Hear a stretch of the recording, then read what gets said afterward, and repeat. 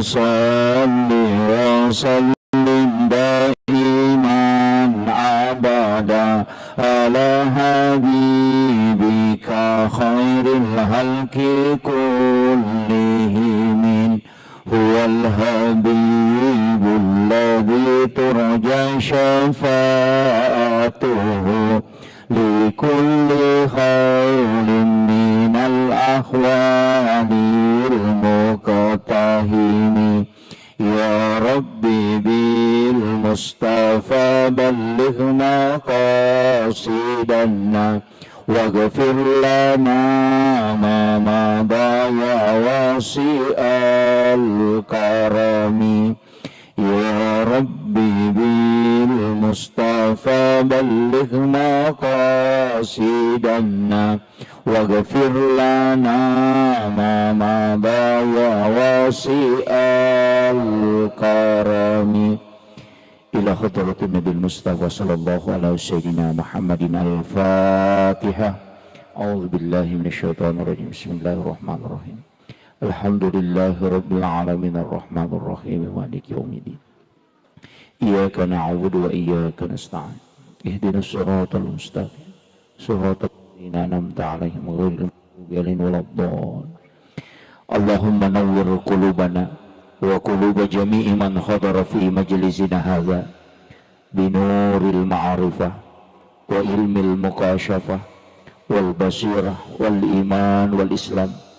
يا فتاح يا عليم افتح قلوبنا وقلوبهم فتوح العارفين. ربنا افتح بيننا وبيننا بالحق وأنت خير الفاتحين. آمين آمين يا رب العالمين. Hadratul muhtaramin wal muhtaramat ikhwanu fillah, alhamdulillah wa syukurillah wa la hawla wa la quwata illa billahi wa huwal aliyyil azim. Hasbunallah wa ni'mal wakil, ni'mal maula wa ni'man nasir. Raditu billahi rabba wa bil islami dina wa bi Muhammadin sallallahu alaihi wasallam nabiyya wa rasulah. Yang saya hormati dan saya muliakan seluruh tokoh masyarakat, tokoh agama, para alim ulama, dan seluruh tamu undangan, para pejabat pemerintah yang sempat hadir, wabil khusus kepada Bapak Ketua Keluarga Kerukunan Masyarakat Bone, Kabupaten Berau, dalam hal ini pribadi Bapak Haji Najamuddin, beserta seluruh pelaksana peringatan halal bihalal yang pada malam hari ini sebenarnya mungkin kita diuji dengan turunnya hujan, tapi hujan itu sebenarnya mendatangkan keberkahan. Rasulullah mengajarkan kepada kita supaya air hujan itu menjadi obat. Ketika kita terkena air hujan, kita membaca doa Allahumma sayyiban nafi'an. Jadi doa ini hendaknya dihafal supaya kalau kena air hujan kita tidak sakit, kita tidak demam, tapi justru menjadi obat. Dicukup membaca Allahumma sayyiban nafi'an. Itu doa yang pendek tapi manfaatnya luar biasa. Apalagi kalau air hujan yang di bulan 4 itu, sampai-sampai kata Rasulullah, orang mandul pun itu bisa punya keturunan. Jadi kalau ada orang tidak punya keturunan, suruh mengambil air hujan di bulan Nisan. Bulan Nisan itu adalah bulan 4 April, ini sudah lewat. Bacakan suratul Fatihah 70 kali, Al-Ikhlas, Al-Falak, An-Nas, dan ayat kursi dan surah Al-Kafirun masing-masing 70 kali. Baru diminum selama 7 hari. Fadilahnya, kalau ada penyakit yang tidak bisa disembuhkan oleh dokter kata Nabi, maka gunakanlah air ini. Itulah yang disebut dengan air Al-Quran. Inilah obat kata Nabi, walaupun orang itu mandul, dia bisa punya keturunan dengan air Al-Quran. Karena Rasulullah mengatakan, siapa yang berobat dengan air Al-Quran tapi tidak bisa sembuh, maka tidak ada dokter yang bisa menyembuhkan. Itu berkahnya air hujan di bulan 4 yang disebut dengan bulan Nisan. Jadi kalau panjang umur nanti sampai tahun depan, karena bulan 4 itu pasti hujan. Apalagi kemarin ini bersamaan pas masuknya bulan Ramadan. Di hadis yang lain mengambil 3 hari berturut-turut. Di bulan 4 turun hujan, misalnya malam ini hujan, besok malamnya hujan, besok malamnya lagi hujan. 3 malam ini dikumpul airnya, kemudian kita berwudu. Sisanya yang kita pakai berwudu itu kita bisa gunakan sebagai obat. Itu tidak didoakan apa-apa. Jadi ada 2 cara. Nah, ini yang silahkan dipakai. Makanya ini air hujan. Ya, kalau air hujan itu sudah didoakan dengan surah-surah itu tadi, itu disimpan sampai 10 tahun tidak akan berubah warnanya. Ya, itu karena air yang obat itu Pak sebenarnya banyak, termasuk air Sam-Sam itu obat. Air laut juga obat. Bahrudin Lopa almarhum itu selalu mandi di laut. Kemarin saya bincang-bincang dengan Bapak Insinyur Haji Aksa Mahmud. Beliau umurnya sudah 67 tahun tapi masih mampu berenang di laut itu sampai 1 kilometer. Itu sampai orang muda pun tidak mampu tembus itu. Tapi beliau karena setiap hari mandi di laut. Karena memang Rasulullah mengatakan air laut itu adalah obat. Bahkan kalau ada orang yang dia ru'yah tidak bisa, jinnya tidak bisa pergi, maka suruh mandi di laut, kasih menyelam pertama baca suratul Fatihah.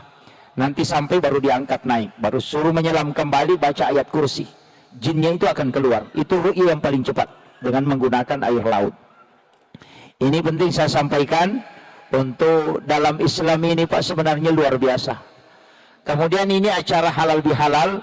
Sebenarnya istilah halal bihalal ini cuma di Indonesia. Orang Arab itu pusing kalau kenal istilah halal bihalal. Yang kedua Arab juga itu, orang Arab itu juga pusing kalau kita bilang yatim piatu. Di Saudi itu tidak ada istilah yatim piatu, yang ada adalah anak yatim. Kalau kita di Indonesia ada ditambah yatim piatu. Kalau ibu bapaknya meninggal, yatim piatu. Kalau hanya satu disebut yatim. Itu hanya Indonesia yang punya. Istilah mudik juga di Indonesia. Di negara barat itu tidak ada. Halal bihalal juga di Indonesia. Pertama halal bihalal itu dipelopori oleh Soekarno. Dan juga istilah ini diberi oleh Kiai Wahab Hasballah, pendiri Nahdlatul Ulama. Kenapa sebenarnya istilah ini masuk ke tradisi? Tapi dia tradisi yang bersentuhan dengan agama. Makanya dalam kaidahnya Imam Asy-Syafi'i, al-adatu muhakkamah. Jadi kalau tradisi yang baik itu bisa dijadikan dasar dalam agama. Jadi ketika dia baik itu tidak masalah. Makanya halal bihalal ini sebenarnya menyambung yang terputus, merangkai yang retak, mengeratkan yang longgar, menghilangkan sekat yang ada. Itu sebenarnya intinya. Kadangkala kita jabat tangan, tapi kalbu itu tidak connect. Kan kadang-kadang begitu. Saya bersyukur di masjid kita ini setelah sholat isya tadi berdiri, kemudian bersalawat, kemudian salaman. Itulah halal bihalal sebenarnya. Cuma kita kadang format halal bihalal ini dilakukan sesudah Ramadan. Kenapa? Karena orang pulang yang dari jauh itu datang. Pemerintah, masyarakat, dermawan dengan orang biasa berkumpul di satu masjid kemudian adakan. Walaupun sebenarnya tidak seperti itu. Sudah sholat berdiri kemudian jabat tangan. Itulah halal bihalal. Nah, kemudian kita orang Bugis, terus terang saya sampaikan, di Bugis itu biasa kalau jabat tangan, kadang dia meletakkan tangannya di kepala. Kalau sudah jabat tangan begini, dia kasih begini tangannya. Ada juga dia bawa ke dadanya. Sebenarnya itu pesan. Itu tidak ada petunjuk dalam agama. Bilang kalau sudah jabat tangan, bawa ke kepala, tidak ada. Tapi itu tafaul. Ketika dia jabat tangan, kemudian dia bawa ke kepalanya, itu pesan. Bahwa dulu itu kepala aku pernah mendidih. Gara-gara jengkel sama kamu. Tapi saya sudah maafkan. Hanya dia kasih begini. Kalau dia bawa ke dadanya, artinya dadaku ini pernah sesak. Karena marah kepadamu. Tapi sekarang sudah lapang. Makanya dia letakkan di dada. Itu hanya simbol. Tapi itu tidak dilarang. Kalau ada yang tidak melakukan itu tidak masalah. Tidak masalah. Cuma kadang-kala orang saling memaafkan itu ada jarak. Karena begini, orang yang pernah bertengkar, istilahnya baku bombe, kalaupun sudah memaafkan, saling memaafkan, itu tidak akan pernah kembali normal seperti awalnya. cermin yang sudah retak, walaupun dia dirangkai, tetap ada bekas. Tetap ada. Nah, makanya di dalam agama ini sebenarnya yang paling berat kita tempuh cuma satu, ihsan. Itu yang paling berat. Ihsan ini sebenarnya adalah membuat kebaikan, bukan membalas kebaikan. Kan beda. Kalau ada orang dermawan, istilahnya orang Bugis, ya kong tahu mabassa, nato mabassa. Jika ada orang dermawan, kemudian kita juga dermawan, maka itu hanya membalas kebaikan. Tapi kalau ada orang kikir, kemudian kita dermawan ke dia, maka itu membuat kebaikan. Dan itu yang paling tinggi tingkatannya. Menyambung silaturahmi kepada orang yang memutus silaturahmi, itu ihsan. Tapi menyambung silaturahmi dengan orang yang menyambung silaturahmi dengan kita, itu cuma al-khair. Itu kan beda. Tingkatan yang tinggi itu adalah ihsan. Makanya ada Islam, ada iman, ada takwa, buahnya nanti ihsan. Kan begitu. Ada tingkatannya. Kajiannya juga. Islam itu hukum. Ulamanya disebut fuqaha. Di situ perkataan fikih. Pasti berbeda. Karena Allah mengatakan, walizalika halakahum. Memang begitu aku ciptakan, engkau tidak satu paham. Naik satu tingkat dikatakan kajian tauhid atau kajian iman. Ulamanya bukan fuqaha. Disebut dengan istilah murabbi. Disitulah lahir Mu'tazilah, Jabariyah, Qadariyah, Sunni dan Syiah. Tadi kajian Islam, disitu lahir Syafi'i, Maliki, Hanafi, Ahmad bin Hambali yang disebut dengan mazhab. Kalau ini tadi masuk akidah. Naik satu tingkat disebut kajian ihsan. Ulamanya bukan fuqaha, bukan juga murabbi, tapi disebut dengan mursyid, pembimbing kalbu. Mazhabnya ada Saktari, ada Qadiriyah, ada Khalwatiyah. Nah, itu begitu. Jadi beda-beda. Kalau mau belajar cara sholat yang khusyuk, belajar kepada ulama tasawuf atau mursyid. Kalau mau belajar tata cara sholat sesuai hukum, bertanya kepada ahli fikih. Tapi kalau kita bertanya ke ahli fikih untuk mau tahu cara khusyuk, itu tidak bisa. Sama dengan dokter. Kalau dokter ahli kulit, kita tempati bertanya tentang jantung, pasti dia tidak bisa jawab sempurna. Begitu juga dengan Islam. Nah, ini penting. Makanya 3 tingkatan ini harus dipakai. Ada ulama kita yang concern di hukum, ada ulama kita yang concern ke tafsir, ada yang concern ke tasawuf, ada yang concern ke akidah. Ada juga yang campur-campur, tapi ada yang paling parah. Tasawuf ditarik ke fikih, fikih dikasih naik ke tasawuf. Oh, itu rancu. Ini yang banyak. Makanya saya wasiatkan kalau belajar agama tidak boleh dicampur. Kalau bicara adab, ya adab. Tasawuf itu Pak, melihat perempuan itu batal wudu. Tasawuf. Yang dimaksud melihat bukan melotok matanya begini. Melihat dengan pandangan syahwat. Karena dia mengatakan ketika engkau melihat dengan syahwat, maka wudumu sudah kotor. Coba. Berbohong itu batal wudu menurut adab. Tapi kalau hukum tidak. Makanya bicara fikih tetap fikih, bicara tasawuf itu bicara adab. Saya kasih contoh sederhana. Kalau ada perempuan yang istilahnya pacaran dengan laki-laki, kemudian perempuannya ini mengatakan, saya paling benci warna kuning. Otomatis laki-laki ini tidak akan bakalan pakai sandal kuning untuk ketemu pacarnya. Walaupun dia tidak larang. Kenapa? Untuk menjaga perasaan, walaupun sekecil itu. Tasawuf begitu. Melakukan yang makruh itu setara dengan haram. Makanya dia mengatakan, kalau buang hajat menghadap atau membelakangi Ka'bah itu makruh hukumnya, maka meludah pun ke Ka'bah menghadap ke Baitullah itu tidak boleh. Coba, itu kalau bicara tasawuf. Kalau bicara fikih enggak, karena kenapa? Fikih bicara hukum. Kalau bicara tasawuf itu adab. Makanya beda. Jadi adab letakkan pada adab. Fikih letakkan pada hukum supaya kita tidak rancu memahami agama. Ini penting. Kadang-kadang kan ada yang menyalahkan karena dia pakai timbangan hukum, padahal itu timbangan adab. Ini yang harus saya luruskan dulu supaya kita enak belajar agama. Kalau mengatakan oh ini tasawuf berarti larinya ke sini. Oh ini akidah larinya ke sini. Kadang hadis akidah ditarik ke hadis fikih. Ketika Rasulullah mengatakan umatku akan terbagi 73 golongan. ini hadis ditarik ke fikih, padahal hadis ini hadis tauhid.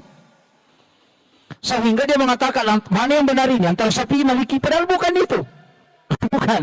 Ini nih yang makanya pada malam hari ini mudah-mudahan nanti ada hikmah. Soalnya kalau halal bihalal yang mau dibahas hanya saling memaafkan. Ini halal kalau sudah ceramah kita berdiri kemudian berbuka coba kanan dan saling memaafkan itu yang paling tinggi. Kalau halal bihalal. Tapi sebenarnya kalau kita mau kaji lebih dalam, sebenarnya itu ada dosa yang sering kita lakukan. Terutama dosa ceramah untuk bagi kehidupan nasihat pernikahan. Saya sampai begini, perempuan itu paling sering berdosa. Menurut orang yang sudah tidak. Mana contohnya? Kalau dia mau pakai bajunya dan itu bajunya sudah sering sekali dia pakai, biasa sebelum dia pakai baju dia sudah tidak begini. Nanti orang bilang itu terus bajunya apa? Para orang tidak pernah bilang, cuma dia bilang. Ini kan tidak disadari, kan? Tidak disadari. Kadang-kala ada dosa yang kita anggap biasa, tapi justru fatal akibatnya. Kadang-kala Rasulullah mengajarkan ketika duduk di pinggir jalan, menghadaplah ke dalam, jangan menghadap keluar. Pernah duduk di depot-depot, di jalan, jangan menghadap ke jalan, menghadap ke dalam. Dia bilang begini, Pak Ustaz, itu tidak enak, karena tidak ada dilihat. Makanya kalau melihat, pasti nanti muncul. Ya, itu bajunya si Adi warna putih, baru dimaknya warna hitam. Tidak konek, kayak begitu. Yang itu adalah panah-panah syaitan dikatakan. Jangan biarkan dia syaitan itu memanah. Misalnya itu begitu. Makanya kalau ini sebenarnya sering kita berdosa, tapi dosa itu tersembunyi dan itu kita anggap biasa. Ingat nanti dosa kan banyak tingkatannya. Ada yang katakan dosa besar, ada dosa kecil. Tapi ada istilah bukannya dosa besar ketika diikuti dengan istighfar, dan bukannya dosa kecil ketika dilakukan terus-menerus. Mereka mengatakan ini dosa kecil saja, bisa terus-menerus dilakukan. Bukan ke gunung itu adalah bukan kecil-kecil. Begitu. Jadi kadang-kadang kita ini dosa biasa saja, tapi padahal itu justru menjadi dosa besar. Makanya ada beberapa nanti saya ingin sampaikan, mudah-mudahan yang merekam silahkan merekam, karena saya begitu Pak, saya tidak punya diri. Dan sekarang kalau Ustaz itu punya diri ya, kalau saya tidak, siapapun yang merekam silahkan ambil. Anda mau mengaku silahkan, tidak usah berhubungan dengan saya. Dapat ceramah Anda mau amalkan sudah, karena saya sudah biasakan langsung itu sebelum ceramah. Bisa gitu Pak, kalau ada yang merekam, semua yang tanya itu ide itu bukan dari saya, itu dari orang. Saya hanya memiliki ceramah yang bisa saya sampaikan, dan setelah saya sampaikan itu di rumah. Saya tidak mau mengurus kata. Bahkan ada akun YouTube saya itu kalau sudah mulai meningkat, saya pernah mengapa supaya dia dulu kembali. Sengaja, karena itu wasiat dua mati. Makanya berat. Saya selalu sampaikan, kalau pagi saya ceramah, kunci itu pesan. Jangan pernah sebut bahwa komunikasi isi amplop sekian, karena pasti saya ada. Kalau mengatakan, saya kemarin sempat dihubungi ada beberapa orang yang dihubung proses. Kemarin saya manusia ada di sini, saya kasih sekian. Saya tuh masih tahu bahwa maaf saya tidak ada. Tidak terkait ceramah. Saya tidak mau. Kenapa? Karena kita susah ikhlas untuk mengajar. Ceramah itu susah. Kita dari dulu ini Pak ya, masuk surganya bisa jalan-jalan sampai. Kalau Ustaz belum pernah lagi. Maksudnya begitu. Ini bahaya. Jangan sampai jemaah yang masuk surga Ustaznya sehingga di neraka itu jadi masalah. Ini makanya saya sampaikan ada anak kita. Saya 3 kali mau berhenti ceramah. Sudah 3 kali minta izin ke salah satu guru saya, profesi saya. Pak Kiai mohon ini saya mau berhenti. Jangan akan jangan. Saya susah menimbang bagaimana cara ikhlas. Jadi saya sampaikan ini tips. Kalau ada ceramah ini tips. Itu yang sampai hari. Mudah-mudahan Allah memberikan keistiqomahan dan menjaga sampai akhir hayat saya. Kan begini. Saya tidak kasih tahu kalau dikasih sesuatu jangan pernah buka. Jadi saya itu Pak, kalau dikasih amplop, saya pernah buka. Saya itu kalau berangkat selalu Allah.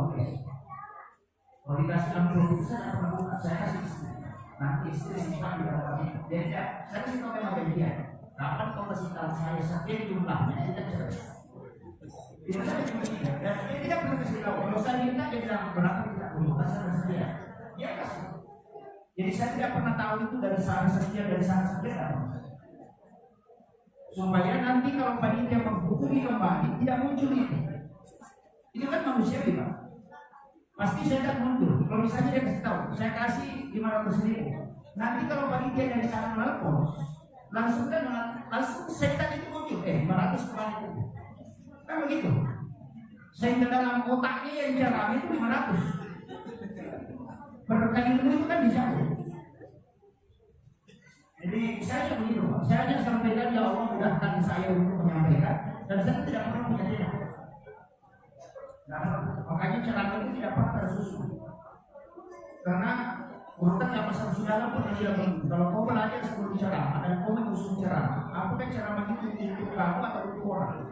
Kalau untuk orang minta kepada Allah supaya dimunculkan apa yang dibutuhkan orang itu. Tapi ini berat, itu tawakan yang besar. Kalau orang tidak suka urusan saja sudah selesai. Begitu. Banyak manusia yang suka. Karena saya sampaikan ini hanya trik. Metode-metode ulama kita itu sebenarnya metode ulama kita. Sama dengan amal ikhlas Pak. Amal ikhlas itu kalau orang mengatakan karena Allah 500.000 itu bukan amal ikhlas. Kan ada hadis kursi. Siapa hambaku yang memberikan kepadaku dan dia tidak menghitungnya, maka aku pun tidak akan menghitungnya ketika membalasnya. Coba pikir, bagaimana cara bersedekah? Kita tidak tahu. Kalau mengatakan karena Allah 500.000 kan ditahu 500.000. Ya, bagaimana caranya berpikir? Metode apa yang kita pakai supaya sedekah itu kita tidak tahu. Satu jumlahnya. Maka ulama kita kasih metode. Kalau celengan lewat, uang disaku kumpulkan saja. Uang 100, uang 50, uang 20. Nanti celengan lewat tutup mata.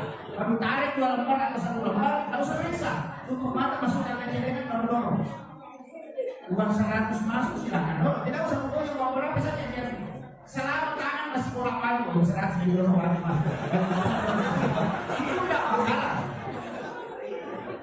Jadi ulama kita itu mengajarkan agama dengan ikut dengan metodenya. Karena kadang-kadang agama ini kita stagnan dengan metode. Ya, metode makanya saya sama Pak. Saya sampaikan begini. Itu malaikat Pak, itu capek juga. Capek. Malaikat itu kan mengeluh. Dalam beberapa hadis itu ada. Bahkan ada sedikit ketika kita baca 1 kali atau 3 kali. Malaikat itu sampai setengah hari capek menulis itu. Jadi malaikat itu kan makhluk juga, terbatas juga kemampuannya. Makanya malaikat itu sering menulis juga, capek dia menulis. Makanya kunci kalau mau sukses dibincangkan malaikat. Iya. Contohnya apa? Saya akan kasih tahu begini. Dalam istilahnya dalam metodologi agama itu kan ada begini. Kalau bersedekah 100.000 tapi 1 kali diserahkan 1 bulan sekali, itu malaikat tidak capek. Tapi kalau 2.000 1 hari setiap subuh 2.000 itu malaikat capek. Kenapa? Kan begini, malaikat itu kan istilahnya sama dengan makhluk otomatis. Jadi kalau kau bersedekah dia doakan, kalau tidak bersedekah dia tidak doakan. Makanya kalau 1 bulan serahkan 1 kali saja malaikat berdoa. Tapi kalau kau serahkan setiap subuh 2.000, setiap subuh dia berdoa. Yang kita carikan doanya. Kalau dia berdoa 1 kali tidak akan rugi. Padahal jumlahnya besar dong, 100.000. Mana banyak? 100.000 1 kali 1 bulan atau 2.000 setiap subuh. Pasti banyak 100.000 1 kali 1 bulan. Tapi masalahnya tidak rugi karena malaikatnya cuma 1 kali mendoakan. Kan begitu. Makanya kenapa Rasulullah mengatakan amal yang paling dicintai oleh Allah adalah amal yang istiqamah. Wa istiqamah walaupun sedikit. Karena itu kuncinya. Makanya kalau buat kebaikan dia tidak banyak, yang penting rutin. Inilah kuncinya. Daripada 1 juta 1 kali saja 1 tahun. Lebih baik 1.000 setiap subuh. Kenapa? Karena di waktu subuh kan ketemu 2 kelompok malaikat. Bukan 2 malaikat, 2 shift. Malaikat penjaga malam dan malaikat penjaga siang. Makanya dia kan turun jam 4 subuh. Jadi malaikat yang mau jaga siang hari itu sudah datang jam 4 subuh. Makanya sholat subuh itu disaksikan oleh para malaikat. Kan begitu. Makanya sedekah subuh itu pahalanya tinggi sekali karena didoakan 2 kelompok malaikat. Kalau dulu sedekah 10.000 Pak Ustaz atau kita sedekah 2.000 di waktu subuh mana paling bagus? Kalau hitung pahala besar pahalanya yang duhur. Tapi kalau mau dapat doa malaikat lakukan di subuh hari. Kan begitu. Masih beda Pak. Jadi beragama itu juga perlu dia kaji. Saya sering begitu. Nah, ini harus yakin doanya mereka. Makanya saya bilang begini, kalau ada orang sudah tahunan bekerja di barang ini tidak bisa kaya-kaya, coba periksa doanya. Balik doanya. Kalau doanya seperti ya Allah kasih kaya saya, berubah. Ya Allah kasih kaya tetangga saya. Kenapa? Karena kan Nabi mengatakan siapa yang mendoakan saudara muslimnya dan yang didoakan itu tidak tahu, malaikat yang berdoa kepada Allah supaya orang yang berdoa itu diberikan yang sama sebagaimana yang didoakan kepada orang yang tidak tahu. Dan begitu. Makanya kalau mereka berdoa kan tidak ada halangan. Kalau tidak masih banyak. Makanya kuncinya begini. Makanya ulama ini tidak pernah mendoakan dirinya. Dia hanya mendoakan jamaahnya. Kenapa? Karena dia bilang nanti malaikat yang doakan saya. Coba ini kuncinya yang pertama. Karena doa kita itu selalu terbatas. Ku semua, istriku, anakku, kebunku, pekerjaanku, ku semua. Itu doa terbatas. Doa kiki itu. Iya. Begitu. Mestinya makanya kenapa nanti Allahumma yaghfir muslimin wal muslimat wal mu'minin wal mu'minat al ahya'i minhum wal amwat. Kenapa didoakan semua? Nanti kan malaikat kembali yang mendoakan kita. Kunci yang kedua, istighfarkan orang muslim dan muslimat. Allahumma ghfir muslimin wal muslimat. Kan kenapa didoakan itu? Karena berapa juta muslim yang ada di dunia ini itu kembali ke kita. Ini yang kadang kalau kita melakukan aduh umur kita berapa? Dikulis saya Hasan dua kali banyak sedikit hanya antara 60 tahun. Ada orang yang umurnya sampai 100 tahun Pak. Kalau bukan penjagaannya yang capek, dia capek hidup. Maksudnya 100 tahun umurnya. Ya. Dan produktif itu kalau merupakan itu produktif maksimal 60 tahun hidup. Lewat 60 tahun itu sudah mulai banyak yang hidup. Makanya kalau kemudian Al-Bukhari mengatakan kalau ada orang umurnya sudah 40 tahun tapi lebih banyak dosanya daripada kebaikannya dari yang daripada itu. Makanya umur 40 juga kunci. Dalam agama itu ada hitung-hitungan. Kelipatan 7, 40 itu ada hitung-hitungan. Jadi itu harus kita. Saya pernah pelajari kelipatan itu dalam agama. Itu ada tingkatan khusus. Kita ada di ada. Kenapa anggota sendiri dilipat dulu? 2 lutut, 2 tangan, kepala, dan 2 kaki. Awak itu 7 bulan. Dalam satu hari, dalam satu pekan itu 7 hari. Kenapa langit dengan tangan itu 7 lapis? Bersih. Itu adalah rahasia. Dan saya tidak mau bersikap nanti buku tidak boleh dibongkar dan saya prosesnya. Itu ada bunyi-bunyi di sini. Nah, kemudian saya kembali. Makanya amalan di bulan Syawal ini penting sekali. Kita harus ingat betul, jangan sampai lupa. Amalan di bulan Syawal itu yang paling banyak orang lakukan puasa. Puasa sunnah Syawal, berpuasa 6 hari di bulan Syawal. Sebenarnya yang paling hadis ini.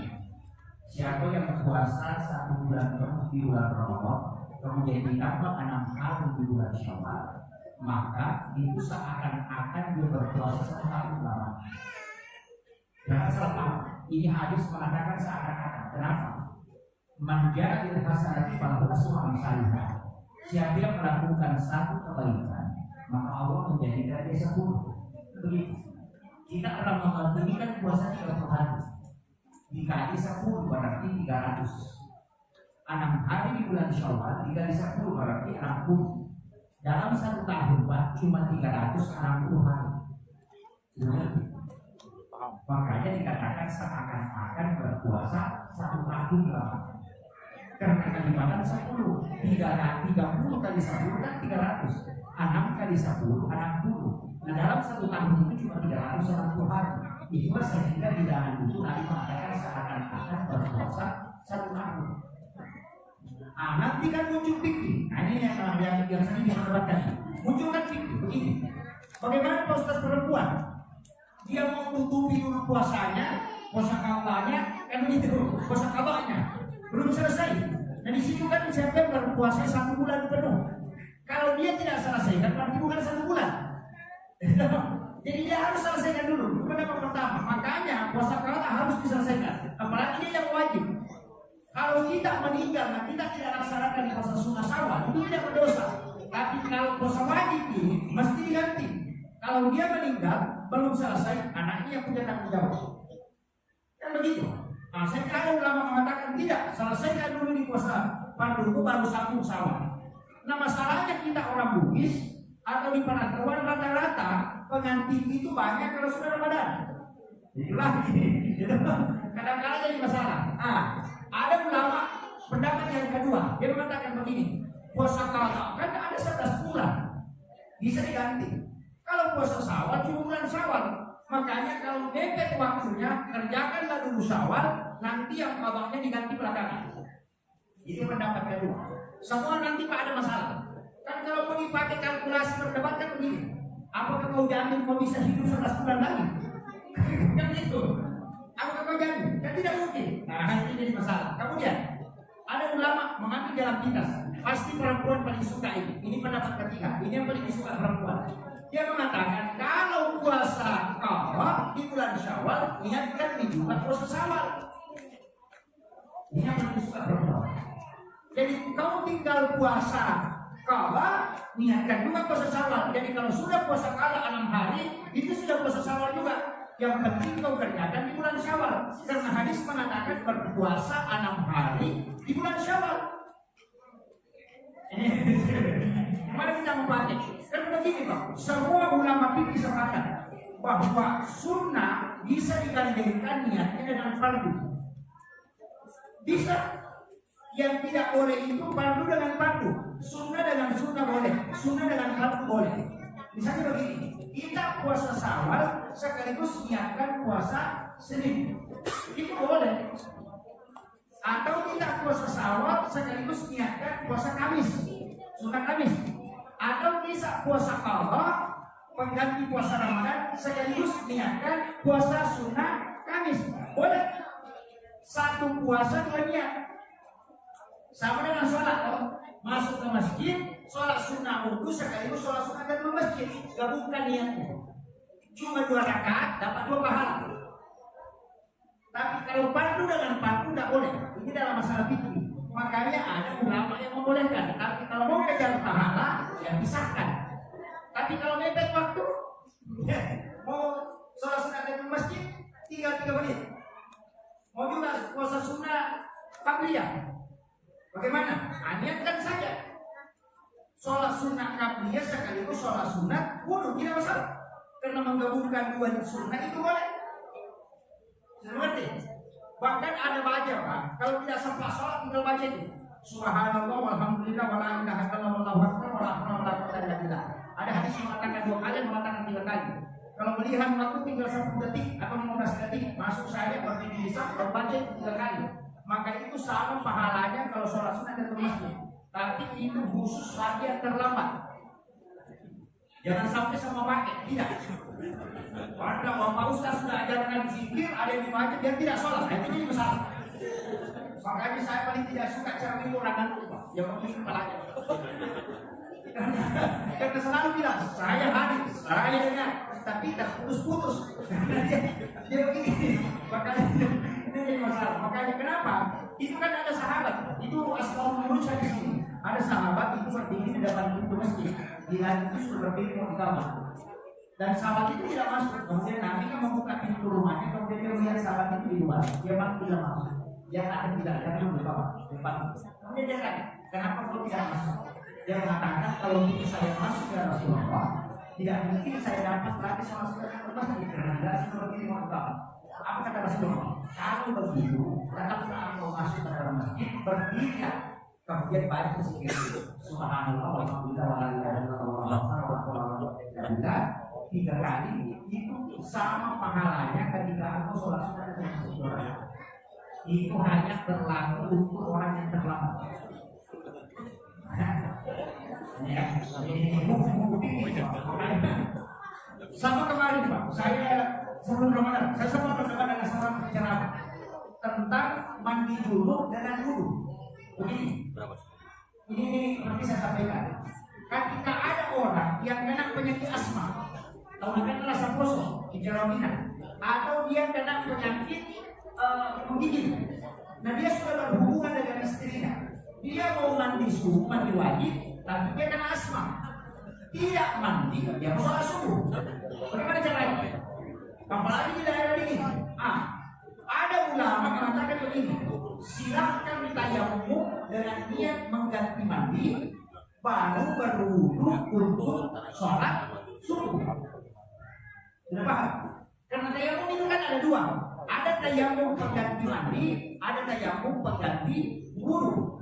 Kalau orang itu menggigit dan dipastikan kalau dia mandi pasti sudah tidak sholat subuh karena penyakitnya, maka tidak usah mandi. Cukup tayamum pengganti mandi, tapi berwudu untuk sholat subuh. Kenapa berwudu? Karena untuk wudu masih dia mampu tahan, tapi untuk mandi tidak mampu. Sehingga dia tidak wajib mandi. Tapi ini berlaku untuk orang yang kena asma. Ini kan begitu. Agama itu selalu ada pengecualian begitu. Kadang-kadang dakwah ada jalan baru Pak Ustaz. Tidak boleh. Tidak, pasti berdosa. Jangan teman-teman kamu permainkan wah karena bisa tayamum saja dan mandi gosok pada begini sudah berwudu selesai. Kenapa ini bisa ada? Suatu ketika ini hadis kita bisa praktis konkretnya bisa. Ada sahabat itu karena kepalanya batu sampai pecah dan keluar dari segar.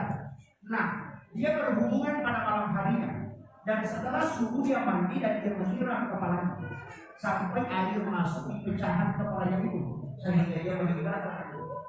Dan diberitahukan Rasulullah ketika mengkremasi jenazah, apa kata Nabi? Seandainya dia bertayamum untuk mengganti mandi di rumahnya dan dia berwudu untuk sholat masih bisa salah.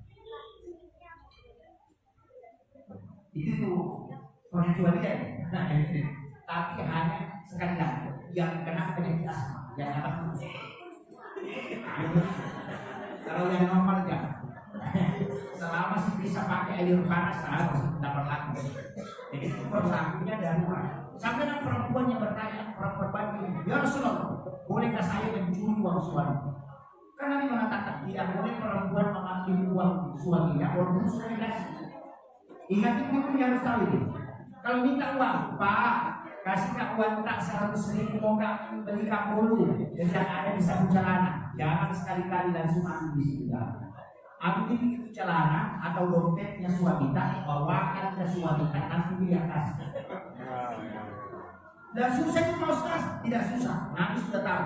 Kalau perempuan minta uang 50.000, nah uang 100 nak dapat tidak ada kebeli. Ya sudah tahu. Kan begitu. Minta uang 20.000, sekalinya di saku dia dapat uang 50, tidak ada kembali bisa saja. Padahal tadi minta cuma 20. Tapi dia dapat uang 100, dia ambil semua. Kembalinya dia. Makanya wanita dijaga supaya tidak berdosa. Kalau dia minta, maka suami mulai yang dikasih bantu. Ini cara itu. Tapi perempuan ini bertanya, bagaimana dengan saya? Apakah boleh saya curi uang suami? Nabi mengatakan, bagaimana dengan suami? Dia mengatakan, paling tinggi. Tidak ada yang bergini. Kalau kata bagaimana tingginya tidak seperti berak, ya bawa uang. Rasulullah mengecualikan, kalau begitu boleh kau mengambilnya, tapi jangan melampaui batas. Kan itu begitu. Agama itu begitu Pak. Makanya kalau sekolah lelaki, ini lelaki orang kalau bocah kok punya barang, itu pasti. Istilahnya ini lelaki itu kalau kan besi baja itu kalau ditinggi tidak bisa berkurang. Begitulah kalau orang ini tak banyak tidak kasih. Kalau ada begitu boleh dicuri. Tunggu sampai jadi itu baru bisa sakit. Tapi tidak boleh melampaui batas. Tapi untuk suami yang tidak punya sifat kikir, haram hukumnya tidak lakukan. Jadi itu kasuistis namanya. Itu pengecualian pada hal-hal tertentu. Itu tidak boleh. Ini agama begitu Pak. Selalu ada hal-hal begitu. Sama dengan ini. Ada orang tua datang ke Rasulullah. Ya Rasulullah, bolehkah kalau saya sudah berwudu, kemudian ingin sholat, tapi saya menyentuh kemaluan tanpa pelapis? Bolehkah saya berwudu ke saya kembali kalau sholat? Anda katakan tidak usah. Karena yang sholat itu sama dengan anggota tubuh yang lain. Tapi tidak lama kemudian datang lagi anak muda 3 orang bertanya, ya Rasulullah, kalau saya sudah berwudu kemudian menyentuh kemaluan tanpa pelapis, kemudian ingin sholat, apakah saya harus berwudu? Nah, mengatakan berwudu pertanyaan sama. Pertanyaannya sama, tapi jawabannya tidak. Kenapa? Yang pertama orang tua yang bertanya. Yang kedua anak muda. Ulama tidak mengatakan yang pertama orang tua bertanya. Itu kalau orang tua yang pegang kemaluannya palingan cuma belakang dia bilang. Tapi kalau anak muda itu ada syahwat, makanya Pak. Saya kira ada pendapat tidak, mengatakan tidak. Anak muda orang tua sama ada syahwat yang batal, tidak dipakai seperti itu. Ada mengatakan tidak, kalau orang tua tidak apa-apa, itu cuma gagal dia. Kalau anak muda bukan apa-apa, itu yang dipakai Tuhannya. Kan beda tuh, ini Pak. Jadi masing-masing hadisnya sama, tapi pengambilan hukum berbeda. Kenapa? Karena mereka menggunakan timbangan lain. Begitu orang kalau belajar agama itu harus sulit, supaya tidak menyalahkan orang.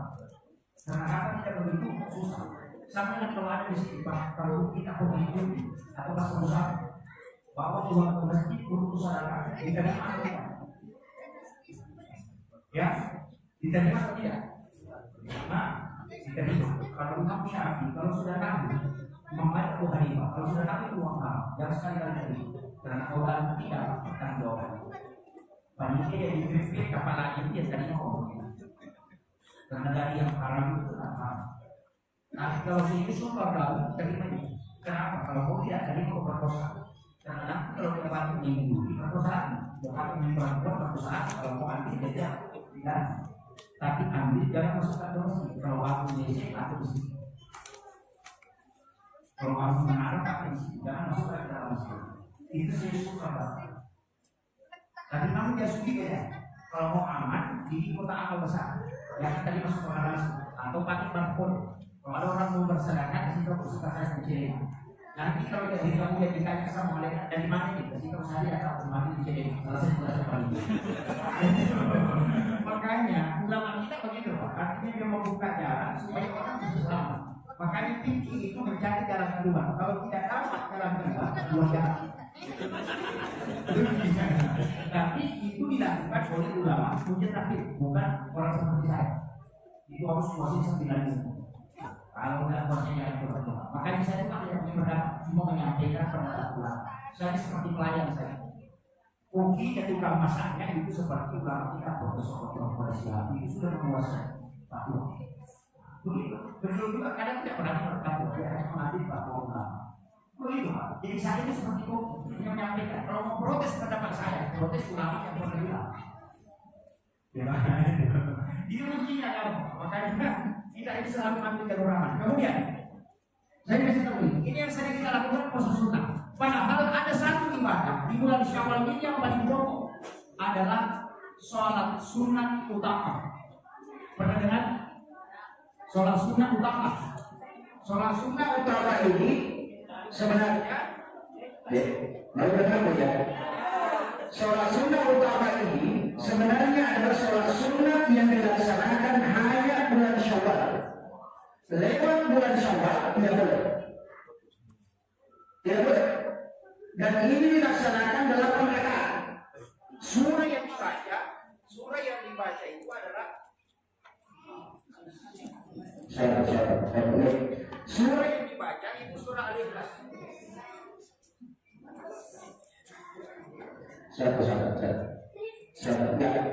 Surah yang dibaca itu surah Al-Ikhlas. Setiap satu rakaat itu 15 kali. Dan saya lakukan sholat ini sudah 18 tahun lamanya. 18 tahun. Bisa kita sholat hanya sekali dalam bulan Syawal. Bisa juga setiap pekan di hari Jumat. Bisa juga setiap malam atau setiap hari. Yang paling afdal itu setiap hari. Apa gunanya Pak? Nah, ini yang paling dicari orang. Selalu kalau ada sholat sunnah, apa gunanya? Itu yang mereka. Karena kita ini umat Islam yang selalu mau bertahan. Kalau ada manfaatnya saya lakukan, kalau tidak tinggalkan saja. Itu Rasulullah bersumpah. Siapa yang melaksanakan sholat sunnah utama dan dia punya penyakit di dunia, pasti ada yang datang mengobati. Pasti ada yang datang mengobati. Jadi obatnya itu bukan karena melalui medis, tapi melalui itu ada kisahnya itu di kitab yang utama. Dia mengobati anak muda yang kena penyakit mata itu di Mesir. Matanya itu bengkak sehingga biji matanya keluar. Dan tidak ada dokter yang bisa mengobati, angkat semua. Tapi Imam Qudamah karena anak muda ini melaksanakan sholat sunnah utama di Mesir. Imam Qudamah itu sesudah sholat subuh dia tidur di atas sajadahnya sambil mengaji, dia tertidur. Di dalam tidurnya itu dia tanya Rasulullah. Kemudian dia beritahu, wahai Imam Qudama, ada anak muda di Mesir sakit, kau obati, ludahi matanya. Imam Qudama itu meludahi matanya dalam mimpi. Dan anak muda ini tadi juga tidur di atas sajadahnya di Mesir. Pada jaraknya itu kurang lebih 400 km. Pas dia bangun, dia rusak matanya, basah. Dan itu biji matanya lalu masuk ke dalam. Dan dalam waktu 1 hari itu bisa 10 tahun. Ditanyalah sama dokter, siapa yang mengobati matamu? Dia bilang buku dalam. Orang tidak ada yang percaya karena jaraknya itu jauh sekali. Dia mengatakan, tidak, dia yang mengobati saya dalam mimpi. Dia meludahi mata saya. Sekalinya ditanya ke buku dalam, siapa yang mengobati anak muda ini? Dia mengatakan, kalau dia mengatakan saya itu betul. Karena saya didatangi Rasulullah dan bermimpi beritahu ludahi matanya. Dan itu bisa sembuh. Itu berkahnya sholat sunnah utama. Tapi ini dilakukan dalam 8 rakaat. 2 rakaat 1 salam, boleh juga 4 rakaat langsung. Cuma kalau 4 rakaat langsung itu agak capek dan agak lama. Paling ambalnya itu 2 rakaat 1 salam, itu yang paling mudah. Tapi setiap 1 rakaat saya sudah baca itu baca surah Ikhlas 15 kali. Dan itu harus sekaligus, tidak boleh dalam 4 rakaat dulu istirahat, nanti lagi baru kerjakan, tidak boleh.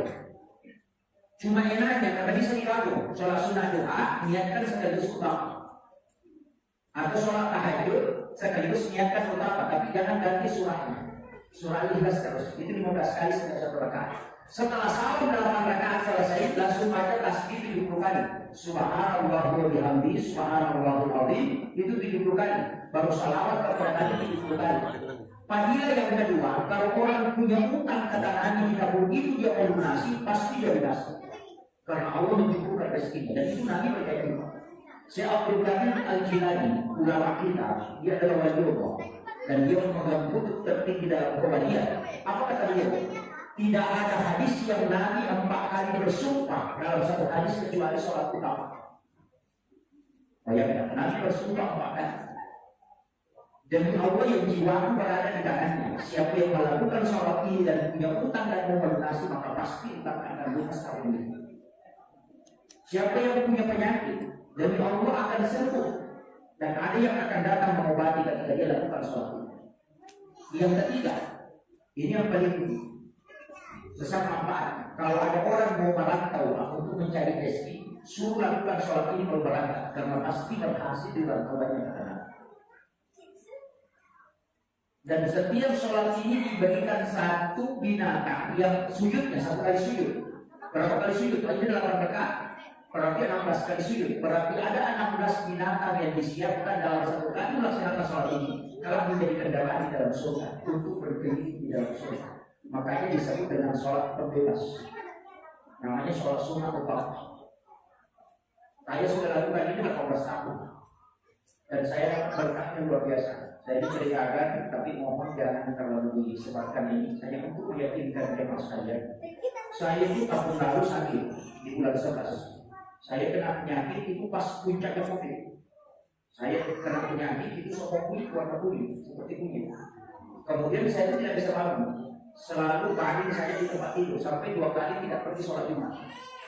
Bahkan istri itu sudah mulai khawatir karena saya tak makan itu hampir 10 hari. Karena tidak ada yang bisa masuk. Sampai semua warna itu cuma 1 warna saya itu, warna kuning semua. Tapi saya yakin bahwa saya bisa sembuh. Karena kenapa? Karena saya melakukan utama sampai melakukan 3 kali sholat sunnah utama tahun itu. Karena kesibukan dulu saya cuma 3 kali lakukan, bukan seperti sebulan, cuma 3 kali. Tapi saya yakin bahwa ini ada obatnya.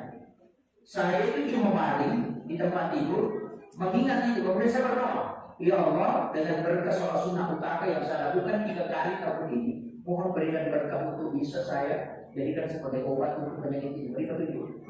Malam itu Pak, kata istri itu saya terangkat di tempat tidur. Itu sampai badan itu tidak menyentuh di sepribet. Anak saya itu sudah lari keluar karena dia kira jin yang mengangkat. Padahal dalam tidur itu saya melihat salah satu ulama yang saya tidak pernah ketemu, tidak pernah bicara pun tidak pernah. Itu Syekh Syamsul Abadi. Itu ulama di Amerika. Itu tarekat Haqqani namanya. Jadi dia musuh tarekat pendiri tarekat Haqqani. Itu namanya Syekh Syamsul Abadi. Itu yang datang beritahu saya. Nah, ada air Zam-Zam di atas lemari ini dengan campur dengan air hujan yang ada di dalam hiduran itu kemudian minum, itu obatnya. Baru dia berhenti. Pas saya bangun ke situ istri itu sudah berkata itu. Dia bilang, saya bilang ambil air sampai dia sudah habis. Dia bilang tidak, pasti ada di situ. Dia ternyata dulu ada sekitar setengah gelas. Saya kasih campur air hujan yang ada di luar. Dia campur baru saya minum. Besoknya saya sudah berbicara. Padahal 15 hari itu tidak bangun. Jadi makanya saya setelah 2 kali dapat pengobatan langsung dari ulama yang saya tidak kenal, itu saya ini betul itu Pak. Makanya saya kalau orang mengatakan hadis yang saya permasalahkan itu. Kenapa? Karena berkahnya saya sudah dapat. Kemudian yang keempat padilannya, kalau ada anak kita masuk di pesantren atau anak kita mau jadikan ustaz, suruh lakukan sholat itu. Karena Nabi janji akan diberikan ilmu, hikmah dan dimudahkan lisannya untuk menyampaikan. Kalau ada pemimpin tidak bisa bicara di depan umum, suruh lakukan utama. Dia satu kali akan diberikan kemudahan lisannya untuk mengucapkan sesuatu yang baik. Itu janji Nabi. Hanya saya sampaikan ini sudah 1 jam saya bicara, ya 1 jam ya. Katanya itu kalau sejam, kalau sudah cari saya punya di mulut ini sudah cari kalau ada itu 1 jam. Makanya saya sampaikan ini sholat lakukan. Perempuan, anak-anak, laki-laki, pejabat, orang biasa, ini penting. Apalagi orang yang punya utang. Kalau dia berniat memang mau lunasi, suruh lakukan sholat ini. Pasti ada jalur rezeki yang dibukakan oleh Allah. Dan itu Nabi bersumpah atas nama Allah. Tidak mungkin Rasulullah bersumpah sampai 4 kali kalau sholat ini tidak memiliki kemuliaan yang lama. Itu sehingga saya lakukan. Jangan orang, karena orang tidak pernah dengar sholat ini. Yang dia selalu dengar itu kan hanya sholat-sholat sunat ini, tapi sholat sunat utama jangan pernah tahu. Karena ini sholat rahasianya para wanita. Kalau kita tahu. Tapi saya buka di sini supaya kita amalkan. Jangan sampai ini menjadi ilmu yang ulama dan masyarakat tidak tahu sehingga ada amalan. Karena tidak kemudian dikaya, karena kamu ajarkan. Kalau saya bilang sudah pernah ceramahkan, bukan urusan saya, urusannya ulama. Nah, ini yang jadi masalah. Makanya saya sampaikan, dia 1 kali Pak yang penting pernah dilakukan. Di bulan Syawal, insya Allah berkahnya kita akan dapat. Saya yakin betul itu. Karena yang pertama itu saya dapat waktu pas selesai kuliah. Karena saya kerja skripsi itu hanya 7 hari. Saya kena penyakit pada waktu itu leper. Dan itu sudah tidak bisa bangun. Sampai perut ini bengkak. Orang tua itu sudah menangis. Ibu sudah menangis kemudian menjaga. Tapi saya masih sempat lakukan utama itu. Kalau tidak salah itu selama 7 hari berturut-turut saya lakukan. Dan berkahnya apa? Itu di kolam buka itu ada yang berputar. Itu sampai itu bangun, duduk di dekat saya itu. Berputar itu kayak awan, berputar kemudian kayak berbentuk manusia pakai sumber. Lalu dia bilang, saya adalah laskar Hizbullah, hanya datang minta untuk mengobati kamu. Dia cuma pegang kepala saya begini baru dia pergi. Saya sampai hari ini masih pusing. Siapa itu? Karena saya tidak kenal mukanya. Dia di luar lampu, tapi bisa masuk tangannya di memukul. Saya bilang, mungkin jin. Karena itu pertama saya dapat. Tapi baru saya amati kemungkinan berkahnya utama ini. Karena memang Rasul mengatakan kalau punya penyakit dunia pasti ada yang datang berobat. Itu kuncinya. Makanya jangan khawatir kalau kau kena penyakit, karena ada yang datang berobat. Jadi seperti itu Pak. Kadang minta berkah itu namanya bertawassul dengan amal baik. Ini yang penting kita lakukan. Ilmu rahasia itu penting. Istilahnya sedekah rahasia itu penting, zikir rahasia itu penting, sholat sunnah rahasia itu penting. Ada ibadah tersembunyi itu penting supaya kita bisa jadikan sebagai wasilah untuk berkah. Itu saya kira ini yang penting saya sampaikan. Mudah-mudahan ada hikmahnya. Besok masih ada lanjutan kita. Jadi insya Allah hanya sampai di sini yang saya bisa kasih Bapak Ustaz. Mudah-mudahan yang bisa diberikan berkahnya. Aduh, baik, nasional.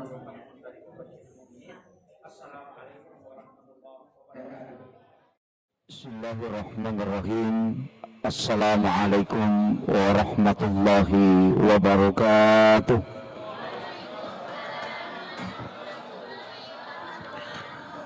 Maulaya salli wa sallim daiman abada ala habibika khairil halki kullihim.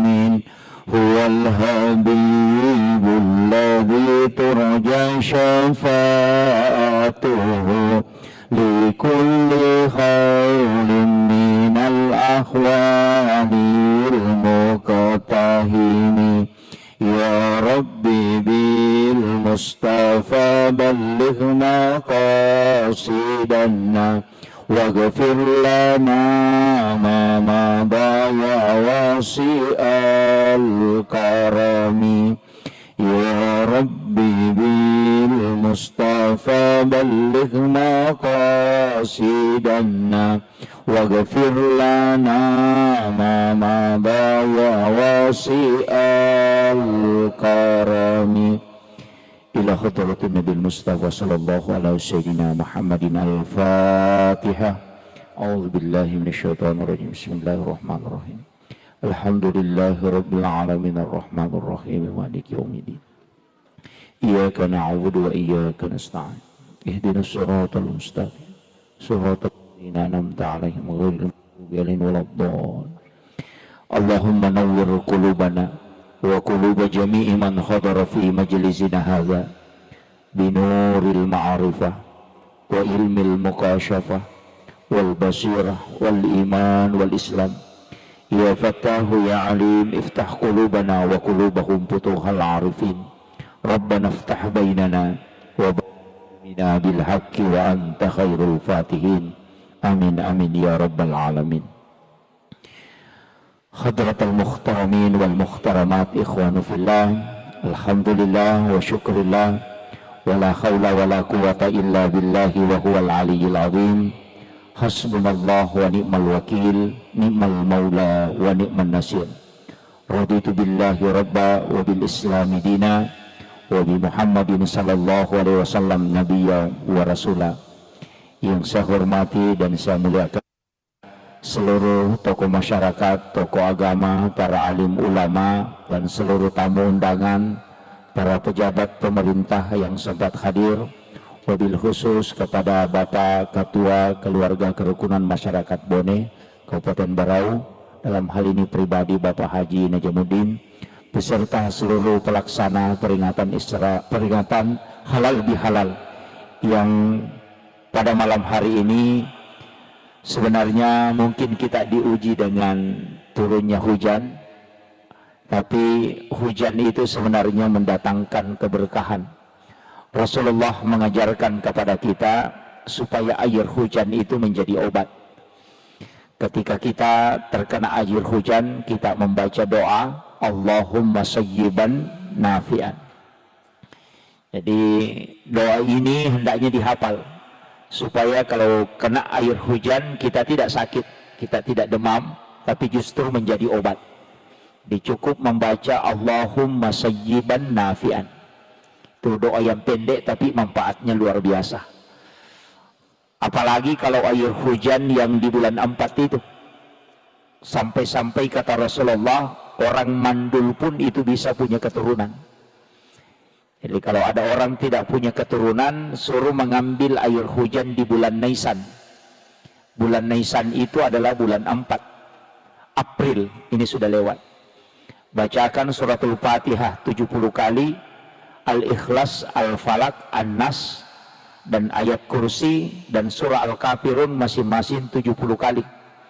Baru diminum selama 7 hari. Fadilahnya, kalau ada penyakit yang tidak bisa disembuhkan oleh dokter kata Nabi, maka gunakanlah air ini. Itulah yang disebut dengan air Al-Quran.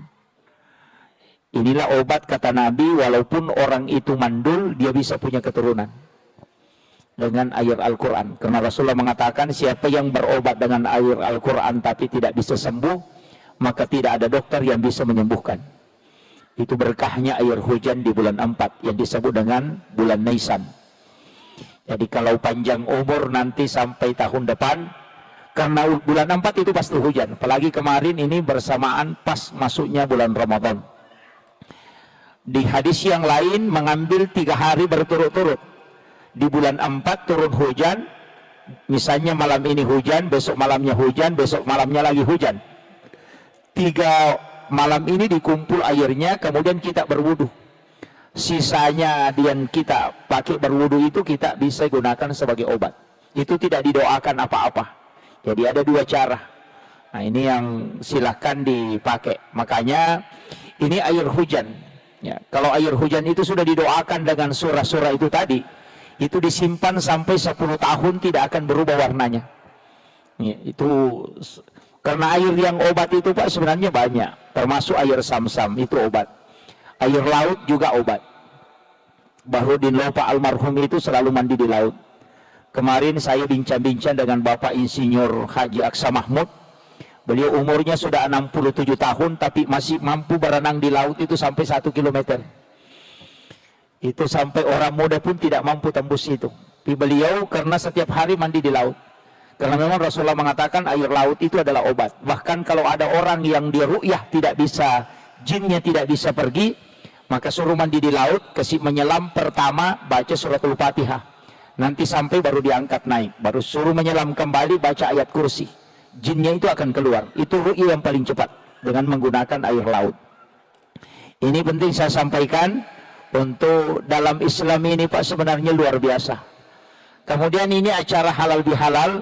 Sebenarnya istilah halal bihalal ini cuma di Indonesia.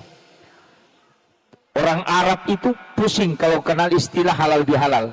Yang kedua Arab juga itu, orang Arab itu juga pusing kalau kita bilang yatim piatu. Di Saudi itu tidak ada istilah yatim piatu, yang ada adalah anak yatim. Kalau kita di Indonesia ada ditambah yatim piatu.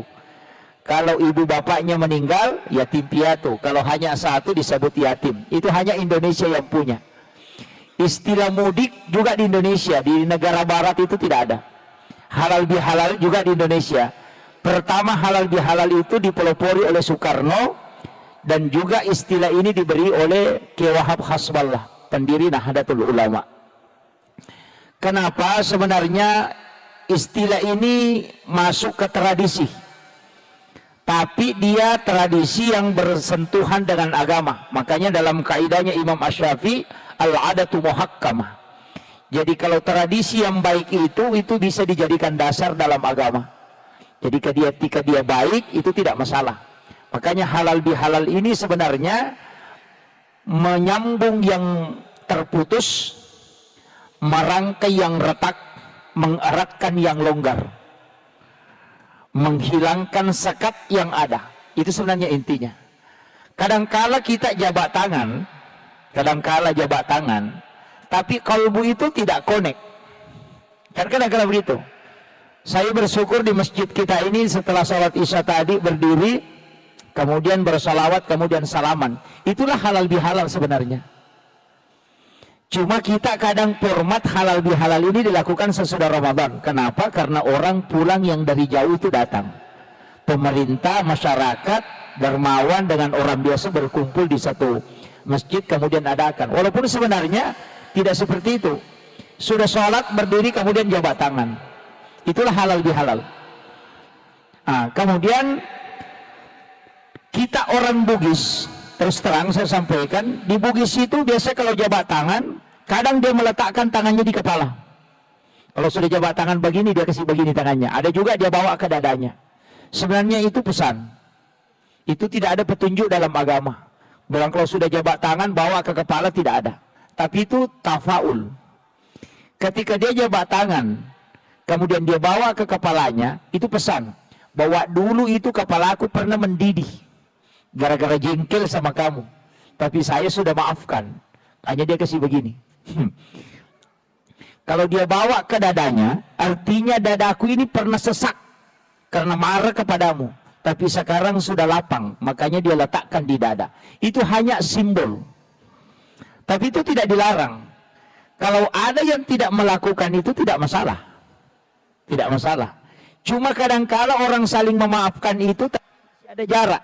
Karena begini, orang yang pernah bertengkar, istilahnya baku bombe, kalaupun sudah memaafkan, saling memaafkan, itu tidak akan pernah kembali normal seperti awalnya. Cermin yang sudah retak, walaupun dia dirangkai, tetap ada bekas. Tetap ada. Nah, makanya di dalam agama ini, sebenarnya yang paling berat kita tempuh cuma satu. Ihsan, itu yang paling berat. Ihsan ini sebenarnya adalah membuat kebaikan, bukan membalas kebaikan. Kan beda. Kalau ada orang dermawan, istilahnya orang Bugis, ya kong katau mabassa, nato mabassa. Jika ada orang dermawan, kemudian kita juga dermawan, maka itu hanya membalas kebaikan. Tapi kalau ada orang kikir, kemudian kita dermawan ke dia, maka itu membuat kebaikan. Dan itu yang paling tinggi tingkatannya. Menyambung silaturahmi kepada orang yang memutus silaturahmi, itu ihsan. Tapi menyambung silaturahmi dengan orang yang menyambung silaturahmi dengan kita, itu cuma al-khair. Itu kan beda. Tingkatan yang tinggi itu adalah ihsan. Makanya ada Islam, ada iman, ada takwa, buahnya nanti ihsan. Dan begitu. Ada tingkatannya. Kajiannya juga. Islam itu hukum. Ulamanya disebut fuqaha. Di situ bukan fikih. Pasti berbeda. Karena Allah mengatakan, walizalika halakahum. Memang begitu aku ciptakan, engkau tidak satu paham. Naik satu tingkat dikatakan kajian tauhid atau kajian iman. Ulamanya bukan fuqaha. Disebut dengan istilah murabbi. Disitulah lahir Mu'tazilah, Jabariyah, Qadariyah, Sunni dan Syiah. Tadi kajian Islam, disitu lahir Syafi'i, Maliki, Hanafi, Ahmad bin Hambali yang disebut dengan mazhab. Kalau ini tadi masuk akidah, naik satu tingkat disebut kajian ihsan. Ulamanya bukan fuqaha, bukan juga murabbi, tapi disebut dengan mursyid, pembimbing kalbu. Mazhabnya ada saktari, ada qadiriyah, ada khalwatiyah. Nah, itu begitu. Jadi beda-beda. Kalau mau belajar cara sholat yang khusyuk, belajar kepada ulama tasawuf atau mursyid. Kalau mau belajar tata cara sholat sesuai hukum, bertanya kepada ahli fikih. Tapi kalau kita bertanya ke ahli fikih untuk mau tahu cara khusyuk, itu tidak bisa. Sama dengan dokter. Kalau dokter ahli kulit, kita tempati bertanya tentang jantung, pasti dia tidak bisa jawab sempurna. Begitu juga dengan Islam. Nah, ini penting. Makanya 3 tingkatan ini harus dipakai. Ada ulama kita yang concern di hukum, ada ulama kita yang concern ke tafsir, ada yang concern ke tasawuf, ada yang concern ke akidah. Ada juga yang campur-campur. Tapi ada yang paling parah. Tasawuf ditarik ke fikih, fikih dikasih naik ke tasawuf. Oh, itu rancu. Ini yang banyak. Makanya saya wasiatkan kalau belajar agama tidak boleh dicampur. Kalau bicara adab, ya adab. Tasawuf itu Pak, melihat perempuan itu batal wudhu. Tasawuf. Yang dimaksud melihat bukan melotok matanya begini. Melihat dengan pandangan syahwat. Karena dia mengatakan ketika engkau melihat dengan syahwat, maka wudhumu sudah kotor. Coba. Berbohong itu batal wudhu menurut adab. Tapi kalau hukum tidak. Makanya bicara fikih tetap fikih. Bicara tasawuf itu bicara adab. Saya kasih contoh sederhana. Kalau ada perempuan yang istilahnya pacaran dengan laki-laki, kemudian perempuannya ini mengatakan, saya paling benci warna kuning. Otomatis laki-laki ini tidak akan bakalan pakai sandal kuning untuk ketemu pacarnya. Walaupun dia tidak larang. Kenapa? Untuk menjaga perasaan, walaupun sekecil itu. Tasawuf begitu. Melakukan yang makruh itu setara dengan haram. Makanya dia mengatakan, kalau buang hajat menghadap atau membelakangi Ka'bah itu makruh hukumnya, maka meludah pun ke Ka'bah menghadap ke Baitullah itu tidak boleh. Coba, itu kalau bicara tasawuf. Kalau bicara fikih enggak, karena kenapa? Fikih bicara hukum. Kalau bicara tasawuf itu adab. Makanya beda. Jadi adab letakkan pada adab, fikih letakkan pada hukum supaya kita tidak rancu memahami agama. Ini penting. Kadang-kadang kan ada yang menyalahkan karena dia pakai timbangan hukum, padahal itu timbangan adab. Ini yang harus saya luruskan dulu supaya kita enak belajar agama. Kalau mengatakan oh ini tasawuf berarti larinya ke sini. Oh ini akidah larinya ke sini. Kadang hadis akidah ditarik ke hadis fikih. Ketika Rasulullah mengatakan umatku akan terbagi 73 golongan. Ini hadis ditarik ke fikih, padahal hadis ini hadis tauhid. Sehingga dia mengatakan mana yang benar ini antara Syafi'i Maliki, padahal bukan itu. Bukan. Ini yang makanya pada malam hari ini mudah-mudahan nanti ada hikmah. Soalnya kalau halal lebih halal yang mau dibahas hanya saling memaafkan. Ini halal kalau sudah ceramah kita tertinggi kemudian berebutan jabatan dan saling memaafkan, itu yang paling tinggi dalam halal bihalal. Tapi sebenarnya kalau kita mau kaji lebih dalam, Sebenarnya itu ada dosa yang sering kita lakukan. Terutama dosa ceramah Uhud bagi kehidupan nasihat pernikahan. Saya sampaikan begini, perempuan itu paling sering berdosa. Menuduh orang yang sudah tidak. Mana contohnya? Kalau dia mau pakai bajunya dan itu bajunya sudah sering sekali dia pakai, biasa sebelum dia pakai baju dia sudah tidak begini. Nanti orang bilang itu terus bajunya apa? Orang tidak pernah bilang, cuma dia bilang. Ini kan tidak disadari kan? Tidak disadari. Kadang-kadang ada dosa yang kita anggap biasa, tapi justru fatal akibatnya. Kadang-kadang Rasulullah mengajarkan ketika duduk di pinggir jalan, menghadaplah ke dalam, jangan menghadap keluar. Pernah duduk di depot-depot, di jalan, jangan menghadap ke jalan, menghadap ke dalam. Dia bilang begini, Pak Ustaz, itu tidak enak karena tidak ada di dia. Makanya kalau melihat pasti nanti muncul, nah, itu bajunya siapa warna putih, baru dimaknya warna hitam. Tidak konek, kayak begitu. Jadi itu adalah panah-panah syaitan dikatakan. Jangan biarkan dia syaitan itu memanah. Misalnya begitu. Makanya kalau ini sebenarnya sering kita berdosa, tapi dosa itu tersembunyi dan itu kita anggap biasa. Ingat nanti dosa kan banyak tingkatannya. Ada yang katakan dosa besar, ada dosa kecil. Tapi yang istilah bukannya dosa besar ketika diikuti dengan istighfar, dan bukannya dosa kecil ketika dilakukan terus-menerus. Mereka mengatakan ini dosa kecil saja, bisa terus-menerus dilakukan. Bukan ke gunung itu adalah tuntutan kritik kecil. Begitu. Jadi kadang-kadang kita ini dosa biasa saja, tapi padahal itu justru menjadi dosa besar. Makanya ada beberapa nanti saya ingin sampaikan, mudah-mudahan yang merekam silakan merekam, karena saya belum lupa, saya tidak punya diri. Dan sekarang kalau Ustaz itu punya diri ya, kalau saya punya, siapapun yang merekam silakan ambil. Anda mau mengaku silakan, tidak usah berhubungan dengan saya. Dapat ceramah Anda mau amalkan sudah, karena saya sudah biasakan langsung itu sebelum ceramah. Bisa gitu Pak, kalau ada yang merekam, semua yang tadi itu ide itu bukan dari saya, itu dari orang. Saya hanya memiliki ceramah yang bisa saya sampaikan, dan setelah saya sampaikan itu di rumah. Saya tidak mau meluruskan lagi. Bahkan ada akun YouTube saya itu kalau sudah mulai meningkat saya pernah mengapa supaya dia dulu kembali. Saya karena itu wasiat dua mati. Makanya berat. Saya selalu sampaikan kalau pagi saya ceramah kunci itu pesan. Jangan pernah sebut bahwa komunikasi isi amplop saya. Karena pasti saya ada. Kalau mengatakan saya kemarin sempat dihubungi ada beberapa orang yang dihubung proses. Kemarin saya manusia ada di sini saya kasih sekian. Saya itu bersikap bahwa maaf saya tidak terkait ceramah. Saya tidak mau. Kenapa? Karena kita susah ikhlas untuk mengajar. Ceramah itu susah. Kita dari dulu ini Pak enak. Masuk surganya bisa jalan-jalan sampai. Kalau Ustaz itu belum pernah sudah di. Khususnya begitu. Ini bahaya. Jangan sampai jemaah yang masuk surga Ustaznya sehingga di neraka itu jadi masalah.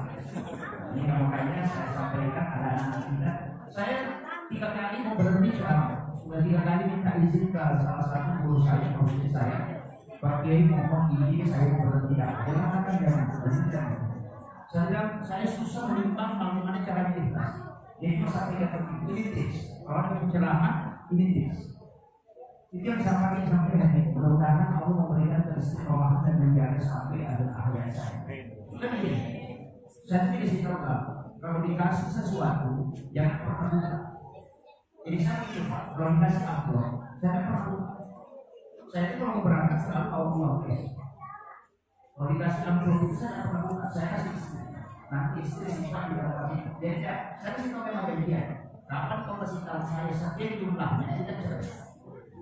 Tidak saya cuma tidak. Dan dia tidak pernah kasih tahu. Kalau saya minta dia bilang berapa tidak perlu. Saya sedia. Dia kasih. Jadi saya tidak pernah tahu itu dari sana sekian supaya nanti kalau panitia menghubungi kembali tidak muncul itu. Itu kan manusia Pak. Pasti saya tidak muncul. Kalau misalnya dia kasih tahu, saya kasih 500.000. Nanti kalau panitia dari sana melapor, langsung setan itu muncul. 500 kembali itu. Kan begitu. Sehingga dalam otaknya yang jalan itu 500. Berkali itu kan bisa.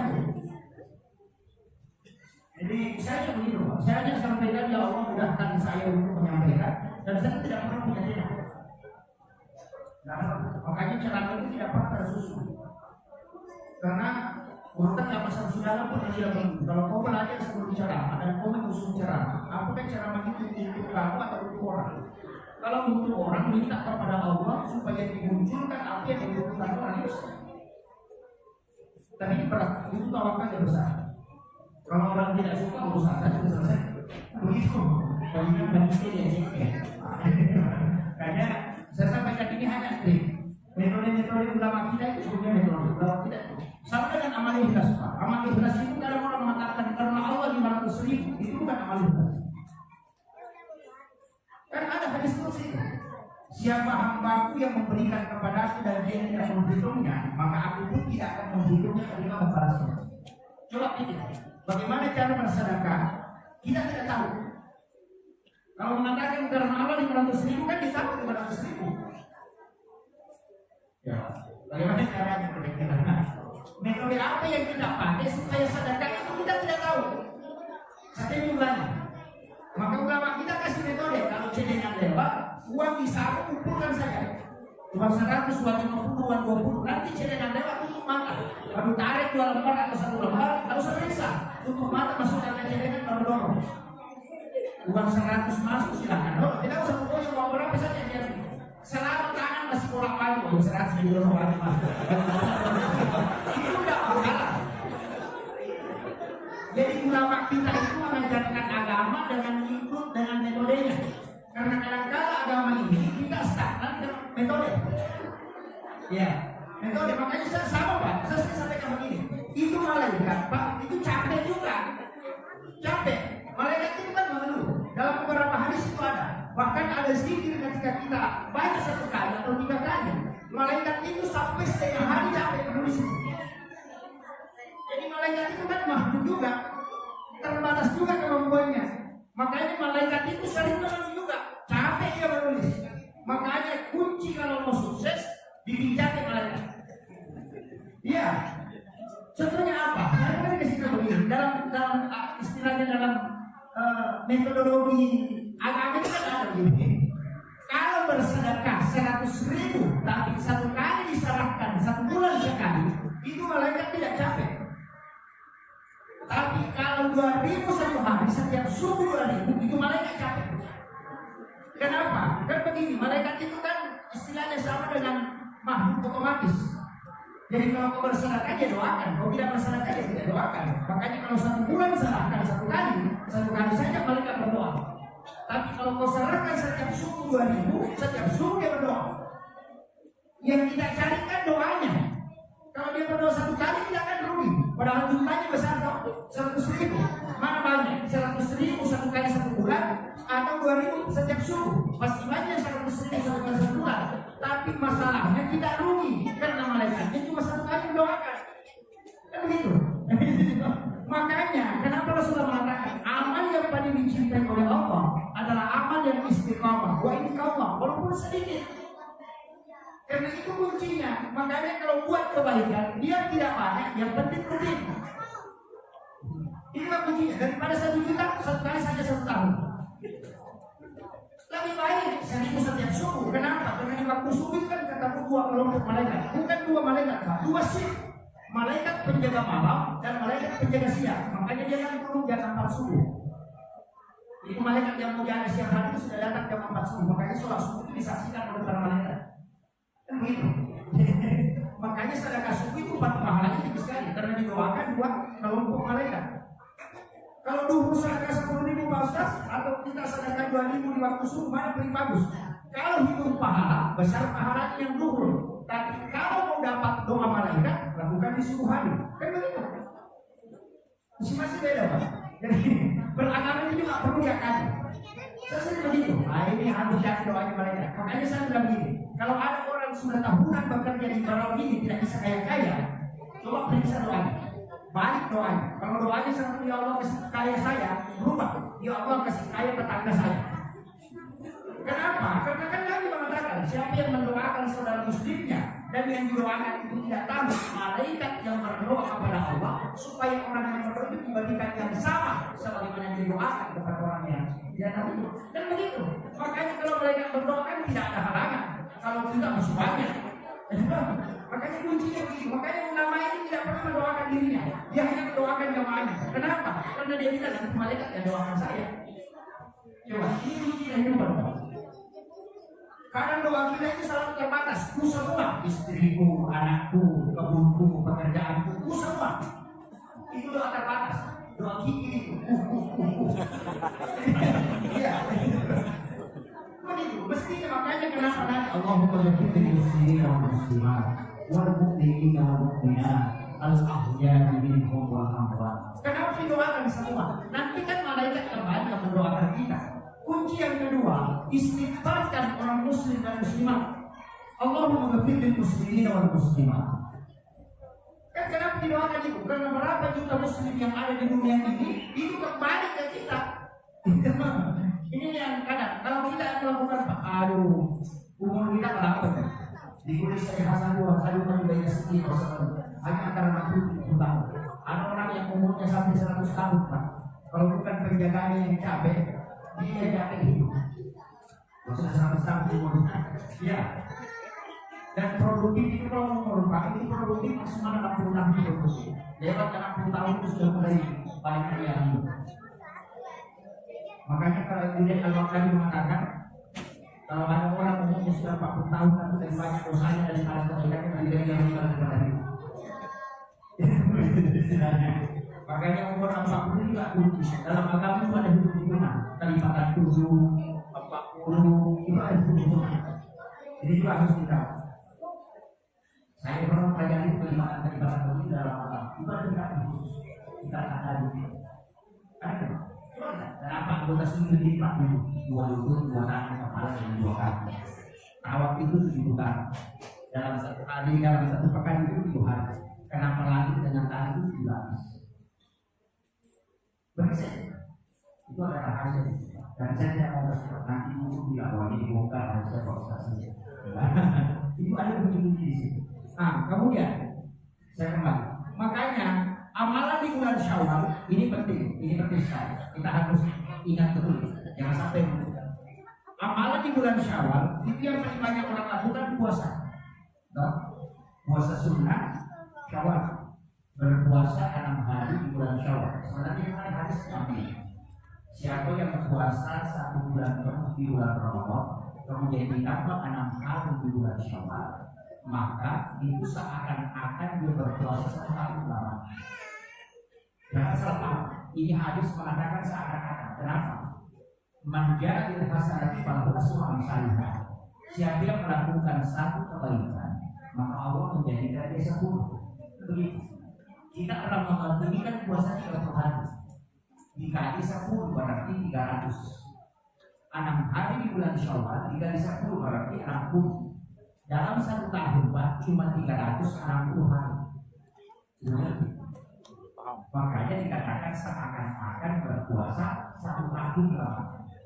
Karena kelipatan 10, 30 kali 10 kan 300, 6 kali 10, 60. Nah dalam 1 tahun itu cuma 360 hari. Itu sehingga di dalam itu Nabi mengatakan seakan-akan berpuasa 1 tahun. Nanti kan muncul fikih. Nah ini yang sering diperdebatkan. Muncul kan fikih begini.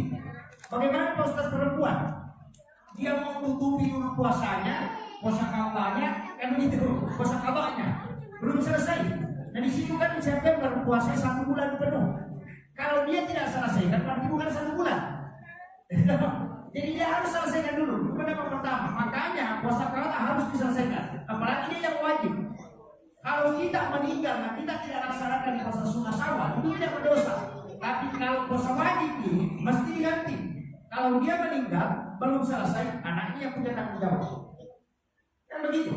Nah, sekarang ulama mengatakan tidak, selesaikan dulu di puasa fardu baru 1 Syawal. Nah, masalahnya kita orang Bugis atau di Penangkawan rata-rata pengantin itu banyak kalau sudah Ramadan. Itulah ini. Kadang-kadang jadi masalah. Ada ulama pendapat yang kedua, dia mengatakan begini, puasa qadha kan ada 11 bulan, bisa diganti. Kalau puasa Syawal cuma bulan Syawal, makanya kalau mepet waktunya kerjakanlah dulu Syawal, nanti yang qadhanya diganti belakangan. Itu pendapat kedua. Semua nanti Pak ada masalah. Kan kalau mau dipakai kalkulasi perdebatkan begini, apakah kau jamin kau bisa hidup 11 bulan lagi? Kan itu.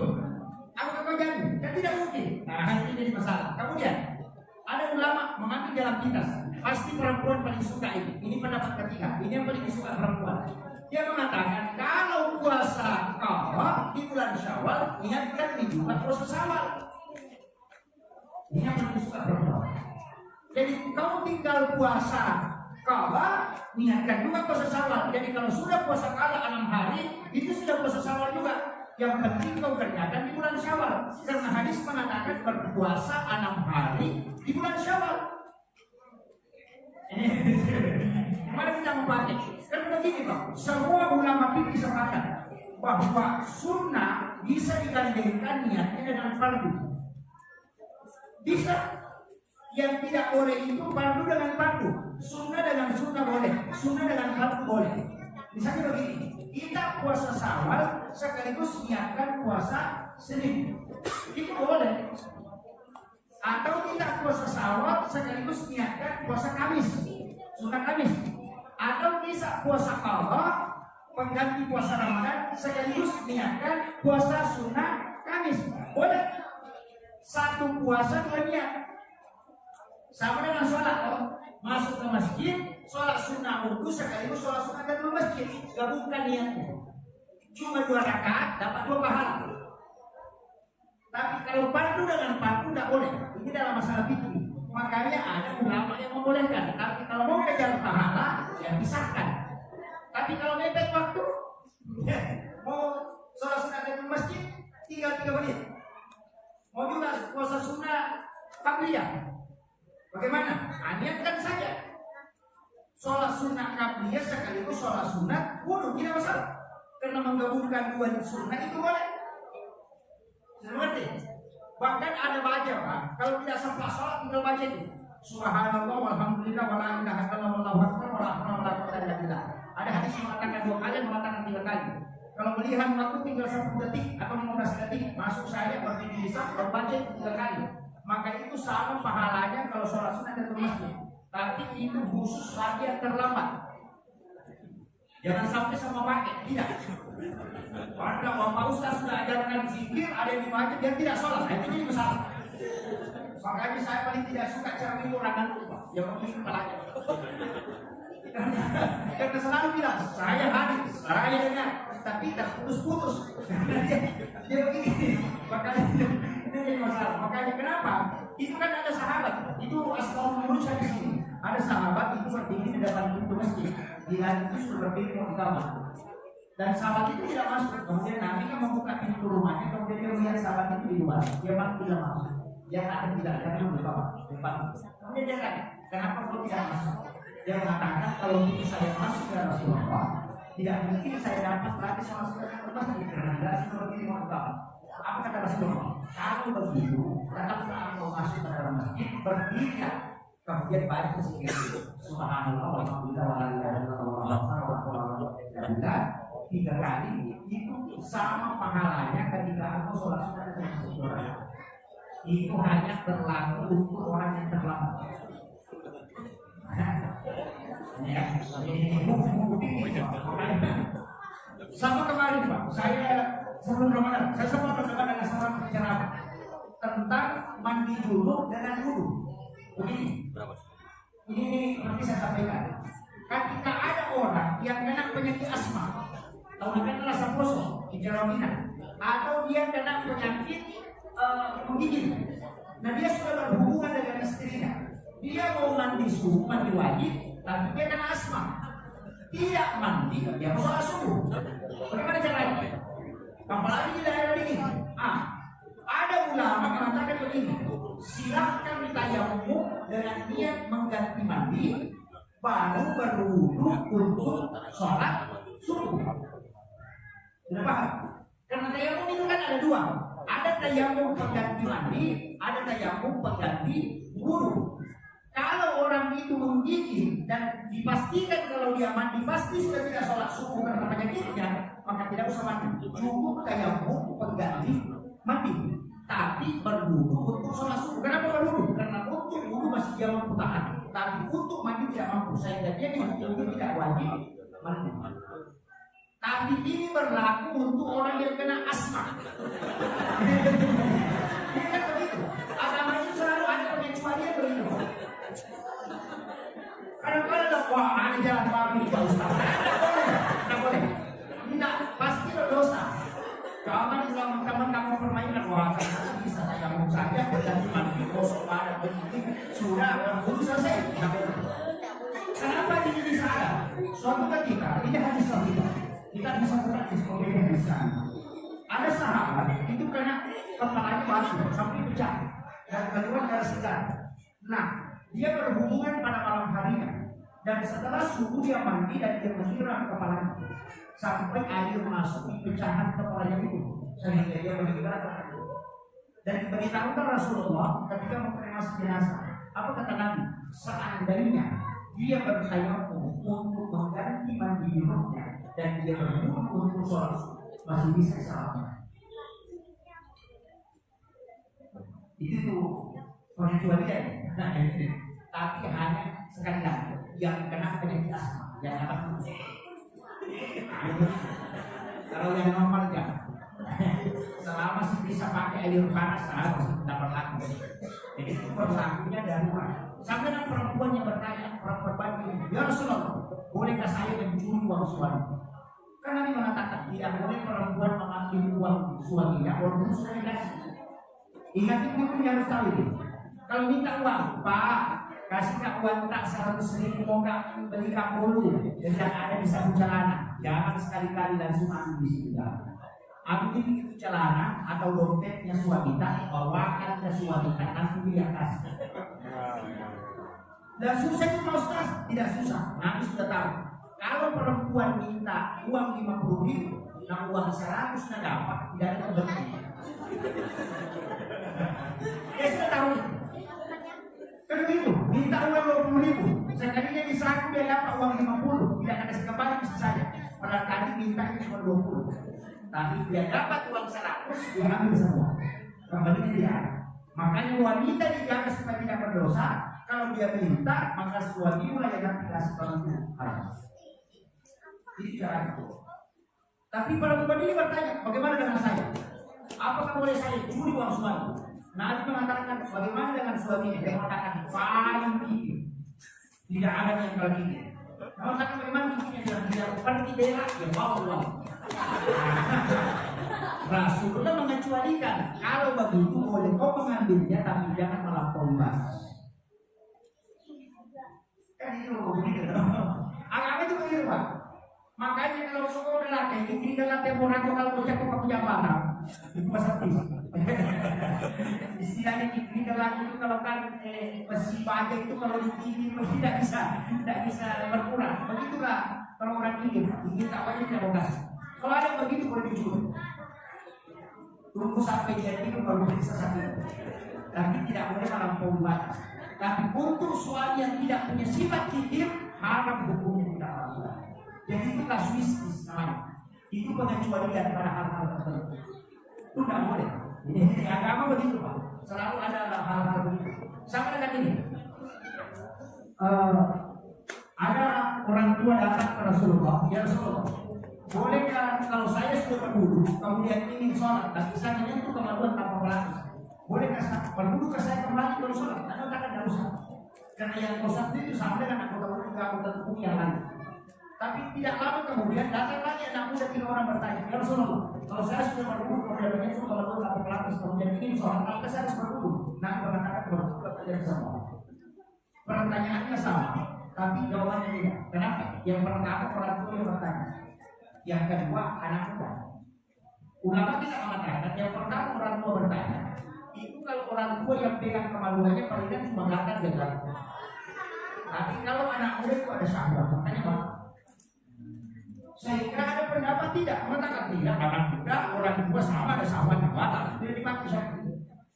Ada mengatakan tidak. Kalau orang tua tidak apa-apa, itu cuma gagal jalan. Kalau anak muda itu tidak apa-apa, itu dipakai Tuhannya. Kan beda kan? Beda Pak. Jadi masing-masing hadisnya sama, tapi pengambilan hukum berbeda. Kenapa? Karena mereka menggunakan imbalan lain. Begitu agama. Kalau belajar agama itu harus sulit, supaya tidak menyalahkan orang. Karena apa tidak begitu susah. Sama dengan kalau ada di sini, Pak, kalau kita pemimpin atau pas usaha, bawa uang ke masjid untuk usaha, diterima atau tidak? Ya, diterima atau tidak? Nah, diterima. Kalau Imam Syafi'i, kalau sudah nabi, Imam Malik Abu Hanifah, kalau sudah nabi itu uang haram, jangan sekali-kali terima. Karena kalau tidak akan doa. Panitia yang dipimpin kepala ini dia tadi ngomong. Karena dari yang haram itu haram. Nah, kalau ini super dalam terima ini. Kenapa? Kalau kau tidak tadi kau perkosa. Karena nanti kalau kita bantu minggu perkosaan, bukan perempuan perkosaan. Kalau kau ambil dia tidak. Tapi ambil jangan masukkan ke masjid. Kalau aku nyesek atau di sini. Kalau aku mengarah ke sini, jangan masukkan ke dalam masjid. Itu saya suka banget. Tapi kamu dia sugi beda.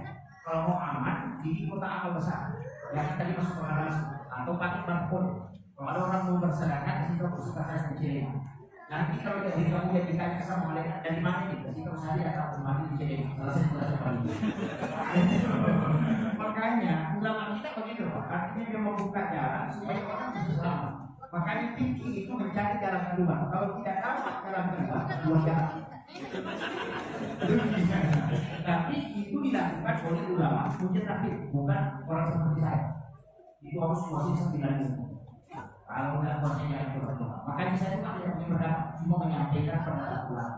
Saya seperti pelayan saya.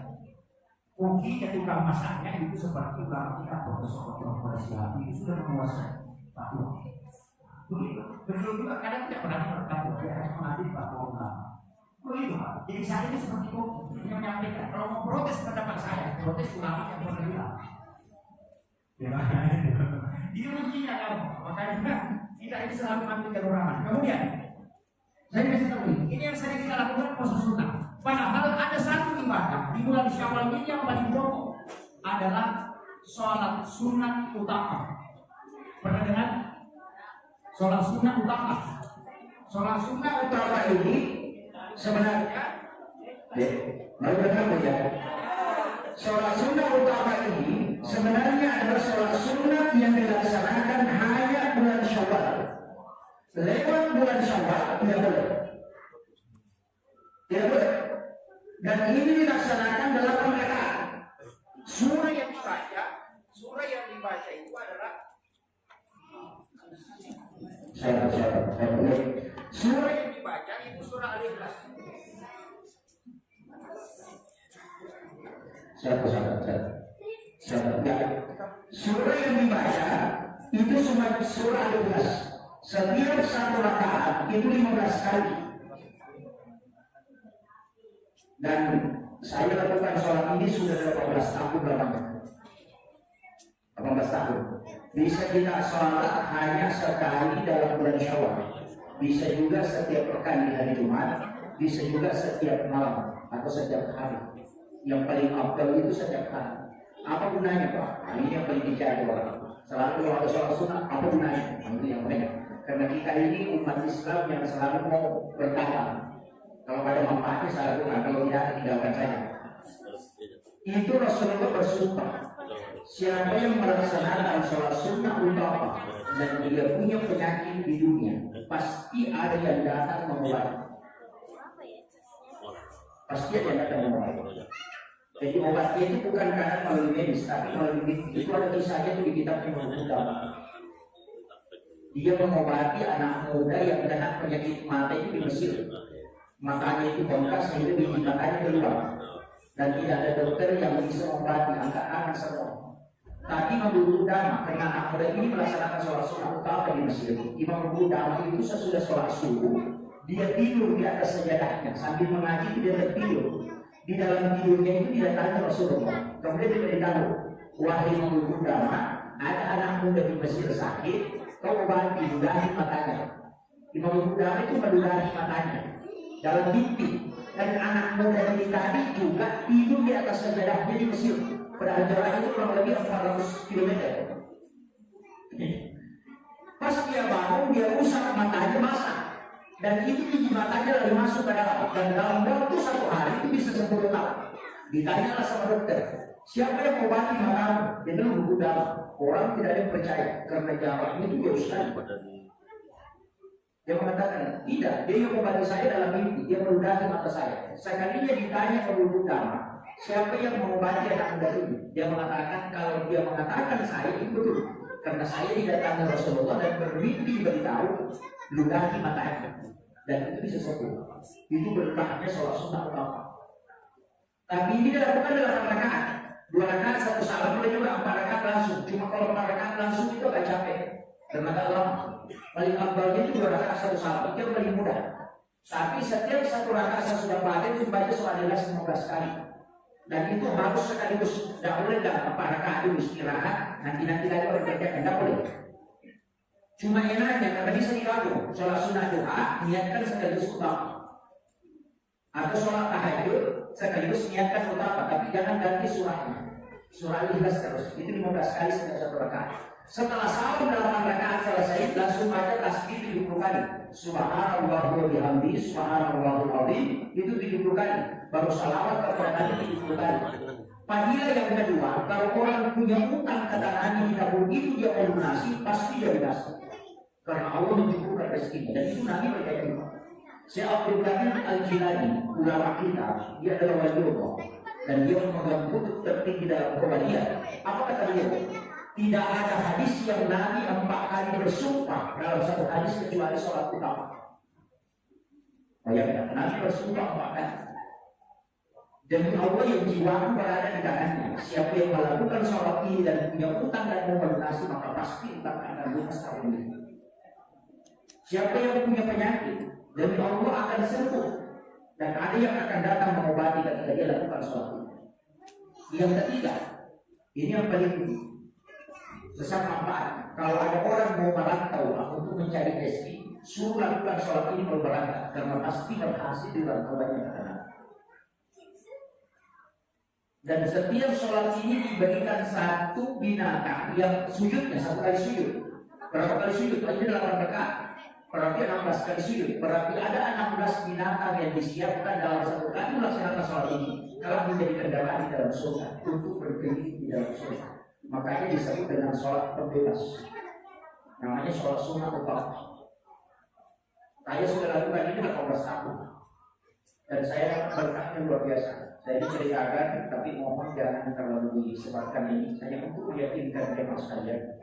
Saya itu tahun lalu sakit di bulan 11. Saya kena penyakit itu pas puncaknya COVID.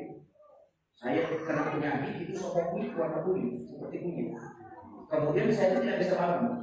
Selalu baring saya di tempat tidur sampai 2 kali tidak pergi sholat Jumat. Bahkan istri itu sudah mulai khawatir karena saya tak makan itu hampir 10 hari. Karena tidak ada yang bisa masuk. Sampai semua warna itu cuma 1 warna saya itu warna kuning semua. Tapi saya yakin bahwa saya bisa sembuh. Karena kenapa? Karena saya melakukan utama sampai melakukan 3 kali sholat sunnah utama dalam tahun itu.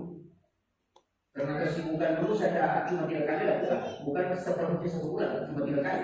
Tapi saya yakin bahwa ini ada obatnya. Saya itu cuma baring di tempat tidur, mengingat itu, kemudian saya berdoa, ya Allah, dengan berkah sholat sunnah utama yang saya lakukan 3 kali tahun ini, mohon berikan berkah untuk bisa saya jadikan sebagai obat untuk penyakit ini. Beri petunjuk. Malam itu Pak, kata istri itu saya terangkat di tempat tidur. Itu sampai badan itu tidak menyentuh di seperti bed. Anak saya itu sudah lari keluar karena dia kira jin yang mengangkat. Padahal dalam tidur itu saya melihat salah satu ulama yang saya tidak pernah ketemu, tidak pernah bicara pun tidak pernah. Itu Syekh Syam Abadi. Itu ulama di Amerika. Itu tarekat Haqqani namanya. Jadi dia musuh tarekat terdiri tarekat Haqqani. Itu namanya Syekh Syam Abadi. Itu yang datang beritahu saya. Nah, ada air Zam-Zam di atas lemari ini dengan campur dengan air hujan yang ada di dalam hidup itu kemudian minum. Itu obatnya. Baru dia berdoa. Pas saya bangun ke situ istri itu sudah berkata itu. Dia bilang, saya bilang ambil air Zam-Zam. Dia sudah habis. Dia bilang tidak. Pasti ada di situ. Dia tanyakan dulu. Ada sekitar setengah gelas. Saya kasih campur air hujan yang ada di luar. Dia campur baru saya minum. Besoknya saya sudah berbicara. Padahal 15 hari itu tidak bangun. Jadi makanya saya setelah 2 kali dapat pengobatan langsung dari ulama yang saya tidak kenal, itu saya ini betul itu Pak. Makanya saya kalau orang mengatakan hadis yang saya permasalahkan itu. Kenapa? Karena berkahnya saya sudah dapat. Kemudian yang keempat panggilannya, kalau ada anak kita masuk di pesantren atau anak kita mau jadikan ustaz, suruh lakukan sholat itu. Karena Nabi janji akan diberikan ilmu, hikmah dan dimudahkan lisannya untuk menyampaikan. Kalau ada pemimpin tidak bisa bicara di depan umum, suruh lakukan doa. Dia satu kali akan diberikan kemudahan lisannya untuk mengucapkan sesuatu yang baik. Itu janji Nabi. Hanya saya sampaikan ini sudah 1 jam saya bicara, ya 1 jam ya. Katanya itu kalau sejam, kalau sudah cari saya punya di mulut ini sudah cari pelawat itu 1 jam ini. Makanya saya sampaikan ini sholat lakukan. Perempuan, anak-anak, laki-laki, pejabat, orang biasa ini penting. Apalagi orang yang punya utang. Kalau dia berniat memang mau lunasi, suruh lakukan sholat ini. Pasti ada jalur rezeki yang dibukakan oleh Allah. Dan itu Nabi bersyukur atas nama Allah. Tidak mungkin Rasulullah bersyukur sampai 4 kali kalau sholat ini tidak memiliki kemuliaan yang lama. Itu sehingga saya lakukan. Jangan orang, karena orang tidak pernah dengar sholat ini. Yang dia selalu dengar itu kan hanya sholat-sholat sunat ini, tapi sholat sunat utama jangan pernah tahu. Karena ini sholat rahasianya para wanita. Kalau kita tahu. Tapi saya buka di sini supaya kita amalkan. Jangan sampai ini menjadi ilmu yang ulama dan masyarakat tidak tahu sehingga ada amalan. Karena tidak kemudian dikaya. Karena kalau ajarkan, kalau saya bilang sudah pernah ceramahkan, bukan urusan saya, urusannya ulama. Nah ini yang dimakan. Makanya saya sampaikan, dia satu kali Pak yang penting pernah dilakukan. Di bulan Syawal, insya Allah berkahnya kita akan dapat. Saya yakin betul itu. Karena yang pertama itu saya dapat waktu pas selesai kuliah. Karena saya kerja skripsi itu hanya 7 hari. Saya kena penyakit pada waktu itu leper. Dan itu sudah tidak bisa bangun. Sampai perut ini bengkak. Orang tua itu sudah menangis. Ibu sudah menangis kemudian menjaga. Tapi saya masih sempat lakukan utama itu. Produk sehari itu selama 7 hari berturut-turut saya lakukan. Dan berkahnya apa? Itu di kolam muka itu ada yang berputar. Itu sampai itu bangun, duduk di dekat saya itu. Berputar itu kayak awan, berputar kemudian kayak berbentuk manusia pakai sulman. Lalu dia bilang, saya adalah laskar Hizbullah, hanya datang minta untuk mengobati kamu. Dia cuma pegang kepala saya begini baru dia pergi. Saya sampai hari ini masih pusing. Siapa itu? Karena saya tidak kenal mukanya. Dia di luar lampu, tapi bisa masuk tangannya di memukul. Saya bilang, mungkin jin. Karena itu pertama saya dapat. Tapi baru saya amati kemungkinan berkahnya utama ini. Karena memang Rasul mengatakan kalau punya penyakit dunia pasti ada yang datang berobat. Itu ujinya. Makanya jangan khawatir kalau kau kena penyakit. Karena ada yang datang berobat. Jadi seperti itu Pak. Karena minta berkah itu namanya bertawassul dengan amal baik. Ini yang penting kita lakukan. Ilmu rahasia itu penting. Istilahnya sedekah rahasia itu penting. Zikir rahasia itu penting. Sholat sunnah rahasia itu penting. Ada ibadah tersembunyi itu penting supaya kita bisa jadikan sebagai wasilah untuk berkah. Itu saya kira ini yang penting saya sampaikan. Mudah-mudahan ada hikmahnya. Besok masih ada lanjutan kita. Jadi insya Allah hanya sampai di sini yang saya bisa kasih Bapak Ibu sekalian. Mudah-mudahan yang bisa diberikan ada berkahnya. Aduh, baik, Nasrullah.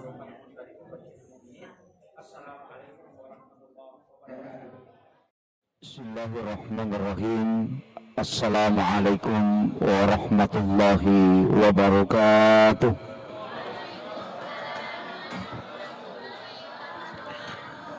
Maulaya salli wa sallim daiman abada ala habibika khairil halki kullihim.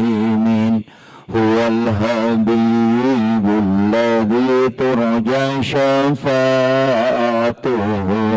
لكل خير من الأحوال المقتحم يا ربي بالمصطفى بلغ مقاصدنا واغفر لنا ما مضى يا واسع الكرم يا ربي بالمصطفى بلغ مقاصدنا واغفر لنا ما مضى يا واسع الكرم إلى حضرة النبي المصطفى صلى الله عليه سيدنا محمد الفاتحة. أعوذ بالله من الشيطان الرجيم. بسم الله الرحمن الرحيم.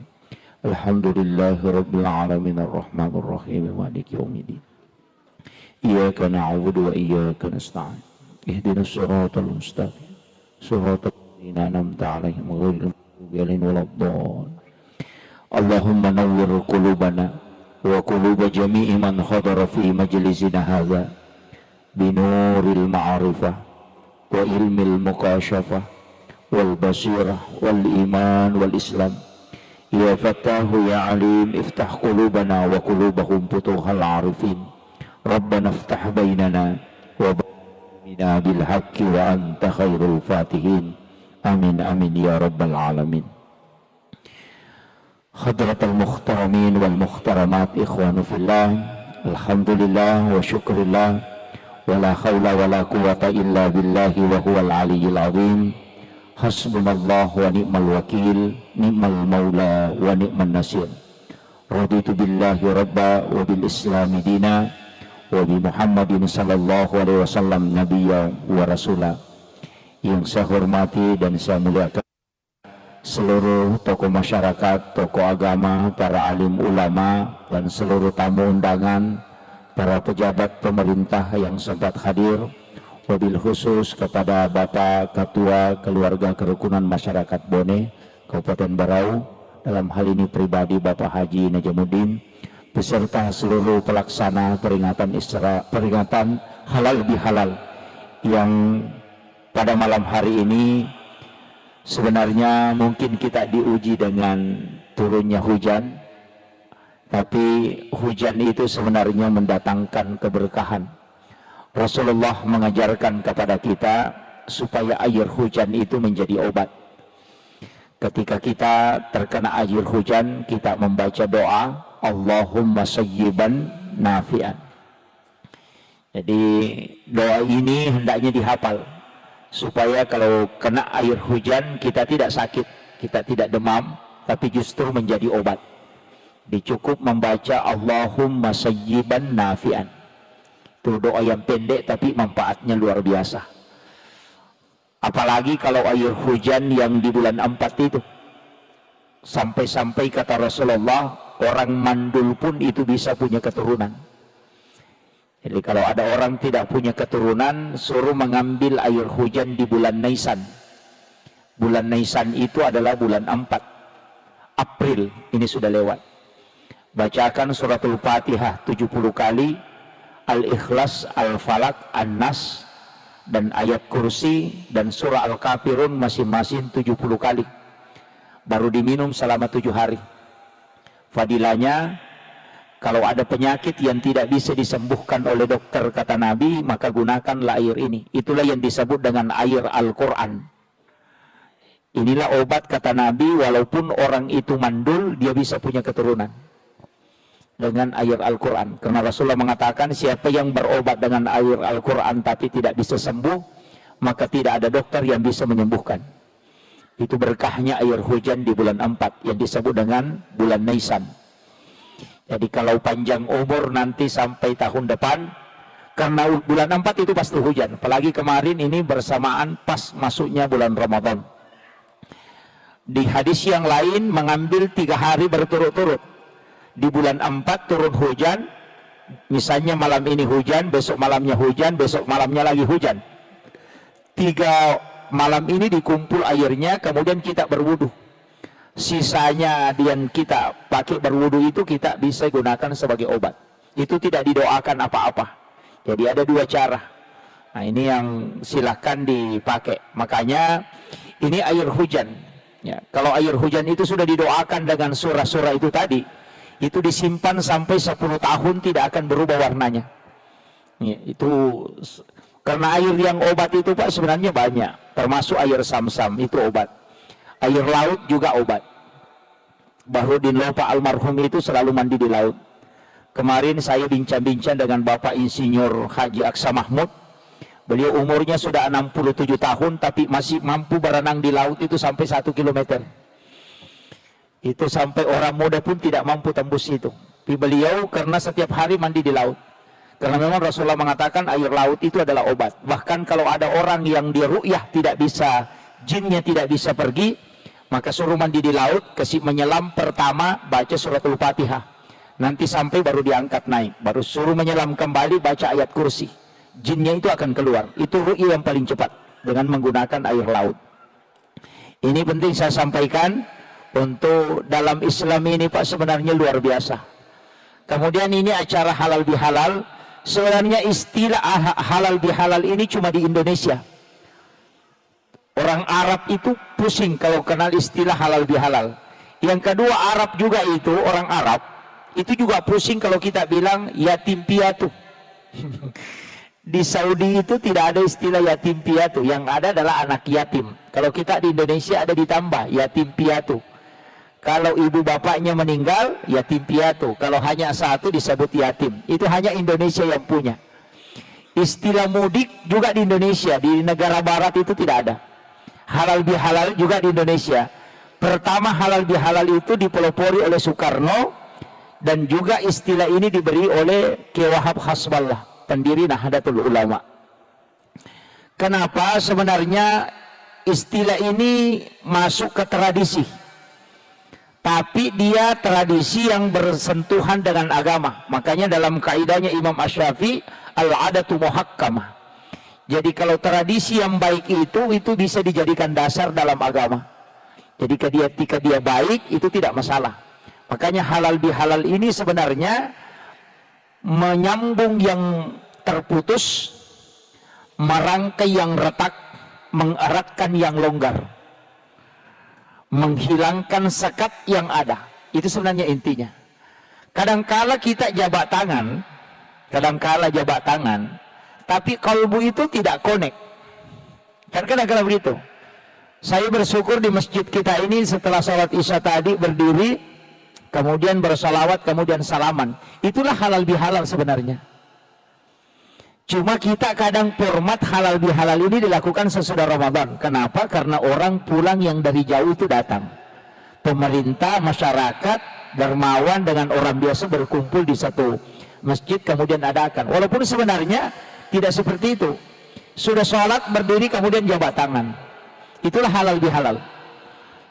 Nah, kemudian kita orang Bugis, terus terang saya sampaikan, di Bugis itu biasa kalau jabat tangan, kadang dia meletakkan tangannya di kepala. Kalau sudah jabat tangan begini, dia kasih begini tangannya. Ada juga dia bawa ke dadanya. Sebenarnya itu pesan. Itu tidak ada petunjuk dalam agama. Bilang kalau sudah jabat tangan, bawa ke kepala, tidak ada. Tapi itu tafaul. Ketika dia jabat tangan, kemudian dia bawa ke kepalanya, itu pesan. Bahwa dulu itu kepala aku pernah mendidih. Gara-gara jengkel sama kamu. Tapi saya sudah maafkan. Hanya dia kasih begini. Kalau dia bawa ke dadanya, artinya dadaku ini pernah sesak. Karena marah kepadamu. Tapi sekarang sudah lapang. Makanya dia letakkan di dada. Itu hanya simbol. Tapi itu tidak dilarang. Kalau ada yang tidak melakukan itu tidak masalah. Tidak masalah. Cuma kadang-kala orang saling memaafkan itu ada jarak. Karena begini. Orang yang pernah bertengkar, istilahnya baku bombe, kalaupun sudah memaafkan, saling memaafkan, itu tidak akan pernah kembali normal seperti awalnya. Cermin yang sudah retak, walaupun dia dirangkai, tetap ada bekas. Tetap ada. Nah, makanya di dalam agama ini, sebenarnya yang paling berat kita tempuh cuma satu. Ihsan. Itu yang paling berat. Ihsan ini sebenarnya adalah membuat kebaikan, bukan membalas kebaikan. Kan beda. Kalau ada orang dermawan, istilahnya orang Bugis, ya kong katau mabassa, nato mabassa. Jika ada orang dermawan, kemudian kita juga dermawan, maka itu hanya membalas kebaikan. Tapi kalau ada orang kikir, kemudian kita dermawan ke dia, maka itu membuat kebaikan. Dan itu yang paling tinggi tingkatannya. Menyambung silaturahmi kepada orang yang memutus silaturahmi, itu ihsan. Tapi menyambung silaturahmi dengan orang yang menyambung silaturahmi dengan kita, itu cuma al-khair. Itu kan beda. Tingkatan yang tinggi itu adalah ihsan. Makanya ada Islam, ada iman, ada takwa, buahnya nanti ihsan. Dan begitu. Ada tingkatannya. Kajiannya juga Di Islam itu hukum, ulamanya disebut fuqaha. Di situ bukan fikih. Pasti berbeda karena Allah mengatakan walizalika halakahum. Memang begitu aku ciptakan engkau tidak satu paham. Naik satu tingkat dikatakan kajian tauhid atau kajian iman. Ulamanya bukan fuqaha. Disebut dengan istilah murabbi. Disitulah lahir Mu'tazilah, Jabariyah, Qadariyah, Sunni dan Syiah. Tadi kajian Islam, di situ lahir Syafi'i, Maliki, Hanafi, Ahmad bin Hambali yang disebut dengan mazhab. Kalau ini tadi masuk akidah. Naik satu tingkat disebut kajian ihsan. Ulamanya bukan fuqaha, bukan juga murabbi, tapi disebut dengan mursyid, pembimbing kalbuh. Mazhabnya ada Saktari, ada Qadiriyah, ada Khalwatiyah. Nah, itu begitu. Jadi beda-beda. Kalau mau belajar cara sholat yang khusyuk, belajar kepada ulama tasawuf atau mursyid. Kalau mau belajar tata cara sholat sesuai hukum, bertanya kepada ahli fikih. Tapi kalau kita bertanya ke ahli fikih untuk mau tahu cara khusyuk, itu tidak bisa. Sama dengan dokter. Kalau dokter ahli kulit, kita tempati bertanya tentang jantung, pasti dia tidak bisa jawab sempurna. Begitu juga dengan Islam. Nah, ini penting. Makanya 3 tingkatan ini harus dipakai. Ada ulama kita yang concern di hukum, ada ulama kita yang concern ke tafsir, ada yang concern ke tasawuf, ada yang concern ke akidah. Ada juga yang campur-campur, tapi ada yang paling parah. Tasawuf ditarik ke fikih, fikih dikasih naik ke tasawuf. Oh, itu rancu. Ini yang banyak. Makanya saya wasiatkan kalau belajar agama tidak boleh dicampur. Kalau bicara adab, ya adab. Tasawuf itu Pak, melihat perempuan itu batal wudhu. Tasawuf. Yang dimaksud melihat bukan melotok matanya begini. Melihat dengan pandangan syahwat. Karena dia mengatakan ketika engkau melihat dengan syahwat, maka wudhumu sudah kotor. Coba. Berbohong itu batal wudhu menurut adab. Tapi kalau hukum tidak. Makanya bicara fikih tetap fikih. Bicara tasawuf itu bicara adab. Saya kasih contoh sederhana. Kalau ada perempuan yang istilahnya pacaran dengan laki-laki, kemudian perempuannya ini mengatakan, saya paling benci warna kuning. Otomatis laki-laki ini tidak akan bakalan pakai sandal kuning untuk ketemu pacarnya. Walaupun dia tidak larang. Kenapa? Untuk menjaga perasaan, walaupun sekecil itu. Tasawuf begitu. Melakukan yang makruh itu setara dengan haram. Makanya dia mengatakan, kalau buang hajat menghadap atau membelakangi Ka'bah itu makruh hukumnya, maka meludah pun ke Ka'bah menghadap ke Baitullah itu tidak boleh. Coba, itu kalau bicara tasawuf. Kalau bicara fikih enggak, karena kenapa? Fikih bicara hukum. Kalau bicara tasawuf itu adab, makanya beda. Jadi adab letakkan pada adab, fikih letakkan pada hukum, supaya kita tidak rancu memahami agama. Ini penting. Kadang-kadang kan ada yang menyalahkan karena dia pakai timbangan hukum, padahal itu timbangan adab. Ini yang harus saya luruskan dulu supaya kita enak belajar agama. Kalau mengatakan, oh ini tasawuf, berarti larinya ke sini. Oh ini akidah, larinya ke sini. Kadang hadis akidah ditarik ke hadis fikih. Ketika Rasulullah mengatakan umatku akan terbagi 73 golongan. Ini hadis ditarik ke fikih, padahal hadis ini hadis tauhid. Sehingga dia mengatakan mana yang benar ini antara Syafi'i, Maliki, padahal bukan itu. Bukan. Ini yang makanya pada malam hari ini mudah-mudahan nanti ada hikmah. Soalnya kalau halal bihalal yang mau dibahas hanya saling memaafkan. Ini halal kalau sudah ceramah kita tertinggi kemudian berebutan jabatan dan saling memaafkan, itu yang paling tinggi dalam halal bihalal. Tapi sebenarnya kalau kita mau kaji lebih dalam, sebenarnya itu ada dosa yang sering kita lakukan. Terutama dosa ceramah buhut dan kehidupan nasihat pernikahan. Saya sampaikan begini, perempuan itu paling sering berdosa. Menurut orang yang sudah tidak. Mana contohnya? Kalau dia mau pakai bajunya dan itu bajunya sudah sering sekali dia pakai, biasa sebelum dia pakai baju dia sudah tidak begini. Nanti orang bilang itu terus bajunya apa? Padahal orang tidak pernah bilang, cuma dia bilang. Ini kan tidak disadari kan? Tidak disadari. Kadang-kadang ada dosa yang kita anggap biasa, tapi justru fatal akibatnya. Kadang-kadang Rasulullah mengajarkan ketika duduk di pinggir jalan, menghadaplah ke dalam, jangan menghadap keluar. Pernah duduk di depot-depot, di jalan, jangan menghadap ke jalan, menghadap ke dalam. Dia bilang begini, Pak Ustaz, itu tidak enak karena tidak ada dilihat. Makanya kalau melihat pasti nanti muncul. Nah, itu bajunya siapa warna putih, baru jilbabnya warna hitam. Tidak konek, kayak begitu. Jadi itu adalah panah-panah saya dikatakan. Jangan biarkan dia sehat itu memanah. Jadi saya pikirnya begitu. Makanya kalau ini sebenarnya sering kita berdosa tapi dosa itu tersembunyi dan itu kita anggap biasa. Ingat nanti dosa kan banyak tindakannya. Ada yang katakan dosa besar, ada dosa kecil. Tapi ada istilah bukannya dosa besar ketika diikuti dengan istighfar dan bukannya dosa kecil ketika dilakukan terus-menerus. Ada yang mengatakan ini dosa kecil saja, bisa terus-menerus dilakukan. Bukan ke gunung itu adalah tumpukan kerikil-kerikil begitu. Jadi kadang-kadang kita ini dosa biasa saja, tapi padahal itu justru menjadi dosa besar. Makanya ada beberapa nanti saya ingin sampaikan, mudah-mudahan yang merekam silahkan merekam. Karena saya berjumpa, saya tidak punya tim.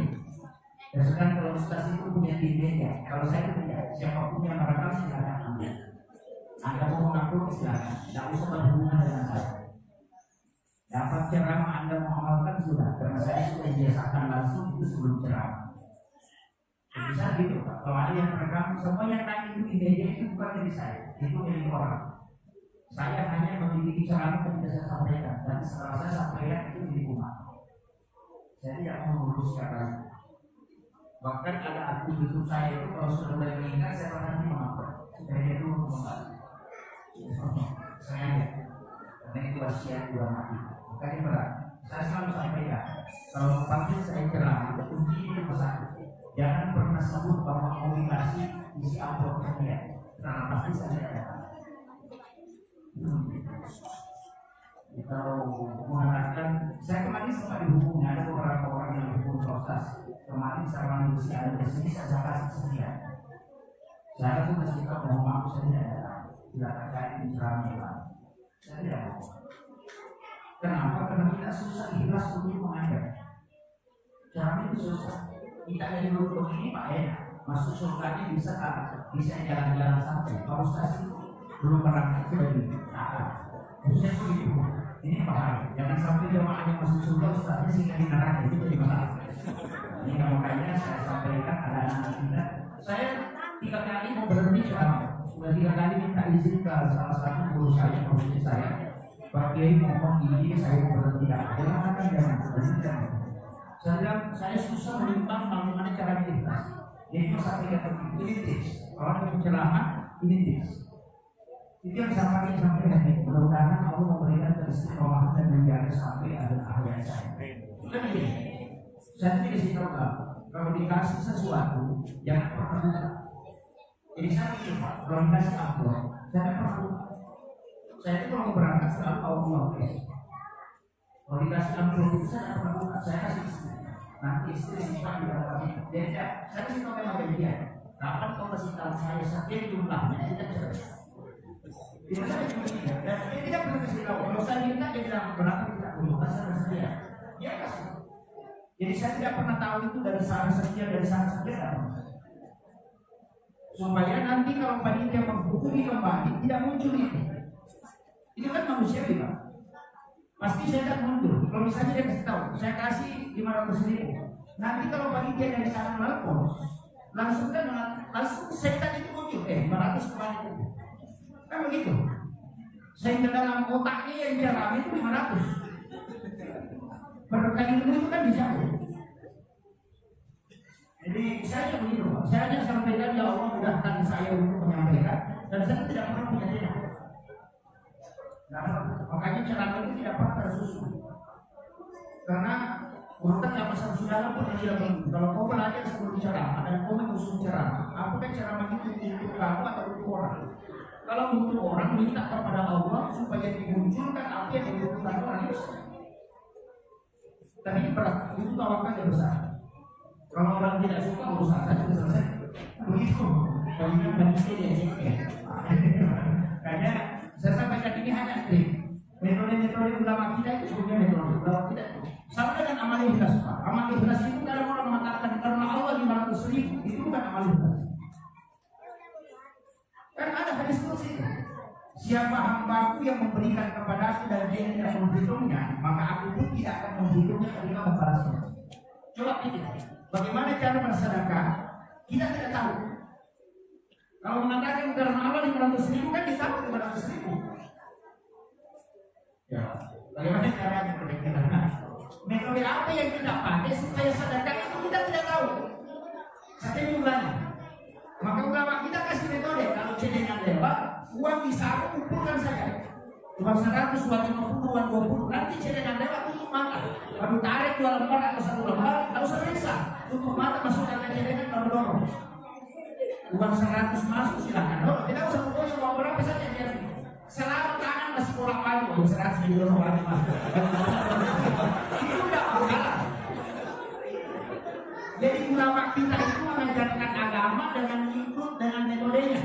Karena kadang-kadang agama ini kita stagnan dengan metode. Ya, metode. Makanya saya sama Pak, saya sampaikan begini. Itu malaikat Pak, itu capek juga. Capek. Malaikat itu kan mengeluh. Dalam beberapa hadis itu ada. Bahkan ada zikir ketika kita baca 1 kali atau 3 kali. Malaikat itu sampai setengah hari capek menulis itu. Jadi malaikat itu kan makhluk juga, terbatas juga kemampuannya. Makanya malaikat itu sering menulis juga, capek dia menulis. Makanya kunci kalau mau sukses dibincangkan malaikat. Iya. Contohnya apa? Saya akan kasih contoh begini. Dalam istilahnya dalam metodologi agama itu kan ada begini. Kalau bersedekah 100.000 tapi 1 kali diserahkan 1 bulan sekali, itu malaikat tidak capek. Tapi kalau 2.000 1 hari, setiap subuh 2.000, itu malaikat capek. Kenapa? Kan begini, malaikat itu kan istilahnya sama dengan makhluk otomatis. Jadi kalau kau bersedekah dia doakan, kau tidak bersedekah dia tidak doakan. Makanya kalau 1 bulan serahkan 1 kali saja malaikat berdoa. Tapi kalau kau serahkan setiap subuh 2.000, setiap subuh dia berdoa. Yang kita carikan doanya. Kalau dia berdoa 1 kali tidak akan rugi. Padahal jumlahnya besar dong, 100.000. Mana banyak? 100.000 1 kali 1 bulan atau 2.000 setiap subuh. Pasti banyak 100.000 1 kali 1 bulan. Tapi masalahnya tidak rugi karena malaikatnya cuma 1 kali mendoakan. Kan begitu. Makanya kenapa Rasulullah mengatakan amal yang paling dicintai oleh Allah adalah amal yang istiqamah. Wa in Allah, walaupun sedikit. Karena itu kuncinya. Makanya kalau buat kebaikan, dia tidak banyak, yang penting rutin. Inilah kuncinya. Daripada 1 juta, 1 kali saja 1 tahun. Lebih baik 1.000 setiap subuh. Kenapa? Karena di waktu subuh kan ketemu 2 kelompok malaikat. Bukan 2 malaikat, 2 shift. Malaikat penjaga malam dan malaikat penjaga siang. Makanya dia kan turun jam 4 subuh. Itu malaikat yang mau jaga siang hari itu sudah datang jam 4 subuh. Makanya sholat subuh itu disaksikan oleh para malaikat.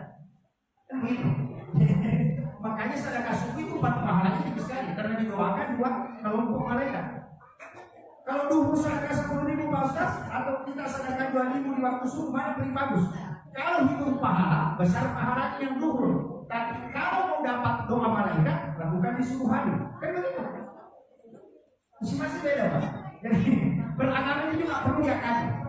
Saya sering begitu. Ini harus jadi doanya malaikat. Makanya saya bilang begini. Kalau ada orang sudah tahunan bekerja di barang ini tidak bisa kaya-kaya, coba periksa doanya.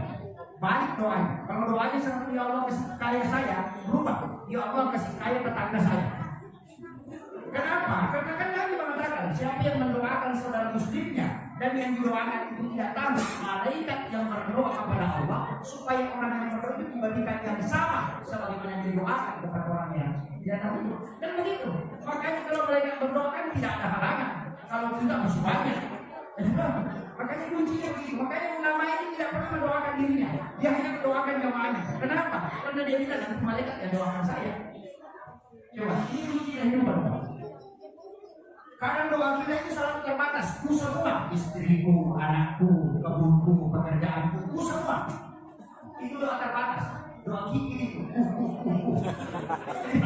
Iya. Begitu. Mestinya makanya kenapa nanti Allahumma jadikan muslimin wa muslimat wal mu'minin wa mu'minat al-ahya minhum wal amwat. Kenapa didoakan semua? Nanti kan malaikat terbanyak mendoakan kita. Kunci yang kedua, istighfarkan orang muslim dan muslimat. Allahumma ghfir lil muslimin wal muslimat. Kan kenapa didoakan itu? Karena berapa juta muslim yang ada di dunia ini itu kembali ke kita. Ini yang kadang kalau kita melakukan aduh, umur kita berapa kan? Dikulis saya hasan dua kali banyak sedikit hanya antara 60 tahun. Ada orang yang umurnya sampai 100 tahun Pak. Kalau bukan penjagaannya yang capek, dia capek hidup. Maksudnya 100 tahun umurnya. Ya. Dan produktif itu kalau merupakan itu produktif maksimal 60 tahun hidup. Lewat 60 tahun itu sudah mulai paling kaya hidup. Makanya kalau kemudian Al-Baqari mengatakan kalau ada orang umurnya sudah 40 tahun tapi lebih banyak dosanya daripada kebaikannya dari yang daripada hidup. Makanya umur 40 juga kunci. Dalam agama itu ada hitung-hitungan. Kelipatan 7, 40 itu ada hitung-hitungan. Jadi juga harus ditahu. Saya pernah pelajari kelipatan 7 dalam agama. Itu ada hitung khusus. Kita ada di ada. Kenapa anggota sendiri dilipat dulu? 2 lutut, 2 tangan, kepala, dan 2 kaki. Awak itu 7 putaran. Dalam satu hari, dalam satu pekan itu 7 hari. Kenapa lagi dengan tangan itu juga habis? Bersih. Itu adalah rahasia. Dan saya tidak mau bersikap nanti mungkin tidak bahwa ini dibongkar dan saya proses. Itu ada kunci-kunci di sini. Nah, kemudian saya kembali. Makanya amalan di bulan Syawal ini penting sekali. Kita harus ingat betul, jangan sampai amalan di bulan Syawal itu yang paling banyak orang lakukan puasa. Puasa sunnah Syawal, berpuasa 6 hari di bulan Syawal. Sebenarnya yang ada hadis Nabi. Siapa yang berpuasa 1 bulan penuh di bulan Ramadan, kemudian ditambah 6 hari di bulan Syawal, maka itu seakan-akan dia berpuasa 1 tahun lama. Jangan salah paham. Ini hadis mengatakan seakan-akan. Kenapa? Menjadi hasanati pada asma amsalihah. Siapa yang melakukan 1 kebaikan, maka Allah menjadikan dia 10. Begitu. Kita Ramadan ini kan puasa 30 hari. Dikali 10 berarti 300. 6 hari di bulan Syawal dikali 10 berarti 60. Dalam 1 tahun Pak cuma 360 hari. Makanya dikatakan seakan-akan berpuasa 1 tahun lama. Karena kelipatan 10, 30 kali 10 kan 300, 6 kali 10, 60. Nah dalam 1 tahun itu cuma 360 hari. Itulah sehingga di dalam itu Nabi mengatakan seakan-akan berpuasa 1 tahun. Nanti kan muncul fikih. Nah ini yang sering diperdebatkan. Muncul kan fikih begini. Bagaimana Pak Ustaz perempuan? Dia mau tutupi dulu puasanya, puasa kawanya, kan begitu, puasa kawanya belum selesai. Dan di situ kan September puasa 1 bulan penuh. Kalau dia tidak selesaikan, berarti bukan 1 bulan. Jadi dia harus selesaikan dulu. Itu pendapat pertama. Makanya puasa kawa harus diselesaikan. Apalagi ini yang wajib. Kalau kita meninggal dan kita tidak laksanakan puasa sunnah Syawal, itu tidak berdosa. Tapi kalau puasa wajib ini mesti diganti. Kalau dia meninggal belum selesai, anaknya yang punya tanggung jawab. Kan begitu. Nah, saya ada ulama mengatakan tidak, selesaikan dulu di puasa fardu baru sambung Syawal. Nah, masalahnya kita orang Bugis atau di Penangkawan rata-rata pengantin itu banyak kalau sudah Ramadan. Itulah ini. Kadang-kadang jadi masalah. Ada ulama pendapat yang kedua, dia mengatakan begini, puasa qadha kan ada 11 bulan, bisa diganti. Kalau puasa Syawal cuma bulan Syawal, makanya kalau mepet waktunya kerjakanlah dulu Syawal, nanti yang qadhanya diganti belakangan. Itu pendapat kedua. Semua nanti Pak ada masalah. Kan kalau mau dipakai kalkulasi berdebatkan begini, apakah kau jamin kau bisa hidup 11 bulan lagi? Kan itu. Apakah kau jamin? Kan tidak mungkin. Nah, ini jadi masalah. Kemudian ada ulama mengambil jalan pintas. Pasti perempuan paling suka ini. Ini pendapat ketiga. Ini yang paling disuka perempuan. Dia mengatakan kalau puasa qadha di bulan Syawal, ingatkan di juga puasa Syawal. Ini yang paling disuka perempuan. Jadi kamu tinggal puasa qadha, niatkan juga puasa Syawal. Jadi kalau sudah puasa qadha 6 hari, itu sudah puasa Syawal juga. Yang penting kau kerjakan di bulan Syawal. Karena hadis mengatakan berpuasa 6 hari di bulan Syawal. Ini mari kita membaca. Kan begini Pak, semua ulama fikih sepakat bahwa sunnah bisa digandengkan niatnya dengan fardu. Bisa. Yang tidak boleh itu fardu dengan fardu, sunnah dengan sunnah boleh, sunnah dengan fardu boleh. Misalnya begini, kita puasa Syawal sekaligus niatkan puasa Senin, itu boleh. Atau kita puasa Syawal sekaligus niatkan puasa Kamis, sunnah Kamis. Atau kita puasa qadha pengganti puasa Ramadan sekaligus niatkan puasa sunnah Kamis, boleh. Satu puasa dua niat. Sama dengan sholat, masuk ke masjid, sholat sunnah wudhu sekaligus sholat sunnah dan masjid, gabungkan niatnya. Cuma 2 rakaat dapat 2 pahala. Tapi kalau fardu dengan fardu tidak boleh. Ini dalam masalah fikih. Makanya ada ulama yang membolehkan. Tapi kalau mau kejar pahala, ya pisahkan. Tapi kalau mepet waktu, ya, mau sholat sunnah dan masjid, tinggal 3 menit. Mau juga puasa sunnah qabliyah, bagaimana? Niatkan saja. Sholat sunnah qabliyah sekaligus sholat sunnah wudhu, tidak masalah. Karena menggabungkan 2 sunnah itu boleh. Seperti bahkan ada baca Pak, kalau tidak sempat sholat tinggal baca itu. Subhanallah walhamdulillah wala ilaha illallah wallahu akbar wala haula wala quwwata illa billah. Ada hadis yang mengatakan 2 kali, mengatakan 3 kali. Kalau melihat waktu tinggal 10 detik atau 15 detik, masuk saja berdiri bisa berbaca 3 kali. Maka itu sama pahalanya kalau sholat sunnah dan masjid. Tapi itu khusus bagi yang terlambat. Jangan sampai sama pakai, tidak. Karena Bapak Ustaz sudah ajarkan zikir, ada yang dibaca dia tidak sholat, itu jadi masalah. Makanya saya paling tidak suka cara ini orang itu, Pak, yang memiliki kepalanya. Karena selalu bilang, saya hadir, saya dengar, tapi tak putus-putus. Dia begini, makanya ini jadi masalah. Makanya kenapa? Itu kan ada sahabat, itu asal manusia di sini. Ada sahabat itu berdiri di depan pintu masjid, di lain itu sudah berdiri di kamar. Dan sahabat itu tidak masuk. Kemudian Nabi kan membuka pintu rumahnya, kemudian dia melihat sahabat itu di luar. Dia memang tidak masuk. Dia akan tidak, dia akan berdoa depan. Kemudian dia tanya, kenapa kau tidak masuk?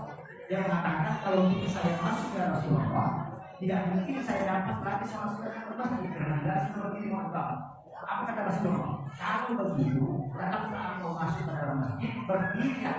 Kemudian baca zikir Subhanallah walhamdulillah wala ilaha illallah wallahu akbar 3 kali. Itu sama pahalanya ketika aku sholat sunnah dan masjid.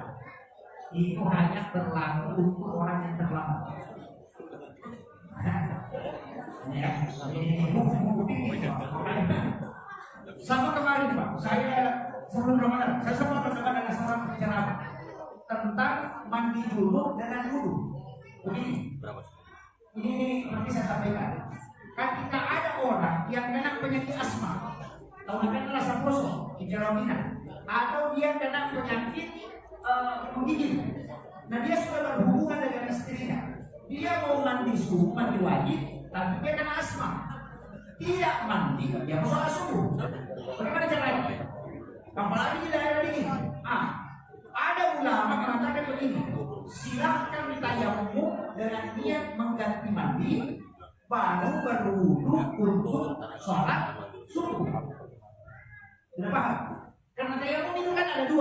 Ada tayamum pengganti mandi, ada tayamum pengganti wudu.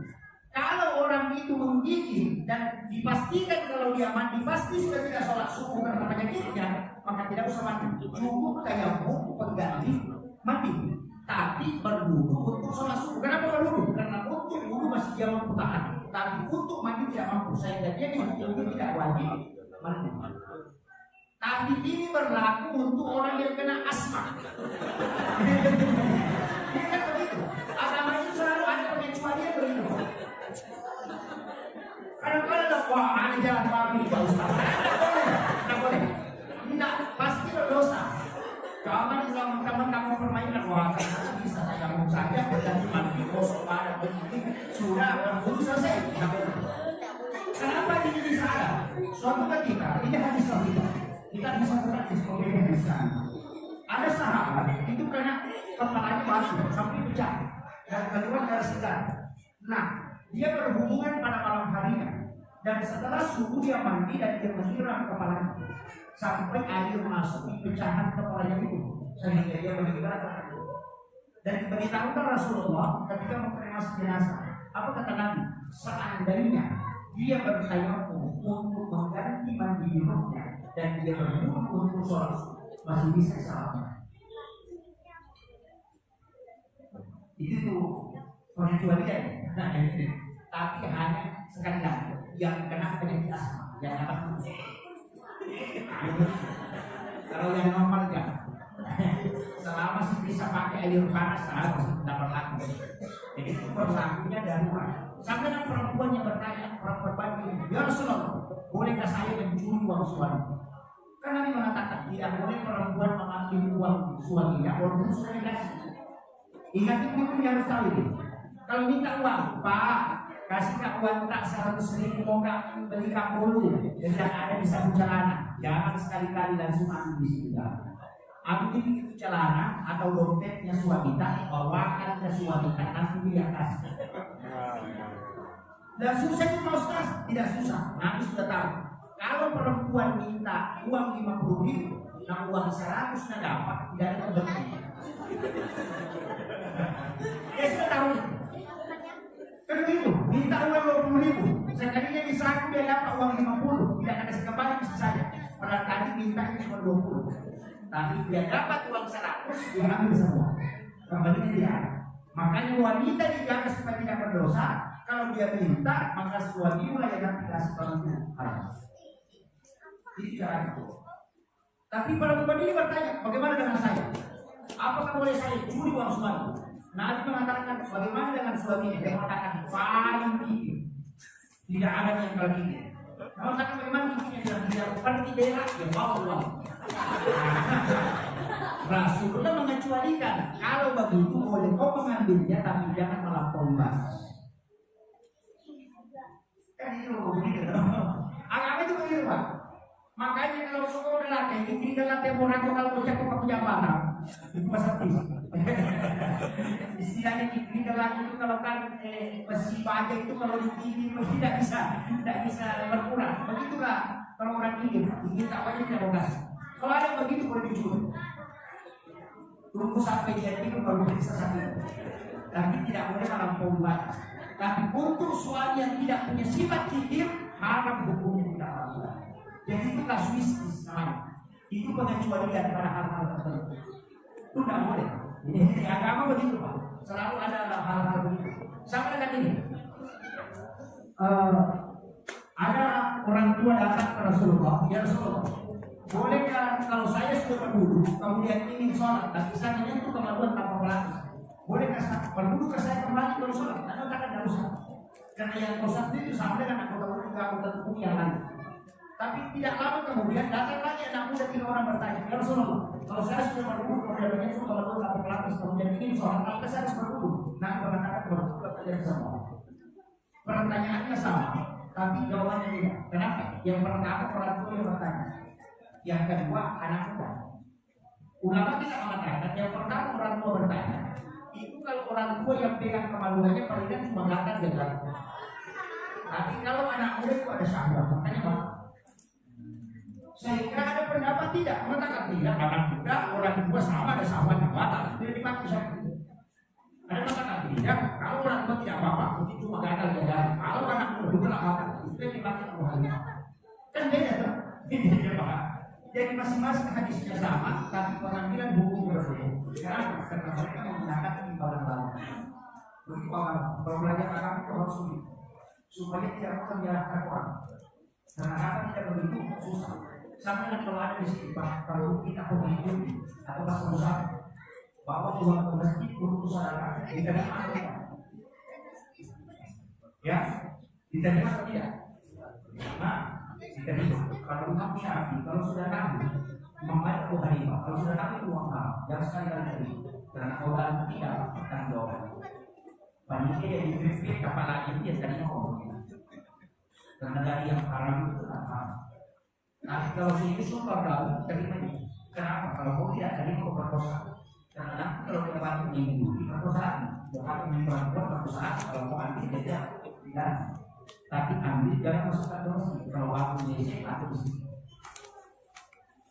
Kalau aku mengarah apa di sini, jangan masukkan ke dalam masjid. Itu saya suka banget. Tapi kamu dia suka ya. Kalau mau aman di kota amal besar, jangan tadi masuk ke dalam atau pakai barcode. Kalau ada orang mau bersedekah di situ aku suka saya kecilin. Nanti kalau dari kamu yang ditanya sama malaikat dari mana nih? Kasih tahu saya atau kembali di sini. Selesai kembali. Makanya ulama kita begitu, artinya dia membuka jalan supaya orang bisa selamat. Makanya fikih itu mencari jalan keluar. Kalau tidak dapat jalan keluar, keluar jalan. Tapi itu dilakukan oleh ulama mujtahid, bukan orang seperti saya. Itu harus posisi 9. Kalau nggak posisinya yang berdoa, makanya saya itu tidak cuma menyampaikan pendapat ulama. Saya seperti pelayan saya. Mungkin tukang masaknya itu seperti ulama kita profesor siapa itu sudah menguasai fatwa. Begitu. Begitu juga kadang tidak pernah berfatwa, dia hanya mengambil fatwa ulama. Begitu Pak. Jadi saya ini seperti koki menyampaikan. Kalau mau protes pendapat saya, protes ulama yang pernah bilang. Ya, itu kuncinya kamu. Makanya kita ini selalu ambil jalur aman. Kemudian saya kasih tahu ini yang saya tidak lakukan puasa sunnah. Padahal ada satu ibadah di bulan Syawal ini yang paling pokok adalah sholat sunat utama. Pernah dengar? Sholat sunat utama. Sholat sunat utama ini sebenarnya, mau dengar ya? Sholat sunat utama ini sebenarnya adalah sholat sunat yang dilaksanakan hanya bulan Syawal. Lewat bulan Syawal tidak boleh. Tidak boleh. Dan ini dilaksanakan dalam rakaat. Surah yang dibaca itu adalah surah yang dibaca itu surah Al-Ikhlas.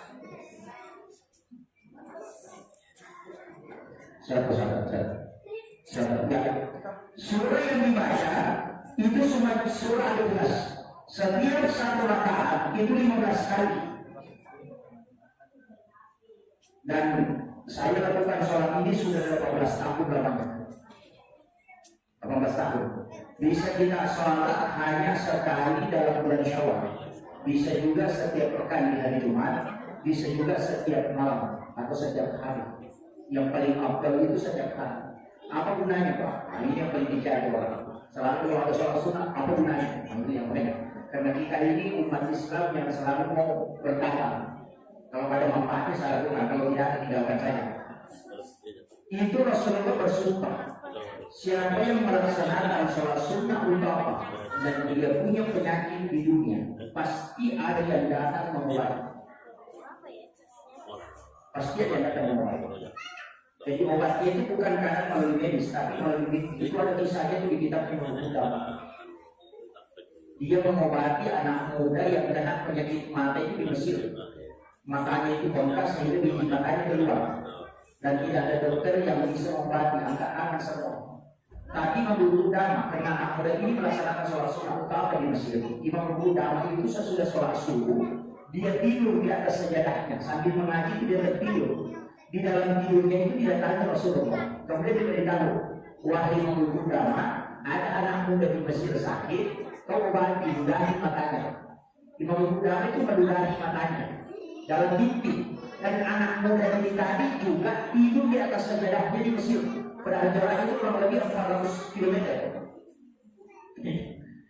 Pas dia bangun, dia rusak matanya basah. Dan itu biji matanya lagi masuk ke dalam. Dan dalam waktu 1 hari itu bisa 10 tahun. Ditanyalah sama dokter, siapa yang mengobati matamu? Dia bilang Qudamah. Orang tidak ada yang percaya karena jaraknya itu jauh sekali.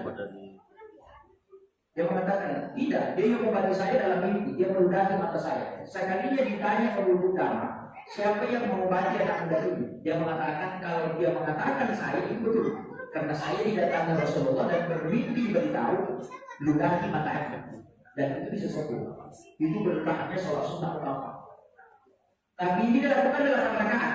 2 rakaat 1 salam, boleh juga 4 rakaat langsung. Cuma kalau 4 rakaat langsung itu agak capek dan agak lama. Paling afdalnya itu 2 rakaat 1 salam, itu yang paling mudah. Tapi setiap 1 rakaat saya sudah pakai itu baca surah Al-Ikhlas 15 kali. Dan itu harus sekaligus, tidak boleh dalam 4 rakaat dulu istirahat, nanti lagi baru kerjakan, tidak boleh. Cuma enaknya karena bisa digabung, sholat sunnah doa niatkan sekaligus utama, atau sholat tahajud sekaligus niatkan utama, tapi jangan ganti surahnya. Surah Ikhlas terus, itu 15 kali setiap 1 rakaat. Setelah salam 8 rakaat selesai, langsung baca tasbih 70 kali. Subhanallah wa bihamdi, subhanallahul azim, itu 70 kali. Baru salawat kepada Nabi 70 kali.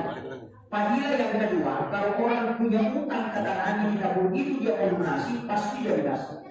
Karena Allah mencukupkan rezekinya, dan itu Nabi berjanji. Syekh Abdul Qadir Al-Jilani, ulama kita, dia adalah waliullah, dan dia memegang kutub tertinggi dalam Muhammadiyah. Apa kata dia? Tidak ada hadis yang Nabi 4 kali bersumpah dalam 1 hadis kecuali sholat utama. Bayangkan, Nabi bersumpah 4 kali. Demi Allah yang jiwaku berada di tangannya. Siapa yang melakukan sholat ini dan punya utang dan mau melunasi, maka pasti utang akan lunas tahun ini. Siapa yang punya penyakit, demi Allah akan sembuh. Dan ada yang akan datang mengobati ketika dia lakukan sholat ini. Yang ketiga, ini yang paling penting. Sesama manfaat. Kalau ada orang mau merantau untuk mencari rezeki, suruh lakukan sholat ini kalau berangkat, karena pasti berhasil di rantauannya ke tanah. Dan setiap sholat ini diberikan 1 binatang yang sujudnya 1 kali sujud. Berapa kali sujud? Ini 8 rakaat. Berarti 16 kali sujud. Berarti ada 16 binatang yang disiapkan dalam 1 kali melaksanakan sholat ini. Kalau menjadi kendaraan di dalam surga untuk berkeliling di dalam surga. Makanya disebut dengan sholat pembebas. Namanya sholat sunnah utama. Saya sudah lakukan ini 18 tahun. Dan saya berkahnya luar biasa. Saya diceritakan, tapi mohon jangan terlalu disebarkan ini. Saya untuk meyakinkan jemaah sekalian. Saya itu tahun lalu sakit di bulan 11. Saya kena penyakit itu pas puncaknya COVID. Saya kena penyakit itu sopok kulit warna kuning seperti kunyit. Kemudian saya tidak bisa bangun. Selalu baring saya di tempat tidur sampai 2 kali tidak pergi sholat Jumat. Bahkan istri itu sudah mulai khawatir karena saya tak makan itu hampir 10 hari. Karena tidak ada yang bisa masuk. Sampai semua warna itu cuma 1 warna saya itu warna kuning semua. Tapi saya yakin bahwa saya bisa sembuh. Karena kenapa? Karena saya melakukan utama sampai melakukan 3 kali sholat sunnah utama dalam tahun itu. Karena kesibukan dulu saya cuma 3 kali lakukan, bukan seperti sebulan, cuma 3 kali. Tapi saya yakin bahwa ini ada obatnya. Saya itu cuma baring di tempat tidur, mengingat itu, kemudian saya berdoa, ya Allah, dengan berkah sholat sunnah utama yang saya lakukan 3 kali tahun ini, mohon berikan berkah untuk bisa saya jadikan sebagai obat untuk penyakit ini. Beri petunjuk. Malam itu Pak, kata istri itu saya terangkat di tempat tidur. Itu sampai badan itu tidak menyentuh di seperti bed. Anak saya itu sudah lari keluar karena dia kira jinnya mengangkat. Padahal dalam tidur itu saya melihat salah satu ulama yang saya tidak pernah ketemu, tidak pernah bicara pun tidak pernah. Itu Syekh Syamsul Qabbani. Itu ulama di Amerika. Itu tarekat Haqqani namanya. Jadi dia musuh tarekat terdiri tarekat Haqqani. Itu namanya Syekh Syamsul Qabbani. Itu yang datang beritahu saya. Nah, ada air Zam-Zam di atas lemari ini dengan campur dengan air hujan yang ada di lemari di luar itu kemudian minum. Itu obatnya. Baru dia berkata. Pas saya bangun, kesini istri itu sudah berbentak itu. Dia bilang, saya bilang ambil air Zam-Zam. Dia sudah habis. Dia bilang tidak. Pasti ada di situ. Dia tanyakan dulu. Ada setengah gelas. Saya kasih tercampur air hujan yang ada di luar. Dia campur harus saya minum. Besok ini saya sudah berbicara. Padahal 15 hari itu tidak bangun. Jadi makanya saya setelah 2 kali dapat pengobatan langsung dari ulama yang saya tidak kenal, itu saya ini betul itu Pak. Makanya saya kalau orang mengatakan hadis yang saya permasalahkan itu. Kenapa? Karena berkahnya saya sudah dapat. Kemudian yang keempat padilannya, kalau ada anak kita masuk di pesantren atau anak kita mau jadikan ustaz, suruh lakukan sholat itu. Karena nanti jadi akan diberikan ilmu hikmah dan dimudahkan lisannya untuk menyampaikan. Kalau ada pemimpin tidak bisa bicara di depan umum, suruh lakukan utama. Dia 1 kali akan diberikan kemudahan lisannya untuk mengucapkan sesuatu yang baik. Itu janji Nabi Pak. Hanya saya sampaikan itu 1 jam saya bicara Pak. Ya 1 jam ya. Katanya itu kalau sejam, kalau sudah cari saya punya di mulut ini sudah cari berapa kalau itu 1 jam. Makanya saya sampaikan ini sholat lakukan. perempuan, anak-anak, laki-laki, pejabat, orang biasa, ini penting. Apalagi orang yang punya utang. Kalau dia berniat memang mau lunasi, suruh lakukan sholat ini, pasti ada jalur rezeki yang dibukakan oleh Allah. Dan itu Nabi bersumpah atas nama Allah. Tidak mungkin Rasulullah bersumpah sampai 4 kali kalau sholat ini tidak memiliki kemuliaan yang banyak. Itu sehingga saya lakukan. Jangan orang, karena orang tidak pernah dengar sholat ini. Yang dia selalu dengar itu kan hanya sholat-sholat sunat ini, tapi sholat sunat utama jangan pernah tahu. Karena ini sholat rahasianya para wanita. Kalau kita tahu. Tapi saya buka di sini supaya kita amalkan. Jangan sampai ini menjadi ilmunya ulama dan masyarakat tidak tahu sehingga ada amalan. Karena tidak kemudian dikaya, karena kamu ajarkan.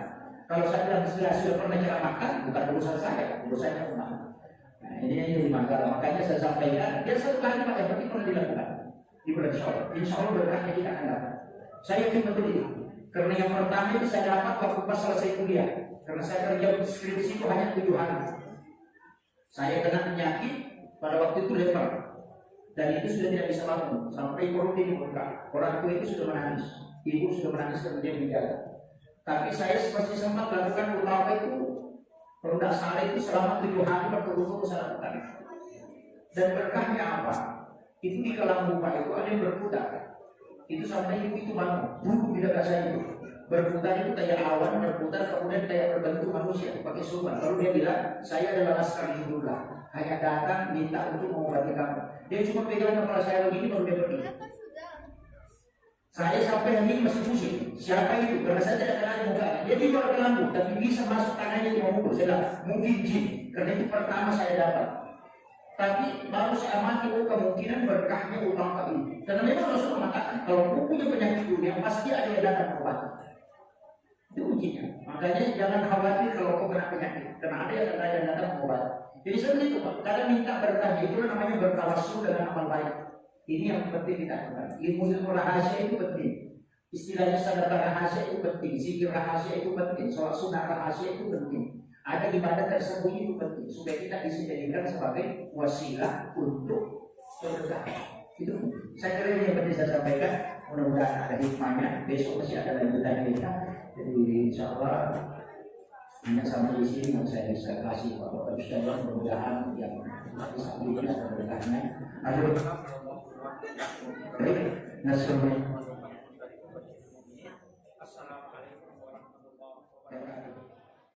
Bismillahirrahmanirrahim. Assalamualaikum warahmatullahi wabarakatuh.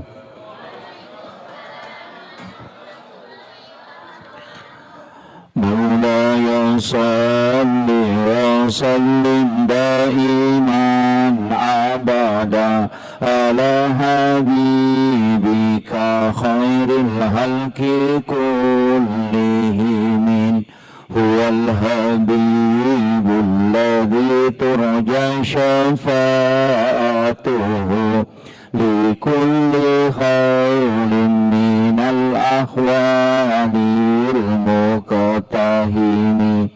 Ya Rabbi bil Mustafa ballighna qasidanna waghfir lana ma madha ya wasi'al karami. Ya Rabbi bil Mustafa ballighna qasidanna waghfir lana ma madha ya wasi'al karami. Ila hadratin Nabi Mustafa sallallahu alaihi wasallam Muhammadin al-Fatihah. A'udzu billahi minasyaitonir rajim. Bismillahirrahmanirrahim. Alhamdulillahi rabbil alamin arrahmanir rahim maliki yaumiddin. Iyyaka na'budu wa iyyaka nasta'in. Ihdinas siratal mustaqim. Siratal ladzina an'amta 'alaihim ghairil maghdubi 'alaihim waladdallin. Allahumma nawwir qulubana wa quluba jami'i man hadara fi majlisina hadza binuril ma'rifah wa ilmil muqasyafah wal basirah wal iman wal islam. Ya Fattahu ya Alim iftah qulubana wa qulubahum futuhal arifin. Rabbana iftah bainana wa bainana bil haqqi wa anta khairul fatihin. Amin amin ya rabbal alamin. Hadratul muhtaramin wal muhtaramat ikhwanu fillah, alhamdulillah wa syukurillah, wala hawla wala quwata illa billahi wa huwal aliyyil azim. Hasbunallah wa ni'mal wakil, ni'mal maula wa ni'man nasir. Raditu billahi rabba wa bil islami dina wa bi Muhammadin sallallahu alaihi wasallam nabiyya wa rasula. Yang saya hormati dan saya muliakan seluruh tokoh masyarakat, tokoh agama, para alim ulama, dan seluruh tamu undangan, para pejabat pemerintah yang sempat hadir, wabil khusus kepada Bapak Ketua Keluarga Kerukunan Masyarakat Bone, Kabupaten Berau, dalam hal ini pribadi Bapak Haji Najamuddin, beserta seluruh pelaksana peringatan halal bihalal yang pada malam hari ini sebenarnya mungkin kita diuji dengan turunnya hujan, tapi hujan itu sebenarnya mendatangkan keberkahan. Rasulullah mengajarkan kepada kita supaya air hujan itu menjadi obat. Ketika kita terkena air hujan, kita membaca doa Allahumma sayyiban nafi'an. Jadi doa ini hendaknya dihafal supaya kalau kena air hujan kita tidak sakit, kita tidak demam, tapi justru menjadi obat. Dicukup membaca Allahumma sayyiban nafi'an. Itu doa yang pendek tapi manfaatnya luar biasa. Apalagi kalau air hujan yang di bulan 4 itu, sampai-sampai kata Rasulullah, orang mandul pun itu bisa punya keturunan. Jadi kalau ada orang tidak punya keturunan, suruh mengambil air hujan di bulan Nisan. Bulan Nisan itu adalah bulan 4 April, ini sudah lewat.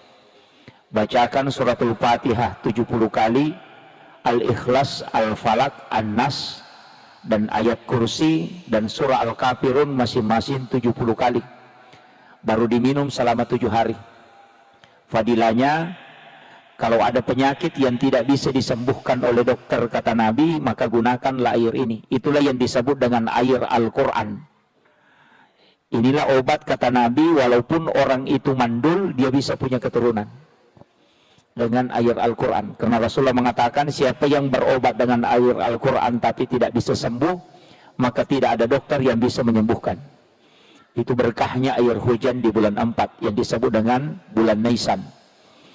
Jadi kalau panjang umur nanti sampai tahun depan, karena bulan 4 itu pasti hujan. Apalagi kemarin ini bersamaan pas masuknya bulan Ramadan. Di hadis yang lain mengambil 3 hari berturut-turut. Di bulan 4 turun hujan, misalnya malam ini hujan, besok malamnya hujan, besok malamnya lagi hujan. 3 malam ini dikumpul airnya, kemudian kita berwudu. Sisanya yang kita pakai berwudu itu kita bisa gunakan sebagai obat. Itu tidak didoakan apa-apa. Jadi ada 2 cara. Nah ini yang silahkan dipakai. Makanya ini air hujan. Ya, kalau air hujan itu sudah didoakan dengan surah-surah itu tadi, itu disimpan sampai 10 tahun tidak akan berubah warnanya. Ya, itu karena air yang obat itu Pak sebenarnya banyak, termasuk air Sam-Sam itu obat. Air laut juga obat. Bahrudin Lopa almarhum itu selalu mandi di laut. Kemarin saya bincang-bincang dengan Bapak Insinyur Haji Aksa Mahmud. Beliau umurnya sudah 67 tahun tapi masih mampu berenang di laut itu sampai 1 kilometer. Itu sampai orang muda pun tidak mampu tembus itu. Tapi beliau karena setiap hari mandi di laut. Karena memang Rasulullah mengatakan air laut itu adalah obat. Bahkan kalau ada orang yang dia ru'yah tidak bisa, jinnya tidak bisa pergi, maka suruh mandi di laut, kasih menyelam pertama baca suratul Fatihah. Nanti sampai baru diangkat naik, baru suruh menyelam kembali baca ayat kursi. Jinnya itu akan keluar. Itu ru'yah yang paling cepat dengan menggunakan air laut. Ini penting saya sampaikan. Untuk dalam Islam ini Pak sebenarnya luar biasa. Kemudian ini acara halal bihalal. Sebenarnya istilah halal bihalal ini cuma di Indonesia. Orang Arab itu pusing kalau kenal istilah halal bihalal. Yang kedua Arab juga itu, orang Arab itu juga pusing kalau kita bilang yatim piatu. Di Saudi itu tidak ada istilah yatim piatu, yang ada adalah anak yatim. Kalau kita di Indonesia ada ditambah yatim piatu. Kalau ibu bapaknya meninggal, yatim piatu. Kalau hanya satu disebut yatim. Itu hanya Indonesia yang punya. Istilah mudik juga di Indonesia. Di negara barat itu tidak ada. Halal bihalal juga di Indonesia. Pertama halal bihalal itu dipelopori oleh Soekarno. Dan juga istilah ini diberi oleh Kiai Wahab Hasballah, pendiri Nahdlatul Ulama. Kenapa sebenarnya istilah ini masuk ke tradisi? Tapi dia tradisi yang bersentuhan dengan agama. Makanya dalam kaidahnya Imam Asy-Syafi'i, al-adatu muhakkamah. Jadi kalau tradisi yang baik itu bisa dijadikan dasar dalam agama. Jadi ketika dia baik itu tidak masalah.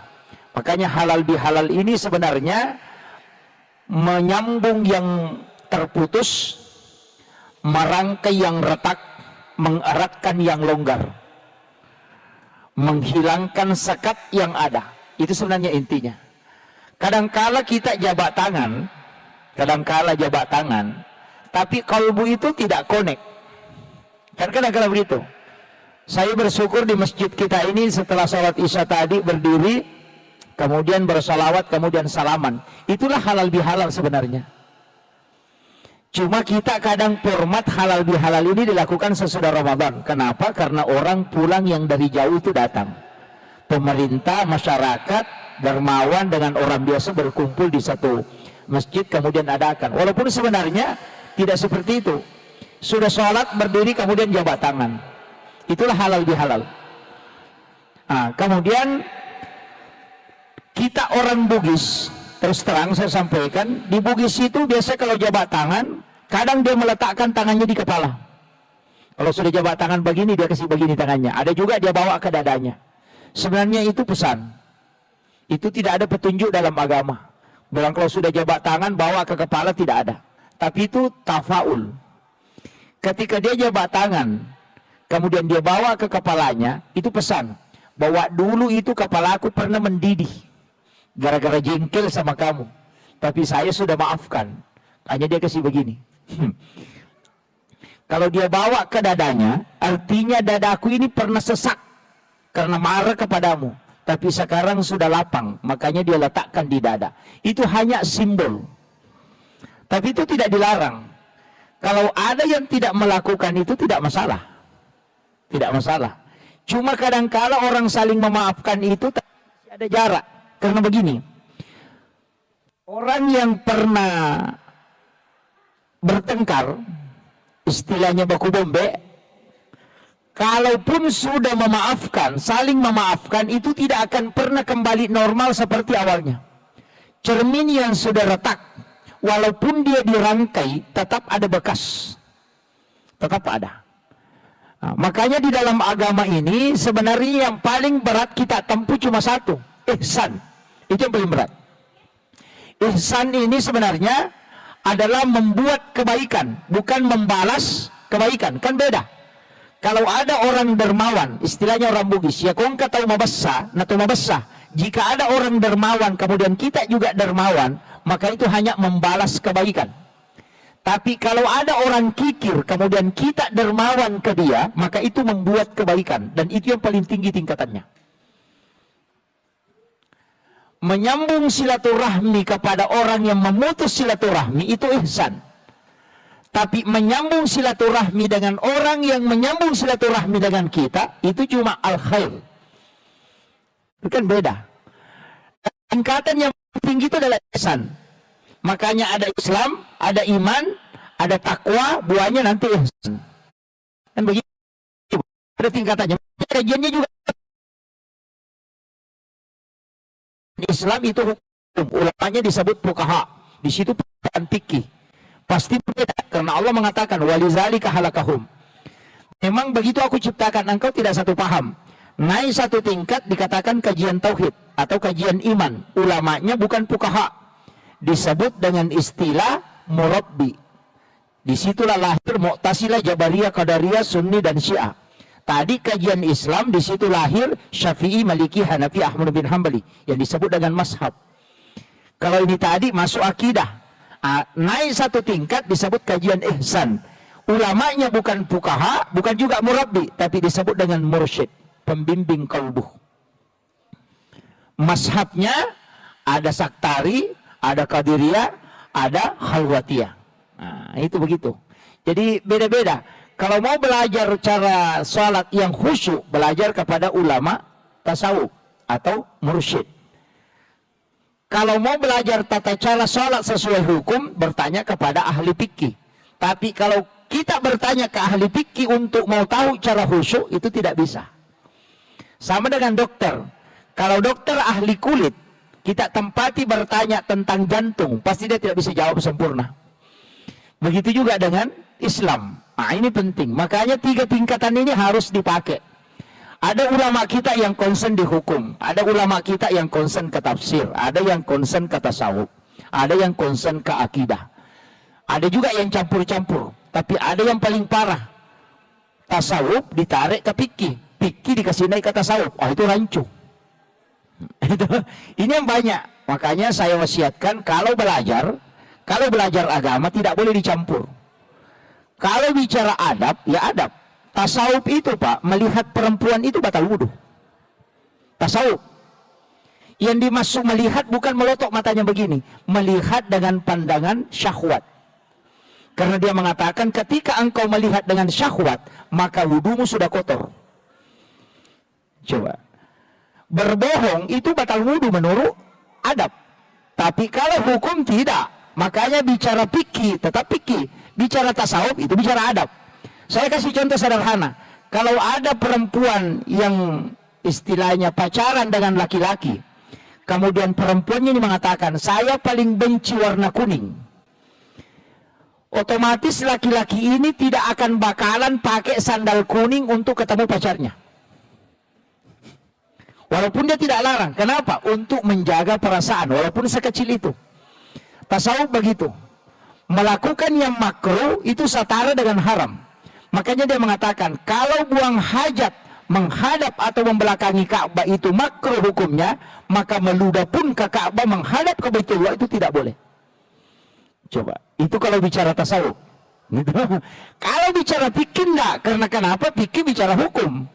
Kalau bicara tasawuf itu adab, makanya beda. Jadi adab letakkan pada adab, fikih letakkan pada hukum, supaya kita tidak rancu memahami agama. Ini penting. Kadang-kadang kan ada yang menyalahkan karena dia pakai timbangan hukum, padahal itu timbangan adab. Ini yang harus saya luruskan dulu supaya kita enak belajar agama. Kalau mengatakan, oh ini tasawuf, berarti larinya ke sini. Oh ini akidah, larinya ke sini. Kadang hadis akidah ditarik ke hadis fikih. Ketika Rasulullah mengatakan umatku akan terbagi 73 golongan. Ini hadis ditarik ke fikih, padahal hadis ini hadis tauhid. Sehingga dia mengatakan mana yang benar ini antara Syafi'i Maliki, padahal bukan itu. Bukan. Ini yang makanya pada malam hari ini mudah-mudahan nanti ada hikmah. Soalnya kalau halal lebih halal yang mau dibahas hanya saling memaafkan. Ini halal lebih halal kalau sudah ceramah tidak terpilih kemudian berebutan jabatan dan saling memaafkan, itu yang paling tinggi. Kalau halal lebih halal. Tapi sebenarnya kalau kita mau kaji lebih dalam, sebenarnya itu ada dosa yang sering kita lakukan. Terutama dosa ceramah Uhud banyak kehidupan, nasihat pernikahan. Saya sering sampaikan begini, perempuan itu paling sering berdosa. Menurut orang yang sudah tidak. Mana contohnya? Kalau dia mau pakai bajunya dan itu bajunya sudah sering sekali dia pakai, biasa sebelum dia pakai baju dia sudah tidak begini. Nanti orang bilang itu terus bajunya apa? Padahal orang tidak pernah bilang, cuma dia bilang. Ini kan tidak disadari, kan? Tidak disadari. Kadang-kadang ada dosa yang kita anggap biasa, tapi justru fatal akibatnya. Kadang-kadang Rasulullah mengajarkan ketika duduk di pinggir jalan, menghadaplah ke dalam, jangan menghadap keluar. Pernah duduk di depo-depo, di jalan, jangan menghadap ke jalan, menghadap ke dalam. Dia bilang begini, Pak Ustaz, itu tidak enak, karena tidak ada dilihat. Makanya kalau melihat, pasti nanti muncul. Nah, itu bajunya siapa, warna kuning, baru dimangnya warna hitam. Tidak konek, kayak begitu. Jadi itu adalah panah-panah syaitan dikatakan. Jangan biarkan dia syaitan itu memanah. Misalnya begitu. Makanya kalau ini sebenarnya sering kita berdosa, tapi dosa itu tersembunyi dan ini kita anggap biasa. Ingat nanti dosa kan banyak tingkatannya. Ada yang katakan dosa besar, ada dosa kecil. Tapi ada istilah bilang bukannya dosa besar ketika diikuti dengan istighfar, dan bukannya dosa kecil ketika dilakukan terus-menerus. Saya mengatakan ini dosa kecil saja, bisa terus-menerus dilakukan. Bukankah gunung itu adalah tumpukan kerikil-kerikil begitu? Jadi kadang-kadang kita ini dosa biasa saja, tapi padahal itu justru menjadi dosa besar. Makanya ada beberapa nanti saya ingin sampaikan, mudah-mudahan yang merekam silahkan merekam, karena saya berjumpa, saya tidak punya tim. Dan sekarang kalau Ustaz itu punya timnya, kalau saya tidak, siapapun yang merekam silahkan ambil. Anda mau mengaku silahkan, tidak usah berhubungan dengan saya. Dapat ceramah Anda mengamalkan sudah, karena saya sudah biasakan langsung itu sebelum ceramah. Bisa gitu Pak, kalau ada yang merekam, semua yang naik itu ide-ide itu bukan dari saya, itu dari orang. Saya hanya memiliki ceramah yang bisa saya sampaikan, dan setelah saya sampaikan itu di rumah. Saya tidak mau meluruskan lagi. Bahkan ada akun YouTube saya itu kalau sudah mulai meningkat, saya pernah mengapa supaya dia dulu kembali. Saya karena itu wasiat dua mati. Makanya berat. Saya selalu sampaikan, kalau pagi saya ceramah, kunci itu pesan. Jangan pernah sebut bahwa komunikasi isi amplop kalian, karena pasti saya datang. Kalau mengatakan, saya kemarin sempat dihubungi ada beberapa orang yang dihubung proses. Kemarin saya manusia ada di sini, saya kasih sekian. Saya itu mesti mohon maaf, saya tidak datang. Tidak terkait ceramah. Saya tidak mau. Kenapa? Karena kita susah ikhlas untuk mengajar. Ceramah itu susah. Kita dari dulu ini Pak enak, masuk surganya bisa jalan-jalan santai. Kalau Ustaz itu belum pernah jadi harusnya begitu. Ini bahaya. Jangan sampai jemaah yang masuk surga Ustaznya sehingga di neraka, itu jadi masalah. Ini makanya saya sampaikan ada anak kita. Saya 3 kali mau berhenti ceramah. Sudah 3 kali minta izin ke salah satu guru saya, profesor saya. Pak Kiai mohon izin saya mau berhenti. Jangan. Saya susah menimbang bagaimana cara ikhlas. Jadi saya sampaikan ini tips. Orang yang ceramah ini tips. Itu yang saya pakai sampai hari ini. Mudah-mudahan Allah memberikan keistiqomahan dan menjaga sampai akhir hayat saya. Kan begini, saya tidak sih tahu kalau dikasih sesuatu jangan pernah buka. Jadi saya begini Pak, kalau dikasih amplop, jangan pernah buka. Saya itu kalau berangkat selalu Allah. Kalau dikasih amplop itu saya tidak pernah buka. Saya kasih istri. Nanti istri simpan di dalam kami. Dia saya kasih tahu memang dia. Kapan kau kasih tahu saya sekian jumlahnya kita cerai. Dia tidak pernah kasih tahu. Kalau saya minta dia bilang berapa kita dulu kasih dia. Dia kasih. Jadi saya tidak pernah tahu itu dari sana sekian dari sana sekian. Supaya nanti kalau panitia menghubungi kembali tidak muncul itu. Itu kan manusia Pak.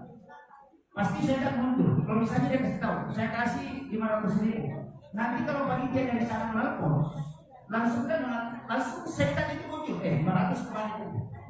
Kan begitu. Sehingga dalam otaknya yang ceramah itu 500. Berkali itu kan bisa. Jadi saya begitu Pak. Saya hanya sampaikan ya Allah mudahkan saya untuk menyampaikan dan saya tidak pernah punya tindak. Nah, makanya ceramah itu tidak pernah tersusun.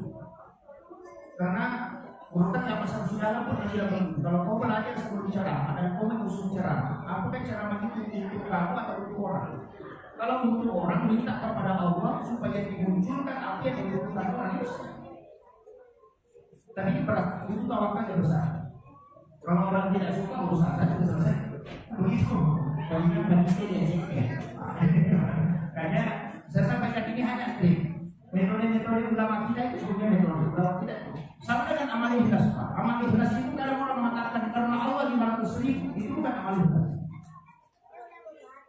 Kan ada hadis kursi.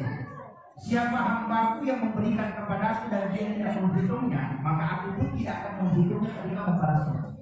Coba pikir, bagaimana cara bersedekah? Kita tidak tahu. Kalau mengatakan karena Allah 500.000 kan kita tahu 500.000. Ya, bagaimana caranya kira-kira? Metode apa yang kita pakai supaya sedekah itu kita tidak tahu. Satu jumlahnya. Maka ulama kita kasih metode kalau celengan lewat, uang bisa aku kumpulkan saja. Uang 100, uang 50, uang 20. Nanti celengan lewat tutup mata. Baru tarik 2 lembar atau 1 lembar, lalu selesai. Tutup mata masukkan ke celengan baru dorong. uang 100 masuk silakan. Oh, tidak usah pokoknya mau berapa saja biar selama tangan masih bolak balik. Oh, 100 juga orang masuk. Itu tidak masalah. Jadi ulama kita itu mengajarkan agama dengan ikut dengan metodenya. Karena kadang-kadang agama ini kita stagnan dengan metode. Ya, metode. Makanya saya sama Pak. Saya sampaikan begini. Itu malaikat Pak, itu capek juga. Capek. Malaikat itu kan mengeluh. Dalam beberapa hadis itu ada. Bahkan ada zikir ketika kita baca 1 kali atau 3 kali. Malaikat itu sampai setengah hari capek menulis itu. Jadi malaikat itu kan makhluk juga. Terbatas juga kemampuannya. Makanya malaikat itu sering mengeluh juga. Capek dia menulis. Makanya kunci kalau mau sukses dibincangkan malaikat. Iya. Contohnya apa? Saya akan kasih tahu begini. Dalam istilahnya dalam metodologi agama itu kan ada begini. Kalau bersedekah 100.000 tapi 1 kali diserahkan 1 bulan sekali, itu malaikat tidak capek. Tapi kalau 2.000 1 hari setiap subuh 2.000, itu malaikat capek. Kenapa? Kan begini, malaikat itu kan istilahnya sama dengan makhluk otomatis. Jadi kalau kau bersedekah dia doakan, kalau tidak bersedekah dia tidak doakan. Makanya kalau 1 bulan serahkan 1 kali saja malaikat berdoa. Tapi kalau kau serahkan setiap subuh 2.000, setiap subuh dia berdoa. Yang kita carikan doanya. Kalau dia berdoa 1 kali tidak akan rugi. Padahal jumlahnya besar tau, 100.000. Mana banyak? 100.000 1 kali 1 bulan atau 2.000 setiap subuh. Pasti banyak 100.000 1 kali 1 bulan. Tapi masalahnya tidak rugi karena malaikatnya cuma 1 kali mendoakan. Kan begitu. Makanya kenapa Rasulullah mengatakan amal yang paling dicintai oleh Allah adalah amal yang istiqamah. Wa in qalla, walaupun sedikit. Karena itu kuncinya. Makanya kalau buat kebaikan dia tidak banyak, yang penting rutin. Inilah kuncinya. Daripada 1 juta 1 kali saja 1 tahun. Lebih baik 1.000 setiap subuh. Kenapa? Karena di waktu subuh kan ketemu 2 kelompok malaikat. Bukan 2 malaikat, 2 shift. Malaikat penjaga malam dan malaikat penjaga siang. Makanya dia kan turun jam 4 subuh. Itu malaikat yang mau jaga siang hari itu sudah datang jam 4 subuh. Makanya sholat subuh itu disaksikan oleh para malaikat. Kan begitu. Makanya sedekah subuh itu pahalanya tinggi sekali karena didoakan 2 kelompok malaikat. Kalau duhur sedekah 10.000 Pak Ustaz, atau kita sedekah 2.000 di waktu subuh, mana paling bagus? Kalau hitung pahala, besar pahalanya yang duhur. Tapi kalau mau dapat doa malaikat, lakukan di subuh hari. Kan begitu? Masih beda Pak. Jadi beragama itu juga perlu diakan. Saya sering begitu. Nah ini harus cari doanya malaikat. Makanya saya bilang begini, kalau ada orang sudah tahunan bekerja di barang ini tidak bisa kaya-kaya, coba periksa doanya. Balik doanya. Kalau doanya seperti ya Allah kasih kaya saya, berubah. Ya Allah kasih kaya tetangga saya. Kenapa? Karena kan Nabi mengatakan siapa yang mendoakan saudara muslimnya dan yang didoakan itu tidak tahu, malaikat yang berdoa kepada Allah supaya orang yang berdoa itu diberikan yang sama sebagaimana yang didoakan kepada orang yang tidak tahu. Dan begitu. Makanya kalau malaikat berdoa kan tidak ada halangan. Kalau kita masih banyak.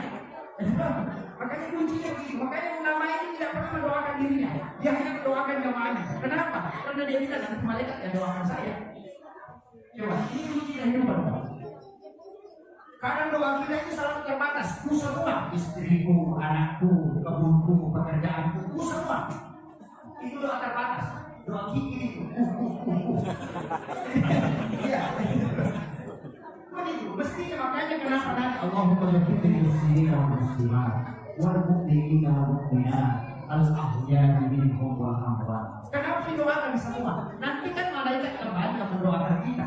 Kunci yang kedua, istighfarkan orang muslim dan muslimat. Allahumma ghfir muslimin wal muslimat. Kan kenapa didoakan itu? Karena berapa juta muslim yang ada di dunia ini itu kembali ke kita. Ini yang kadang kalau kita melakukan aduh umur kita berapa ya? Dikulis saya Hasan dua kali kan banyak sekitar hanya antara 60 tahun. Ada orang yang umurnya sampai 100 tahun Pak. Kalau bukan penjagaannya yang capek, dia capek hidup. Maksudnya 100 tahun umurnya. Ya. Dan produktif itu kalau merupakan itu produktif maksimal 60 tahun hidup. Lewat 60 tahun itu sudah mulai banyak yang hidup. Makanya kalau kemudian Al-Baghdadi mengatakan kalau ada orang umumnya sudah 40 tahun tapi lebih banyak dosanya daripada kebaikannya dari yang kepada itu. Makanya umur 40 juga kunci. Dalam agama itu ada hidup hitungan, kelipatan 7, 40 itu ada hidup hitungan. Jadi juga harus kita. Saya pernah pelajari kelipatan itu dalam agama. Itu ada hidup khusus. Kita ada di ada. Kenapa anggota sendiri dilipat dulu? 2 lutut, 2 tangan, kepala, dan 2 kaki. Awak itu 7 putaran. Dalam satu hari, dalam satu pekan itu 7 hari. Kenapa lagi dengan tangan itu 7 hari? Berhasil. Itu adalah rahasia. Dan saya tidak mau bersikap nanti musuh tidak bahwa ini dibongkar rahasia proses. Itu ada kunci-kunci di sini. Nah, kemudian saya kembali. Makanya amalan di bulan Syawal ini penting sekali. Kita harus ingat betul, jangan sampai amalan di bulan Syawal itu yang paling banyak orang lakukan puasa. Puasa sunnah Syawal, berpuasa 6 hari di bulan Syawal. Sebenarnya yang ada hadis Nabi. Siapa yang berpuasa 1 bulan penuh di bulan Ramadan, kemudian ditambah 6 hari di bulan Syawal, maka itu seakan-akan dia berpuasa 1 tahun lama. Jangan salah, ini hadis mengatakan seakan-akan. Kenapa? Menjadi hasanati pada asma amsalihah. Siapa yang melakukan 1 kebaikan, maka Allah menjadikan dia 10. Begitu. Kita Ramadan ini kan puasa 30 hari. Dikali 10 berarti 300. 6 hari di bulan Syawal dikali 10 berarti 60. Dalam 1 tahun Pak cuma 360 hari. Makanya dikatakan seakan-akan berpuasa 1 tahun lama. Karena kelipatan 10, 30 kali 10 kan 300, 6 kali 10, 60. Nah dalam 1 tahun itu cuma 360 hari. Itulah sehingga di dalam itu Nabi mengatakan seakan-akan berpuasa 1 tahun. Nanti kan muncul fikih. Nah ini yang sering diperdebatkan. Muncul kan fikih begini. Bagaimana Pak Ustaz perempuan? Dia mau tutupi dulu puasanya, puasa kawalnya, kan begitu, puasa kawalnya belum selesai. Nah di situ kan siapa berpuasa 1 bulan penuh. Kalau dia tidak selesaikan, berarti bukan 1 bulan. Jadi dia harus selesaikan dulu. Itu pendapat pertama. Makanya puasa kawal harus diselesaikan. Apalagi dia yang wajib. Kalau kita meninggal, nah kita tidak laksanakan puasa sunnah Syawal, itu tidak berdosa. Tapi kalau puasa wajib ini mesti diganti. Kalau dia meninggal belum selesai, anaknya yang punya tanggung jawab. Kan begitu. Nah, saya kira ulama mengatakan tidak, selesaikan dulu di puasa fardu baru 1 Syawal. Nah, masalahnya kita orang Bugis atau di perantauan rata-rata pengantin itu banyak kalau sudah Ramadan. Itulah ini. Kadang-kadang jadi masalah. Ada ulama pendapat yang kedua, dia mengatakan begini, puasa qadha kan ada 11 bulan, bisa diganti. Kalau puasa Syawal cuma bulan Syawal, makanya kalau mepet waktunya kerjakanlah dulu Syawal, nanti yang qadhanya diganti belakangan. Ini pendapat kedua. Semua nanti Pak ada masalah. Kan kalau mau dipakai kalkulasi berdebat kan begini, apakah kau jamin kau bisa hidup 11 bulan lagi? Kan itu. Apakah kau jamin? Kan tidak mungkin. Nah ini jadi masalah. Kemudian ada ulama mengambil jalan pintas. Pasti perempuan paling suka ini. Ini pendapat ketiga. Ini yang paling disuka perempuan. Dia mengatakan kalau puasa qadha di bulan Syawal, ingatkan di Jumat puasa Syawal. Ini yang paling disuka perempuan.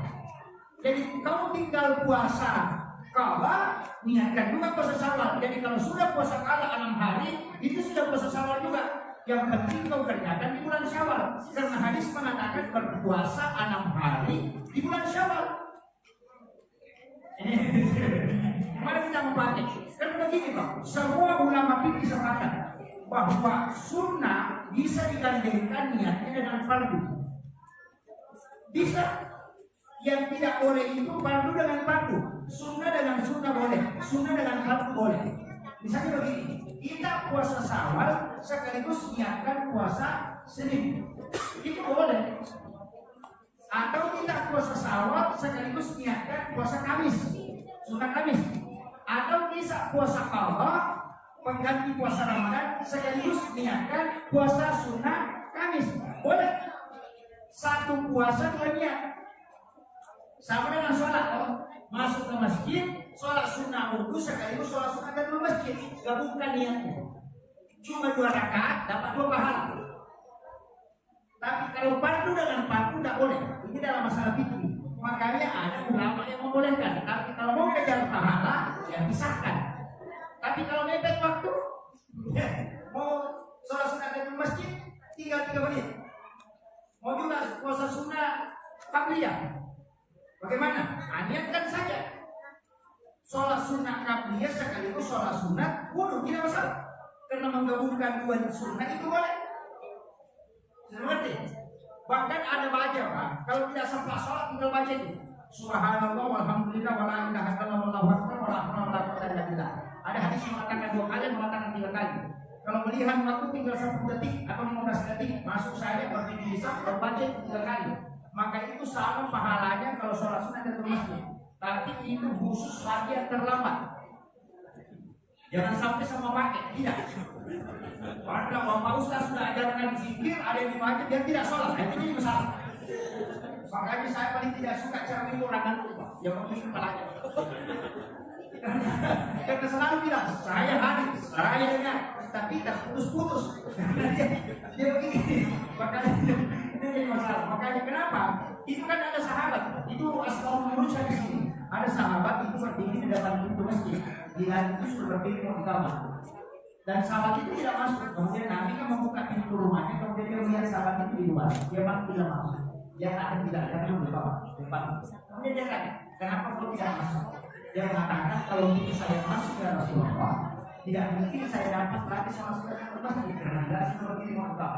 Apa kata Rasulullah? Kalau begitu, tetaplah engkau masuk ke dalam masjid, berdirilah. Kemudian baca zikir itu. Subhanallah walhamdulillah wala ilaha illallah wallahu akbar. 3 kali itu sama pahalanya ketika engkau sholat sunnah dan masjid. Itu hanya berlaku untuk orang yang terlambat.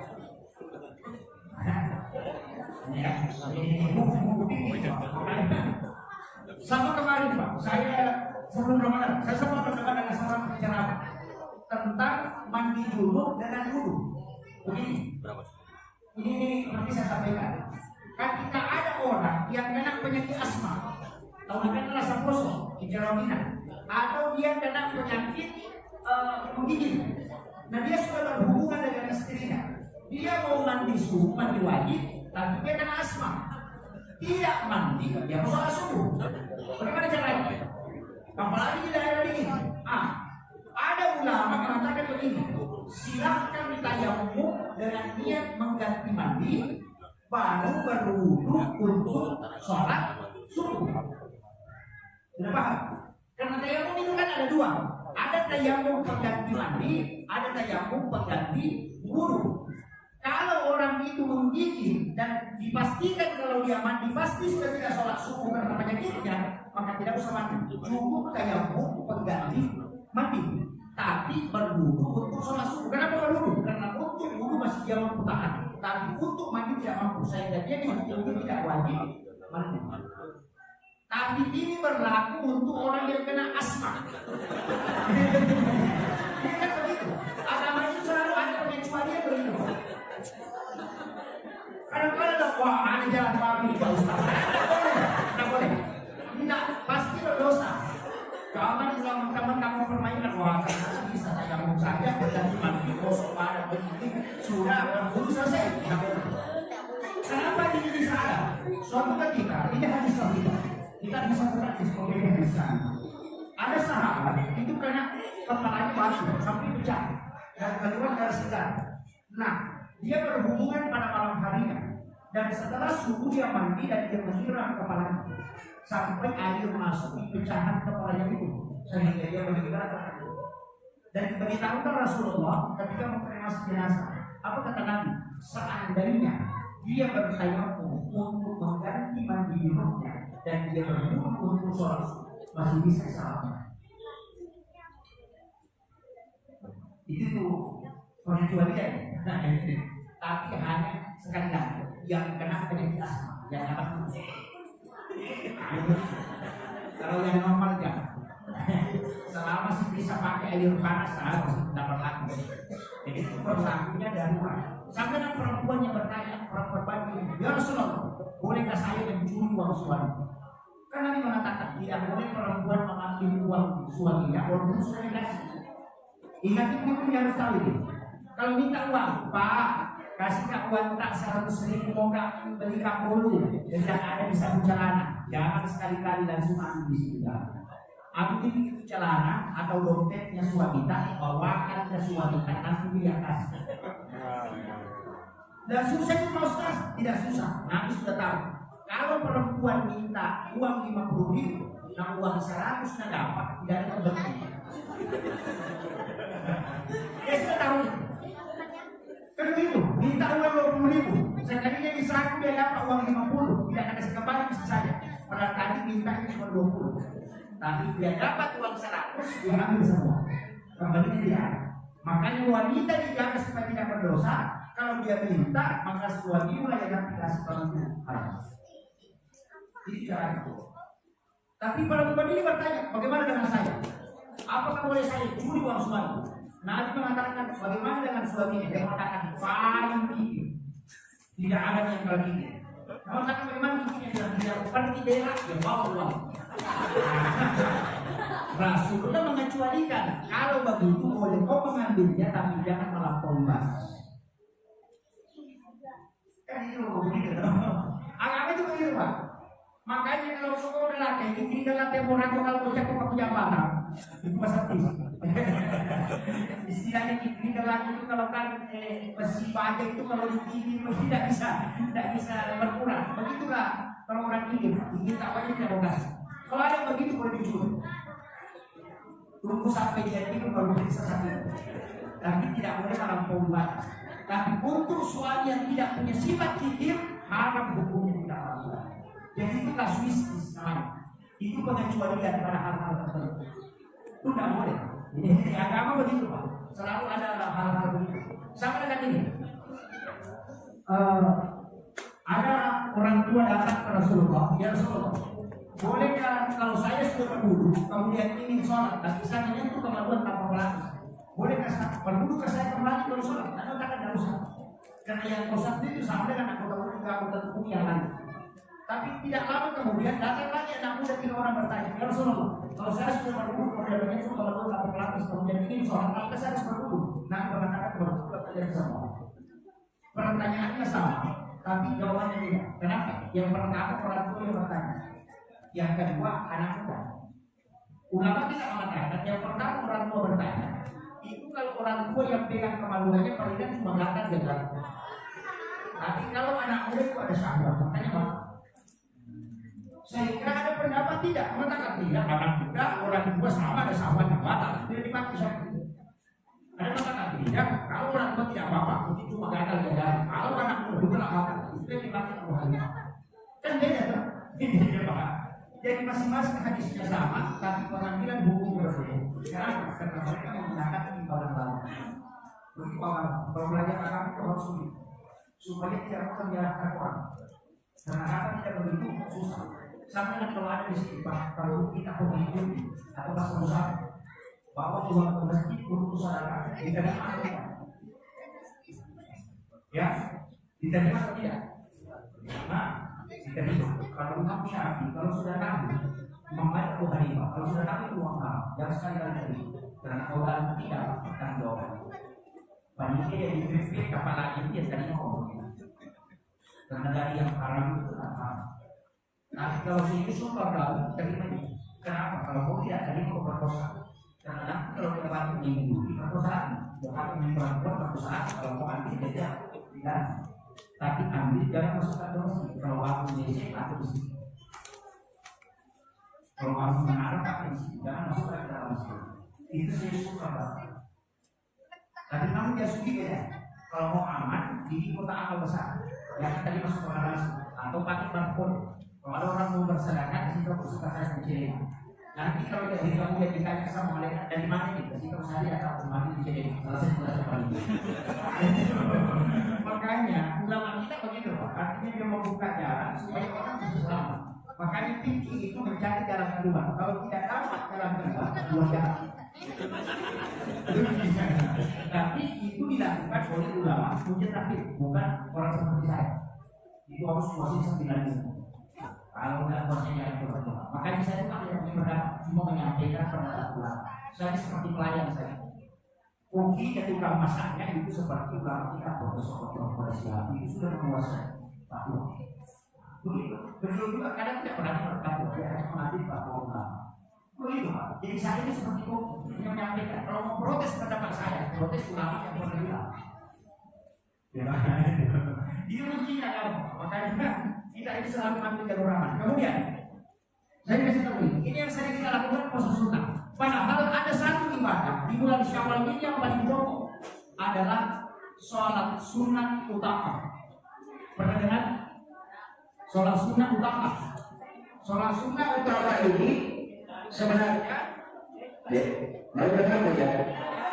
sholat sunat utama ini sebenarnya adalah sholat sunat yang dilaksanakan hanya bulan Syawal. Lewat bulan Syawal tidak boleh. Tidak boleh. Dan ini dilaksanakan dalam rakaat. Surah yang dibaca itu adalah surah yang dibaca itu surah Al-Ikhlas. Surah yang dibaca itu surah Al-Ikhlas. Setiap satu rakaat itu 15 kali. Dan saya lakukan sholat ini sudah 18 tahun lamanya. 18 tahun. Bisa kita sholat hanya sekali dalam bulan Syawal.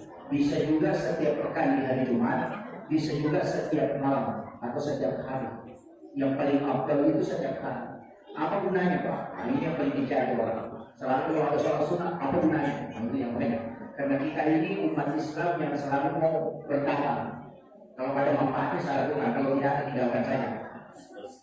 Itu Rasulullah bersumpah, siapa yang melaksanakan sholat sunnah utama dan dia punya penyakit di dunia, pasti ada yang datang mengobati. Pasti ada yang datang mengobati. Jadi obatnya itu bukan karena melalui medis, tapi melalui itu ada kisahnya itu di kitab Ibnu Qudamah. Dia mengobati anak muda yang kena penyakit mata itu di Mesir. Matanya itu bengkak sehingga biji matanya keluar dan tidak ada dokter yang bisa mengobati, angkat semua. Tapi Imam Qudamah karena anak muda ini melaksanakan sholat sunnah utama di Mesir. Imam Qudamah itu sesudah sholat subuh dia tidur di atas sajadahnya sambil mengaji dia tertidur. Di dalam tidurnya itu didatangi Rasulullah. Kemudian dia beritahu, wahai Imam Qudamah, ada anak muda di Mesir sakit, kau obati ludahi matanya. Imam Qudamah itu meludahi matanya dalam mimpi, dan anak muda ini tadi juga tidur di atas sajadahnya di Mesir. Pada jarak itu kurang lebih 400 km. Pas dia bangun, dia rusak matanya basah, dan itu biji matanya lalu masuk ke dalam. Dan dalam waktu 1 hari itu bisa 10 tahun. Ditanyalah sama dokter, siapa yang mengobati matamu? Dia bilang Qudamah. Orang tidak ada yang percaya karena jaraknya itu jauh sekali. Dia mengatakan, tidak, dia yang mengobati saya dalam mimpi, dia meludahi mata saya. Sekalinya ditanya ke Qudamah, siapa yang mengobati anak muda ini? Dia mengatakan, kalau dia mengatakan saya itu betul.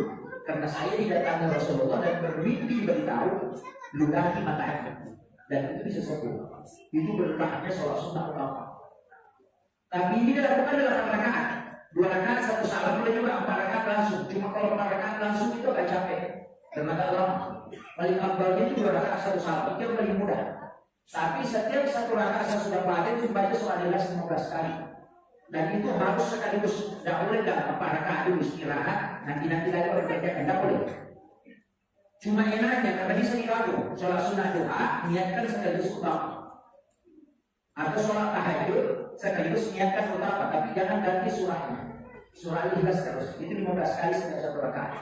Setelah salam 8 rakaat selesai, langsung baca tasbih 70 kali. Subhanallah wa bihamdi, subhanallahul azim, itu 70 kali. Baru salawat kepada Nabi 70 kali. Fadilah yang kedua, kalau orang punya utang kata Nabi tidak begitu dia melunasi, pasti dia lunasi. Karena Allah mencukupkan rezekinya dan itu Nabi berjanji. Syekh Abdul Qadir Al-Jilani, ulama kita, dia adalah wali Allah dan dia memegang kutub tertinggi dalam kewalian. Apa kata dia? Tidak ada hadis yang Nabi 4 kali bersumpah dalam satu hadis kecuali sholat utama. Bayangkan, Nabi bersumpah 4 kali. Demi Allah yang jiwaku berada di tangannya. Siapa yang melakukan sholat ini dan punya utang dan mau melunasi, maka pasti utang akan lunas tahun ini. Siapa yang punya penyakit, demi Allah akan sembuh. Dan ada yang akan datang mengobati ketika dia lakukan sholat ini. Yang ketiga, ini yang paling penting. Sesama manfaat. Kalau ada orang mau merantau untuk mencari rezeki, suruh lakukan sholat ini mau berangkat, karena pasti berhasil di rantauannya ke tanah. Dan setiap sholat ini diberikan satu binatang yang sujudnya 1 kali sujud. Berapa kali sujud? Ini 8 rakaat. Berarti 16 kali sujud. Berarti ada 16 binatang yang disiapkan dalam 1 kali melaksanakan sholat ini. Kalau menjadi kendaraan di dalam surga untuk berkeliling di dalam surga. Makanya disebut dengan sholat pembebas. Namanya sholat sunnah utama. Saya sudah lakukan ini 18 tahun. Dan saya dapat berkahnya luar biasa. Saya diceritakan, tapi mohon jangan terlalu disebarkan ini. Saya untuk meyakinkan jemaah sekalian. Saya itu tahun lalu sakit di bulan 11. Saya kena penyakit itu pas puncaknya COVID. Saya kena penyakit itu semua kulit warna kuning seperti kunyit. Kemudian saya tidak bisa bangun. Selalu baring saya di tempat tidur sampai 2 kali tidak pergi sholat Jumat. Bahkan istri itu sudah mulai khawatir karena saya tak makan itu hampir 10 hari. Karena tidak ada yang bisa masuk. Sampai semua warna itu cuma 1 warna saya itu, warna kuning semua. Tapi saya yakin bahwa saya bisa sembuh. Karena kenapa? Karena saya melakukan utama sampai melakukan 3 kali sholat sunnah utama dalam tahun itu. Karena kesibukan dulu saya cuma 3 kali lakukan, bukan seperti 1 bulan, cuma 3 kali. Tapi saya yakin bahwa ini ada obatnya. Saya itu cuma baring di tempat tidur, mengingat itu, kemudian saya berdoa, ya Allah, dengan berkah sholat sunnah utama yang saya lakukan 3 kali tahun ini, mohon berikan berkah untuk bisa saya jadikan sebagai obat untuk penyakit ini. Beri petunjuk. Malam itu Pak, kata istri itu saya terangkat di tempat tidur. Itu sampai badan itu tidak menempel di spray bed. Anak saya itu sudah lama keluar karena dia kira jin yang mengangkat. Padahal dalam tidur itu saya melihat salah satu ulama yang saya tidak pernah ketemu, tidak pernah bicara pun tidak pernah. Itu Syekh Hisham Al-Qabadi. Itu ulama di Amerika. Itu tarekat Haqqani namanya. Jadi dia musuh tarekat terdiri tarekat Haqqani. Itu namanya Syekh Hisham Al-Qabadi. Itu yang datang beritahu saya. Nah, ada air Zam-Zam di atas lemari ini dengan campur dengan air hujan yang ada di lemari di luar itu kemudian minum. Itu obatnya. Baru dia berkata. Pas saya bangun, kasih tahu istri itu sudah berkata itu. Dia bilang, saya bilang ambil air Zam-Zam. Dia sudah habis. Dia bilang tidak. Pasti ada di situ. Dia tanyakan dulu. Ada sekitar setengah gelas. Saya kasih tahu campur air hujan yang ada di luar. Dia campur harus saya minum Pak. Besoknya bisa sudah berbicara. Padahal 15 hari itu tidak bangun. Jadi makanya saya setelah 2 kali dapat pengobatan langsung dari ulama yang saya tidak kenal, itu saya ini betul itu Pak. Makanya saya kalau orang mengatakan hadis yang saya permasalahkan itu. Kenapa? Karena berkahnya saya sudah dapat. Kemudian yang keempat panggilannya, kalau ada anak kita masuk di pesantren atau anak kita mau jadikan ustaz, suruh lakukan sholat itu. Karena Nabi janji akan diberikan ilmu hikmah dan dimudahkan lisannya untuk menyampaikan. Kalau ada pemimpin tidak bisa bicara di depan umum, suruh lakukan utama. Dia 1 kali akan diberikan kemudahan lisannya untuk mengucapkan sesuatu yang baik. Itu janji Nabi Pak. Hanya saya sampaikan itu sudah 1 jam saya bicara Pak. Ya 1 jam ya. Karena itu kalau sejam, kalau sudah cari saya punya di mulut ini sudah cari pelawat kalau itu 1 jam. Makanya saya sampaikan ini sholat lakukan. Perempuan, anak-anak, laki-laki, pejabat, orang biasa ini penting. Apalagi orang yang punya utang. Kalau dia berniat memang mau lunasi, suruh lakukan sholat ini. Pasti ada jalur rezeki yang dibuka Allah. Dan itu Nabi bersumpah atas nama Allah.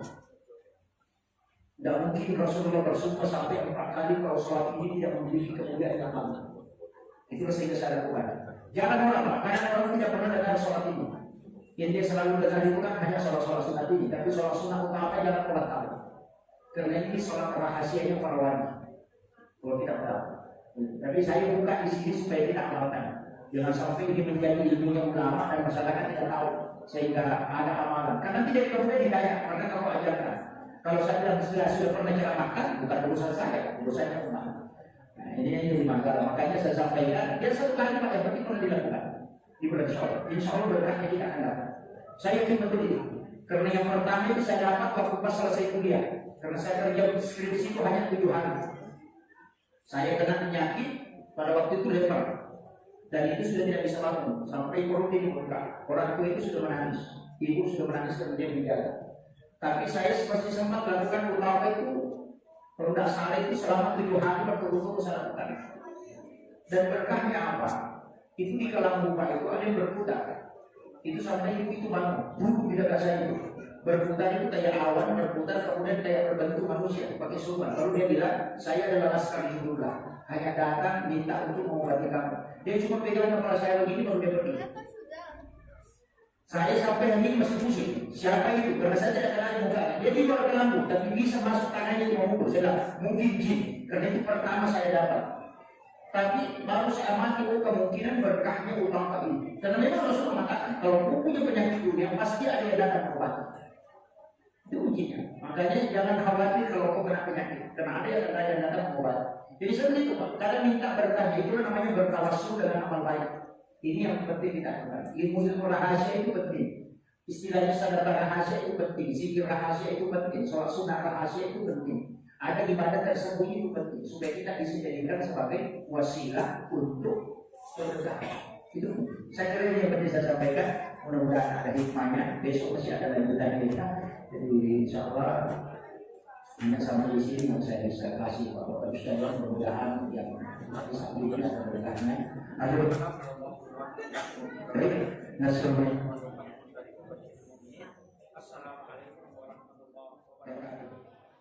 Bismillahirrahmanirrahim. Assalamualaikum warahmatullahi wabarakatuh.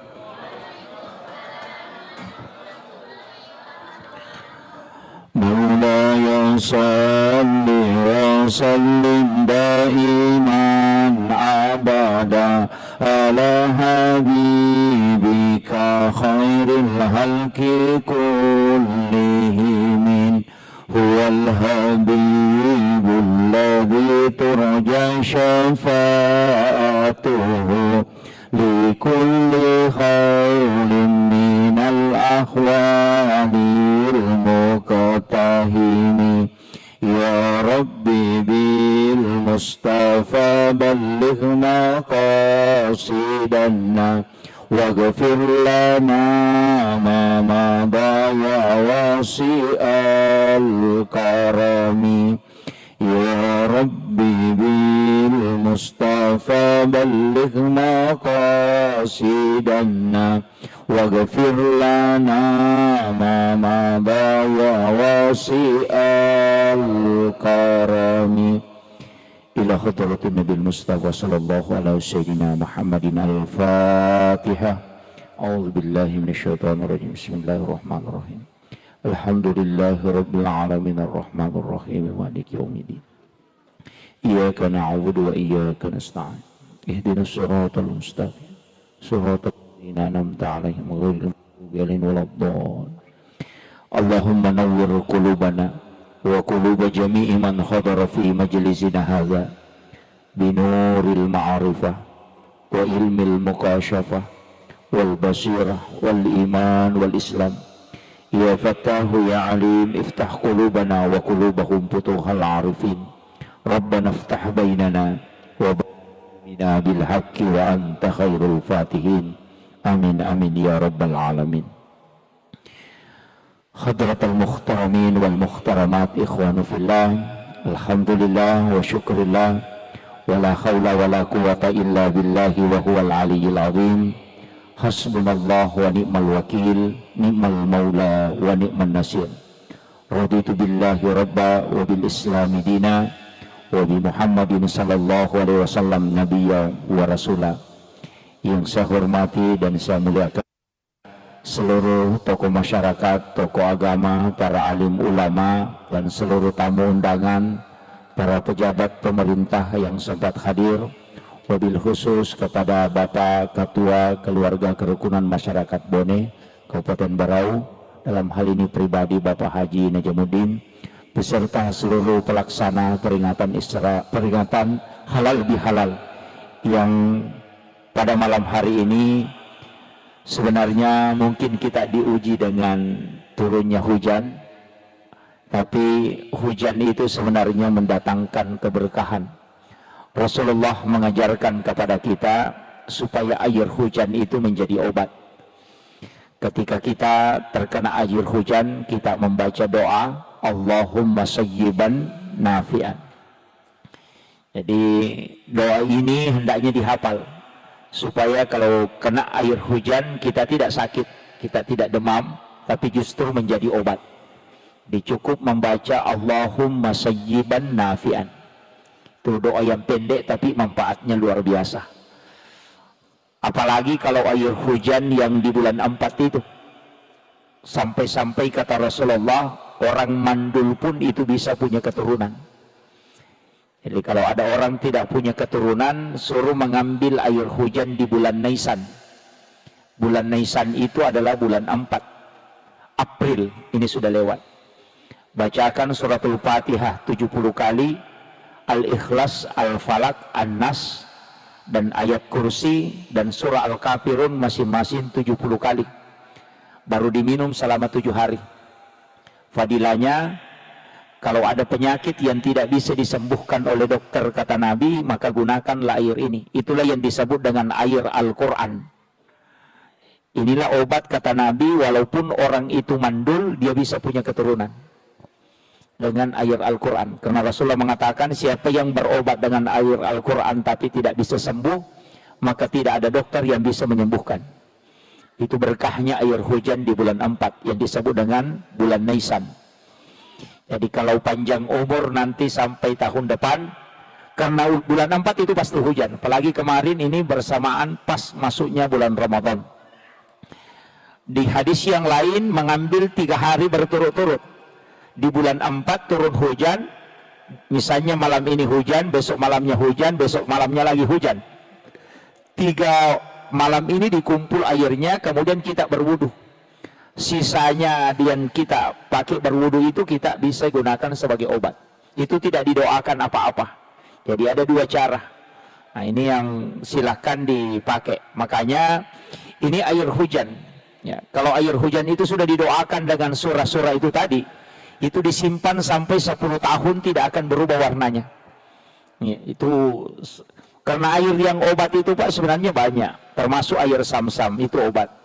Air laut juga obat. Bahrudin Lopa almarhum itu selalu mandi di laut. Kemarin saya bincang-bincang dengan Bapak Insinyur Haji Aksa Mahmud. Beliau umurnya sudah 67 tahun tapi masih mampu berenang di laut itu sampai 1 kilometer. Itu sampai orang muda pun tidak mampu tembus itu. Tapi beliau karena setiap hari mandi di laut. Karena memang Rasulullah mengatakan air laut itu adalah obat. Bahkan kalau ada orang yang dia ru'yah tidak bisa, jinnya tidak bisa pergi, maka suruh mandi di laut, kasih menyelam pertama baca suratul Fatihah. Nanti sampai baru diangkat naik, baru suruh menyelam kembali baca ayat kursi. Jinnya itu akan keluar. Itu ru'yah yang paling cepat dengan menggunakan air laut. Ini penting saya sampaikan. Untuk dalam Islam ini Pak sebenarnya luar biasa.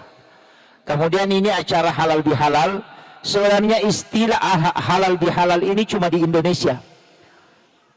Orang Arab itu pusing kalau kenal istilah halal bihalal. Yang kedua Arab juga itu, orang Arab itu juga pusing kalau kita bilang yatim piatu. Di Saudi itu tidak ada istilah yatim piatu, yang ada adalah anak yatim. Kalau kita di Indonesia ada ditambah yatim piatu. Kalau ibu bapaknya meninggal, yatim piatu. Kalau hanya satu disebut yatim. Itu hanya Indonesia yang punya. Istilah mudik juga di Indonesia. Di negara barat itu tidak ada. Halal bihalal juga di Indonesia. Pertama halal bihalal itu dipelopori oleh Soekarno. Dan juga istilah ini diberi oleh Kiai Wahab Hasballah, pendiri Nahdlatul Ulama. Kenapa sebenarnya istilah ini masuk ke tradisi? Tapi dia tradisi yang bersentuhan dengan agama. Makanya dalam kaidahnya Imam Asy-Syafi'i, al-adatu muhakkamah. Jadi kalau tradisi yang baik itu bisa dijadikan dasar dalam agama. Jadi ketika dia baik itu tidak masalah. Makanya halal bihalal ini sebenarnya menyambung yang terputus, merangkai yang retak, mengeratkan yang longgar, menghilangkan sekat yang ada. Itu sebenarnya intinya. Kadangkala kita jabat tangan, tapi kalbu itu tidak connect. Kan kadang-kadang begitu. Saya bersyukur di masjid kita ini setelah sholat isya tadi berdiri, kemudian bersalawat, kemudian salaman. Itulah halal bihalal sebenarnya. Cuma kita kadang format halal bihalal ini dilakukan sesudah Ramadan. Kenapa? Karena orang pulang yang dari jauh itu datang. Pemerintah, masyarakat, dermawan dengan orang biasa berkumpul di satu masjid kemudian adakan. Walaupun sebenarnya tidak seperti itu. Sudah sholat berdiri kemudian jabat tangan. Itulah halal bihalal.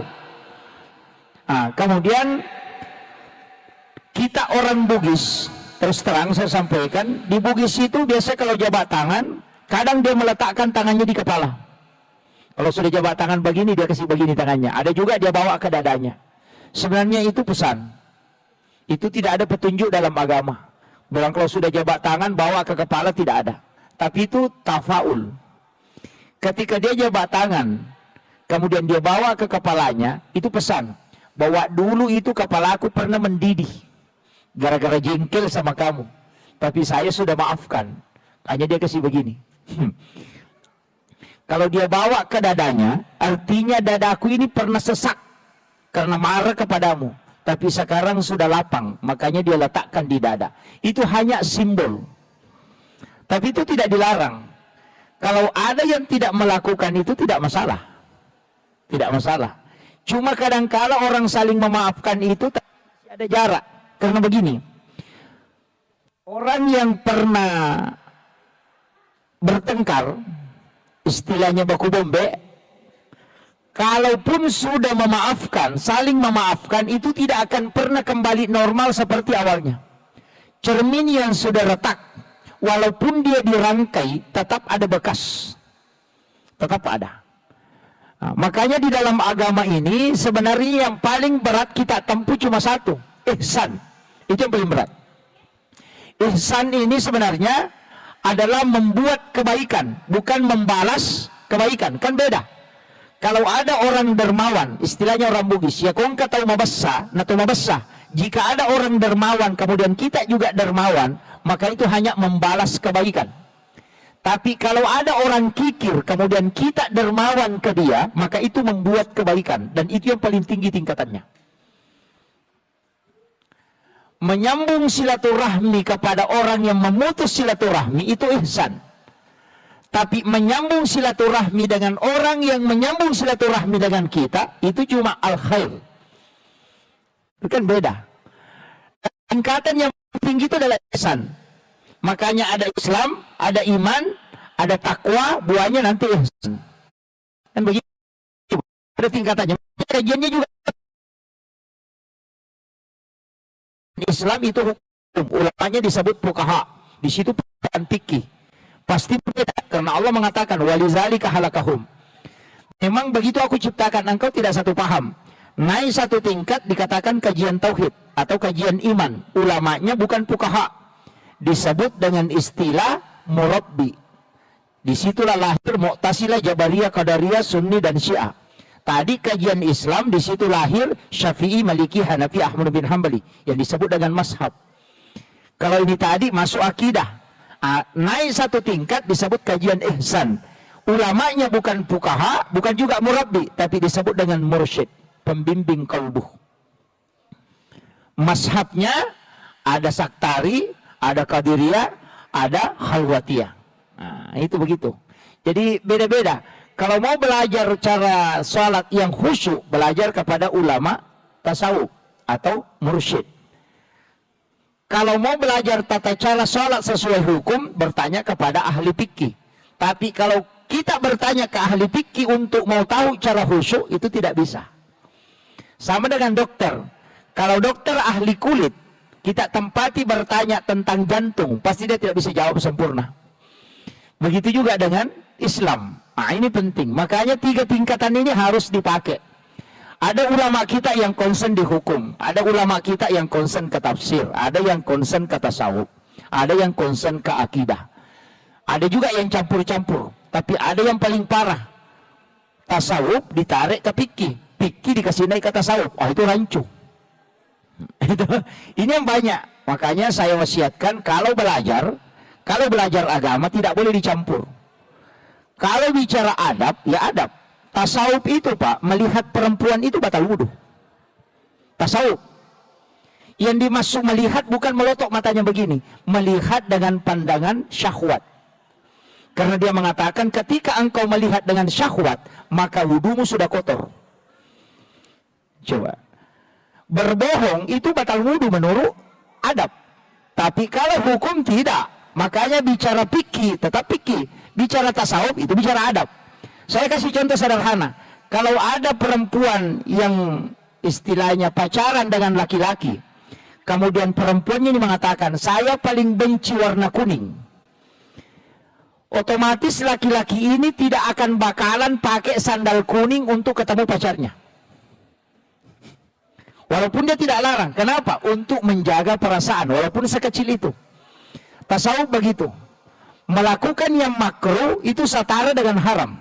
Makanya dia mengatakan, kalau buang hajat menghadap atau membelakangi Ka'bah itu makruh hukumnya, maka meludah pun ke Ka'bah menghadap ke Baitullah itu tidak boleh. Coba, itu kalau bicara tasawuf. Kalau bicara fikih enggak, karena kenapa? Fikih bicara hukum. Kalau bicara tasawuf itu adab, makanya beda. Jadi adab letakkan pada adab, fikih letakkan pada hukum, supaya kita tidak rancu memahami agama. Ini penting. Kadang-kadang kan ada yang menyalahkan kata karena dia pakai timbangan hukum, padahal itu timbangan adab. Ini yang harus saya luruskan dulu supaya kita enak belajar agama. Kalau mengatakan oh ini tasawuf berarti larinya ke sini. Oh ini akidah larinya ke sini. Kadang hadis akidah ditarik ke hadis fikih. Ketika Rasulullah mengatakan umatku akan terbagi 73 golongan. Ini hadis ditarik ke fikih, padahal hadis ini hadis tauhid.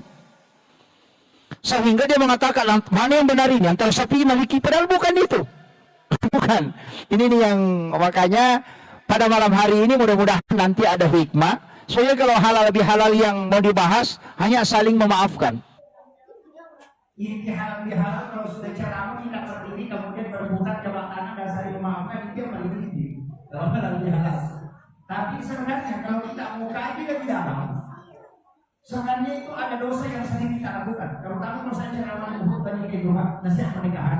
Saya sering sampaikan begini, perempuan itu paling sering berdosa. Menurut orang yang sudah tidak. Mana contohnya? Kalau dia mau pakai bajunya dan itu bajunya sudah sering sekali dia pakai, biasa sebelum dia pakai baju dia sudah tidak begini. Nanti orang bilang itu terus bajunya apa? Padahal orang tidak pernah bilang, cuma dia tidak. Ini kan tidak disadari kan? Tidak disadari.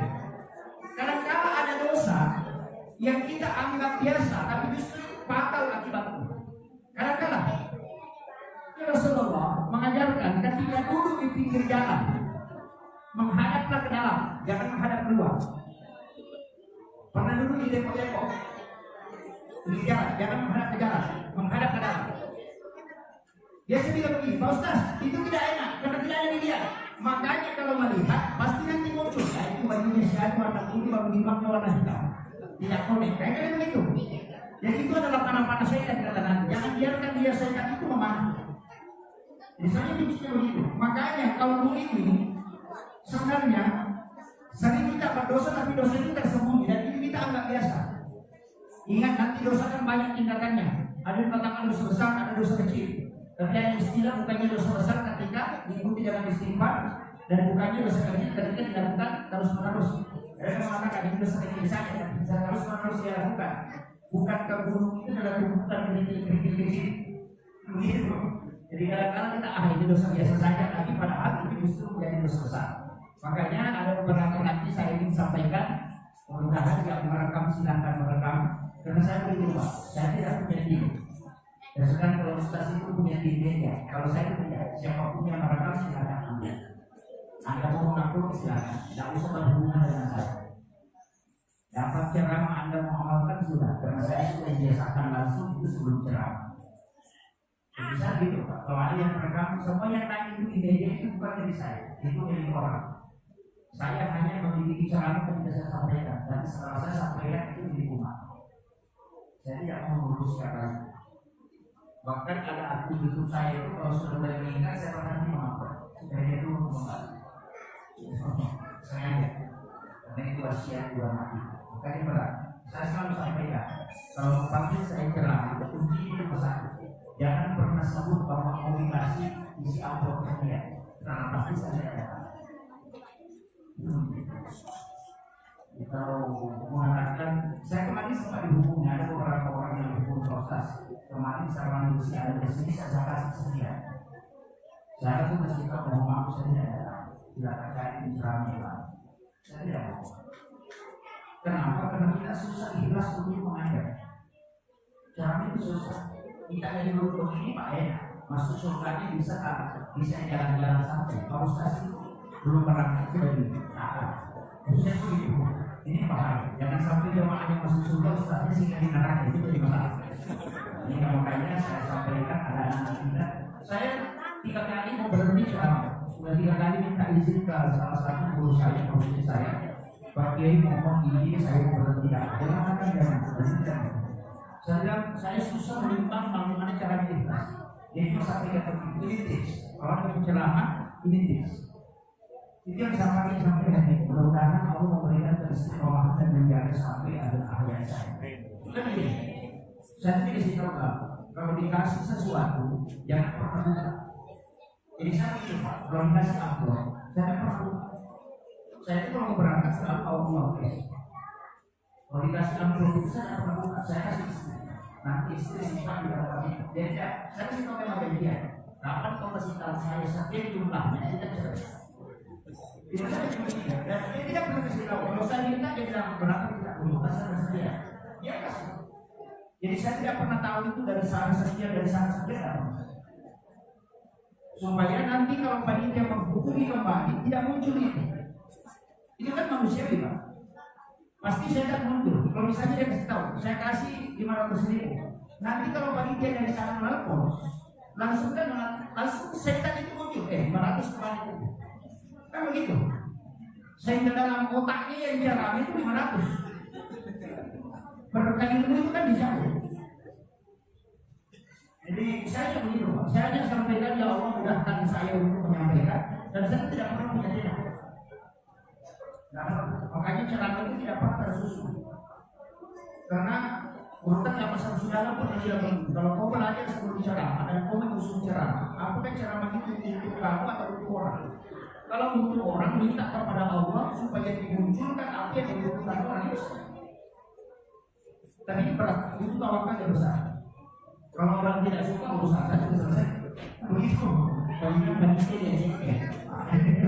Karena saya sampaikan ini hanya trik. Metode-metode ulama kita itu sebenarnya metode ulama kita itu sama dengan amal ikhlas Pak. Amal ikhlas itu kadang orang mengatakan karena Allah 500.000 itu bukan amal ikhlas. Kan ada hadis kursi. Siapa hambaku yang memberikan kepadaku dan dia tidak menghitungnya, maka aku pun tidak akan menghitungnya ketika membalasnya. Coba pikir, bagaimana cara bersedekah? Kita tidak tahu. Kalau mengatakan karena Allah 500.000 kan ditahu 500.000. Ya, bagaimana caranya berpikir? Metode apa yang kita pakai supaya sedekah itu kita tidak tahu. Satu jumlahnya. Maka ulama kita kasih metode kalau celengan lewat, uang bisa aku kumpulkan saja. Uang 100, uang 50, uang 20. Nanti celengan lewat tutup mata. Baru tarik 2 lembar atau 1 lembar, lalu selesai. Tutup mata masukkan ke celengan baru dorong. Uang 100 masuk silakan. Oh, tidak usah punya uang berapa saja dia. Selama tangan masih bolak-balik, uang 100 di dorong lagi masuk. Itu tidak masalah.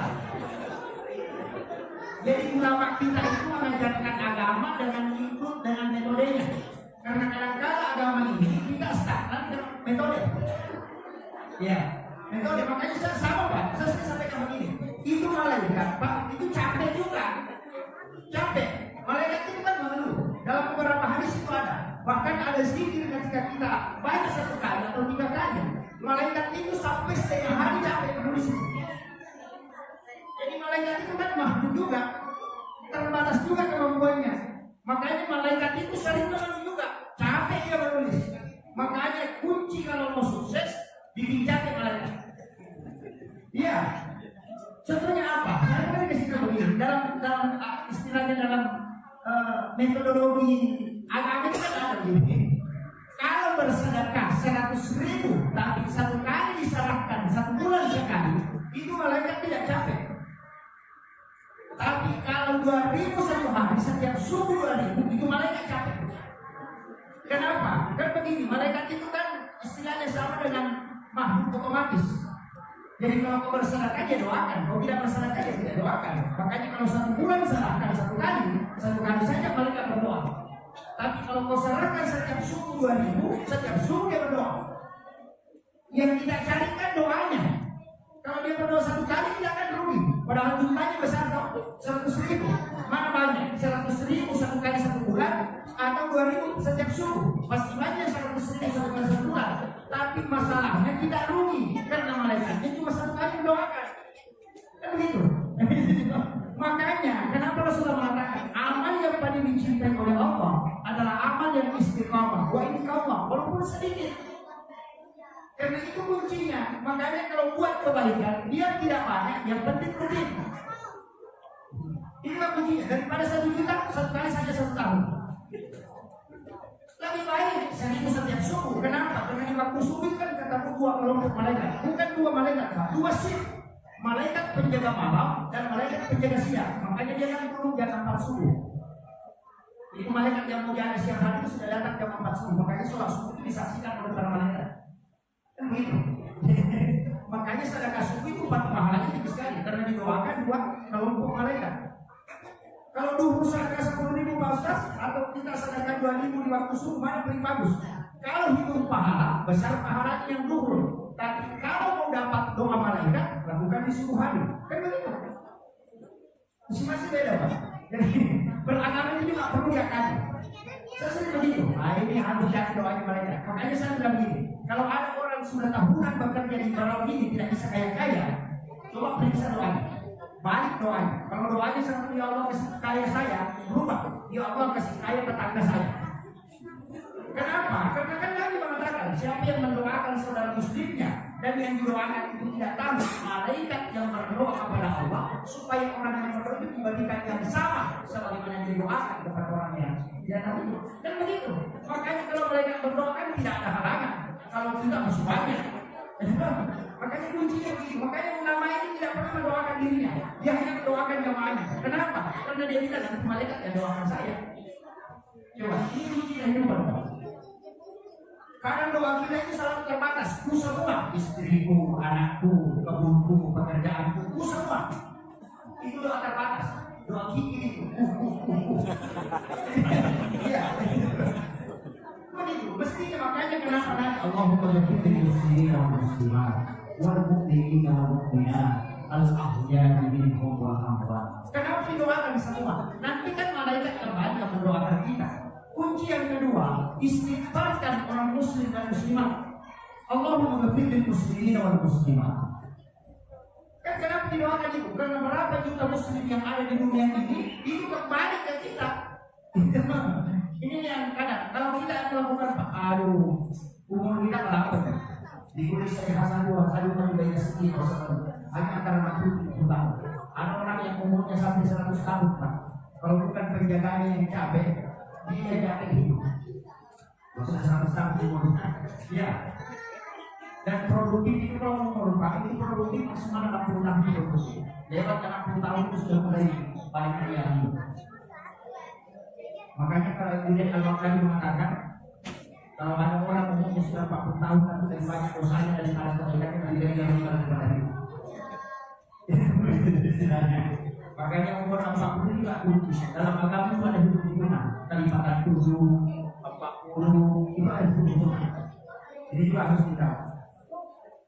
Saya pernah pelajari kelipatan itu dalam agama. Itu ada hidup khusus. Kita ada di ada. Dan apa anggota sendiri lipat dua lutut, 2 tangan, kepala dan 2 kaki. Awak itu 7 putaran.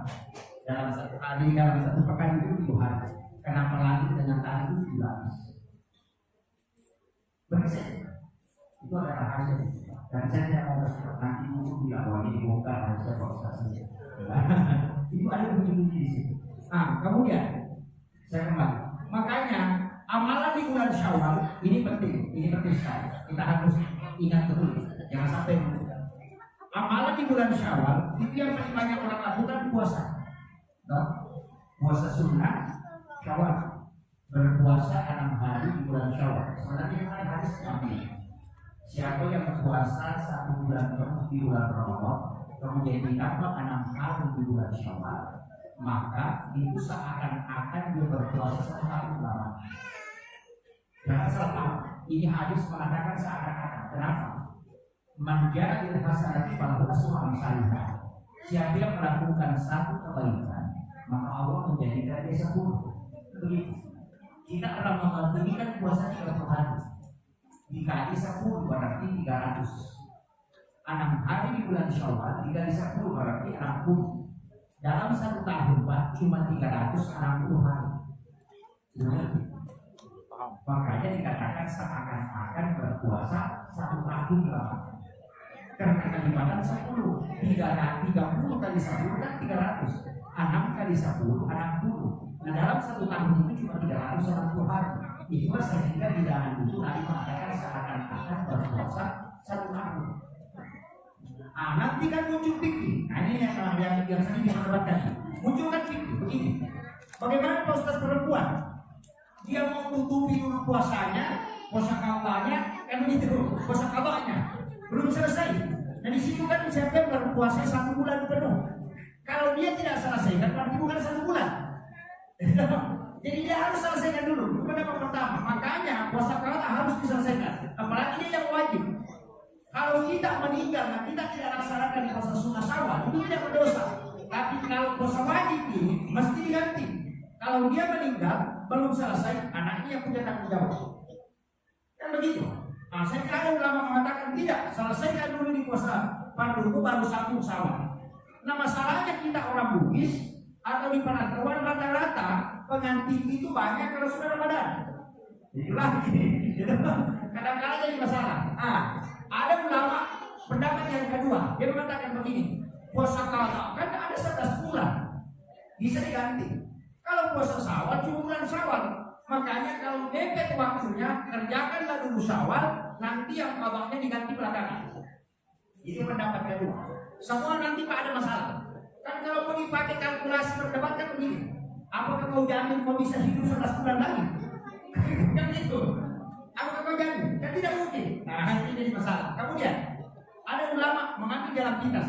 Pasti perempuan paling suka ini. Ini pendapat ketiga. Ini yang paling disuka perempuan. Dia mengatakan kalau puasa qada di bulan Syawal, niatkan di juga puasa Syawal. Ini yang paling disuka perempuan.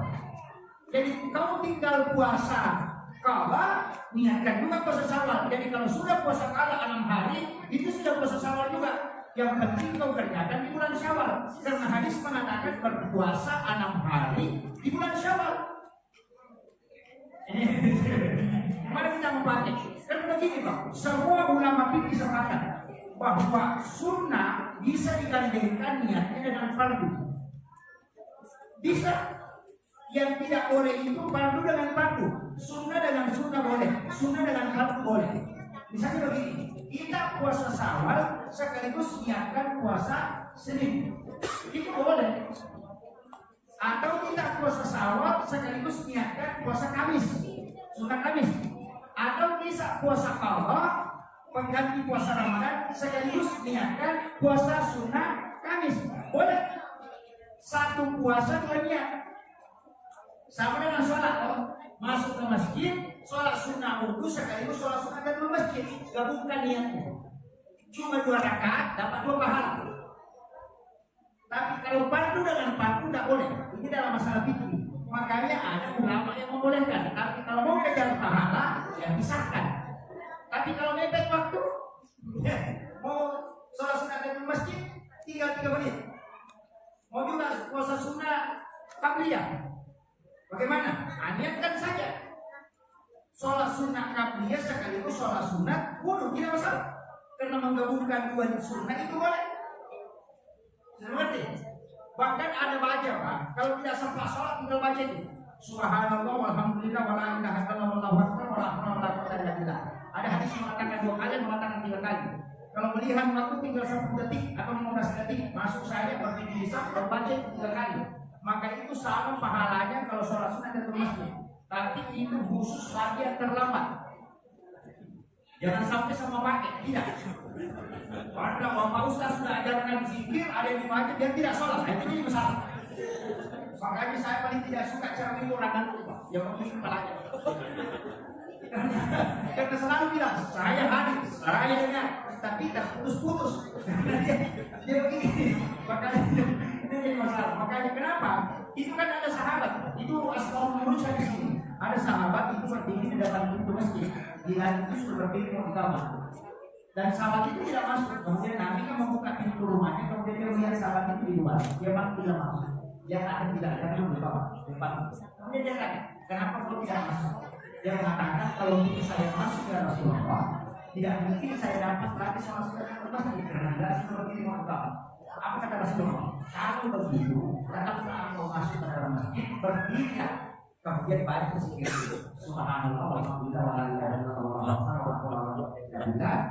3 kali itu sama pahalanya ketika aku sholat sunat dan sholat. Itu hanya berlaku untuk orang yang terlambat.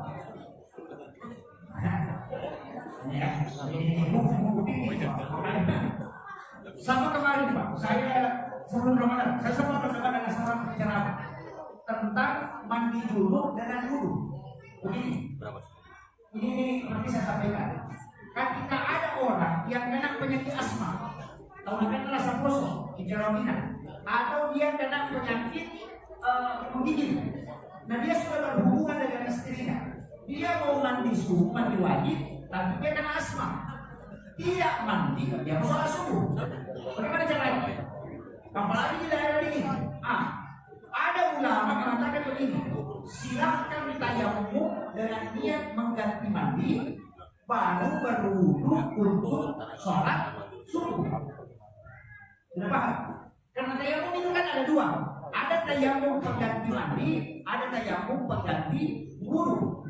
Kalau orang itu menggigil dan dipastikan kalau dia mandi pasti sudah tidak sholat subuh karena penyakitnya, maka tidak usah mandi. Cukup tayamum pengganti mandi. Tapi berwudu untuk sholat subuh. Kenapa berwudu? Karena untuk wudu masih dia mampu tahan, tapi untuk mandi tidak mampu. Sehingga dia tidak wajib mandi. Tapi ini berlaku untuk orang yang kena asma. Ini kan begitu. Agama itu selalu ada pengecualian begitu. Kadang-kadang wah ada jalan babi Pak Ustaz. Tidak boleh. Tidak pasti berdosa. Kalau teman-teman kamu permainan wah bisa saya ngomong saja dan mandi kosong pada begini sudah berwudu selesai. Kenapa ini bisa ada? Suatu ketika ini hadis kita bisa buka di sekolah bisa. Ada sahabat itu kena kepalanya batu sampai pecah dan keluar dari segar. Nah dia berhubungan pada malam harinya dan setelah subuh dia mandi dan dia menyiram kepalanya sampai air masuk di pecahan kepalanya itu sehingga dia meninggal. Dan diberitahukan Rasulullah ketika mengkremasi jenazah, apa kata Nabi? Seandainya dia bertayamum untuk mengganti mandi junubnya dan dia berwudu untuk sholat masih bisa selamat. Itu tuh pengecualian. Tapi hanya sekali lagi yang kena penyakit asma, yang apa? Kalau yang normal jangan. Selama masih bisa pakai air panas, masih dapat laku. Jadi itu berlakunya darurat. Sampai dengan perempuan yang bertanya, perempuan ini, ya Rasulullah, bolehkah saya mencuri uang suami? Karena Nabi mengatakan tidak boleh perempuan mengambil uang suaminya walaupun sudah dikasih. Ingat itu harus tahu ini. Kalau minta uang, Pak, kasih uang tak 100.000 mau nggak beli kapulu dan ada di saku celana. Jangan sekali-kali langsung ambil di situ. Ambil itu celana atau dompetnya suami kita, bawakan ke suami kita, nanti dia kasih. Dan susah itu Ustaz, tidak susah. Nabi sudah tahu. Kalau perempuan minta uang 50.000, nah uang 100 dapat, tidak ada kebaikan.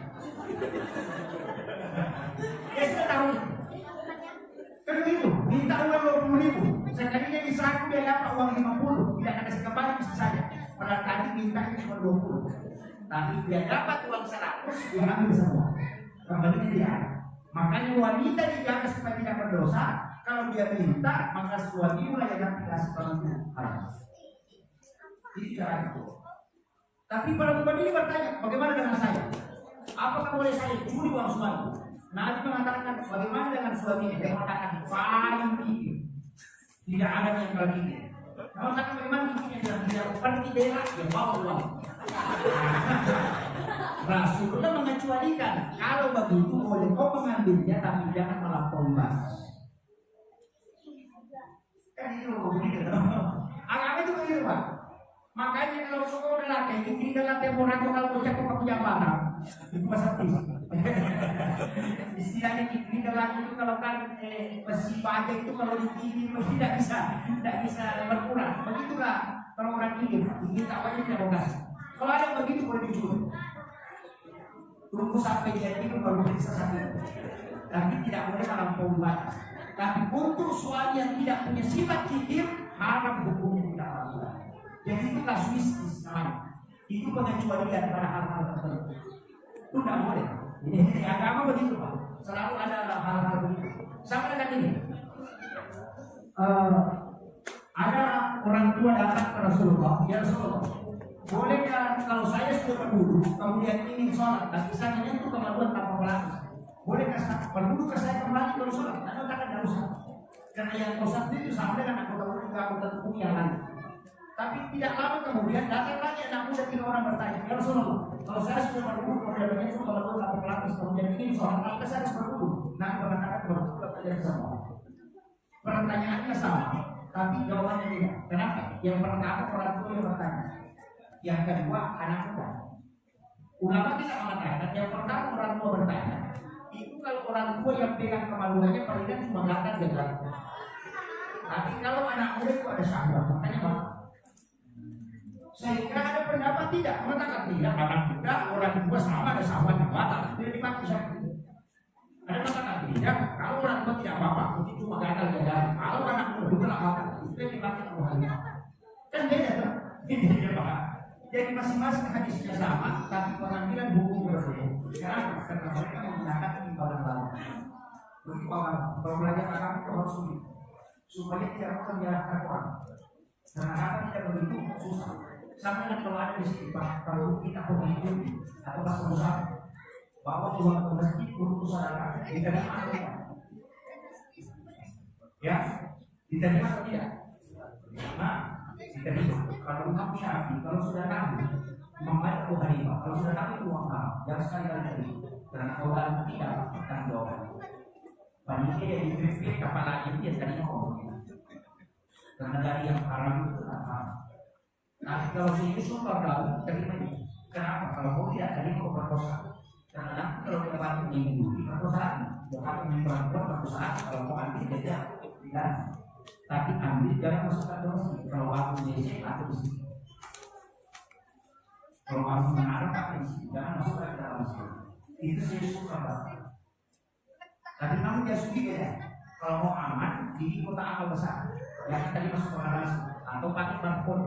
Kalau ada orang mau bersedekah, di situ suka saya kecilin. Nanti kalau dari kamu yang ditanya sama malaikat dari mana nih? Dari situ saya atau mati dicilin. Selesai selesai paling. Makanya ulama kita begitu, artinya dia membuka jalan supaya orang bisa selamat. Makanya tinggi itu mencari jalan keluar. Kalau tidak dapat jalan keluar, keluar jalan. Tapi itu dilakukan oleh ulama mujtahid, bukan orang seperti saya. Itu harus posisi 9. Kalau tidak posisinya yang berbeda. Makanya saya tidak cuma menyampaikan pendapat ulama. Saya seperti pelayan saya. Mungkin jadi ulama masaknya itu seperti ulama kita profesor siapa itu sudah menguasai fatwa. Begitu juga kadang tidak pernah berfatwa, dia hanya mengambil fatwa ulama.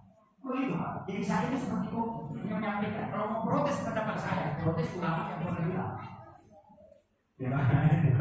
Itu kuncinya kalau makanya kita ini selalu ambil jalur aman. Kemudian saya kasih tahu ini yang sering kita lakukan puasa sunnah. Padahal ada satu ibadah di bulan Syawal ini yang paling pokok adalah sholat sunnah utama. Pernah dengar? Sholat sunnah utama. Sholat sunnah utama ini sebenarnya, mau dengar ya? Sholat sunnah utama ini sebenarnya adalah sholat sunnah yang dilaksanakan hanya bulan Syawal. Lewat bulan Syawal tidak boleh. Tidak boleh. Dan ini dilaksanakan dalam rakaat. Surah yang dibaca itu adalah surah yang dibaca itu surah Al-Ikhlas.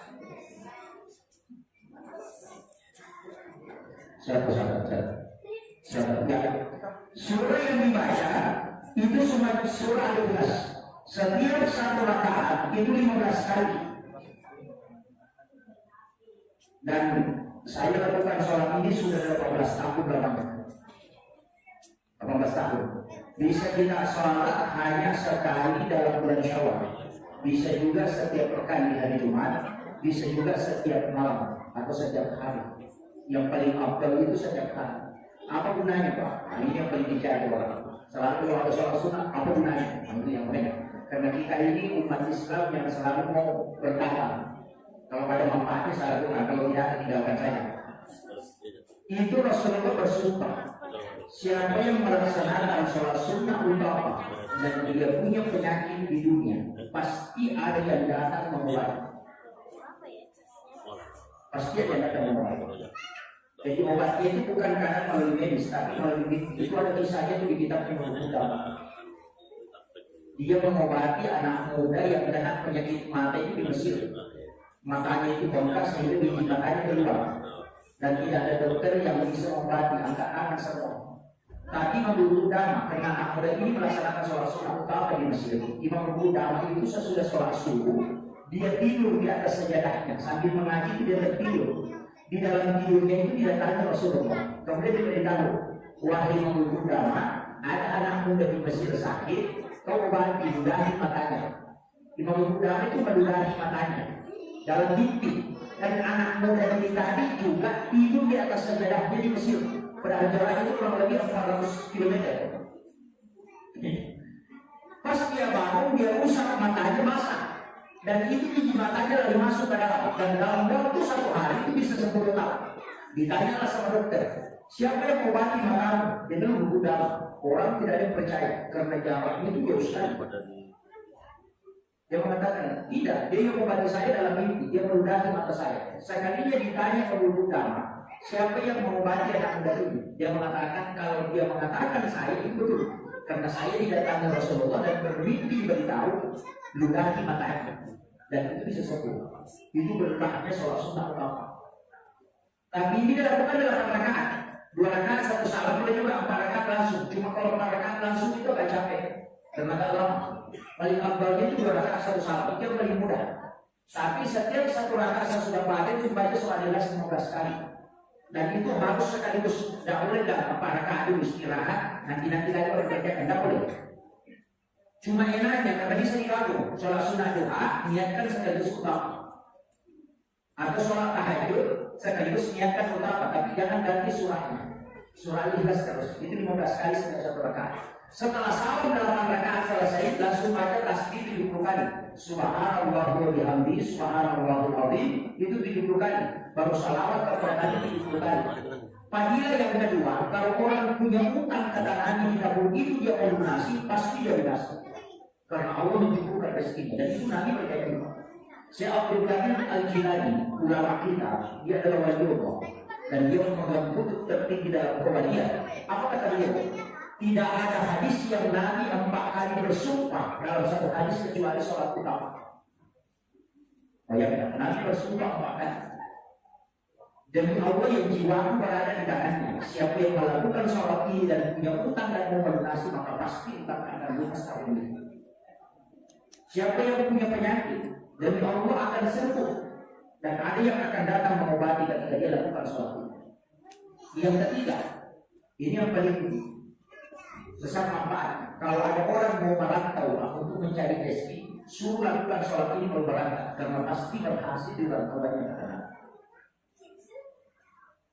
Dan setiap sholat ini diberikan 1 binatang yang sujudnya 1 kali sujud. Berapa kali sujud? Ini 8 rakaat.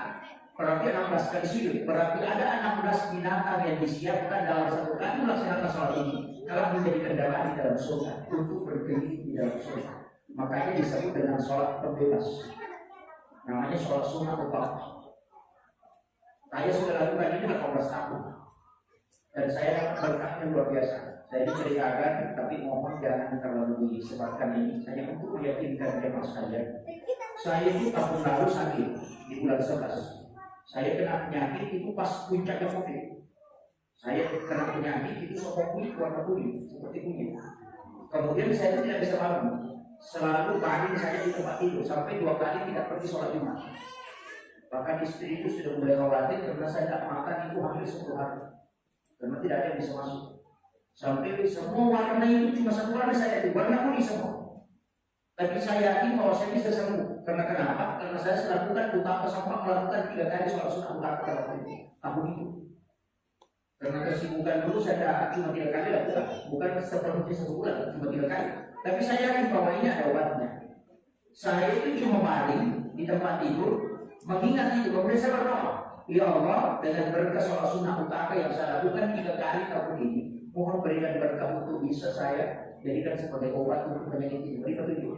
Malam itu Pak, kata istri itu saya terangkat di tempat tidur. Itu sampai badan itu tidak menyentuh di spray bed.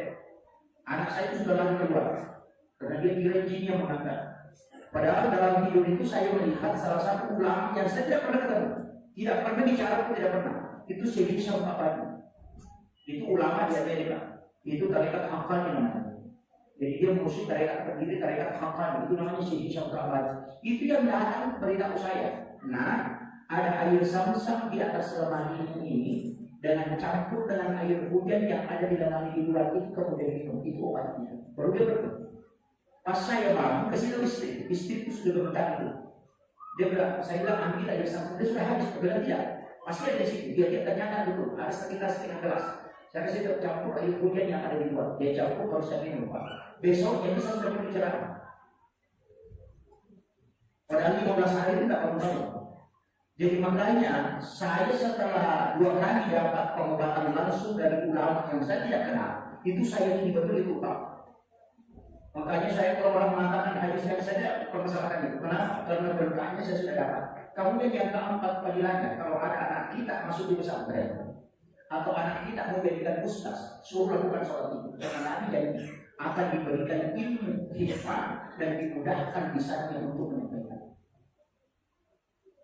Kalau ada pemimpin tidak bisa bicara di depan umum, suruh lakukan utama. Dia satu kali akan diberikan kemudahan lisannya untuk mengucapkan sesuatu yang baik. Itu janji Nabi. Hanya saya sampaikan ini sudah 1 jam saya bicara. Ya 1 jam ya. Karena itu kalau 1 jam, kalau sudah cari saya punya di mulut ini sudah cari pelapa kalau itu 1 jam. Makanya saya sampaikan ini sholat lakukan. Perempuan, anak-anak, laki-laki, pejabat, orang biasa, ini penting. Apalagi orang yang punya utang. Kalau dia berniat memang mau lunasi, suruh lakukan sholat ini. Pasti ada jalur rezeki di muka Allah. Dan itu Nabi bersumpah atas nama Allah. Tidak mungkin Rasulullah bersumpah sampai 4 kali kalau sholat ini tidak memiliki kemuliaan yang lama. Itu sehingga saya lakukan. Jangan orang, karena orang tidak pernah dengar sholat ini. Yang dia selalu dengar itu kan hanya sholat-sholat sunat ini, tapi sholat sunat utama jangan pernah tahu. Karena ini sholat rahasianya para wanita. Kalau kita tahu. Tapi saya buka di sini supaya kita amalkan. Jangan sampai ini menjadi ilmunya ulama dan masyarakat tidak tahu sehingga ada amalan. Karena tidak boleh didaya, karena kamu ajarkan. Kalau saya bilang sudah pernah ceramahkan, bukan urusan saya, urusannya ulama. Nah, ini yang jadi masalah. Makanya saya sampaikan, dia satu kali Pak yang penting pernah dilakukan di bulan Syawal. Insya Allah berkahnya kita akan dapat. Saya yakin betul itu. Karena yang pertama itu saya dapat waktu pas selesai kuliah. Karena saya kerja skripsi itu hanya 7 hari. Saya kena penyakit pada waktu itu leper. Dan itu sudah tidak bisa bangun. Sampai perut ini bengkak. Orang tua itu sudah menangis. Ibu sudah menangis kemudian menjaga. Tapi saya masih sempat lakukan ulama itu. Kalau tidak salah itu selama 7 hari berturut-turut saya lakukan. Dan berkahnya apa? Itu di kolam buka itu ada yang berputar. Itu sampai itu bangun, duduk di dekat saya itu berputar itu kayak awan berputar kemudian kayak berbentuk manusia pakai sulman. Lalu dia bilang, saya adalah laskar Hizbullah, hanya datang minta untuk mengobati kamu. Dia cuma pegang kepala saya begini baru dia pergi. Saya sampai hari ini masih pusing. Siapa itu? Karena saya tidak kenal muka. Dia di luar lampu, tapi bisa masuk tangannya cuma mukul. Saya bilang, mungkin jin. Karena itu pertama saya dapat. Tapi baru saya amati, oh kemungkinan berkahnya utang kami. Karena memang Rasul mengatakan kalau kamu punya penyakit dunia pasti ada yang datang obat. Itu ujinya. Makanya jangan khawatir kalau kau kena penyakit. Karena ada yang datang obat. Jadi seperti itu Pak. Kadang minta berkah itu namanya bertawassul dengan amal baik. Ini yang penting kita lakukan. Ilmu rahasia itu penting. Istilahnya sedekah rahasia itu penting. Zikir rahasia itu penting. Sholat sunnah rahasia itu penting. Ada ibadah tersembunyi itu penting supaya kita bisa jadikan sebagai wasilah untuk berkah. Itu saya kira ini yang penting saya sampaikan. Mudah-mudahan ada hikmahnya. Besok masih ada lanjutan kita. Jadi insya Allah hanya sama di sini yang saya bisa kasih Bapak Ustaz. Mudah-mudahan yang bisa berikan ada berkahnya. Aduh. Baik, nasional.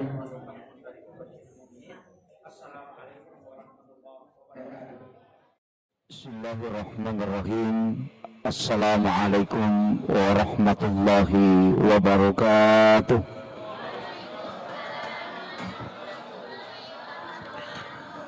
Maulaya salli wa sallim daiman abada ala habibika khairil halki kullihim.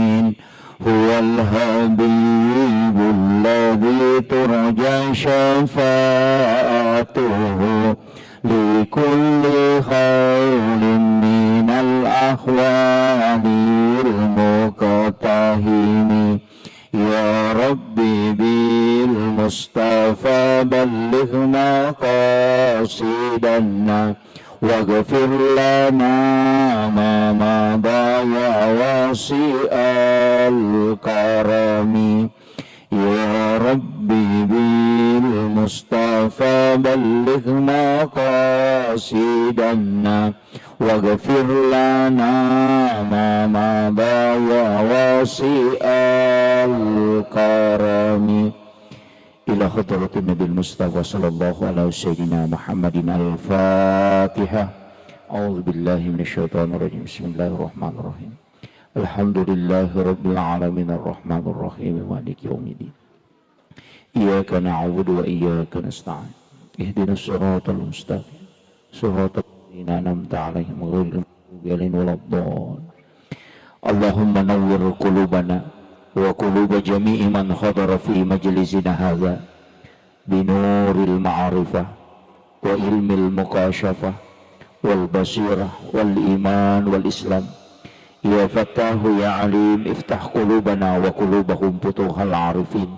Rabbana iftah bainana wa bainana bil haqqi wa anta khairul fatihin. Amin amin ya rabbal alamin. Hadratal muhtaramin wal muhtaramat ikhwanu fillah. Alhamdulillah wa syukurillah wa la hawla wa la quwata illa billahi wa huwal aliyyil azim. Hasbunallah wa ni'mal wakil, ni'mal maula wa ni'man nasir. Raditu billahi rabba wa bil islami dina wa bi Muhammadin sallallahu alaihi wasallam nabiyya wa rasula.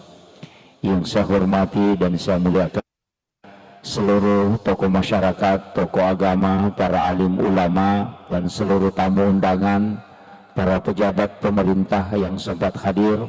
Wabil khusus kepada Bapak Ketua Keluarga Kerukunan Masyarakat Bone Kabupaten Berau, dalam hal ini pribadi Bapak Haji Najamuddin, beserta seluruh pelaksana peringatan halal bihalal yang pada malam hari ini sebenarnya mungkin kita diuji dengan turunnya hujan, tapi hujan itu sebenarnya mendatangkan keberkahan. Rasulullah mengajarkan kepada kita supaya air hujan itu menjadi obat. Ketika kita terkena air hujan, kita membaca doa Allahumma sayyiban nafi'an. Jadi doa ini hendaknya dihafal supaya kalau kena air hujan kita tidak sakit, kita tidak demam, tapi justru menjadi obat. Dicukup membaca Allahumma sayyiban nafi'an. Itu doa yang pendek tapi manfaatnya luar biasa. Apalagi kalau air hujan yang di bulan 4 itu. Sampai-sampai kata Rasulullah, orang mandul pun itu bisa punya keturunan. Jadi kalau ada orang tidak punya keturunan, suruh mengambil air hujan di bulan Nisan. Bulan Nisan itu adalah bulan 4. April, ini sudah lewat. Bacakan suratul Fatihah 70 kali, Al-Ikhlas, Al-Falak, An-Nas, dan ayat kursi, dan surah Al-Kafirun masing-masing 70 kali. Baru diminum selama 7 hari. Fadilahnya, kalau ada penyakit yang tidak bisa disembuhkan oleh dokter, kata Nabi, maka gunakanlah air ini. Itulah yang disebut dengan air Al-Quran. Inilah obat, kata Nabi, walaupun orang itu mandul, dia bisa punya keturunan dengan air Al-Quran. Karena Rasulullah mengatakan, siapa yang berobat dengan air Al-Quran tapi tidak bisa sembuh, maka tidak ada dokter yang bisa menyembuhkan. Itu berkahnya air hujan di bulan 4 yang disebut dengan bulan Nisan. Jadi kalau panjang umur nanti sampai tahun depan, karena bulan 4 itu pasti hujan. Apalagi kemarin ini bersamaan pas masuknya bulan Ramadan. Di hadis yang lain mengambil 3 hari berturut-turut. Di bulan 4 turun hujan, misalnya malam ini hujan, besok malamnya hujan, besok malamnya lagi hujan. 3 malam ini dikumpul airnya, kemudian kita berwudu. Sisanya yang kita pakai berwudu itu kita bisa gunakan sebagai obat. Itu tidak didoakan apa-apa. Jadi ada 2 cara. Nah ini yang silahkan dipakai. Makanya ini air hujan. Ya, kalau air hujan itu sudah didoakan dengan surah-surah itu tadi, itu disimpan sampai 10 tahun tidak akan berubah warnanya. Ya, itu karena air yang obat itu Pak sebenarnya banyak, termasuk air Sam-Sam itu obat. Air laut juga obat. Bahrudin Lopa almarhum itu selalu mandi di laut. Kemarin saya bincang-bincang dengan Bapak Insinyur Haji Aksa Mahmud. Beliau umurnya sudah 67 tahun tapi masih mampu berenang di laut itu sampai 1 kilometer. Itu sampai orang muda pun tidak mampu tembus itu. Tapi beliau karena setiap hari mandi di laut. Karena memang Rasulullah mengatakan air laut itu adalah obat. Bahkan kalau ada orang yang dia ru'yah tidak bisa, jinnya tidak bisa pergi, maka suruh mandi di laut, kasih menyelam pertama baca suratul Fatihah. Nanti sampai baru diangkat naik, baru suruh menyelam kembali baca ayat kursi. Jinnya itu akan keluar. Itu ru'yah yang paling cepat dengan menggunakan air laut. Ini penting saya sampaikan. Untuk dalam Islam ini Pak sebenarnya luar biasa. Kemudian ini acara halal bihalal. Sebenarnya istilah halal bihalal ini cuma di Indonesia. Orang Arab itu pusing kalau kenal istilah halal bihalal. Yang kedua Arab juga itu, orang Arab itu juga pusing kalau kita bilang yatim piatu. Di Saudi itu tidak ada istilah yatim piatu. Yang ada adalah anak yatim. Kalau kita di Indonesia ada ditambah yatim piatu. Kalau ibu bapaknya meninggal, yatim piatu. Kalau hanya satu disebut yatim. Itu hanya Indonesia yang punya. Istilah mudik juga di Indonesia. Di negara barat itu tidak ada. Halal bihalal juga di Indonesia. Pertama halal bihalal itu dipelopori oleh Soekarno. Dan juga istilah ini diberi oleh Kiai Wahab Hasballah, pendiri Nahdlatul Ulama. Kenapa sebenarnya istilah ini masuk ke tradisi? Tapi dia tradisi yang bersentuhan dengan agama. Makanya dalam kaidahnya Imam Asy-Syafi'i, al-adatu muhakkamah. Jadi kalau tradisi yang baik itu bisa dijadikan dasar dalam agama. Jadi ketika dia baik itu tidak masalah. Makanya halal bihalal ini sebenarnya menyambung yang terputus, merangkai yang retak, mengeratkan yang longgar, menghilangkan sekat yang ada. Itu sebenarnya intinya. Kadangkala kita jabat tangan, tapi kalbu itu tidak connect. Kan kadang-kadang begitu. Saya bersyukur di masjid kita ini setelah sholat isya tadi berdiri, kemudian bersalawat, kemudian salaman. Itulah halal bihalal sebenarnya. Cuma kita kadang format halal bihalal ini dilakukan sesudah Ramadan. Kenapa? Karena orang pulang yang dari jauh itu datang. Pemerintah, masyarakat, dermawan dengan orang biasa berkumpul di satu masjid kemudian adakan. Walaupun sebenarnya tidak seperti itu. Sudah sholat, berdiri, kemudian jabat tangan. Itulah halal bihalal. Nah, kemudian kita orang Bugis, terus terang saya sampaikan, di Bugis itu biasa kalau jabat tangan, kadang dia meletakkan tangannya di kepala. Kalau sudah jabat tangan begini, dia kasih begini tangannya. Ada juga dia bawa ke dadanya. Sebenarnya itu pesan. Itu tidak ada petunjuk dalam agama. Bilang kalau sudah jabat tangan, bawa ke kepala, tidak ada. Tapi itu tafaul. Ketika dia jabat tangan, kemudian dia bawa ke kepalanya, itu pesan. Bahwa dulu itu kepala aku pernah mendidih. Gara-gara jengkel sama kamu. Tapi saya sudah maafkan. Hanya dia kasih begini. Kalau dia bawa ke dadanya, artinya dadaku ini pernah sesak. Karena marah kepadamu. Tapi sekarang sudah lapang. Makanya dia letakkan di dada. Itu hanya simbol. Tapi itu tidak dilarang. Kalau ada yang tidak melakukan itu tidak masalah. Tidak masalah. Cuma kadang-kala orang saling memaafkan itu ada jarak. Karena begini. Orang yang pernah bertengkar, istilahnya baku bombe, kalaupun sudah memaafkan, saling memaafkan, itu tidak akan pernah kembali normal seperti awalnya. Cermin yang sudah retak, walaupun dia dirangkai, tetap ada bekas. Tetap ada. Nah, makanya di dalam agama ini, sebenarnya yang paling berat kita tempuh cuma satu. Ihsan. Itu yang paling berat. Ihsan ini sebenarnya adalah membuat kebaikan, bukan membalas kebaikan. Kan beda. Kalau ada orang dermawan, istilahnya orang Bugis, ya kong tahu mabassa, nato mabassa. Jika ada orang dermawan, kemudian kita juga dermawan, maka itu hanya membalas kebaikan. Tapi kalau ada orang kikir, kemudian kita dermawan ke dia, maka itu membuat kebaikan. Dan itu yang paling tinggi tingkatannya.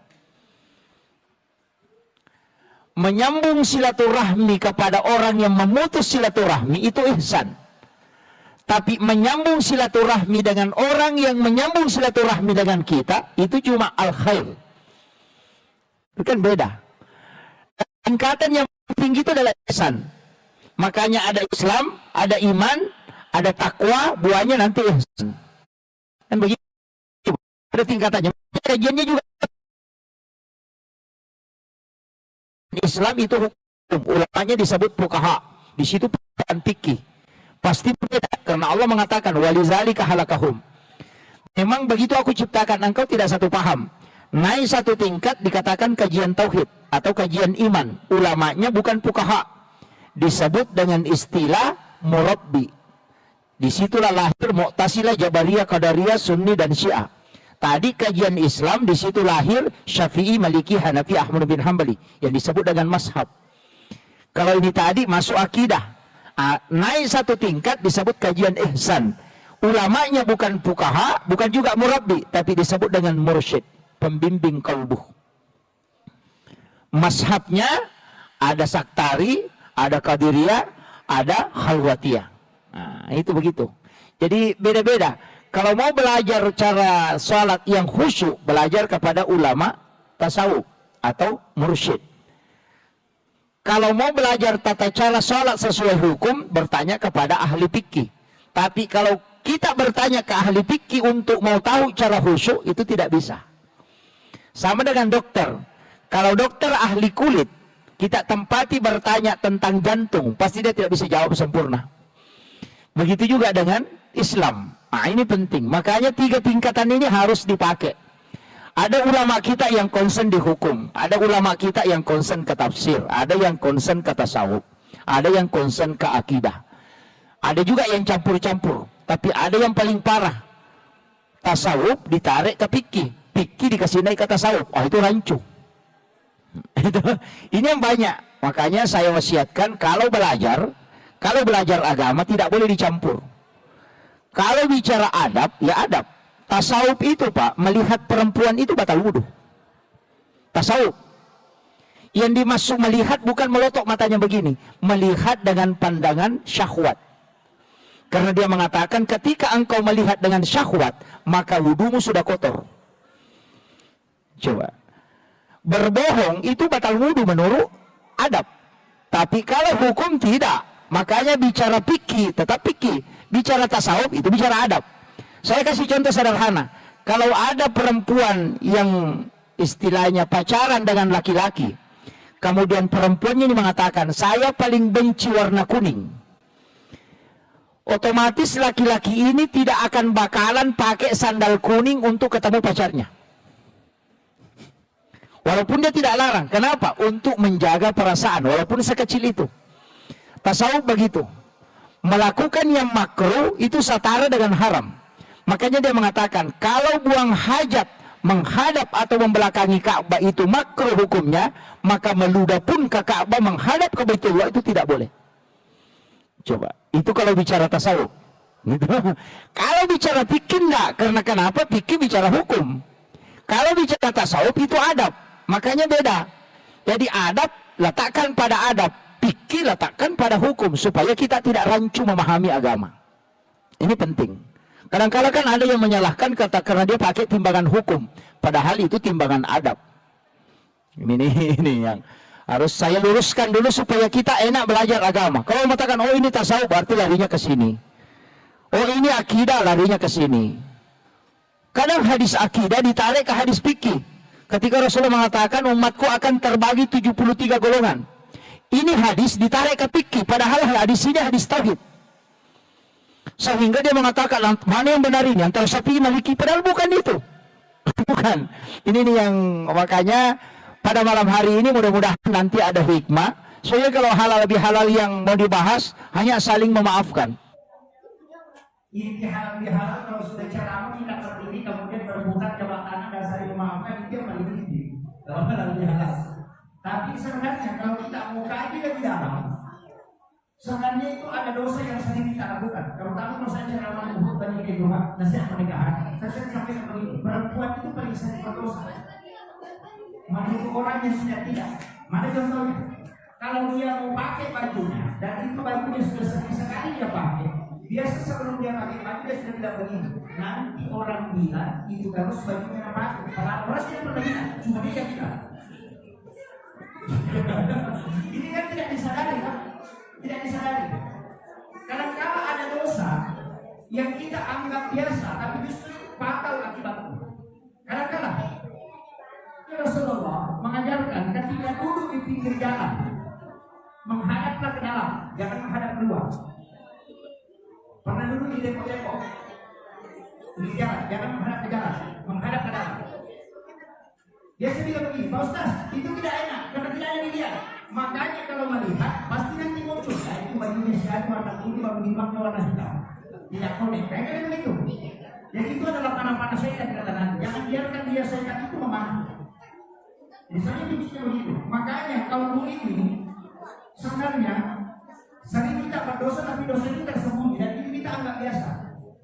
Ingat nanti dosa kan banyak tindakannya. Ada yang katakan dosa besar, ada dosa kecil. Tapi ada istilah bukannya dosa besar ketika diikuti dengan istighfar, dan bukannya dosa kecil ketika dilakukan terus-menerus. Ada yang mengatakan ini dosa kecil saja, bisa terus-menerus dilakukan. Bukan ke gunung itu adalah bukan kerikil kecil. Begitu. Jadi kadang-kadang kita ini dosa biasa saja, tapi padahal itu justru menjadi dosa besar. Makanya ada beberapa nanti saya ingin sampaikan, mudah-mudahan yang merekam silakan merekam, karena saya beritahu saya tidak punya diri. Dan sekarang kalau Ustaz itu punya dirinya, kalau saya tidak, siapapun yang merekam silakan ambil. Anda mau mengaku silakan, tidak usah berhubungan dengan saya.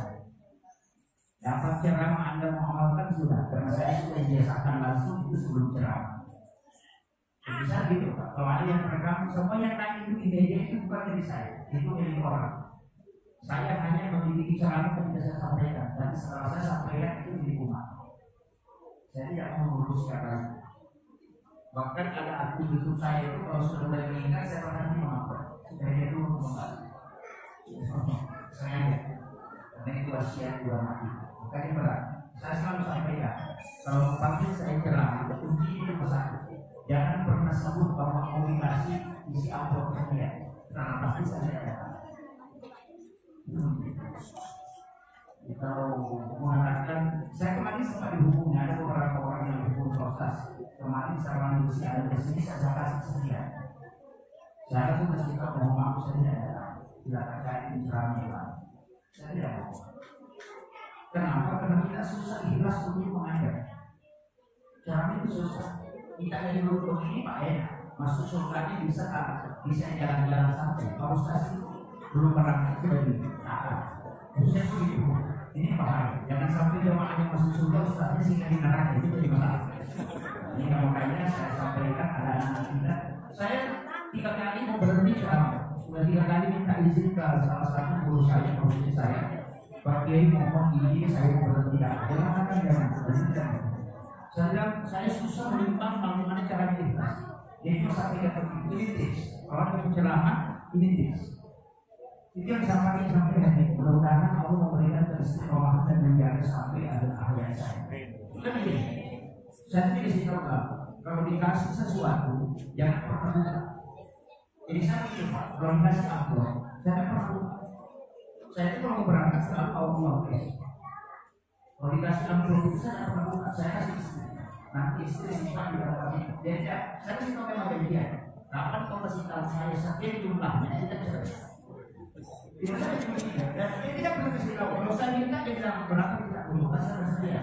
Dia kasih. Jadi saya tidak pernah tahu itu dari sana sekian dari sana sekian. Supaya nanti kalau panitia menghubungi kembali tidak muncul itu. Ini kan manusia Pak. Pasti saya tak muncul. Kalau misalnya dia kasih tahu, saya kasih 500.000. Nanti kalau panitia dari sana melapor, langsung setan itu muncul. 500 kembali. Kan begitu. Sehingga dalam otaknya yang jalan itu 500. Berkali itu kan dijauh. Jadi saya begitu Pak. Saya hanya sampaikan ya Allah mudahkan saya untuk menyampaikan dan saya tidak pernah punya tidak. Nah, makanya ceramah itu tidak pernah tersusun. Karena urutan yang masalah saudara pun tidak penting. Kalau kau belajar sebelum ceramah dan kau mengusung ceramah, apakah ceramah itu untuk kamu atau untuk orang? Kalau untuk orang minta kepada Allah supaya dimunculkan apa yang dibutuhkan orang itu. Tapi ini berat, itu tawakalnya besar. Kalau orang tidak suka urusan saja selesai. Begitu. Kalau manusia dia sikit. Karena saya sampaikan ini hanya trik. Metode-metode ulama kita itu sebenarnya metode ulama kita. Sama dengan amal ikhlas Pak. Amal ikhlas itu kadang orang mengatakan karena Allah 500.000 itu bukan amal ikhlas. Kan ada hadis kursi. Siapa hambaku yang memberikan kepadaku dan dia tidak menghitungnya, maka aku pun tidak akan menghitungnya ketika membalasnya. Coba pikir, bagaimana cara bersedekah? Kita tidak tahu. Kalau mengatakan karena Allah 500.000 kan ditambah 500.000. Ya, bagaimana caranya berpikir?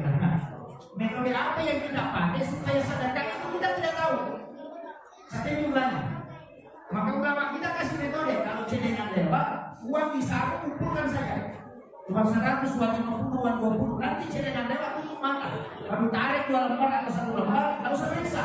Tutup mata masukkan ke cedengan baru dorong. Uang 100 masuk silakan. Oh, tidak usah pokoknya uang berapa saja dia. Selama tangan masih kurang lagi, uang 100 di dorong lagi masuk. Itu tidak masalah. Jadi ulama kita itu mengajarkan agama dengan ikut dengan metodenya. Karena kadang-kadang agama ini kita stagnan dengan metode. Ya, metode makanya saya sama Pak. Saya sampaikan begini. Itu malaikat Pak, itu capek juga. Capek. Malaikat itu kan mengeluh. Dalam beberapa hadis itu ada. Bahkan ada zikir ketika kita baca 1 kali atau 3 kali. Malaikat itu sampai setengah hari capek menulis. Jadi malaikat itu kan makhluk juga, terbatas juga kemampuannya. Makanya malaikat itu sering menulis juga, capek dia menulis. Makanya kunci kalau mau sukses dibincangkan malaikat. Iya. Contohnya apa? Saya kan kasih tahu begini. Dalam istilahnya dalam metodologi agama itu kan ada begini.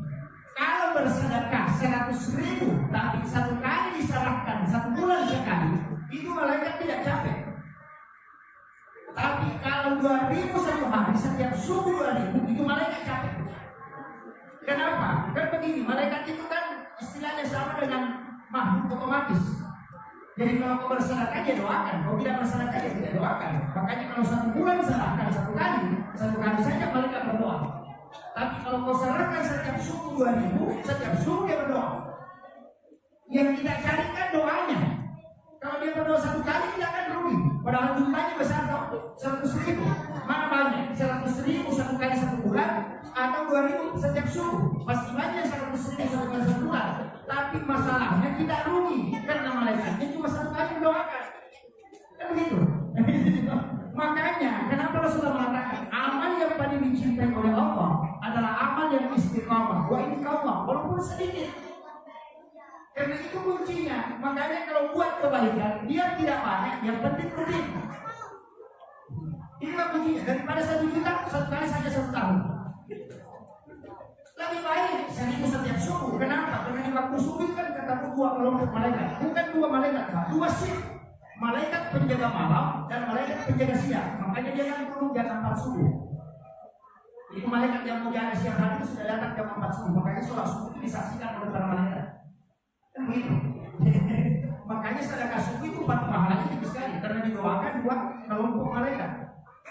Kalau duhur sedekah 10.000 Pak Ustaz, atau kita sedekah 2.000 di waktu subuh, mana paling bagus? Kalau hitung pahala, besar pahalanya yang duhur. Tapi kalau mau dapat doa malaikat, lakukan di subuh hari. Kan begitu? Masih beda Pak. Jadi beragama ini juga perlu diakali. Saya sering begitu. Nah ini harus jadi doanya malaikat. Makanya saya bilang begini, kalau ada orang sudah tahunan bekerja di barang ini tidak bisa kaya-kaya, coba periksa doanya. Balik doanya. Kalau doanya seperti ya Allah kasih kaya saya, berubah. Ya Allah kasih kaya tetangga saya.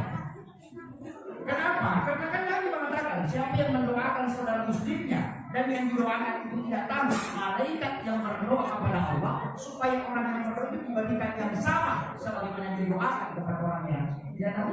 Dan begitu. Makanya kalau malaikat berdoa kan tidak ada halangan. Kalau tidak masih banyak. Makanya kuncinya begitu. Makanya ulama ini tidak pernah mendoakan dirinya. Dia hanya mendoakan jamaahnya. Kenapa? Karena dia bilang nanti malaikat yang doakan saya. Coba ini kuncinya hebat. Kadang doa kita itu selalu terbatas. Ku semua, istriku, anakku, kebunku, pekerjaanku, ku semua. Itu doa terbatas. Doa kiki itu. Iya.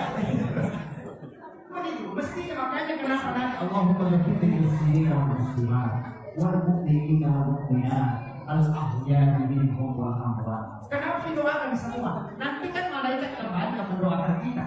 Kunci yang kedua, istighfarkan orang muslim dan muslimat. Allahumma ghfir lil muslimin wal muslimat. Kan kenapa didoakan itu? Karena berapa juta muslim yang ada di dunia ini itu kembali ke kita. Ini yang kadang kalau kita melakukan aduh umur kita berapa kan? Di Indonesia Hasan dua kali banyak sekian hanya antara 60 tahun. Ada orang yang umurnya sampai 100 tahun Pak. Kalau bukan penjagaannya yang capek, dia capek hidup. Maksudnya 100 tahun umur. Ya. Dan produktif itu kalau umur Pak itu produktif maksimal 60 tahun hidup. Lewat 60 tahun itu sudah mulai banyak yang hidup. Makanya kalau Ibnu Al-Bukhari mengatakan kalau ada orang umurnya sudah 40 tahun tapi lebih banyak dosanya daripada kebaikannya dari dia yang daripada itu. Makanya umur 40 juga kunci. Dalam agama itu ada hidup hitungan. Kelipatan 7, 40 itu ada hidup hitungan. Jadi juga harus kita. Saya pernah pelajari kelipatan itu dalam agama. Itu ada berapa khusus. Kita ada di ada. Kenapa anggota sendiri dilipat dulu? 2 lutut, 2 tangan, kepala, dan 2 kaki. Awak itu 7 tangan. Dalam 1 hari, dalam 1 pekan itu 7 hari. Kenapa lagi dengan tangan itu 7 habis? Bersih. Itu ada rahasia. Dan saya tidak mau bersikap nanti itu tidak bahwa ini dibongkar rahasia prosesnya. Itu ada begitu di sini. Nah, kemudian saya kembali. Makanya amalan di bulan Syawal ini penting sekali. Kita harus ingat betul, jangan sampai lupa. Amalan di bulan Syawal itu yang paling banyak orang lakukan puasa. Puasa sunnah Syawal, berpuasa 6 hari di bulan Syawal. Sebenarnya yang paling hadis kami. Siapa yang berpuasa 1 bulan penuh di bulan Ramadan, kemudian ditambah 6 hari di bulan Syawal, maka itu seakan-akan dia berpuasa 1 bulan. Jangan salah, ini hadis mengatakan seakan-akan. Kenapa? Menjadi hasanati pada suami salihah. Siapa yang melakukan 1 kebaikan, maka Allah menjadikan dia 10. Begitu. Kita Ramadan ini kan puasa 30 hari. Dikali 10 berarti 300. 6 hari di bulan Syawal dikali 10 berarti 60. Dalam 1 tahun Pak cuma 360 hari. Makanya dikatakan seakan-akan berpuasa 1 tahun lama. Karena kalimantan 10, 30 kali 10 kan 300, 6 kali 10, 60. Nah dalam 1 tahun itu cuma 360 hari. Itulah sehingga di dalam itu Nabi mengatakan seakan-akan berpuasa 1 tahun. Nanti kan muncul fikih. Nah ini yang sering diperdebatkan. Muncul kan fikih begini. Bagaimana Pak Ustaz perempuan? Dia mau tutupi dulu puasanya, puasa kawalnya, kan begitu, puasa kawalnya belum selesai. Dan di situ kan September puasa 1 bulan penuh. Kalau dia tidak selesaikan, berarti bukan 1 bulan. Jadi dia harus selesaikan dulu. Itu pendapat pertama. Makanya puasa kawal harus diselesaikan. Apalagi dia yang wajib. Kalau kita meninggal, nah kita tidak laksanakan puasa sunnah Syawal, itu tidak berdosa. Tapi kalau puasa wajib ini mesti diganti. Kalau dia meninggal belum selesai, anaknya yang punya tanggung jawab. Kan begitu. Nah, saya kira ulama mengatakan tidak, selesaikan dulu di puasa fardu baru 1 Syawal. Nah, masalahnya kita orang Bugis atau di perantauan rata-rata pengantin itu banyak kalau sudah Ramadan. Itulah ini. Kadang-kadang jadi masalah. Ada ulama pendapat yang kedua, dia mengatakan begini, puasa qadha kan ada 11 bulan, bisa diganti. Kalau puasa Syawal cuma bulan Syawal, makanya kalau mepet waktunya kerjakanlah dulu Syawal, nanti yang qadhanya diganti belakangan. Itu pendapat kedua. Semua nanti Pak ada masalah. Kan kalau mau dipakai kalkulasi berdebat kan begini, apakah kau jamin kau bisa hidup 11 bulan lagi? Kan itu. Apakah kau jamin? Kan tidak mungkin. Nah ini jadi masalah. Kemudian ada ulama mengambil jalan pintas. Pasti perempuan paling suka ini. Ini pendapat ketiga. Ini yang paling disuka perempuan. Dia mengatakan kalau puasa qadha di bulan Syawal, ingatkan di juga puasa Syawal. Ini yang paling disuka perempuan. Jadi kau tinggal puasa qadha, niatkan juga puasa Syawal. Jadi kalau sudah puasa qadha 6 hari, itu sudah puasa Syawal juga. Yang penting kau kerjakan di bulan Syawal. Karena hadis mengatakan berpuasa 6 hari di bulan Syawal. Mari kita memakai. Kan begini Pak, semua ulama fikih sepakat bahwa sunnah bisa digandengkan niatnya dengan fardu. Bisa. Yang tidak boleh itu fardu dengan fardu, sunnah dengan sunnah boleh, sunnah dengan fardu boleh. Misalnya begini, kita puasa Syawal sekaligus niatkan puasa Senin, itu boleh. Atau kita puasa Syawal sekaligus niatkan puasa Kamis, sunnah Kamis. Atau bisa puasa qadha pengganti puasa Ramadan sekaligus niatkan puasa sunnah Kamis, boleh. 1 puasa 2 niat. Sama dengan sholat, masuk ke masjid, sholat sunnah wudhu sekaligus sholat sunnah dan masjid, gabungkan niatnya. Cuma 2 rakaat dapat 2 pahala. Tapi kalau fardu dengan fardu tidak boleh. Ini dalam masalah fikih. Makanya ada ulama yang membolehkan. Tapi kalau mau kejar pahala, ya pisahkan.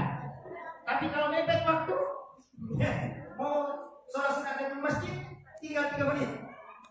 Mau juga puasa sunnah qabliyah. Bagaimana? Niatkan saja. Sholat sunnah qabliyah sekaligus sholat sunnah wudhu, tidak masalah. Karena menggabungkan 2 sunnah itu boleh. Seperti bahkan ada baca Pak, kalau tidak sempat sholat tinggal baca itu. Subhanallah walhamdulillah wala ilaha illallah wallahu akbar wala haula wala quwwata illa billah. Ada hadis yang mengatakan 2 kali, mengatakan 3 kali. Kalau melihat waktu tinggal 10 detik atau 15 detik, masuk saya berdiri bisa membaca 3 kali. Maka itu sama pahalanya kalau sholat sunnah dan masjid. Tapi itu khusus bagi yang terlambat. Jangan sampai sama pakai, tidak.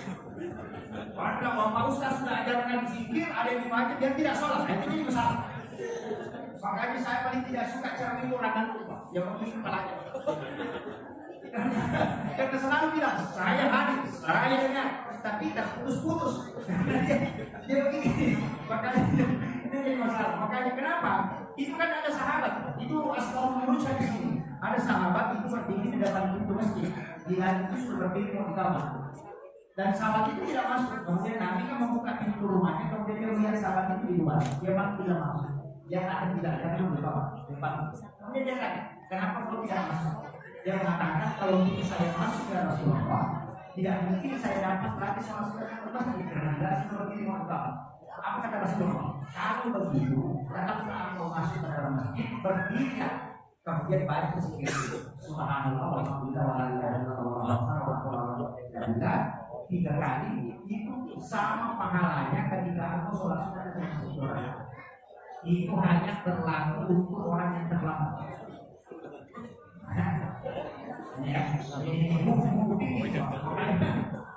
Sama kemarin Pak, saya sebelum Ramadan, saya sempat berdebat dengan seorang penceramah tentang mandi junub dengan wudu. Begini, ini seperti saya sampaikan. Ketika ada orang yang kena penyakit asma, atau kena rasa kosong di jalanan, atau dia kena penyakit menggigil, nah dia sudah berhubungan dengan istrinya, dia mau mandi subuh, mandi wajib, tapi dia kena asma, tidak mandi, dia mau sholat subuh. Bagaimana caranya? Apalagi di daerah dingin. Ada ulama mengatakan begini, silahkan ditayamum dengan niat mengganti mandi, baru berwudu untuk sholat subuh. Sudah paham? Karena tayamum itu kan ada 2. Ada tayamum pengganti mandi, ada tayamum pengganti wudu. Kalau orang itu menggigil dan dipastikan kalau dia mandi pasti sudah tidak sholat subuh karena penyakitnya, maka tidak usah mandi. Cukup tayamum pengganti mandi, tapi berwudu untuk sholat subuh. Kenapa berwudu? Karena untuk wudu masih dia mampu tahan, tapi untuk mandi tidak mampu. Sehingga dia tidak wajib mandi. Tapi ini berlaku untuk orang yang kena asma. Ini kan begitu. Agama itu selalu ada pengecualian begitu. Kadang-kadang ada wah ada jalan babi Pak Ustaz. Tidak boleh. Tidak pasti dosa. Jangan teman-teman kamu permainan wah bisa saya ngomong saja dan mandi kosong pada begini sudah berburu selesai. Kenapa ini bisa ada? Suatu ketika ini hadis kita. Kita bisa berarti sebagai hadis.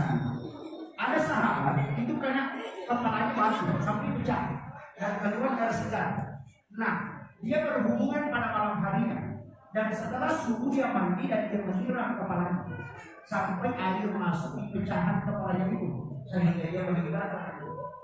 Dan diberitahukan Rasulullah ketika mengkremasi jenazah, apa kata Nabi? Seandainya dia bertayamum untuk mengganti mandi junubnya dan dia berwudu untuk sholat masih bisa selamat. Itu tuh pengecualian. Tapi hanya sekali yang kena penyakit asma, yang apa? Kalau yang normal jangan. Selama masih bisa pakai air panas harus tidak berlaku. Jadi itu berlakunya darurat. Sampai ada perempuan yang bertanya, perempuan ini, ya Rasulullah, bolehkah saya mencuri uang suami? Karena Nabi mengatakan tidak boleh perempuan mengambil uang suaminya walaupun sudah dikasih. Ingat itu harus tahu itu. Kalau minta uang, Pak, kasih uang tak 100.000 mau beli kapulu yang ada di saku celana. Jangan sekali-kali langsung ambil di situ. Ambil itu celana atau dompetnya suami kita, bawakan ke suami kita, nanti dia kasih. Dan susah itu Pak Ustaz? Tidak susah. Nabi sudah tahu. Kalau perempuan minta uang 50.000, nah uang 100 tidak dapat, tidak ada kebeli. Dia sudah tahu. Kan begitu, minta uang 20.000, sekalinya di saku dia dapat uang 50, tidak ada kembali bisa saja. Padahal tadi minta cuma 20, tapi dia dapat uang 100, dia ambil semua. Kembalinya tidak ada. Makanya wanita dijaga supaya tidak berdosa. Kalau dia minta, maka suaminya yang nanti kasih bantu. Ini cara itu. Tapi perempuan ini bertanya, bagaimana dengan saya? Apakah boleh saya curi uang suami? Nabi mengatakan, bagaimana dengan suami? Dia mengatakan, paling tinggi. Tidak ada yang lebih tinggi. Kalau kata bagaimana tingginya dia pergi daerah, dia bawa uang. Rasulullah mengecualikan, kalau begitu boleh kau mengambilnya, tapi jangan melampaui batas. Kan itu begitu. Agama itu begitu Pak. Makanya kalau sekolah laki, tinggal latih orang kalau bocah kok punya batang, itu masa istilahnya tinggal laki itu kalau kan besi baja itu kalau digigit tidak bisa berkurang. Begitulah kalau orang gigit tak wajib tidak mau kasih. Kalau ada begitu boleh dijual. Tunggu sampai jadi itu baru bisa sakit. Tapi tidak boleh melampaui batas. Tapi untuk suami yang tidak punya sifat kikir, haram hukumnya tidak lakukan. Jadi itu kasuistis namanya. Itu pengecualian pada hal-hal tertentu. Itu tidak boleh. Jadi agama begitu Pak. Selalu ada hal-hal begitu. Sama dengan ini. Ada orang tua datang ke Rasulullah. Ya Rasulullah, bolehkah kalau saya sudah berwudu kemudian ingin sholat dan bisa menyentuh kemaluan tanpa pelapis? Bolehkah berwudu ke saya kembali kalau sholat? Anda katakan tidak usah. Karena yang sholat itu sama dengan anggota tubuh yang lain. Tapi tidak lama kemudian datang lagi anak muda 3 orang bertanya, ya Rasulullah, kalau saya sudah berwudu kemudian menyentuh kemaluan tanpa pelapis kemudian ingin sholat, apakah saya harus berwudu? Nah, mengatakan berwudu terjadi semua. Pertanyaannya sama, tapi jawabannya tidak. Kenapa? Yang pertama orang tua yang bertanya. Yang kedua anak muda. Ulama tidak mengatakan yang pertama orang tua bertanya. Itu kalau orang tua yang pegang kemaluannya palingan cuma mengatakan jalan. Tapi kalau anak muda itu ada syahwat, makanya apa? Sehingga ada pendapat tidak mengatakan tidak anak muda orang tua sama ada syahwat yang batal tidak dipakai syahwat. Ada mengatakan tidak kalau orang tua tidak apa-apa, mungkin cuma gagal jalan. Kalau anak muda betul apa? Itu yang dipakai Tuhannya. Kan beda kan? Beda Pak. Jadi masing-masing hadisnya sama, tapi pengambilan hukum berbeda. Kenapa? Karena mereka menggunakan imbalan lain. Begitu kalau belajar agama itu harus sulit, supaya tidak menyalahkan orang. Karena apa tidak begitu susah. Sama dengan kalau ada di sini, kalau kita pemimpin atau pas usaha, bawa uang ke masjid untuk usaha diterima atau tidak? Ya, diterima atau tidak? Nah, diterima. Kalau Imam Syafi'i, kalau sudah tahu membaca Abu Hanifah, kalau sudah tahu uang haram, jangan sekali-kali terima. Karena orang tidak akan jawab. Panitia yang dipimpin kepala ini dia tadi ngomong. Karena dari yang haram itu haram. Nah, kalau ini sumpah tahu terima ini. Kenapa? Kalau kau tidak terima perkosaan.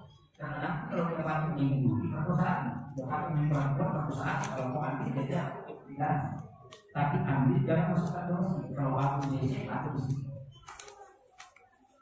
Kalau aku mengarah ke sini, jangan masukkan ke dalam masjid. Itu saya suka. Tapi namun dia sugi beda. Kalau mau aman di kota amal besar, jangan tadi masuk ke dalam masjid atau pakai balkon. Kalau ada orang mau bersedekah, di situ suka saya kecilin. Nanti kalau dari kamu yang ditanya sama malaikat dari mana nih? Di situ saya atau mati dicilin. Selesai sudah sekali. Makanya ulama kita begitu, artinya dia membuka jalan supaya orang bisa selamat. Makanya fikih itu mencari jalan keluar. Kalau tidak dapat jalan keluar, dua jalan. Tapi itu dilakukan oleh ulama punya terakhir, bukan orang seperti saya. Itu harus puasa 9 minggu. Kalau tidak puasanya yang berdoa. Makanya saya itu tidak punya pendapat, cuma menyampaikan pendapat ulama. Saya seperti pelayan saya. Uki ketika masaknya itu seperti ulama kita Profesor Siapi itu sudah menguasai fatwa. Begitu juga kadang tidak pernah berkata dia hanya mengambil fatwa ulama. Begitu Pak. Jadi saya ini seperti itu yang menyampaikan. Kalau mau protes pendapat saya, protes ulama yang pernah bilang. Dia mungkin agama. Makanya kita ini selalu ambil jalur aman. Kemudian saya kasih tahu ini yang sering kita lakukan puasa sunnah. Padahal ada satu ibadah di bulan Syawal ini yang paling pokok adalah sholat sunat utama. Pernah dengar?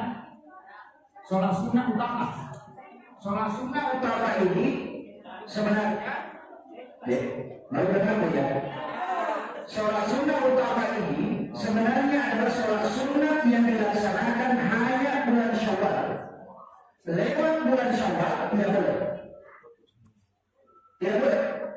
Dan ini dilaksanakan dalam rakaat. Surah yang dibaca itu adalah surah yang dibaca itu surah Al-Ikhlas.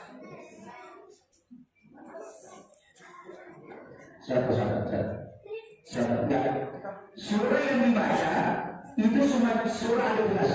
Setiap satu rakaat itu 15 kali. Dan saya lakukan sholat ini sudah 18 tahun belakang. 18 tahun.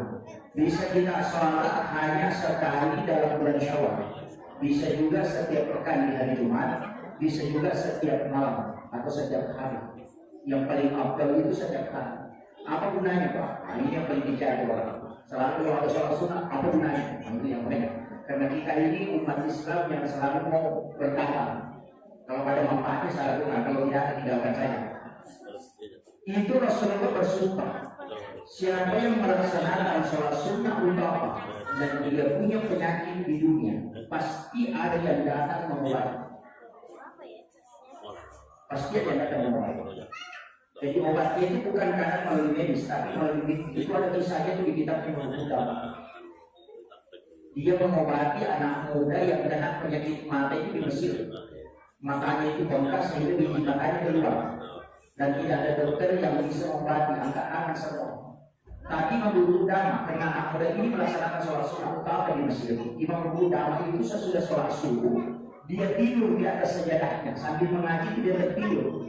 Di dalam tidurnya itu didatangi Rasulullah. Kemudian dia beritahu, wahai Imam Qudamah, ada anak muda di Mesir sakit, kau obati, ludahi matanya. Imam Qudamah itu meludahi matanya dalam mimpi, dan anak muda ini tadi juga tidur di atas sajadahnya di Mesir. Padahal jaraknya itu kurang lebih 400 km. Pas dia bangun, dia rusak matanya basah, dan itu biji matanya lalu masuk ke dalam. Dan dalam waktu 1 hari itu bisa 10 tahun. Ditanyalah sama dokter, siapa yang mengobati matamu? Dia bilang buku dalam. Orang tidak ada yang percaya karena jaraknya itu jauh sekali.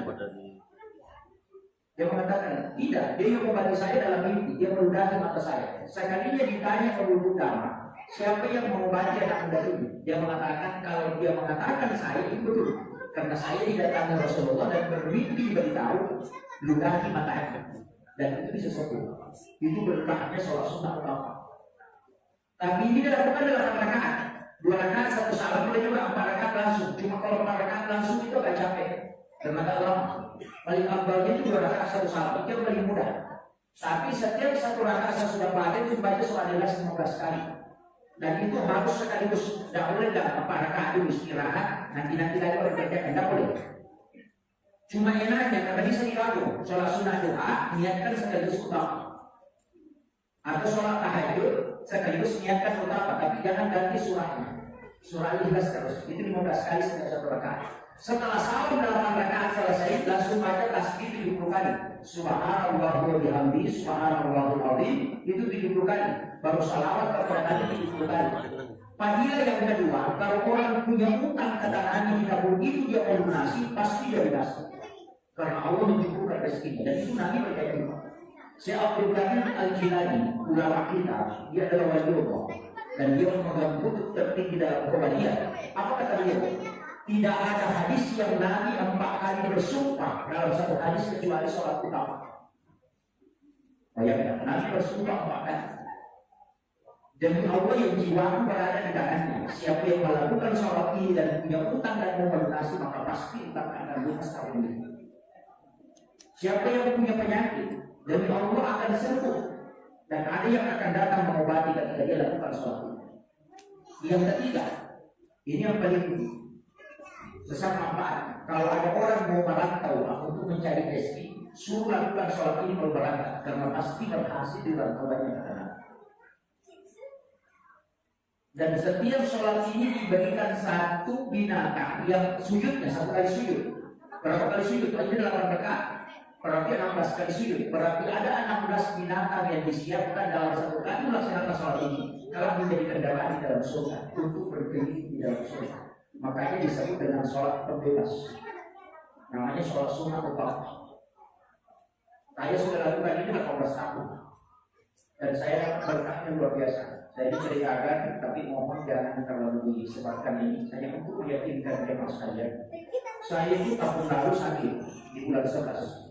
Saya kena penyakit itu pas puncaknya COVID.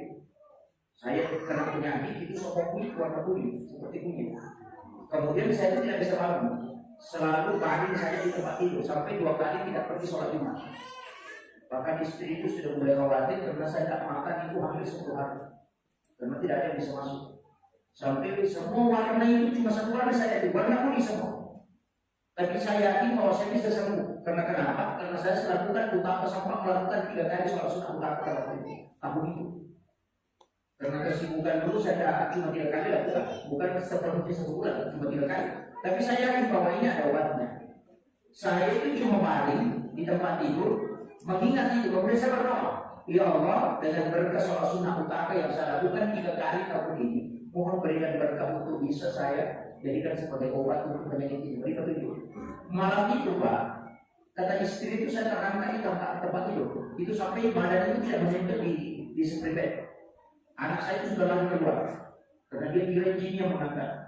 Padahal dalam tidur itu saya melihat salah satu ulama yang saya tidak pernah ketemu, tidak pernah bicara pun tidak pernah. Itu Syekh Syamsul Abadi. Itu ulama di Amerika. Itu tarekat Haqqani namanya. Jadi dia musuh tarekat terdiri tarekat Haqqani. Itu namanya Syekh Syamsul Abadi. Itu yang datang beritahu saya. Nah, ada air Zam-Zam di atas lemari ini dengan campur dengan air hujan yang ada di dalam di luar itu kemudian minum, itu obatnya. Baru dia berdoa.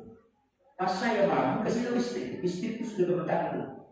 Dia bilang, saya bilang ambil air Zam-Zam, dia sudah habis. Dia bilang tidak, pasti ada di situ. Dia ternyata dulu ada sekitar setengah gelas. Saya kasih campur air hujan yang ada di luar. Dia campur baru saya minum. Besoknya saya sudah berbicara. Padahal 15 hari itu tidak kamu. Jadi makanya saya setelah 2 kali dapat pengobatan langsung dari ulama yang saya tidak kenal, itu saya ini betul itu Pak. Makanya saya kalau orang mengatakan hadis yang saya permasalahkan itu. Kenapa? Karena berkahnya saya sudah dapat. Kemudian yang keempat panggilannya, kalau ada anak kita masuk di pesantren atau anak kita mau jadikan ustaz, suruh lakukan sholat itu. Karena nanti jadi akan diberikan ilmu hikmah dan dimudahkan lisannya untuk menyampaikan. Kalau ada pemimpin tidak bisa bicara di depan umum, suruh lakukan utama. Dia satu kali akan diberikan kemudahan lisannya untuk mengucapkan sesuatu yang baik. Ini janji Nabi. Hanya saya sampaikan ini sudah 1 jam saya bicara, ya 1 jam ya. Katanya itu kalau 1 jam, kalau sudah cari saya punya di mulut ini sudah cari kalau ada itu 1 jam. Makanya saya sampaikan ini sholat lakukan. Perempuan, anak-anak, laki-laki, pejabat, orang biasa, ini penting. Apalagi orang yang punya utang. Kalau dia berniat memang mau lunasi, suruh lakukan sholat ini. Pasti ada jalur rezeki yang dibuka oleh Allah. Dan itu Nabi bersumpah atas nama Allah. Tidak mungkin Rasulullah bersumpah sampai 4 kali kalau sholat ini tidak memiliki kemuliaan yang lama. Itu sehingga saya lakukan. Jangan orang, karena orang tidak pernah dengar sholat ini. Yang dia selalu dengar itu kan hanya sholat-sholat sunat ini, tapi sholat sunat utama jangan pernah tahu. Karena ini sholat rahasianya para wanita. Kalau kita tahu. Tapi saya buka di sini supaya kita amalkan. Jangan sampai ini menjadi ilmu yang ulama dan masyarakat tidak tahu sehingga ada amalan. Karena tidak kemudian dikaya karena kamu ajarkan. Kalau saya bilang sudah pernah ceramahkan, bukan urusan saya, urusannya ulama. Nah, ini yang dimakan. Makanya saya sampaikan, dia 1 kali Pak yang penting pernah dilakukan. Di bulan Syawal, insya Allah berkahnya kita akan dapat. Saya yakin betul itu. Karena yang pertama itu saya dapat waktu pas selesai kuliah. Karena saya kerja skripsi itu hanya 7 hari. Saya kena penyakit pada waktu itu leper. Dan itu sudah tidak bisa bangun. Sampai perut ini bengkak. Orang tua itu sudah menangis. Ibu sudah menangis kemudian menjaga. Tapi saya masih sempat lakukan utama itu. Kalau tidak salah itu selama 7 hari berturut-turut saya lakukan. Dan berkahnya apa? Itu di kolam buka itu ada yang berputar. Itu sampai itu bangun, duduk di dekat saya itu.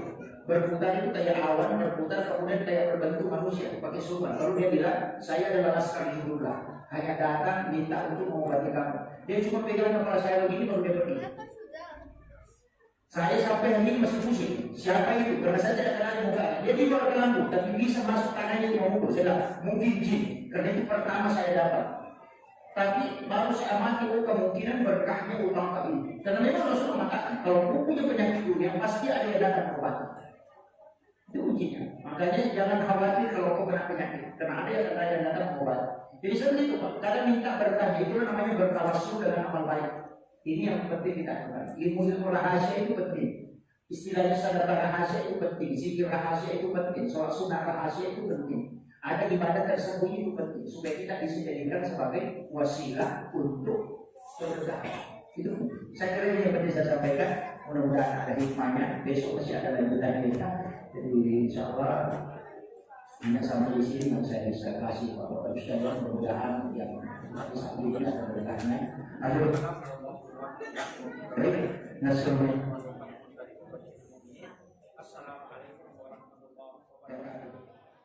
Bismillahirrahmanirrahim. Assalamualaikum warahmatullahi wabarakatuh.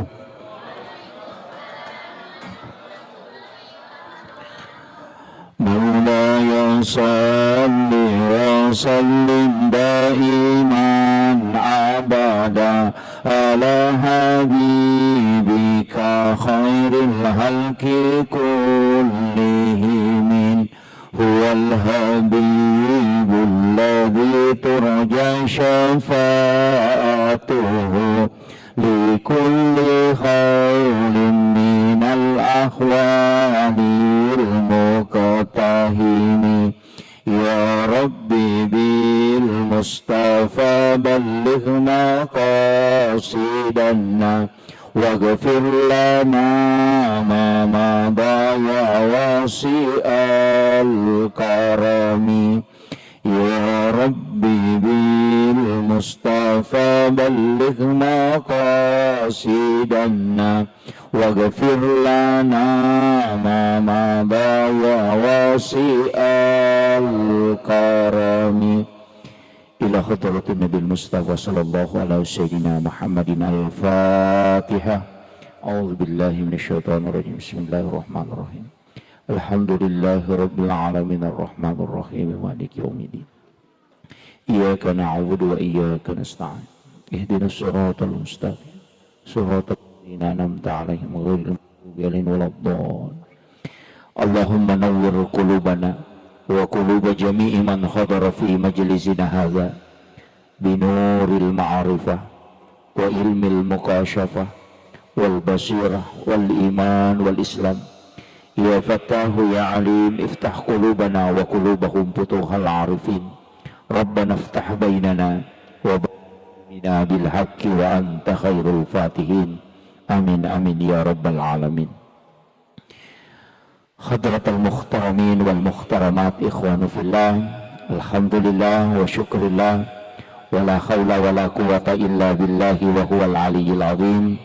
Hasbunallah wa ni'mal wakil, ni'mal maula wa ni'man nasir. Raditu billahi rabba wa bil islami dina wa bi Muhammadin sallallahu alaihi wasallam nabiyya wa rasula. Yang saya hormati dan saya muliakan seluruh tokoh masyarakat, tokoh agama, para alim ulama, dan seluruh tamu undangan, para pejabat pemerintah yang sempat hadir, wabil khusus kepada Bapak Ketua Keluarga Kerukunan Masyarakat Bone, Kabupaten Berau, dalam hal ini pribadi Bapak Haji Najamuddin, beserta seluruh pelaksana peringatan halal bihalal yang pada malam hari ini sebenarnya mungkin kita diuji dengan turunnya hujan, tapi hujan itu sebenarnya mendatangkan keberkahan. Rasulullah mengajarkan kepada kita supaya air hujan itu menjadi obat. Ketika kita terkena air hujan, kita membaca doa Allahumma sayyiban nafi'an. Jadi doa ini hendaknya dihafal, supaya kalau kena air hujan kita tidak sakit, kita tidak demam, tapi justru menjadi obat. Dicukup membaca Allahumma sayyiban nafi'an. Itu doa yang pendek tapi manfaatnya luar biasa. Apalagi kalau air hujan yang di bulan 4 itu. Sampai-sampai kata Rasulullah, orang mandul pun itu bisa punya keturunan. Jadi kalau ada orang tidak punya keturunan, suruh mengambil air hujan di bulan Nisan. Bulan Nisan itu adalah bulan 4. April, ini sudah lewat. Bacakan suratul Fatihah 70 kali, Al-Ikhlas, Al-Falak, An-Nas, dan ayat kursi, dan surah Al-Kafirun masing-masing 70 kali. Baru diminum selama 7 hari. Fadilahnya, Kalau ada penyakit yang tidak bisa disembuhkan oleh dokter, kata Nabi, maka gunakanlah air ini. Itulah yang disebut dengan air Al-Quran. Inilah obat, kata Nabi, walaupun orang itu mandul, dia bisa punya keturunan dengan air Al-Quran. Karena Rasulullah mengatakan, siapa yang berobat dengan air Al-Quran tapi tidak bisa sembuh, maka tidak ada dokter yang bisa menyembuhkan. Itu berkahnya air hujan di bulan 4 yang disebut dengan bulan Nisan. Jadi kalau panjang umur nanti sampai tahun depan, karena bulan 4 itu pasti hujan. Apalagi kemarin ini bersamaan pas masuknya bulan Ramadan.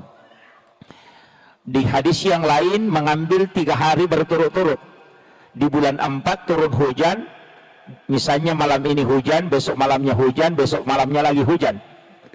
3 malam ini dikumpul airnya, kemudian kita berwudu. Sisanya yang kita pakai berwudu itu kita bisa gunakan sebagai obat. Itu tidak didoakan apa-apa. Jadi ada 2 cara.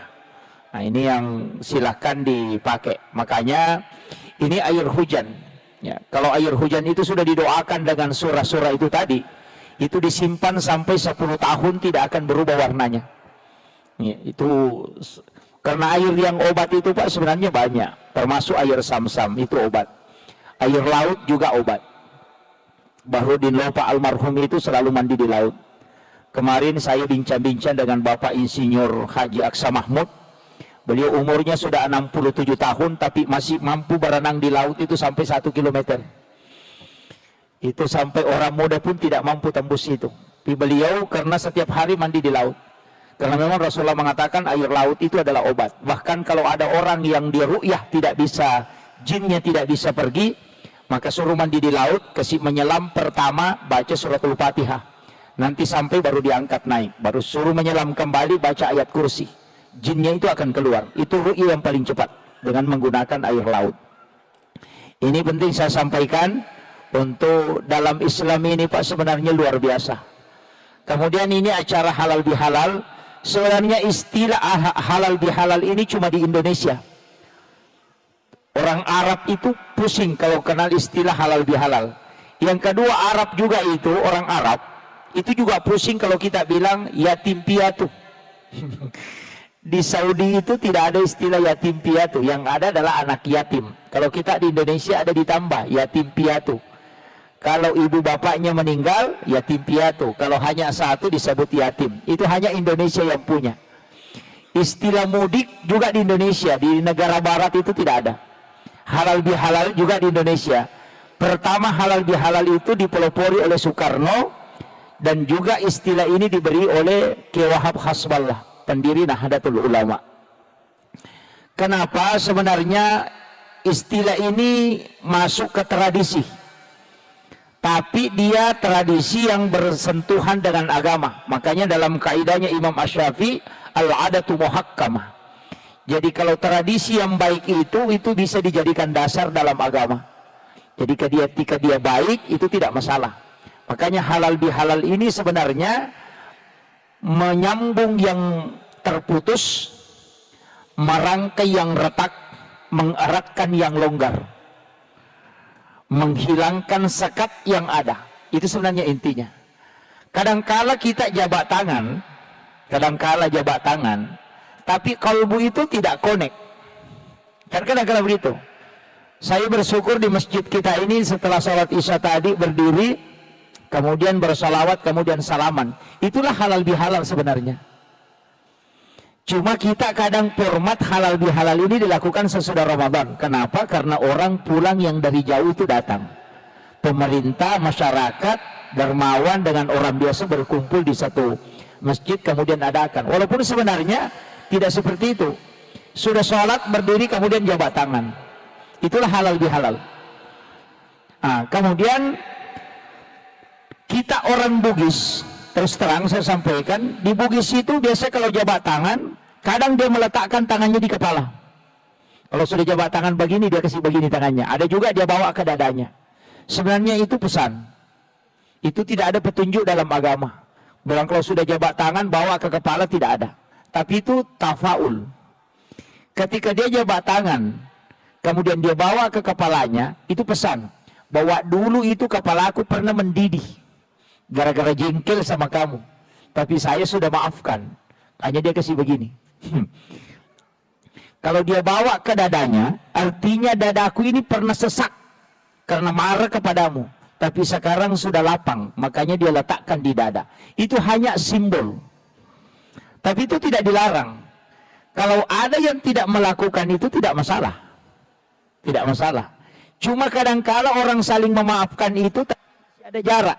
Karena begini, orang yang pernah bertengkar, istilahnya baku bombe, kalaupun sudah memaafkan, saling memaafkan, itu tidak akan pernah kembali normal seperti awalnya. Cermin yang sudah retak, walaupun dia dirangkai, tetap ada bekas. Tetap ada. Nah, makanya di dalam agama ini sebenarnya yang paling berat kita tempuh cuma satu, ihsan. Itu yang paling berat. Ihsan ini sebenarnya adalah membuat kebaikan, bukan membalas kebaikan. Kan beda. Kalau ada orang dermawan, istilahnya orang Bugis, ya kong tahu mabassa, nato mabassa. Jika ada orang dermawan, kemudian kita juga dermawan, maka itu hanya membalas kebaikan. Tapi kalau ada orang kikir, kemudian kita dermawan ke dia, maka itu membuat kebaikan. Dan itu yang paling tinggi tingkatannya. Menyambung silaturahmi kepada orang yang memutus silaturahmi, itu ihsan. Tapi menyambung silaturahmi dengan orang yang menyambung silaturahmi dengan kita, itu cuma al-khair. Itu kan beda. Tingkatan yang tinggi itu adalah ihsan. Makanya ada Islam, ada iman, ada takwa, buahnya nanti ihsan. Dan begitu. Ada tingkatannya. Kajiannya juga. Islam itu hukum. Ulamanya disebut fuqaha. Di situ bukan fikih. Pasti berbeda. Karena Allah mengatakan, walizalika halakahum. Memang begitu aku ciptakan, engkau tidak satu paham. Naik satu tingkat dikatakan kajian tauhid atau kajian iman. Ulamanya bukan fuqaha. Disebut dengan istilah murabbi. Disitulah lahir Mu'tazilah, Jabariyah, Qadariyah, Sunni dan Syiah. Tadi kajian Islam, disitu lahir Syafi'i, Maliki, Hanafi, Ahmad bin Hambali yang disebut dengan mazhab. Kalau ini tadi masuk akidah. Naik satu tingkat disebut kajian ihsan. Ulamanya bukan fuqaha, bukan juga murabbi, tapi disebut dengan mursyid, pembimbing kalbu. Mazhabnya ada saktari, ada qadiriyah, ada khalwatiyah. Nah, itu begitu. Jadi beda-beda. Kalau mau belajar cara sholat yang khusyuk, belajar kepada ulama tasawuf atau mursyid. Kalau mau belajar tata cara sholat sesuai hukum, bertanya kepada ahli fikih. Tapi kalau kita bertanya ke ahli fikih untuk mau tahu cara khusyuk, itu tidak bisa. Sama dengan dokter. Kalau dokter ahli kulit, kita tempati bertanya tentang jantung, pasti dia tidak bisa jawab sempurna. Begitu juga dengan Islam. Nah, ini penting. Makanya 3 tingkatan ini harus dipakai. Ada ulama kita yang concern di hukum, ada ulama kita yang concern ke tafsir, ada yang concern ke tasawuf, ada yang concern ke akidah. Ada juga yang campur-campur, tapi ada yang paling parah. Tasawuf ditarik ke fikih, fikih dikasih naik ke tasawuf. Oh, itu rancu. Ini yang banyak. Makanya saya wasiatkan kalau belajar agama tidak boleh dicampur. Kalau bicara adab, ya adab. Tasawuf itu Pak, melihat perempuan itu batal wudhu. Tasawuf. Yang dimaksud melihat bukan melotok matanya begini. Melihat dengan pandangan syahwat. Karena dia mengatakan ketika engkau melihat dengan syahwat, maka wudhumu sudah kotor. Coba. Berbohong itu batal wudhu menurut adab. Tapi kalau hukum tidak. Makanya bicara fikih tetap fikih. Bicara tasawuf itu bicara adab. Saya kasih contoh sederhana. Kalau ada perempuan yang istilahnya pacaran dengan laki-laki, kemudian perempuannya ini mengatakan, saya paling benci warna kuning. Otomatis laki-laki ini tidak akan bakalan pakai sandal kuning untuk ketemu pacarnya. Walaupun dia tidak larang. Kenapa? Untuk menjaga perasaan, walaupun sekecil itu. Tasawuf begitu. Melakukan yang makruh itu setara dengan haram. Makanya dia mengatakan, kalau buang hajat menghadap atau membelakangi Ka'bah itu makruh hukumnya, maka meludah pun ke Ka'bah menghadap ke Baitullah itu tidak boleh. Coba, itu kalau bicara tasawuf. Gitu. Kalau bicara fikih enggak, karena kenapa? Fikih bicara hukum. Kalau bicara tasawuf itu adab, makanya beda. Jadi adab letakkan pada adab, fikih letakkan pada hukum, supaya kita tidak rancu memahami agama. Ini penting. Kadang-kadang kan ada yang menyalahkan kata karena dia pakai timbangan hukum, padahal itu timbangan adab. Ini yang harus saya luruskan dulu supaya kita enak belajar agama. Kalau mengatakan oh ini tasawuf berarti larinya ke sini. Oh ini akidah larinya ke sini.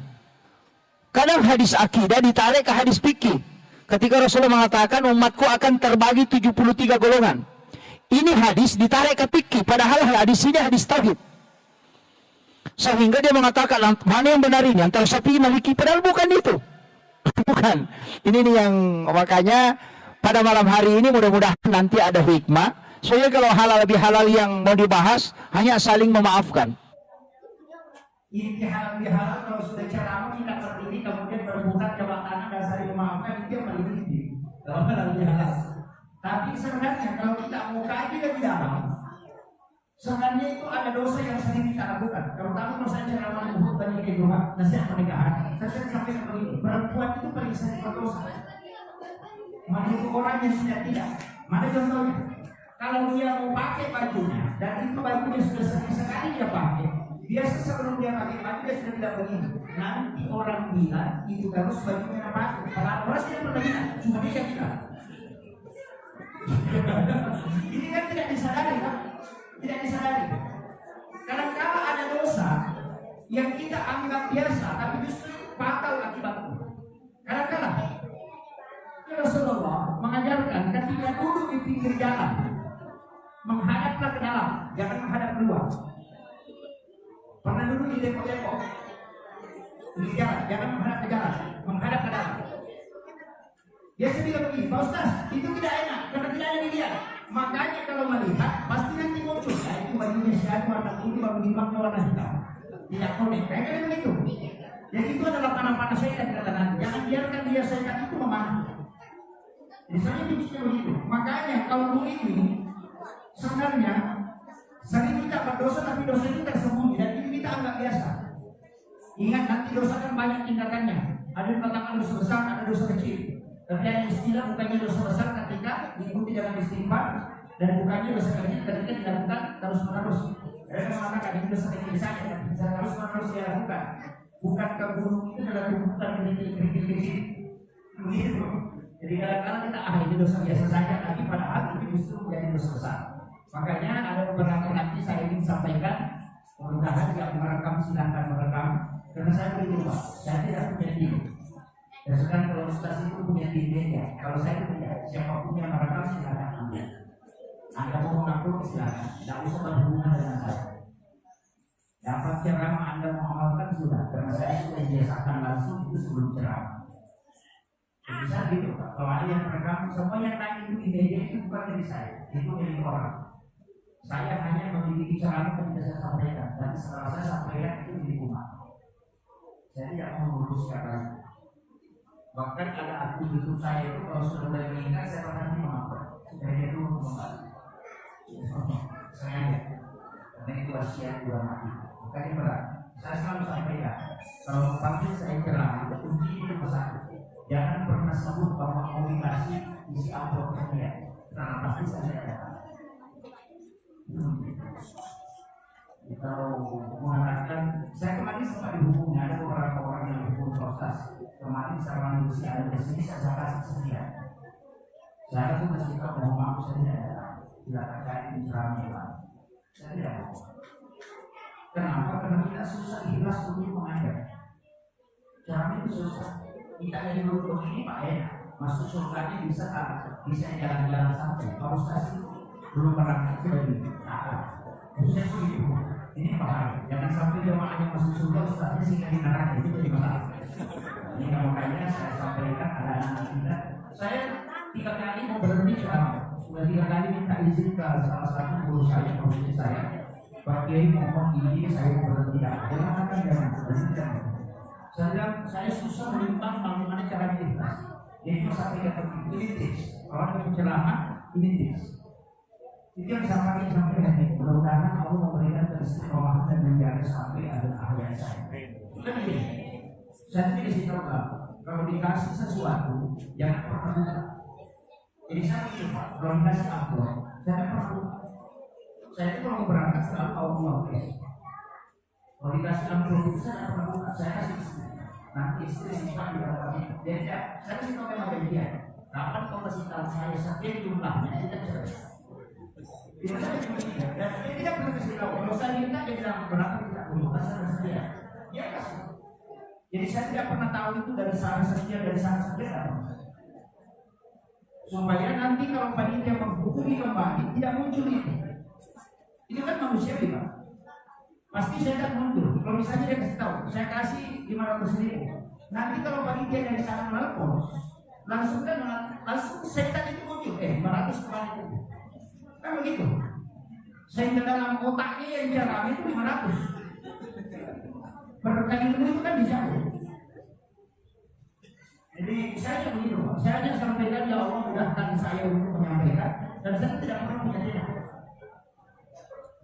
Makanya ceramah itu tidak pernah tersusun. Karena urutan yang masa saudara pun tidak perlu. Kalau kau belajar sebelum ceramah dan kau mengusung ceramah, apakah ceramah itu untuk kamu atau untuk orang? Kalau untuk orang minta kepada Allah supaya dimunculkan apa yang dibutuhkan orang itu. Tapi ini berat, itu tawakal yang besar. Kalau orang tidak suka urusan saja sudah selesai. Begitu. Banyak manusia yang kayaknya saya sampaikan ini hanya trik. Metode-metode ulama kita itu sebenarnya metode ulama kita itu sama dengan amal ikhlas. Amal ikhlas itu kadang orang mengatakan karena Allah 500.000 itu bukan amal ikhlas. Kan ada hadis kursi. Siapa hambaku yang memberikan kepadaku dan dia tidak menghitungnya, maka aku pun tidak akan menghitungnya ketika membalasnya. Coba pikir, bagaimana cara bersedekah? Kita tidak tahu. Kalau mengatakan karena Allah 500.000 kan ditahu 500.000. Ya, bagaimana caranya berpikir? Metode apa yang kita pakai supaya sedekah itu kita tidak tahu. Satu jumlahnya. Maka ulama kita kasih metode kalau cedengan lewat, uang disaku kumpulkan saja. Uang 100, uang 50, uang 20. Nanti cedengan lewat tutup mata. Baru tarik 2 lembar atau 1 lembar, lalu selesai. Tutup mata masukkan ke cedengan baru dorong. Uang 100 masuk silakan. Oh, tidak usah pokoknya uang berapa saja dia. Selama tangan masih kurang balik, uang 100 dorong lagi masuk. Itu tidak masalah.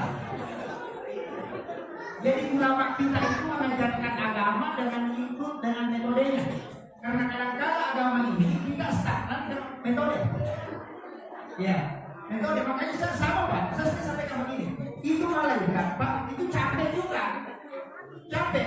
Malaikat itu kan mengeluh. Dalam beberapa hadis itu ada. Bahkan ada zikir ketika kita baca 1 kali atau 3 kali. Malaikat itu sampai setengah hari capek menulis itu. Jadi malaikat itu kan makhluk juga, terbatas juga kemampuannya. Makanya malaikat itu sering mengeluh juga, capek dia menulis. Makanya kunci kalau mau sukses dibincangkan malaikat. Iya. Contohnya apa? Saya akan kasih tahu begini. Dalam istilahnya dalam metodologi agama itu kan ada begini. Kalau bersedekah 100.000 tapi 1 kali diserahkan 1 bulan sekali, itu malaikat tidak capek. Tapi kalau 2.000 1 hari setiap subuh 2.000 itu malaikat capek. Kenapa? Kan begini, malaikat itu kan istilahnya sama dengan makhluk otomatis. Jadi kalau kau bersedekah ya doakan, kalau tidak bersedekah ya tidak doakan. Makanya kalau 1 bulan serahkan 1 kali saja malaikat berdoa. Tapi kalau kau serahkan setiap subuh 2.000, setiap subuh dia berdoa. Yang kita carikan doanya. Kalau dia berdoa 1 kali tidak akan rugi. Padahal jumlahnya besar dong, 100.000. Mana banyak? 100.000 1 kali 1 bulan atau 2.000 setiap subuh. Pasti banyak 100.000 1 kali 1 bulan. Tapi masalahnya tidak rugi karena malaikatnya cuma 1 kali doakan. Kan begitu. Makanya kenapa Rasulullah mengatakan amal yang paling dicintai oleh Allah adalah amal yang istiqamah. Wa istiqamah walaupun sedikit. Karena itu kuncinya. Makanya kalau buat kebaikan dia tidak banyak, yang penting rutin. Inilah kuncinya. Daripada 1 juta, 1 kali saja 1 tahun. Lebih baik 1000 setiap subuh. Kenapa? Karena di waktu subuh kan ketemu 2 kelompok malaikat. Bukan 2 malaikat, 2 shift. Malaikat penjaga malam dan malaikat penjaga siang. Makanya dia kan perlu jam 4 subuh. Itu malaikat yang mau jaga siang hari itu sudah datang jam 4 subuh. Makanya sholat subuh itu disaksikan oleh para malaikat. Kan begitu. Makanya sedekah subuh itu pahalanya tinggi sekali karena didoakan 2 kelompok malaikat. Kalau duhur sedekah 10.000 Pak Ustaz, atau kita sedekah 2.000 di waktu subuh, mana paling bagus? Kalau hitung pahala, besar pahalanya yang duhur. Tapi kalau mau dapat doa malaikat, lakukan di subuh hari. Kan begitu? Masih beda Pak. Jadi beragama itu juga perlu diakali. Saya sering begitu. Nah ini harus jadi doanya malaikat. Makanya saya bilang begini, kalau ada orang sudah tahunan bekerja di barang ini tidak bisa kaya-kaya, coba periksa doanya. Balik doanya. Kalau doanya seperti ya Allah kasih kaya saya, berubah. Ya Allah kasih kaya tetangga saya. Kenapa? Karena kan Nabi mengatakan siapa yang mendoakan saudara muslimnya dan yang didoakan itu tidak tahu, malaikat yang berdoa kepada Allah supaya orang yang berdoa itu diberikan yang sama sebagaimana yang didoakan kepada orang yang tidak tahu. Dan begitu. Makanya kalau malaikat berdoa kan tidak ada halangan. Kalau tidak masih banyak. Makanya kuncinya begini. Makanya ulama ini tidak pernah mendoakan dirinya. Dia hanya mendoakan jamaahnya. Kenapa? Karena dia bilang nanti malaikat yang doakan saya.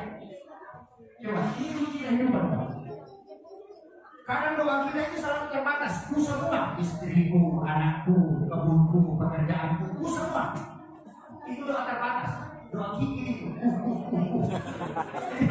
Iya. Begitu. Mestinya makanya kenapa nanti Allahumma yaghfir muslimin wal muslimat wal mu'minin wal mu'minat al-ahya'i minhum wal amwat. Kenapa didoakan semua? Nanti kan malaikat kembali yang mendoakan kita. Kunci yang kedua, istighfarkan orang muslim dan muslimat.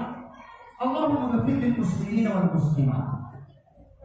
Kan kenapa didoakan itu? Karena berapa juta muslim yang ada di dunia ini itu kembali ke kita. Ini yang kadang kalau kita melakukan aduh, umur kita berapa? Dikulis saya Hasan dua, saya kan banyak sekitar hanya antara 60 tahun. Ada orang yang umurnya sampai 100 tahun, Pak. Kalau bukan penjagaannya yang capek, dia capek hidup. Maksudnya 100 tahun umurnya. Ya. Dan produktif itu kalau umur Pak, itu produktif maksimal 60 tahun hidup. Lewat 60 tahun itu sudah mulai banyak yang hidup. Makanya kalau kemudian Al-Bukhari mengatakan kalau ada orang umurnya sudah 40 tahun tapi lebih banyak dosanya daripada kebaikannya lebih dari yang daripada itu. Makanya umur 40 juga kunci. Dalam agama itu ada hitung-hitungan. Kelipatan 7, 40 itu ada hitung-hitungan. Jadi itu harus kita. Saya pernah pelajari kelipatan itu dalam agama. Itu ada tingkatan khusus. Kita ada di ada. Kenapa anggota sendiri dilipat dulu? 2 lutut, 2 tangan, kepala, dan 2 kaki. Awak itu 7 putaran. Dalam 1 hari, dalam 1 pekan itu 7 hari. Kenapa langit dengan tangan itu 7 lapis? Bersih. Itu adalah rahasia. Dan saya tidak mau bersikap nanti mungkin tidak bahwa ini dibongkar rahasia prosesnya. Itu ada bunyi-bunyi di situ. Nah, kemudian saya kembali. Makanya amalan di bulan Syawal ini penting sekali. Kita harus ingat betul, jangan sampai lupa. Amalan di bulan Syawal itu yang paling banyak orang lakukan puasa. Puasa sunnah Syawal, berpuasa 6 hari di bulan Syawal. Sebenarnya yang paling hadis kami. Siapa yang berpuasa 1 bulan penuh di bulan Ramadan, kemudian ditambah 6 hari di bulan Syawal, maka itu seakan-akan dia berpuasa 1 tahun lama. Jangan salah, ini hadis mengatakan seakan-akan. Kenapa? Menjadi hasanati pada Rasulullah sallallahu. Siapa yang melakukan 1 kebaikan, maka Allah menjadikan dia 10. Begitu. Kita dalam Ramadan ini kan puasa 30 hari. Dikali 10 berarti 300. 6 hari di bulan Syawal dikali 10 berarti 60. Dalam 1 tahun Pak cuma 360 hari. Makanya dikatakan seakan-akan berpuasa 1 tahun lama. Karena kelipatan 10, 30 kali 10 kan 300, 6 kali 10, 60. Nah dalam 1 tahun itu cuma 360 hari. Itulah sehingga di dalam itu Nabi mengatakan seakan-akan berpuasa satu tahun. Nanti kan muncul fikih. Nah ini yang sering diperdebatkan. Muncul kan fikih begini. Bagaimana Ustaz perempuan? Dia mau tutupi dulu puasanya, puasa kawalnya, kan begitu, puasa kawalnya belum selesai. Nah di situ kan siapa berpuasa 1 bulan penuh. Kalau dia tidak selesaikan, berarti bukan 1 bulan.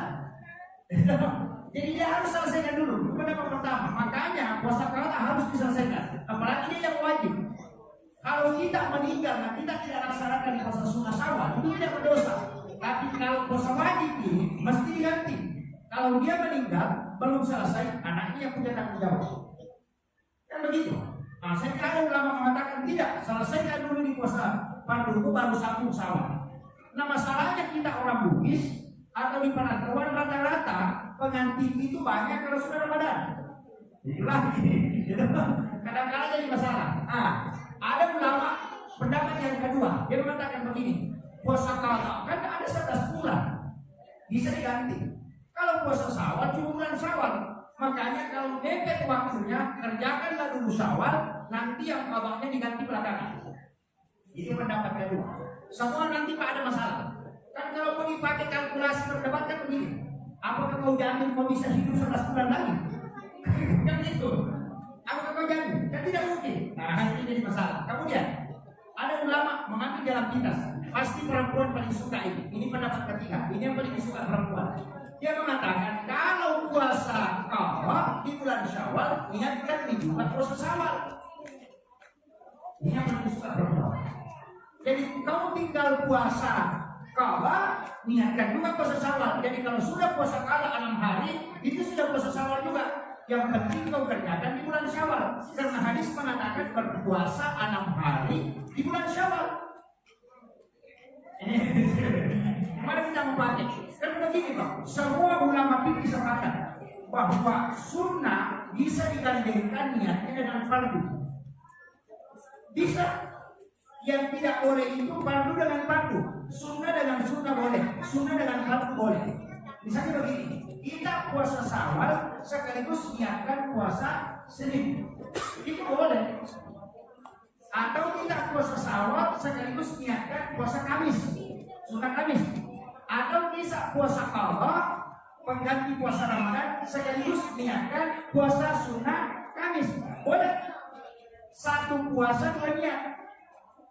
Sama dengan sholat, masuk ke masjid, sholat sunnah wudhu sekaligus sholat sunnah dan masjid, gabungkan niatnya.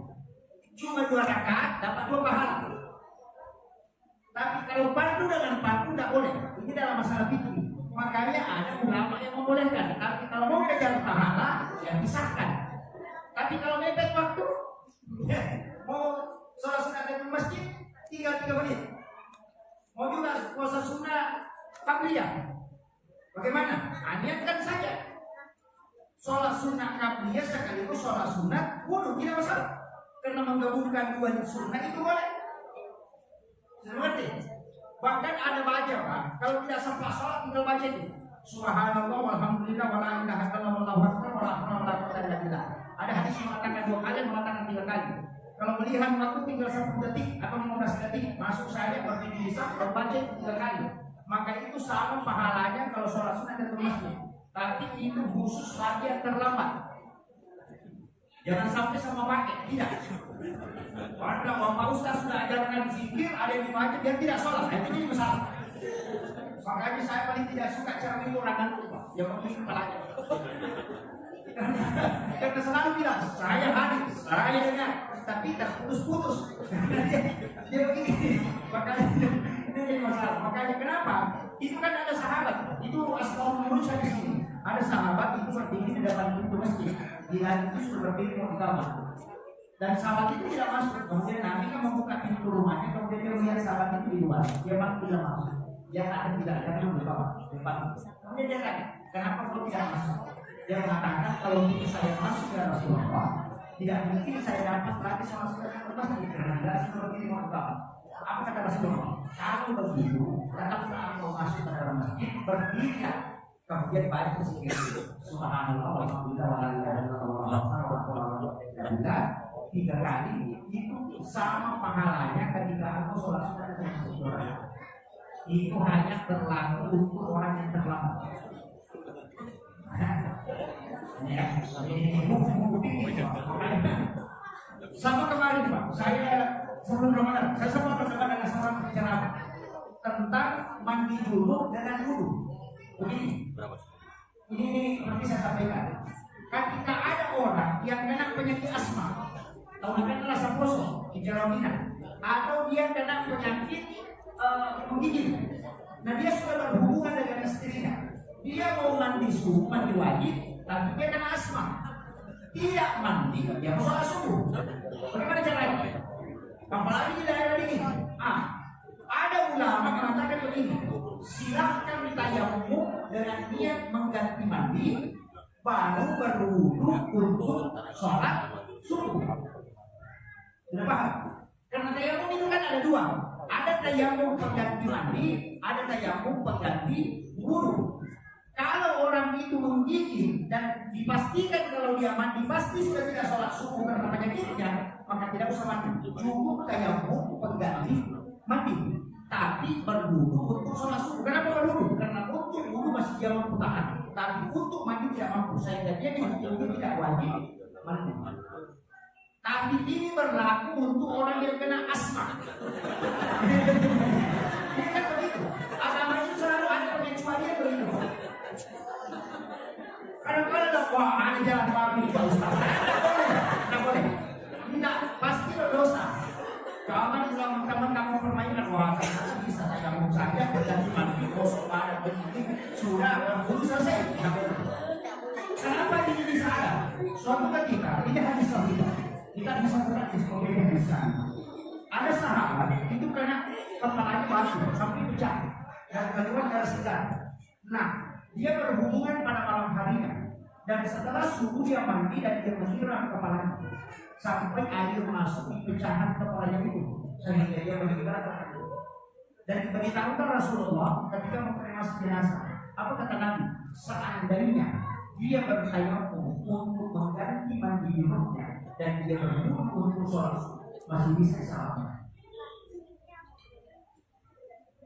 Itu tuh pengecualian. Tapi hanya sekali lagi yang kena penyakit asma, yang dapat kalau yang normal jangan. Selama sih bisa pakai air panas harus dapat laku. Jadi itu berlakunya darurat. Sampai ada perempuan yang bertanya, perempuan bagi, ya Rasulullah, bolehkah saya mencuri uang suami?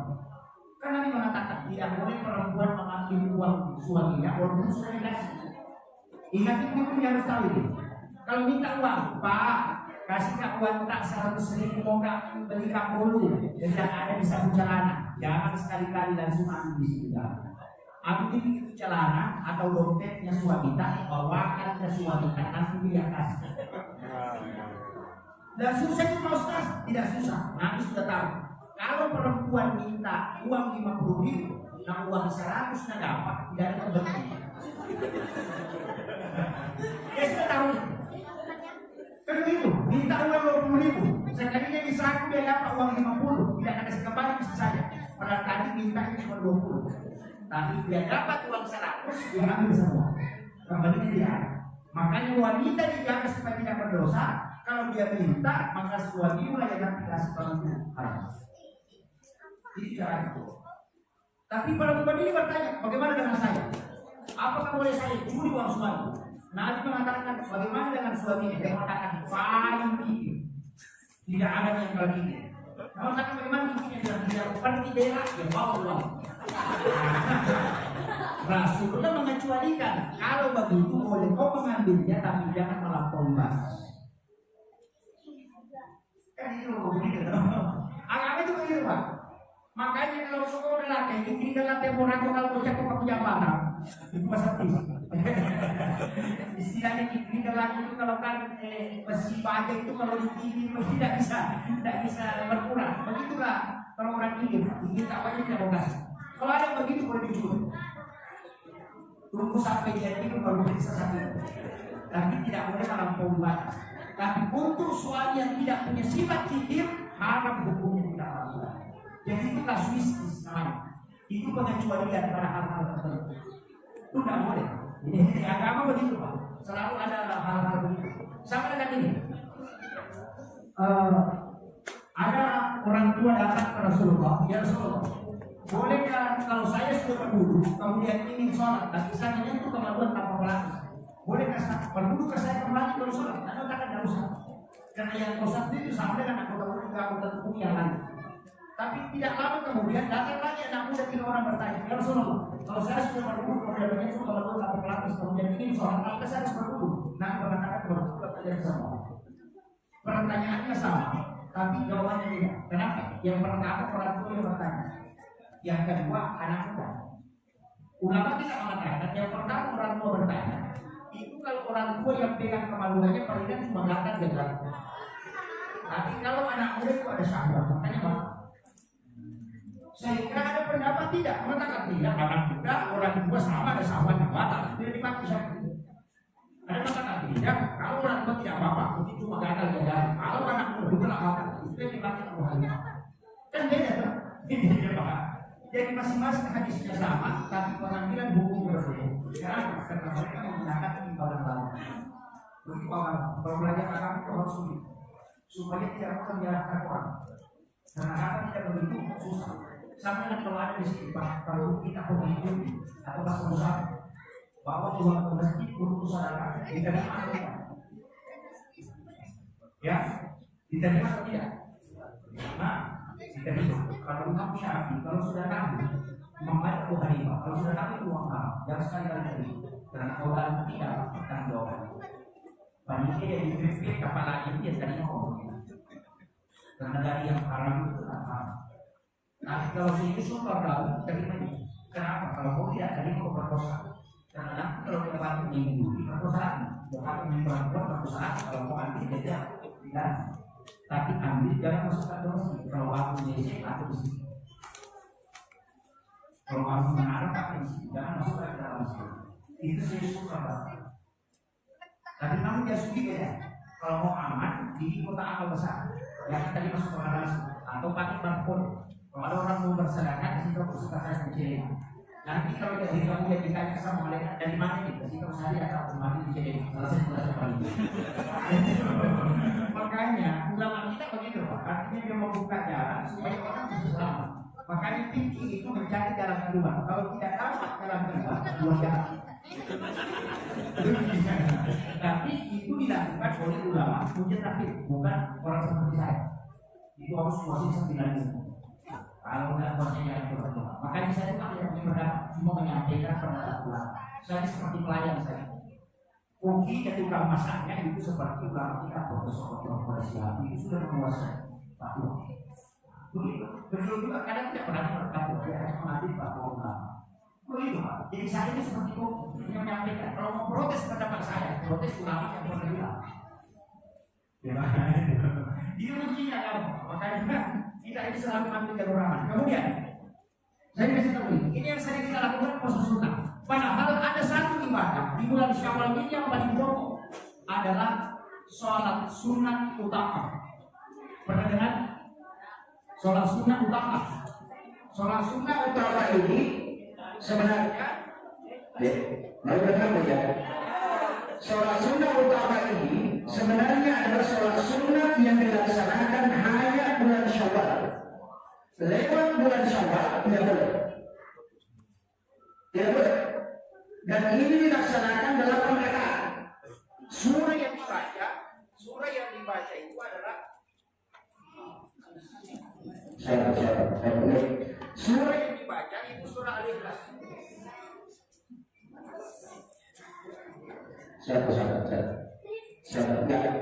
Surah yang dibaca itu cuma surah Al-Ikhlas.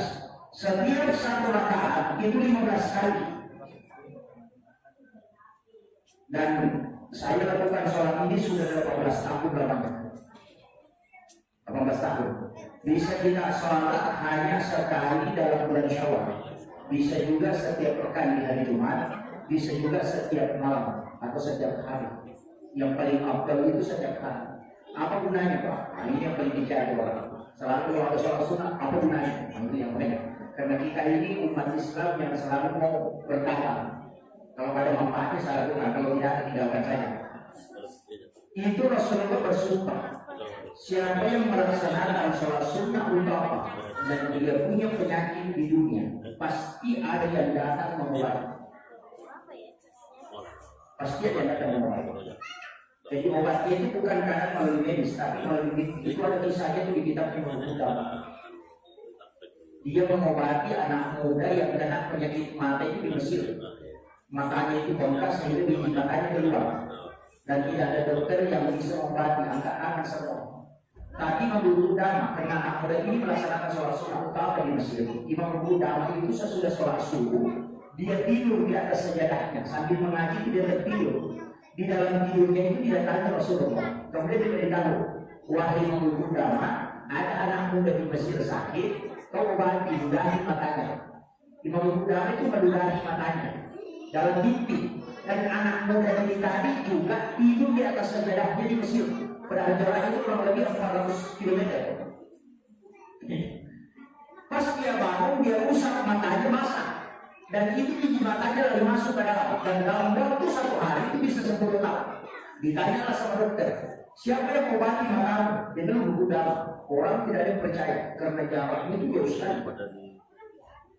Dia mengatakan, tidak, dia yang mengobati saya dalam mimpi, dia meludahi mata saya. Sekalinya ditanya ke buku dalam, siapa yang mengobati anak muda ini? Dia mengatakan, kalau dia mengatakan saya itu betul. Karena saya didatangi Rasulullah dan bermimpi beritahu ludahi matanya. Dan itu bisa sembuh. Itu berkahnya sholat sunnah utama. Tapi ini dilakukan dalam 8 rakaat. 2 rakaat 1 salam, boleh juga 4 rakaat langsung. Cuma kalau 4 rakaat langsung itu agak capek dan agak lama.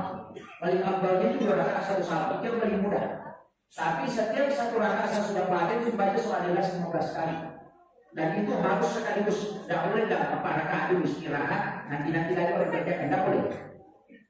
Cuma enaknya karena bisa digabung. Sholat sunnah doa niatkan sekaligus utama. Atau sholat tahajud sekaligus niatkan utama, tapi jangan ganti surahnya. Surah Al-Ikhlas terus. Itu 15 kali setiap 1 rakaat. Setelah salam 8 rakaat selesai, langsung baca tasbih 70 kali. Subhanallah wa bihamdi, subhanallahul azim, itu 70 kali. Baru salawat kepada Nabi 70 kali. Fadilah yang kedua, kalau orang punya utang kata Nabi di tabung itu dia mau lunasi, pasti dia lunasi. Karena Allah mencukupkan rezekinya, dan itu Nabi percaya. Syekh Abdul Qadir Al-Jilani, ulama kita, dia adalah wali Allah dan dia memegang kutub tertinggi dalam Quraniyah. Apa kata dia? Tidak ada hadis yang Nabi 4 kali bersumpah dalam 1 hadis kecuali sholat utama. Bayangkan, Nabi bersumpah 4 kali. Demi Allah yang jiwaku berada di tangannya. Siapa yang melakukan sholat ini dan punya utang dan mau melunasi, maka pasti utang akan lunas tahun ini. Siapa yang punya penyakit, demi Allah akan sembuh. Dan ada yang akan datang mengobati ketika dia lakukan sholat ini. Yang ketiga, ini yang paling besar manfaat. Kalau ada orang mau merantau untuk mencari rezeki, suruh lakukan sholat ini kalau berangkat, karena pasti berhasil di rantauannya ke tanah. Dan setiap sholat ini diberikan 1 binatang yang sujudnya 1 kali sujud. Berapa kali sujud? Ini 8 rakaat. Berarti 16 kali sujud. Berarti ada 16 binatang yang disiapkan dalam 1 kali melaksanakan sholat ini. Kalau menjadi kendaraan di dalam surga untuk berdiri di dalam surga. Makanya disebut dengan sholat pembebas. Namanya sholat sunnah utama. Saya sudah lakukan ini 18 tahun. Dan saya berkahnya luar biasa. Saya diceritakan, tapi mohon jangan terlalu disebarkan ini. Saya untuk meyakinkan jemaah sekalian. Saya itu tahun lalu sakit di bulan 11. Saya kena penyakit itu pas puncaknya COVID. Saya kena penyakit itu sopok kulit, warna kulit, seperti kunyit. Kemudian saya tidak bisa bangun. Selalu pagi saya di tempat tidur sampai 2 kali tidak pergi sholat Jumat. Bahkan istri itu sudah mulai khawatir karena saya tak makan itu hampir 10 hari. Karena tidak ada yang bisa masuk. Sampai semua warna itu cuma 1 warna saya itu, warna kuning semua. Tapi saya yakin bahwa saya bisa sembuh. Karena kenapa? Karena saya melakukan utama sampai melakukan 3 kali sholat sunnah utama tahun itu. Karena kesibukan dulu saya cuma 3 kali lakukan, bukan seperti 1 bulan, cuma 3 kali. Tapi saya yakin bahwa ini ada obatnya. Saya itu cuma baring di tempat tidur, Mengingat itu, kemudian saya berdoa, ya Allah, dengan berkah sholat sunnah utama yang saya lakukan 3 kali tahun ini, mohon berikan berkah untuk bisa saya jadikan sebagai obat untuk penyakit ini. Beri petunjuk. Malam itu Pak, kata istri itu saya terangkan di tempat tidur. Itu sampai badan itu tidak menempel di sepribet. Anak saya itu sudah lari keluar karena dia kira jin yang mengangkat. Padahal dalam tidur itu saya melihat salah satu ulama yang saya tidak pernah ketemu, tidak pernah bicara pun tidak pernah. Itu Syekh Syam Abadi. Itu ulama di Amerika. Itu tarekat Haqqani namanya. Jadi dia musuh tarekat pendiri tarekat Haqqani. Itu namanya Syekh Syam Abadi. Itu yang datang beritahu saya. Nah, ada air Zam-Zam di atas lemari ini dengan campur dengan air hujan yang ada di dalam hiduran itu kemudian minum. Itu obatnya. Baru dia berdoa. Pas saya bangun ke situ istri itu sudah berkata itu. Dia bilang, saya bilang ambil air Zam-Zam. Dia sudah habis. Dia bilang tidak. Pasti ada di situ. Dia ternyata dulu ada sekitar setengah gelas. Saya kasih campur air hujan yang ada di luar. Dia campur baru saya minum. Besoknya saya sudah berbicara. Padahal 15 hari itu tidak pernah. Jadi makanya saya setelah 2 kali dapat pengobatan langsung dari ulama yang saya tidak kenal, itu saya ini betul itu Pak. Makanya saya kalau orang mengatakan hadis yang saya permasalahkan itu. Kenapa? Karena berkahnya saya sudah dapat. Kemudian yang keempat panggilannya, kalau ada anak kita masuk di pesantren atau anak kita mau jadikan ustaz, suruh lakukan sholat itu. Karena nanti janji akan diberikan ilmu, hikmah dan dimudahkan lisannya untuk menyampaikan. Kalau ada pemimpin tidak bisa bicara di depan umum, suruh lakukan utama. Dia satu kali akan diberikan kemudahan lisannya itu mengucapkan sesuatu yang baik. Itu janji Nabi. Hanya saya sampaikan ini sudah 1 jam saya bicara. Ya, 1 jam ya. Katanya itu kalau 1 jam, kalau sudah cari saya punya di mulut ini sudah cari kalau ada itu 1 jam. Makanya saya sampaikan ini sholat lakukan. Perempuan, anak-anak, laki-laki, pejabat, orang biasa ini mesti. Apalagi orang yang punya utang. Kalau dia berniat memang mau lunasi, suruh lakukan sholat ini. Pasti ada jalur rezeki yang dibukakan oleh Allah. Dan itu Nabi bersumpah atas nama Allah. Tidak mungkin Rasulullah bersumpah sampai 4 kali kalau sholat ini tidak memiliki kemuliaan yang lama. Itu sehingga saya lakukan. Jangan orang, karena orang tidak pernah dengar sholat ini. Yang dia selalu dengar itu kan hanya sholat-sholat sunat ini, tapi sholat sunat utama jangan pernah tahu. Karena ini sholat rahasianya para wanita. Kalau kita tahu. Tapi saya buka di sini supaya kita amalkan. Jangan sampai ini menjadi ilmu yang ulama dan masyarakat tidak tahu sehingga ada amalan. Karena tidak kemudian didaya, karena kamu ajarkan. Kalau saya bilang sudah pernah ceramahkan, bukan urusan saya, urusannya ulama. Nah ini yang dimakan. Makanya saya sampaikan, dia 1 kali pakai berarti pernah dilakukan. Di bulan Syawal, insya Allah berkahnya kita akan dapat. Saya yakin betul itu. Karena yang pertama itu saya dapat waktu pas selesai kuliah. Karena saya kerja skripsi itu hanya 7 hari. Saya kena penyakit pada waktu itu leper. Dan itu sudah tidak bisa bangun. Sampai perut ini bengkak. Orang tua itu sudah menangis. Ibu sudah menangis kemudian menjaga. Tapi saya masih sempat lakukan utama itu. Kalau tidak salah itu selama 7 hari berturut-turut saya lakukan. Dan berkahnya apa? Itu di kalang bunga itu ada yang berputar. Itu sampai itu bangun, duduk di dekat saya itu. Berputar itu kayak awan, berputar kemudian kayak berbentuk manusia pakai sulman. Lalu dia bilang, saya adalah laskar Jibrullah. Hanya datang minta untuk mengobati kamu. Dia cuma pegang kepala saya begini baru dia pergi. Saya sampai hari ini masih pusing. Siapa itu? Karena saya tidak kenal muka. Dia di luar kelambu, tapi bisa masuk tangannya di memukul. Saya bilang, mungkin jin. Karena itu pertama saya dapat. Tapi baru saya amati kemungkinan berkahnya utama ini. Karena memang Rasul mengatakan kalau kamu punya penyakit dunia pasti ada yang datang berobat. Itu ujinya. Makanya jangan khawatir kalau kau kena penyakit. Karena ada yang datang berobat. Jadi seperti itu Pak. Kadang minta berkah itu namanya bertawassul dengan amal baik. Ini yang penting kita lakukan. Ilmu rahasia itu penting. Istilahnya sedekah rahasia itu penting. Zikir rahasia itu penting. Sholat sunnah rahasia itu penting. Ada ibadah tersembunyi itu penting supaya kita bisa jadikan sebagai wasilah untuk berkah. Itu saya kira ini yang penting saya sampaikan. Mudah-mudahan ada hikmahnya. Besok masih ada lanjutan kita. Jadi insya Allah hanya sampai di sini yang saya bisa kasih Bapak Ustaz. Mudah-mudahan yang bisa diberikan ada berkahnya. Aduh, baik, nasional.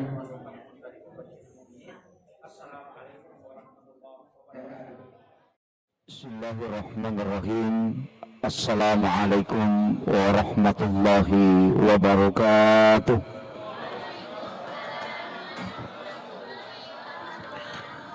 Maulaya salli wa sallim daiman abada ala habibika khairil halki kullihim. Huwal habibul ladzi turja syafa'atuhu likulli khawlin minal akhwadil muqtahimi.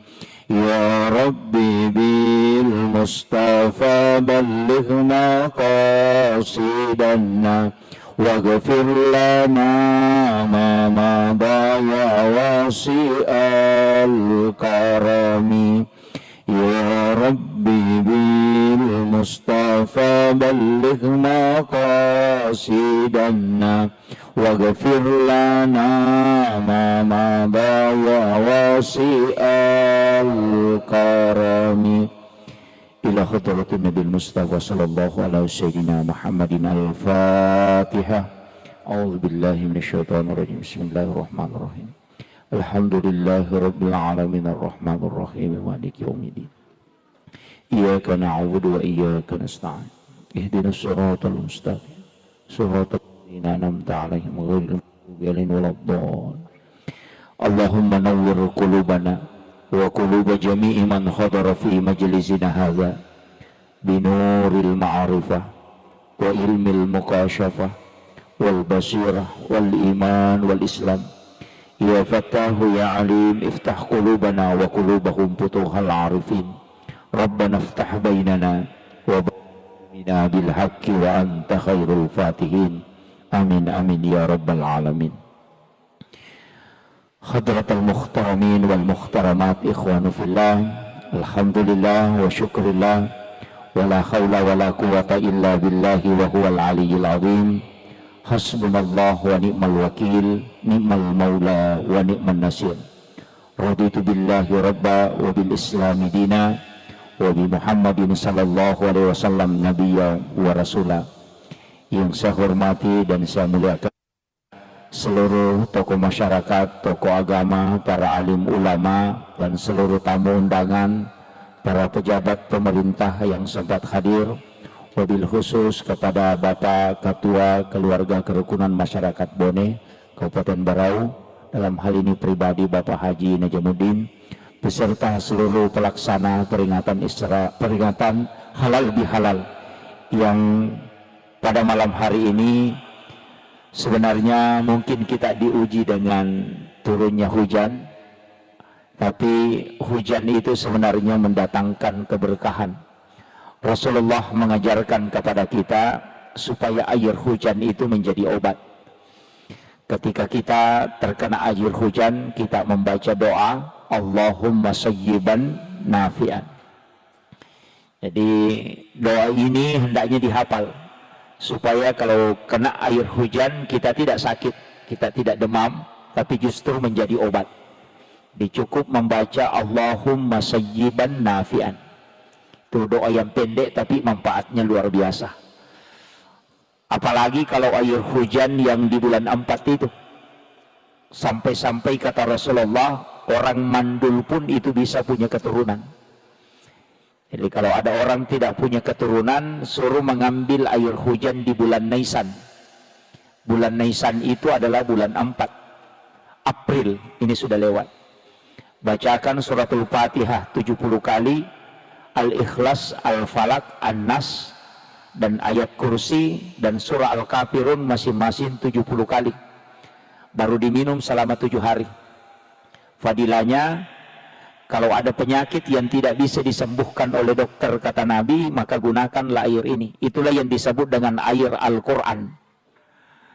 Inilah obat kata Nabi, walaupun orang itu mandul, dia bisa punya keturunan dengan air Al-Quran. Karena Rasulullah mengatakan, siapa yang berobat dengan air Al-Quran tapi tidak bisa sembuh, maka tidak ada dokter yang bisa menyembuhkan. Itu berkahnya air hujan di bulan 4 yang disebut dengan bulan Nisan. Jadi kalau panjang umur nanti sampai tahun depan, Karena bulan 4 itu pasti hujan. Apalagi kemarin ini bersamaan pas masuknya bulan Ramadan. Di hadis yang lain mengambil 3 hari berturut-turut. Di bulan 4 turun hujan. Misalnya malam ini hujan, besok malamnya hujan, besok malamnya lagi hujan. 3 malam ini dikumpul airnya, kemudian kita berwudu. Sisanya yang kita pakai berwudu itu kita bisa gunakan sebagai obat. Itu tidak didoakan apa-apa. Jadi ada 2 cara. Nah ini yang silahkan dipakai. Makanya ini air hujan. Ya, kalau air hujan itu sudah didoakan dengan surah-surah itu tadi, itu disimpan sampai 10 tahun tidak akan berubah warnanya. Ya, itu karena air yang obat itu Pak sebenarnya banyak, termasuk air Sam-Sam itu obat. Air laut juga obat. Bahrudin Lopa almarhum itu selalu mandi di laut. Kemarin saya bincang-bincang dengan Bapak Insinyur Haji Aksa Mahmud. Beliau umurnya sudah 67 tahun tapi masih mampu berenang di laut itu sampai 1 kilometer. Itu sampai orang muda pun tidak mampu tembus itu. Tapi beliau karena setiap hari mandi di laut. Karena memang Rasulullah mengatakan air laut itu adalah obat. Bahkan kalau ada orang yang dia ru'yah tidak bisa, jinnya tidak bisa pergi, maka suruh mandi di laut, kasih menyelam pertama baca suratul Fatihah. Nanti sampai baru diangkat naik, baru suruh menyelam kembali baca ayat kursi. Jinnya itu akan keluar. Itu ru'yah yang paling cepat dengan menggunakan air laut. Ini penting saya sampaikan. Untuk dalam Islam ini Pak sebenarnya luar biasa. Kemudian ini acara halal bihalal. Sebenarnya istilah halal bihalal ini cuma di Indonesia. Orang Arab itu pusing kalau kenal istilah halal bihalal. Yang kedua Arab juga itu, orang Arab itu juga pusing kalau kita bilang yatim piatu. Di Saudi itu tidak ada istilah yatim piatu, yang ada adalah anak yatim. Kalau kita di Indonesia ada ditambah yatim piatu. Kalau ibu bapaknya meninggal, yatim piatu. Kalau hanya satu disebut yatim. Itu hanya Indonesia yang punya. Istilah mudik juga di Indonesia. Di negara barat itu tidak ada. Halal bihalal juga di Indonesia. Pertama halal bihalal itu dipelopori oleh Soekarno. Dan juga istilah ini diberi oleh Ki Wahab Hasballah, pendiri Nahdlatul Ulama. Kenapa sebenarnya istilah ini masuk ke tradisi? Tapi dia tradisi yang bersentuhan dengan agama. Makanya dalam kaidahnya Imam Asy-Syafi'i, al-adatu muhakkamah. Jadi kalau tradisi yang baik itu bisa dijadikan dasar dalam agama. Jadi ketika dia baik itu tidak masalah. Makanya halal bihalal ini sebenarnya menyambung yang terputus, merangkai yang retak, mengeratkan yang longgar, menghilangkan sekat yang ada. Itu sebenarnya intinya. Kadangkala kita jabat tangan, tapi kalbu itu tidak connect. Kan kadang-kadang begitu. Saya bersyukur di masjid kita ini setelah sholat isya tadi berdiri, kemudian bersalawat, kemudian salaman. Itulah halal bihalal sebenarnya. Cuma kita kadang format halal bihalal ini dilakukan sesudah Ramadan. Kenapa? Karena orang pulang yang dari jauh itu datang. Pemerintah, masyarakat, dermawan dengan orang biasa berkumpul di satu masjid kemudian adakan. Walaupun sebenarnya tidak seperti itu. Sudah sholat berdiri kemudian jabat tangan. Itulah halal bihalal. Nah, kemudian kita orang Bugis, terus terang saya sampaikan, di Bugis itu biasa kalau jabat tangan, kadang dia meletakkan tangannya di kepala. Kalau sudah jabat tangan begini, dia kasih begini tangannya. Ada juga dia bawa ke dadanya. Sebenarnya itu pesan. Itu tidak ada petunjuk dalam agama. Bilang kalau sudah jabat tangan, bawa ke kepala, tidak ada. Tapi itu tafaul. Ketika dia jabat tangan, kemudian dia bawa ke kepalanya, itu pesan. Bahwa dulu itu kepala aku pernah mendidih. Gara-gara jengkel sama kamu. Tapi saya sudah maafkan. Hanya dia kasih begini. Kalau dia bawa ke dadanya, artinya dadaku ini pernah sesak. Karena marah kepadamu. Tapi sekarang sudah lapang. Makanya dia letakkan di dada. Itu hanya simbol. Tapi itu tidak dilarang. Kalau ada yang tidak melakukan itu tidak masalah. Tidak masalah. Cuma kadang-kala orang saling memaafkan itu ada jarak. Karena begini, orang yang pernah bertengkar, istilahnya baku bombe, kalaupun sudah memaafkan, saling memaafkan, itu tidak akan pernah kembali normal seperti awalnya. Cermin yang sudah retak, walaupun dia dirangkai, tetap ada bekas. Tetap ada. Nah, makanya di dalam agama ini sebenarnya yang paling berat kita tempuh cuma satu, ihsan. Itu yang paling berat. Ihsan ini sebenarnya adalah membuat kebaikan, bukan membalas kebaikan. Kan beda. Kalau ada orang dermawan, istilahnya orang Bugis, ya kong kata mabassa, nato mabassa. Jika ada orang dermawan, kemudian kita juga dermawan, maka itu hanya membalas kebaikan. Tapi kalau ada orang kikir, kemudian kita dermawan ke dia, maka itu membuat kebaikan. Dan itu yang paling tinggi tingkatannya. Menyambung silaturahmi kepada orang yang memutus silaturahmi, itu ihsan. Tapi menyambung silaturahmi dengan orang yang menyambung silaturahmi dengan kita, itu cuma al-khair. Itu kan beda. Tingkatan yang tinggi itu adalah ihsan.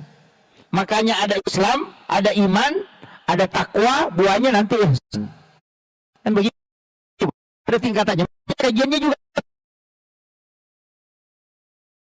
Islam itu hukum, ulamanya disebut fuqaha.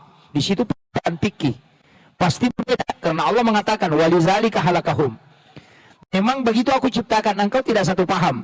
Naik satu tingkat dikatakan kajian tauhid atau kajian iman. Ulamanya bukan fuqaha. Disebut dengan istilah murabbi. Disitulah lahir Mu'tazilah, Jabariyah, Qadariyah, Sunni dan Syiah.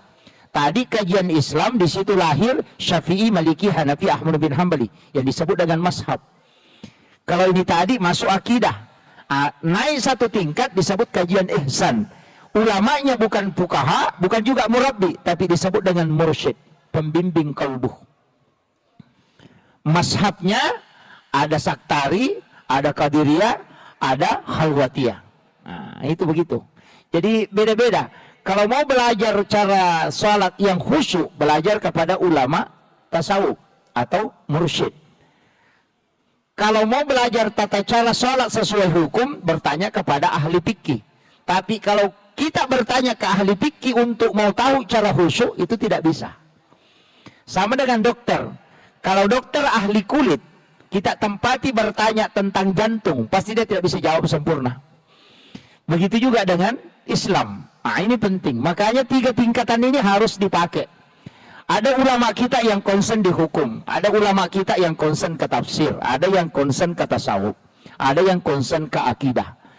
Ada juga yang campur-campur, tapi ada yang paling parah. Tasawuf ditarik ke fikih, fikih dikasih naik ke tasawuf. Oh, itu rancu. Ini yang banyak. Makanya saya wasiatkan kalau belajar agama tidak boleh dicampur. Kalau bicara adab, ya adab. Tasawuf itu Pak, melihat perempuan itu batal wudhu. Tasawuf. Yang dimaksud melihat bukan melotok matanya begini. Melihat dengan pandangan syahwat. Karena dia mengatakan ketika engkau melihat dengan syahwat, maka wudhumu sudah kotor. Coba. Berbohong itu batal wudhu menurut adab. Tapi kalau hukum tidak. Makanya bicara fikih tetap fikih, bicara tasawuf itu bicara adab. Saya kasih contoh sederhana. Kalau ada perempuan yang istilahnya pacaran dengan laki-laki, kemudian perempuannya ini mengatakan, saya paling benci warna kuning. Otomatis laki-laki ini tidak akan bakalan pakai sandal kuning untuk ketemu pacarnya.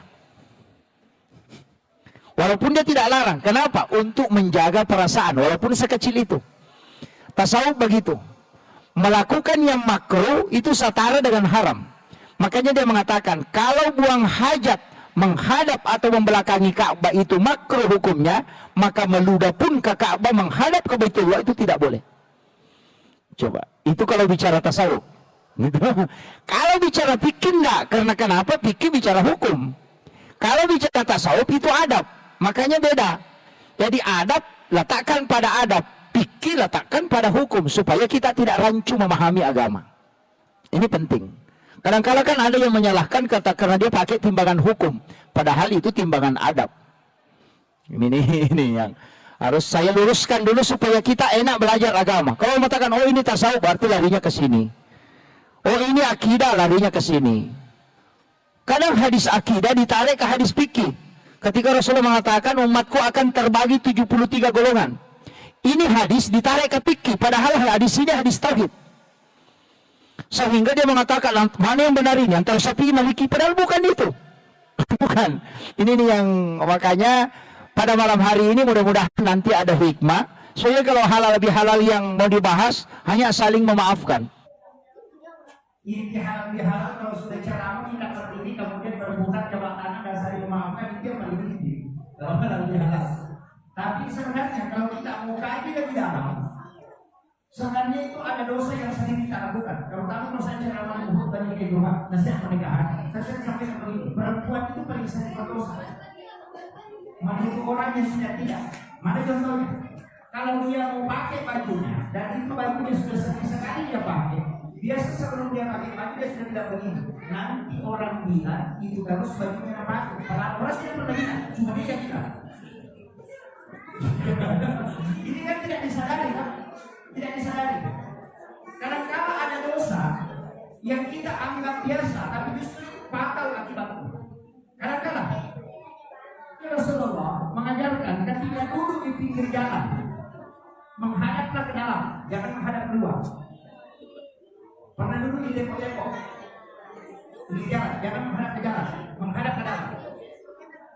Dia bilang begini, Pak Ustaz, itu tidak enak karena tidak ada dilihat. Makanya kalau melihat pasti nanti muncul. Nah, itu bajunya siapa warna putih, baru dimaknya warna hitam. Tidak konek, kayak begitu. Yang itu adalah panah-panah syaitan dikatakan. Jangan biarkan dia syaitan itu memanah. Misalnya itu begitu. Makanya kalau ini sebenarnya sering kita berdosa tapi dosa itu tersembunyi dan itu kita anggap biasa. Ingat nanti dosa kan banyak tingkatannya. Ada yang katakan dosa besar, ada dosa kecil. Tapi ada istilah bukannya dosa besar ketika diikuti dengan istighfar dan bukannya dosa kecil ketika dilakukan terus-menerus. Mereka mengatakan ini dosa kecil saja, bisa terus-menerus dilakukan. Bukan ke gunung itu adalah bukan kecil-kecil. Begitu. Jadi kadang-kadang kita ini dosa biasa saja, tapi padahal itu justru menjadi dosa besar. Makanya ada beberapa nanti saya ingin sampaikan, mudah-mudahan yang merekam silahkan merekam, karena saya begitu Pak, saya tidak punya diri. Dan sekarang kalau Ustaz itu punya diri ya, kalau saya tidak, siapapun yang merekam silahkan ambil. Anda mau mengaku silahkan, tidak usah berhubungan dengan saya. Dapat ceramah Anda mau amalkan sudah, karena saya sudah biasakan langsung itu sebelum ceramah. Bisa gitu Pak, kalau ada yang merekam, semua yang tanya itu ide-ide itu bukan dari saya, itu dari orang. Saya hanya memiliki ceramah yang bisa saya sampaikan, dan setelah saya sampaikan itu di rumah. Saya tidak mau mengurus kata. Bahkan ada akun YouTube saya itu kalau sudah mulai meningkat saya pernah mengapa supaya dia dulu membantu. Sengaja, karena itu wasiat dua mati. Makanya berat. Saya selalu sampaikan kalau pagi saya ceramah kunci itu pesan. Jangan pernah sebut bahwa komunikasi isi amplop sekian, karena pasti saya ada. Kalau mengatakan, saya kemarin sempat dihubungi ada beberapa orang yang dihubung proses. Kemarin saya manusia ada di sini saya kasih sekian. Saya tuh masih tahu bahwa maaf saya tidak ada. Tidak terkait ceramah. Saya tidak mau. Kenapa? Karena kita susah ikhlas untuk mengajar. Ceramah itu susah. Kita dari dulu ini Pak ya, masuk surganya bisa jalan-jalan sampai. Kalau Ustaz itu belum pernah lagi. Maksudnya begitu. Ini bahaya. Jangan sampai jemaah yang masuk surga Ustaznya sehingga di neraka itu jadi masalah. Ini makanya saya sampaikan ada anak kita. Saya 3 kali mau berhenti ceramah. Sudah 3 kali minta izin ke salah satu guru saya, profesi saya. Pak Kiai mohon ini saya mau berhenti. Dia mengatakan jangan. Saya susah menimbang bagaimana cara ikhlas. Jadi saya sampaikan ini tips. Orang yang ceramah ini tips. Itu yang sampai ini. Mudah-mudahan Allah memberikan keistiqomahan dan menjaga sampai akhir saya. Kan begini. Saya tidak kasih tahu kalau dikasih sesuatu jangan pernah buka. Jadi saya begini Pak, kalau dikasih amplop jangan pernah buka. Saya itu kalau berangkat selalu Allah. Kalau dikasih amplop itu saya tidak pernah buka. Saya kasih istri. Nanti istri simpan di dalam itu. Jadi saya kasih tahu memang dia. Kapan kau kasih tahu saya sekian jumlahnya kita cerai. Bisa saja cuma 3. Dan dia tidak pernah kasih tahu. Kalau saya minta dia bilang berapa kita perlu kasar saya. Dia kasih. Jadi saya tidak pernah tahu itu dari saat sekian dari saat sekian. Supaya nanti kalau panitia menghubungi kembali tidak muncul itu. Itu kan manusia Pak. Pasti saya akan mundur. Kalau misalnya dia kasih tahu, saya kasih 500.000. Nanti kalau panitia dari sana melapor, langsung setan itu muncul. 500 kembali itu. Kan begitu. Sehingga dalam otaknya yang dia rame itu 500. Berkali itu kan bisa. Jadi saya begitu, saya hanya sampaikan ya Allah mudahkan saya untuk menyampaikan dan saya tidak pernah punya celah. Nah, makanya ceramah itu tidak pernah tersusun. Karena urutan yang masa saudara pun dia bilang kalau kau belajar sebelum ceramah dan kau mengusung ceramah, apakah ceramah itu untuk kamu atau untuk orang? Kalau untuk orang minta kepada Allah supaya dimunculkan apa yang dibutuhkan orang itu. Tapi ini berat, itu tawakan yang besar. Kalau orang tidak suka urusan saja sudah selesai. Begitu. Bagaimana manusia dia Karena saya sampaikan ini hanya trik. Metode-metode ulama kita itu sebenarnya metode ulama kita itu sama dengan amal ikhlas. Amal ikhlas itu kadang orang mengatakan karena Allah 500.000 itu bukan amal ikhlas. Kan ada hadis kursi. Siapa hambaku yang memberikan kepadaku dan dia tidak menghitungnya, maka aku pun tidak akan menghitungnya ketika membalasnya. Coba pikir. Bagaimana cara bersedekah? Kita tidak tahu. Kalau mengatakan karena Allah 500.000 kan ditahu 500.000. Ya, bagaimana caranya berpikir? Metode apa yang kita pakai supaya sedekah itu kita tidak tahu. Satu jumlahnya. Maka ulama kita kasih metode. Kalau cedengan lewat, uang di saku kumpulkan saja. Uang 100, uang 50, uang 20. Nanti cedengan lewat tutup mata. Baru tarik 2 lembar atau 1 lembar, lalu selesai. Tutup mata masukkan ke cedengan baru dorong. Uang 100 masuk silakan dorong. Tidak usah pokoknya uang berapa saja dia. Selama tangan masih kurang balik, uang 100 didorong lagi masuk. Itu tidak masalah. Jadi ulama kita itu mengajarkan agama dengan ikut dengan metodenya. Karena kadang-kadang agama ini kita stagnan dengan metode. Ya, metode makanya saya sama Pak. Saya sampaikan begini. Itu malaikat Pak, itu capek juga. Capek. Malaikat itu kan mengeluh. Dalam beberapa hadis itu ada. Bahkan ada zikir ketika kita baca 1 kali atau 3 kali. Malaikat itu sampai setengah hari capek menulis itu. Jadi malaikat itu kan makhluk juga, terbatas juga kemampuannya. Makanya malaikat itu sering mengeluh juga, capek dia menulis. Makanya kunci kalau mau sukses dibincang malaikat. Iya. Contohnya apa? Saya akan kasih tahu begini. Dalam istilahnya dalam metodologi agama itu kan ada begini. Kalau bersedekah 100.000 tapi 1 kali diserahkan 1 bulan sekali, itu malaikat tidak capek. Tapi kalau 2.000 1 hari setiap subuh 2.000 itu malaikat capek. Kenapa? Kan begini, malaikat itu kan istilahnya sama dengan makhluk otomatis. Jadi kalau kau bersedekah dia doakan, kalau tidak bersedekah dia tidak doakan. Makanya kalau 1 bulan serahkan 1 kali saja malaikat berdoa. Tapi kalau kau serahkan setiap subuh 2.000, setiap subuh dia berdoa. Yang kita carikan doanya. Kalau dia berdoa 1 kali tidak akan rugi. Padahal jumlahnya besar dong, 100.000. Mana banyak? 100.000 1 kali 1 bulan atau 2.000 setiap subuh. Pasti banyak 100.000 1 kali 1 bulan. Tapi masalahnya tidak rugi karena malaikatnya cuma 1 kali mendoakan. Kan begitu. Makanya kenapa Rasulullah mengatakan amal yang paling dicintai oleh Allah adalah amal yang istiqamah. Wa istiqamah walaupun sedikit. Karena itu kuncinya. Makanya kalau buat kebaikan dia tidak banyak, yang penting rutin. Inilah kuncinya. Daripada 1 juta 1 kali saja 1 tahun. Lebih baik 1.000 setiap subuh. Kenapa? Karena di waktu subuh kan ketemu 2 kelompok malaikat. Bukan 2 malaikat, 2 shift. Malaikat penjaga malam dan malaikat penjaga siang. Makanya dia kan turun jam 4 subuh.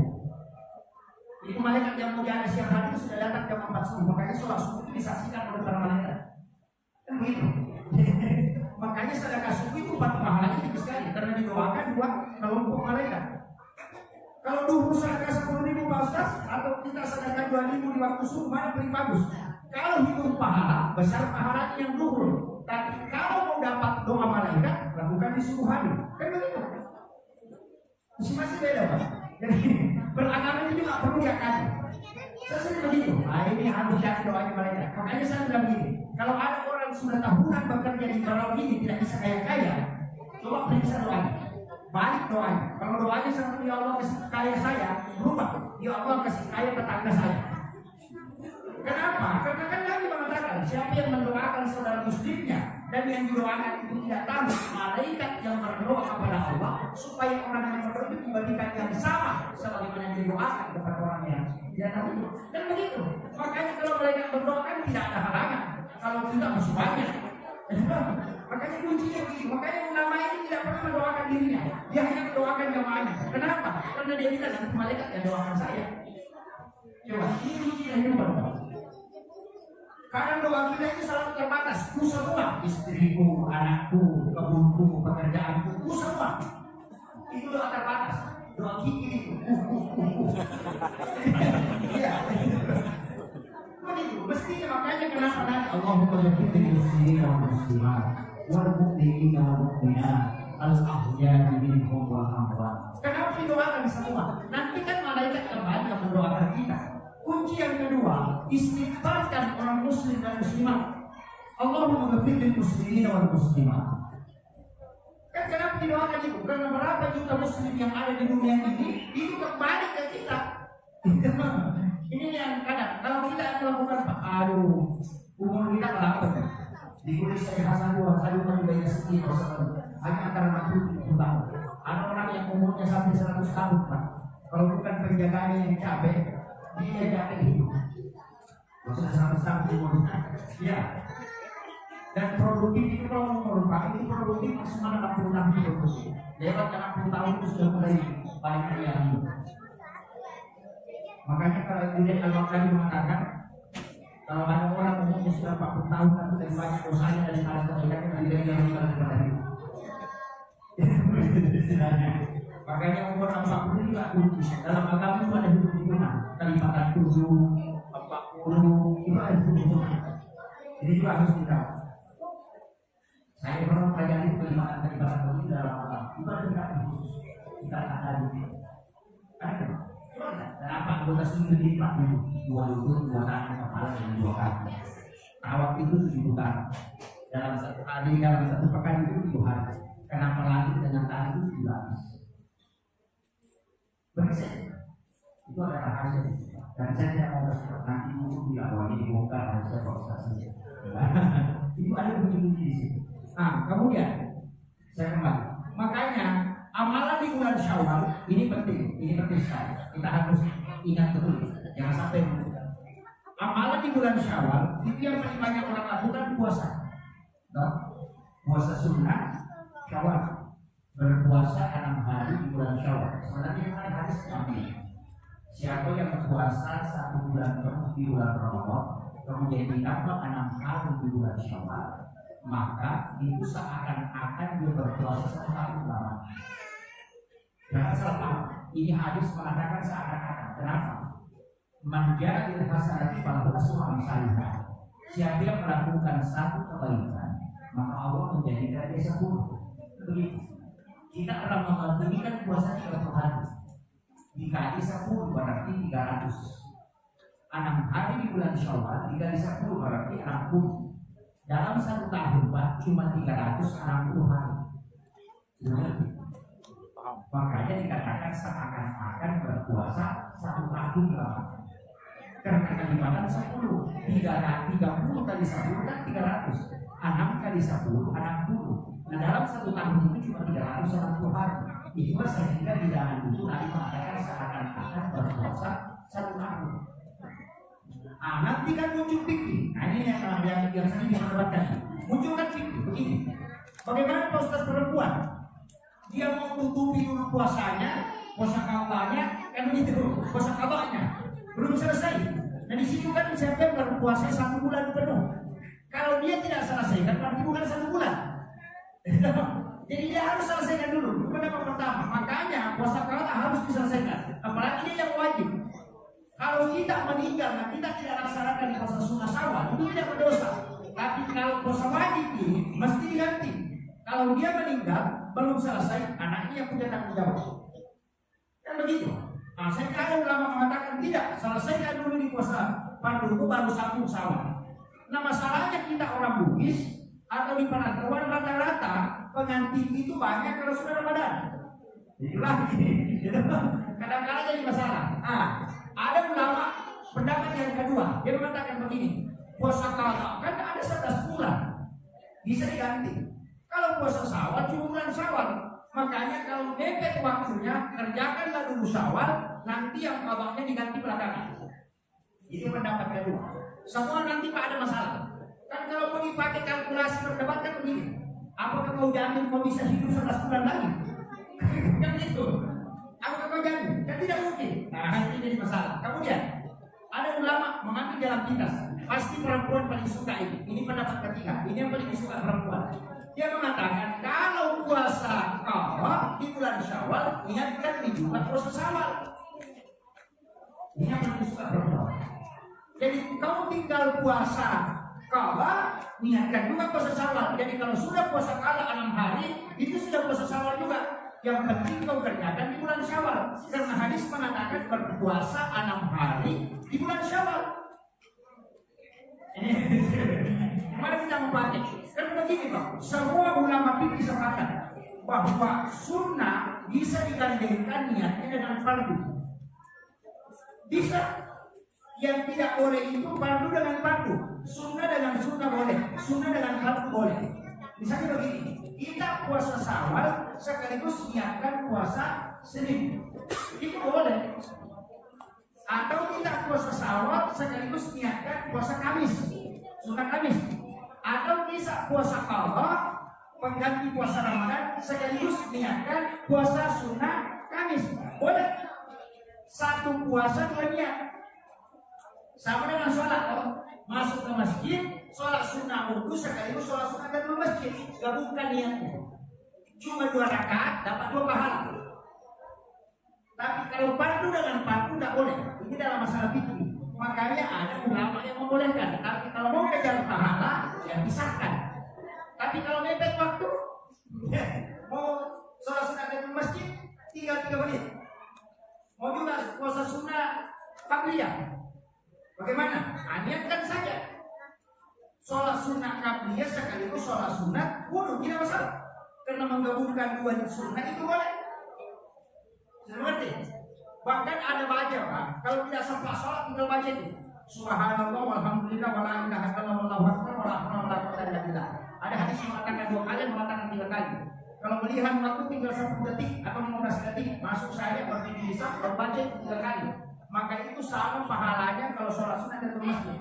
Tapi itu khusus bagi yang terlambat. Jangan sampai sama pakai, tidak. Karena Bapak Ustaz sudah ajarkan zikir, ada yang dibaca dia tidak sholat, itu jadi masalah.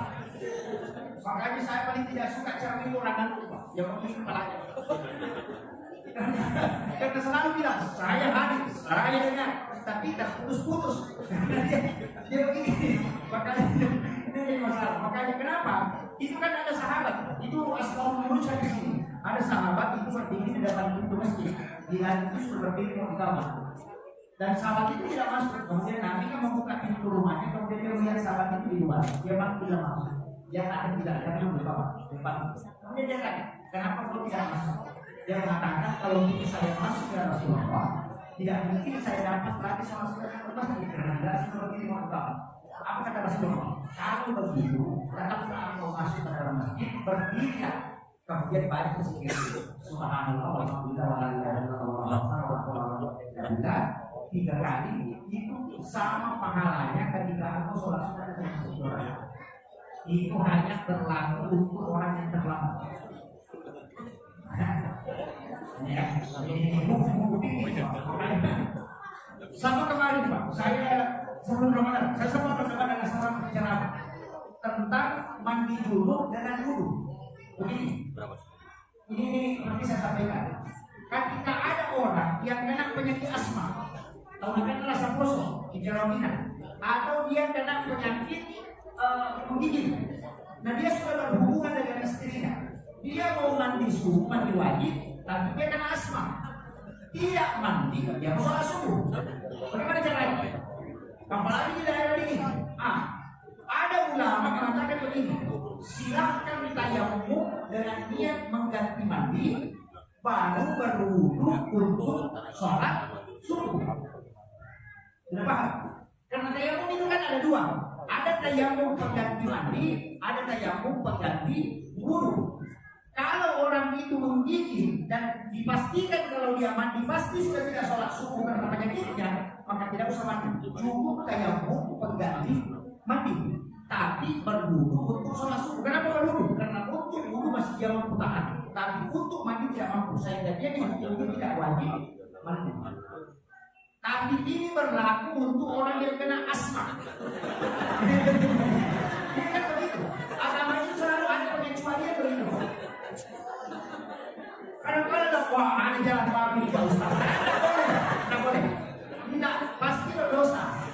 Jangan teman-teman kamu permainkan wah karena bisa saya mau saja berganti mandi gosok pada begini sudah berwudu selesai. Kenapa ini bisa ada? Suatu ketika ini hadis kita. Kita bisa praktis sebagai hadis. Ada sahabat itu karena kepalanya batu sampai pecah dan keluar dari segar. Nah, dia berhubungan pada malam harinya dan setelah subuh dia mandi dan dia menyiram kepalanya sampai air masuk di pecahan kepalanya itu sehingga dia meninggal. Dan diberitahukan Rasulullah ketika mengkremasi jenazah. Apa kata Nabi? Seandainya dia bertayamum untuk mengganti mandi hidupnya dan dia berwudu untuk sholat masih bisa salah. Itu tuh pengecualian. Tapi hanya sekali lagi yang kena penyakit asma, yang apa? Kalau yang normal jangan.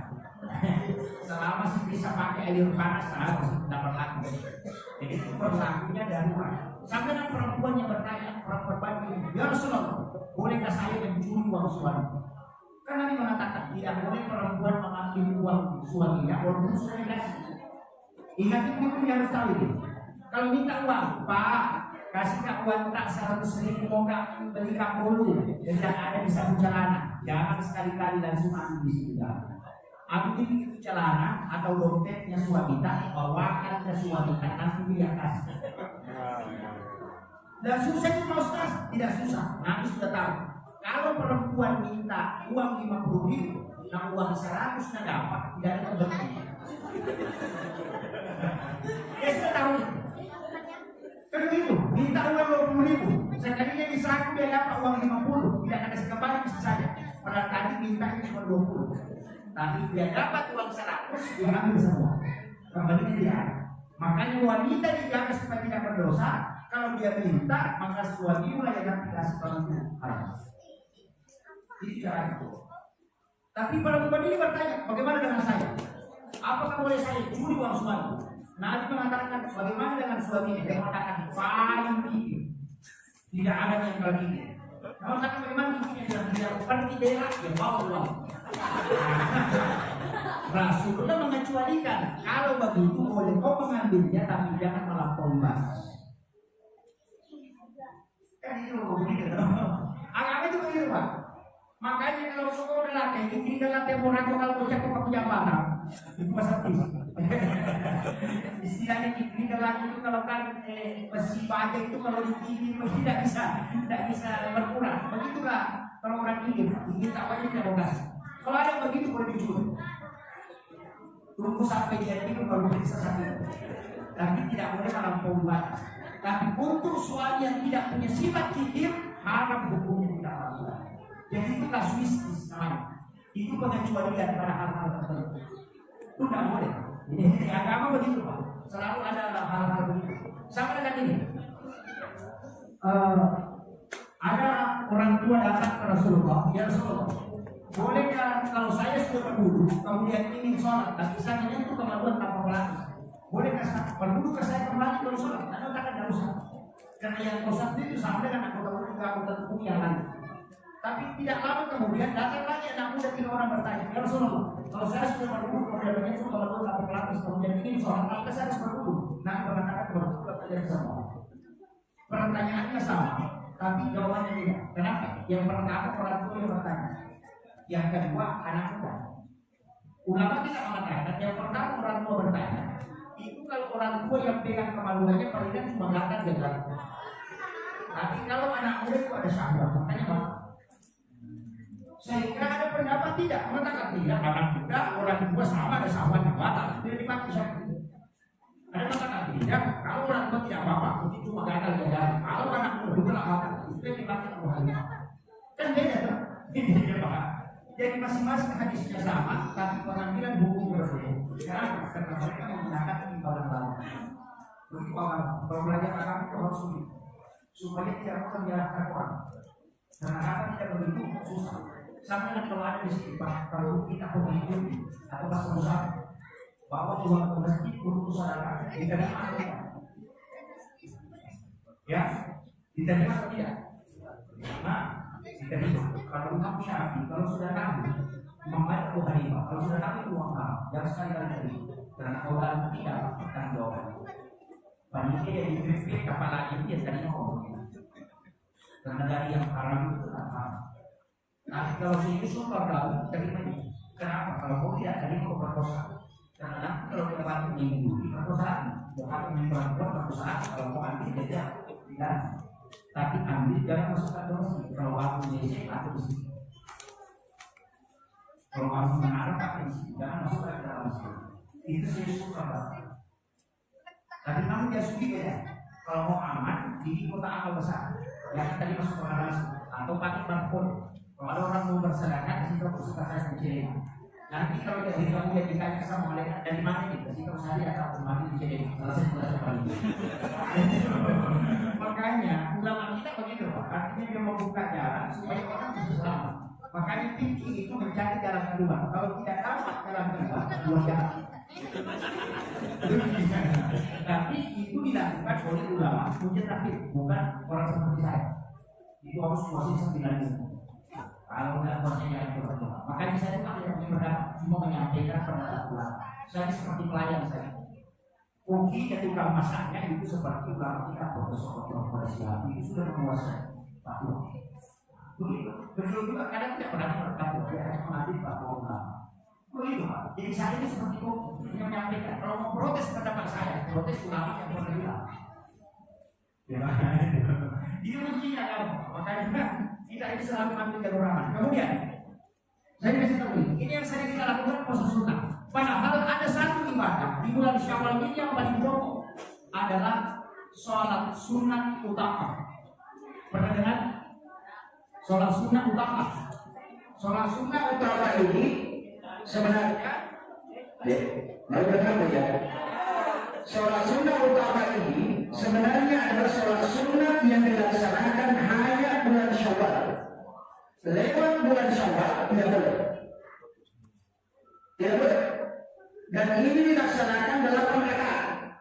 Surah yang dibaca itu adalah surah yang dibaca itu surah Al-Ikhlas.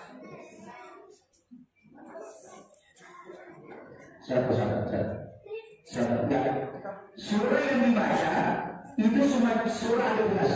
Setiap satu rakaat itu 15 kali. Dan saya lakukan sholat ini sudah 18 tahun lamanya. 18 tahun. Bisa kita sholat hanya sekali dalam bulan Syawal. Bisa juga setiap pekan di hari Jumat. Bisa juga setiap malam atau setiap hari. Yang paling afdal itu setiap hari. Apa gunanya Pak? Nah, ini yang paling dicari orang. Selalu kalau ada sholat sunnah, apa gunanya? Nah, itu yang banyak. Karena kita ini umat Islam yang selalu mau bertahan. Kalau ada manfaatnya saya lakukan, kalau tidak ada tinggalkan saja. Itu Rasulullah bersumpah, siapa yang melaksanakan sholat sunnah utama dan dia punya penyakit di dunia, pasti ada yang datang memulai. Pasti ada yang datang memulai. Jadi obatnya itu bukan karena melalui medis, tapi melalui itu ada kisahnya itu di kitab yang Dia mengobati anak muda yang kena penyakit mata itu di Mesir. Matanya itu bengkak sehingga biji matanya keluar. Dan tidak ada dokter yang bisa mengobati, angkat-angkat semua.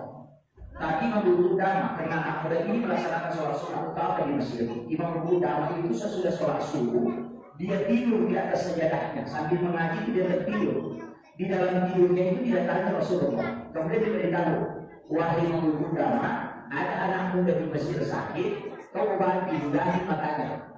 Imam Qudamah itu meludahi matanya dalam mimpi. Dan anak muda ini tadi juga tidur di atas sajadahnya di Mesir. Pada jarak itu kurang lebih 400 km. Pas dia bangun, dia rusak matanya basah. Dan itu biji matanya lalu masuk ke dalam. Dan dalam waktu 1 hari itu bisa 10 tahun. Ditanyalah sama dokter, siapa yang mengobati matamu? Dia bilang Qudamah. Orang tidak ada yang percaya karena jaraknya itu jauh sekali. Dia mengatakan, tidak, dia yang mengobati saya dalam mimpi, dia meludahi mata saya. Sekalinya ditanya oleh Qudamah, siapa yang mengobati anak muda ini? Dia mengatakan, kalau dia mengatakan saya itu betul, karena saya didatangi Rasulullah dan bermimpi beritahu ludahi matanya, dan itu bisa sembuh. Itu berkahnya sholat sunnah utama.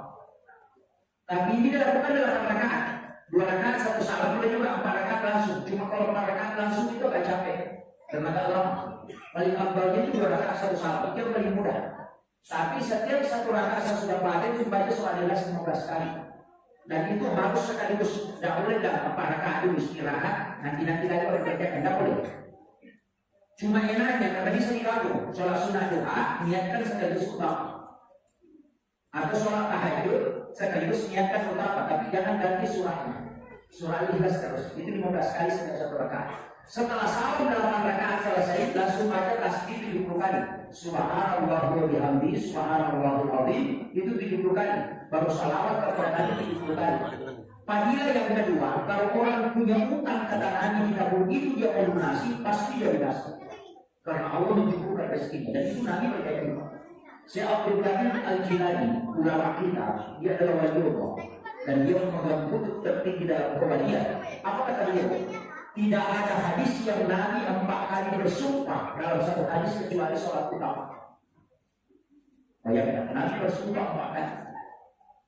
Demi Allah yang jiwaku berada di tangannya. Siapa yang melakukan sholat ini dan punya utang dan mau melunasi, maka pasti utang akan lunas tahun ini. Siapa yang punya penyakit, demi Allah akan sembuh. Dan ada yang akan datang mengobati ketika dia lakukan sholat ini. Yang ketiga, ini yang paling besar manfaat. Kalau ada orang mau merantau untuk mencari rezeki, suruh lakukan sholat ini kalau berangkat, karena pasti berhasil di rantauannya ke tanah. Dan setiap sholat ini diberikan 1 binatang yang sujudnya 1 kali sujud. Berapa kali sujud? Ini 8 rakaat. Berarti 16 kali sujud. Berarti ada 16 binatang yang disiapkan dalam 1 kali melaksanakan sholat ini. Kalau menjadi kendaraan di dalam surga untuk berkeliling di dalam surga. Makanya disebut dengan sholat pembebas. Namanya sholat sunnah utama. Saya sudah lakukan ini 18 tahun. Dan saya berkahnya luar biasa. Saya diceritakan, tapi mohon jangan terlalu disebarkan ini. Saya untuk meyakinkan mereka sekalian. Saya itu tahun lalu sakit di bulan 11. Saya kena penyakit itu pas puncaknya COVID. Saya kena penyakit itu sokok kulit, warna kulit, seperti kunyit. Kemudian saya tidak bisa bangun. Selalu pagi saya di tempat tidur sampai 2 kali tidak pergi sholat Jumat.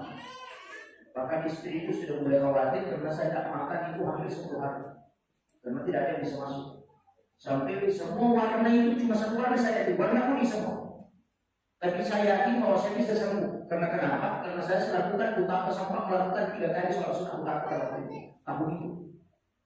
Karena kesibukan dulu saya cuma 3 kali lakukan, bukan seperti 1 bulan, cuma 3 kali. Tapi saya yakin bahwa ini ada obatnya. Saya itu cuma baring di tempat tidur, mengingat itu, kemudian saya berdoa, ya Allah, dengan berkah sholat sunnah utama yang saya lakukan 3 kali tahun ini, mohon berikan berkah untuk bisa saya jadikan sebagai obat untuk penyakit ini. Beri petunjuk. Malam itu Pak, kata istri itu saya terangkat di tempat tidur. Itu sampai badan itu tidak menyentuh di sepribet. Anak saya itu sudah lari keluar karena dia kira jin yang mengangkat. Padahal dalam tidur itu saya melihat salah satu ulama yang saya tidak pernah ketemu, tidak pernah bicara pun tidak pernah. itu Syekh Hisham Abadi. Itu ulama di Amerika. Itu tarekat Haqqani namanya. Jadi dia musuh tarekat pendiri tarekat Haqqani. Itu namanya Syekh Hisham Abadi. Itu yang datang beritahu saya. Nah, ada air Zam-Zam di atas lemari ini dengan campur dengan air hujan yang ada di lemari di luar itu, kemudian minum, itu obatnya. Baru dia berdoa. Pas saya bangun ke situ istri itu sudah berdoa itu. Dia bilang, saya bilang ambil air Zam-Zam, dia sudah habis. Dia bilang tidak, pasti ada di situ. Dia ternyata dulu ada sekitar setengah gelas. Saya kasih dia campur air hujan yang ada di luar. Dia campur baru saya minum. Besoknya saya sudah berbicara. Padahal 15 hari itu tidak pernah. Jadi makanya saya setelah 2 kali dapat pengobatan langsung dari ulama yang saya tidak kenal, itu saya ini betul itu Pak. Makanya saya kalau orang mengatakan hadis yang saya permasalahkan itu. Kenapa? Karena berkahnya saya sudah dapat.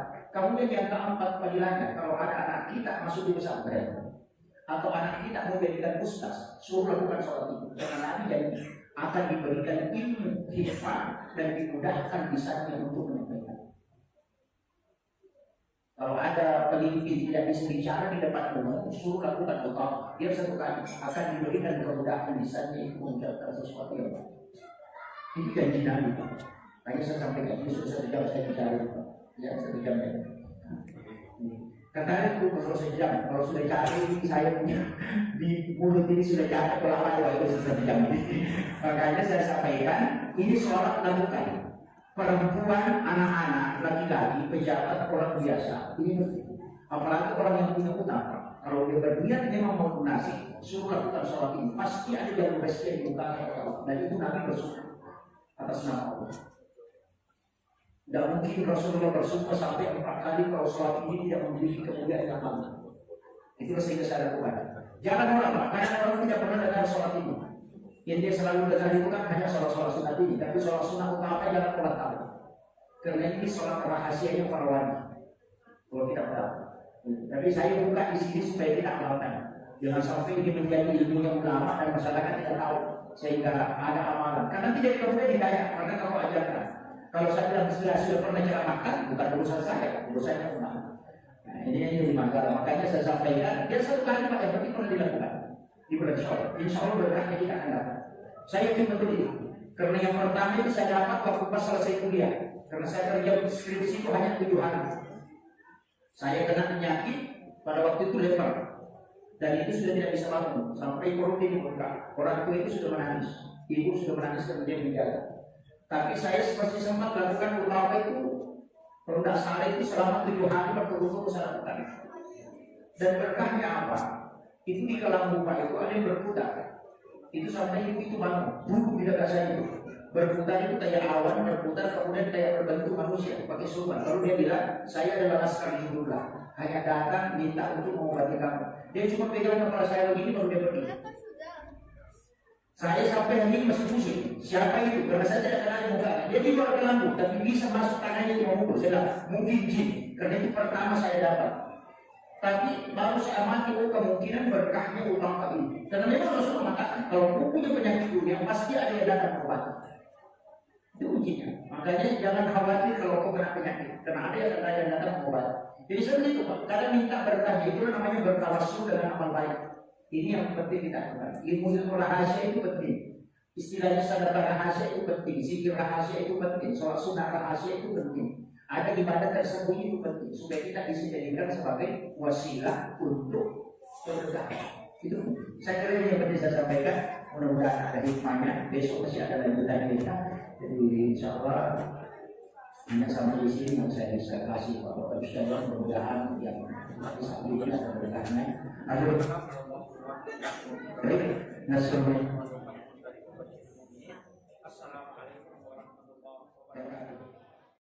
Bismillahirrahmanirrahim. Assalamualaikum warahmatullahi wabarakatuh.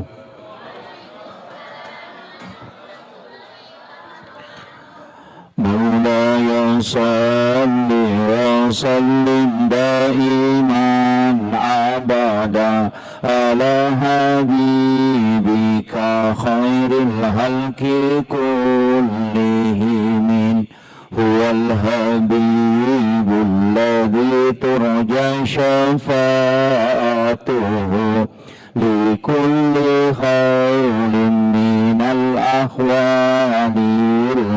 المقتحم يا ربي بالمصطفى بلغ مقاصدنا واغفر لنا ما مضى يا واسع الكرم يا ربي بالمصطفى بلغ مقاصدنا واغفر لنا ما مضى يا واسع الكرم إلى حضرة النبي المصطفى صلى الله على سيدنا محمد الفاتحة. أعوذ بالله من الشيطان الرجيم. بسم الله الرحمن الرحيم. الحمد لله رب العالمين الرحمن الرحيم مالك يوم الدين. إياك نعبد وإياك نستعين. اهدنا الصراط المستقيم صراط الذين أنعمت عليهم غير المغضوب عليهم ولا الضالين. اللهم نور قلوبنا وقلوب جميع من حضر في مجلسنا هذا بنور المعرفة وعلم المكاشفة والبصيرة والإيمان والإسلام. يا فتاح يا عليم افتح قلوبنا وقلوبهم فتوح العارفين. ربنا افتح بيننا وبيننا بالحق وأنت خير الفاتحين. آمين آمين يا رب العالمين. Hadratul muhtaramin wal muhtaramat ikhwanu fillah, alhamdulillah wa syukurillah wa la hawla wa la quwata illa billahi wa huwal aliyyil azim. Hasbunallah wa ni'mal wakil, ni'mal maula wa ni'man nasir. Raditu billahi rabba wa bil islami dina wa bi Muhammadin sallallahu alaihi wasallam nabiyya wa rasula.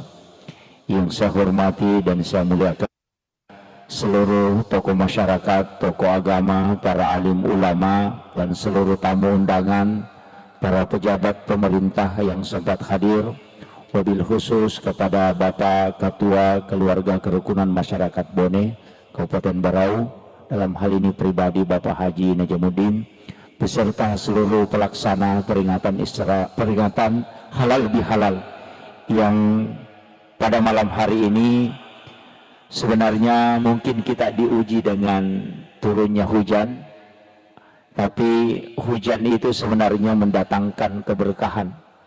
Rasulullah mengajarkan kepada kita supaya air hujan itu menjadi obat. Ketika kita terkena air hujan, kita membaca doa Allahumma sayyiban nafi'an. Jadi doa ini hendaknya dihafal, supaya kalau kena air hujan kita tidak sakit, kita tidak demam, tapi justru menjadi obat. Dicukup membaca Allahumma sayyiban nafi'an. Itu doa yang pendek tapi manfaatnya luar biasa. Apalagi kalau air hujan yang di bulan 4 itu, sampai-sampai kata Rasulullah, orang mandul pun itu bisa punya keturunan. Jadi kalau ada orang tidak punya keturunan, suruh mengambil air hujan di bulan Nisan. Bulan Nisan itu adalah bulan 4. April, ini sudah lewat. Bacakan suratul Fatihah 70 kali, Al-Ikhlas, Al-Falak, An-Nas, dan ayat kursi, dan surah Al-Kafirun masing-masing 70 kali. Baru diminum selama 7 hari. Fadilahnya, kalau ada penyakit yang tidak bisa disembuhkan oleh dokter kata Nabi, maka gunakanlah air ini. Itulah yang disebut dengan air Al-Quran. Inilah obat kata Nabi, walaupun orang itu mandul, dia bisa punya keturunan dengan air Al-Quran. Karena Rasulullah mengatakan, siapa yang berobat dengan air Al-Quran tapi tidak bisa sembuh, maka tidak ada dokter yang bisa menyembuhkan. Itu berkahnya air hujan di bulan 4 yang disebut dengan bulan Nisan. Jadi kalau panjang umur nanti sampai tahun depan, karena bulan 4 itu pasti hujan. Apalagi kemarin ini bersamaan pas masuknya bulan Ramadan. Di hadis yang lain mengambil 3 hari berturut-turut. Di bulan 4 turun hujan, misalnya malam ini hujan, besok malamnya hujan, besok malamnya lagi hujan. 3 malam ini dikumpul airnya, kemudian kita berwudu. Sisanya yang kita pakai berwudu itu kita bisa gunakan sebagai obat. Itu tidak didoakan apa-apa. Jadi ada 2 cara. Nah ini yang silahkan dipakai. Makanya ini air hujan. Ya, kalau air hujan itu sudah didoakan dengan surah-surah itu tadi, itu disimpan sampai 10 tahun tidak akan berubah warnanya.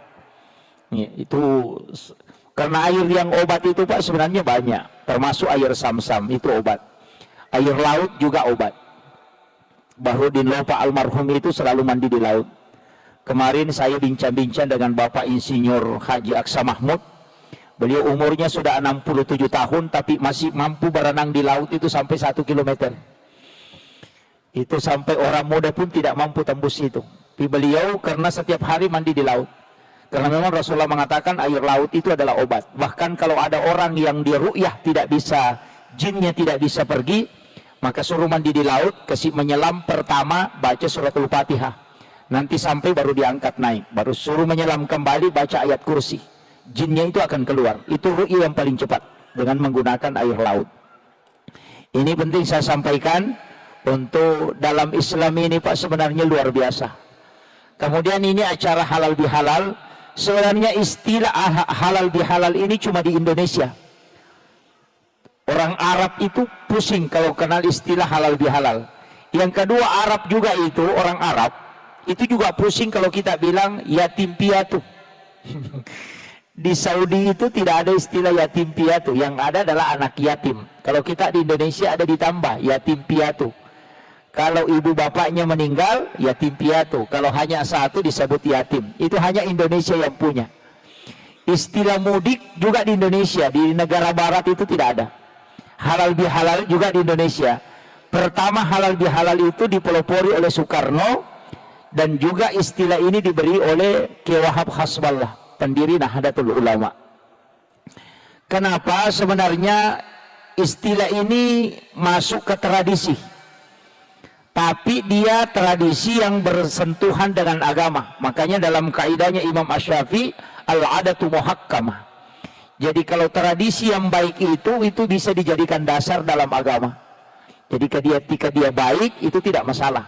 Makanya halal bihalal ini sebenarnya menyambung yang terputus, merangkai yang retak, mengeratkan yang longgar, menghilangkan sekat yang ada. Itu sebenarnya intinya.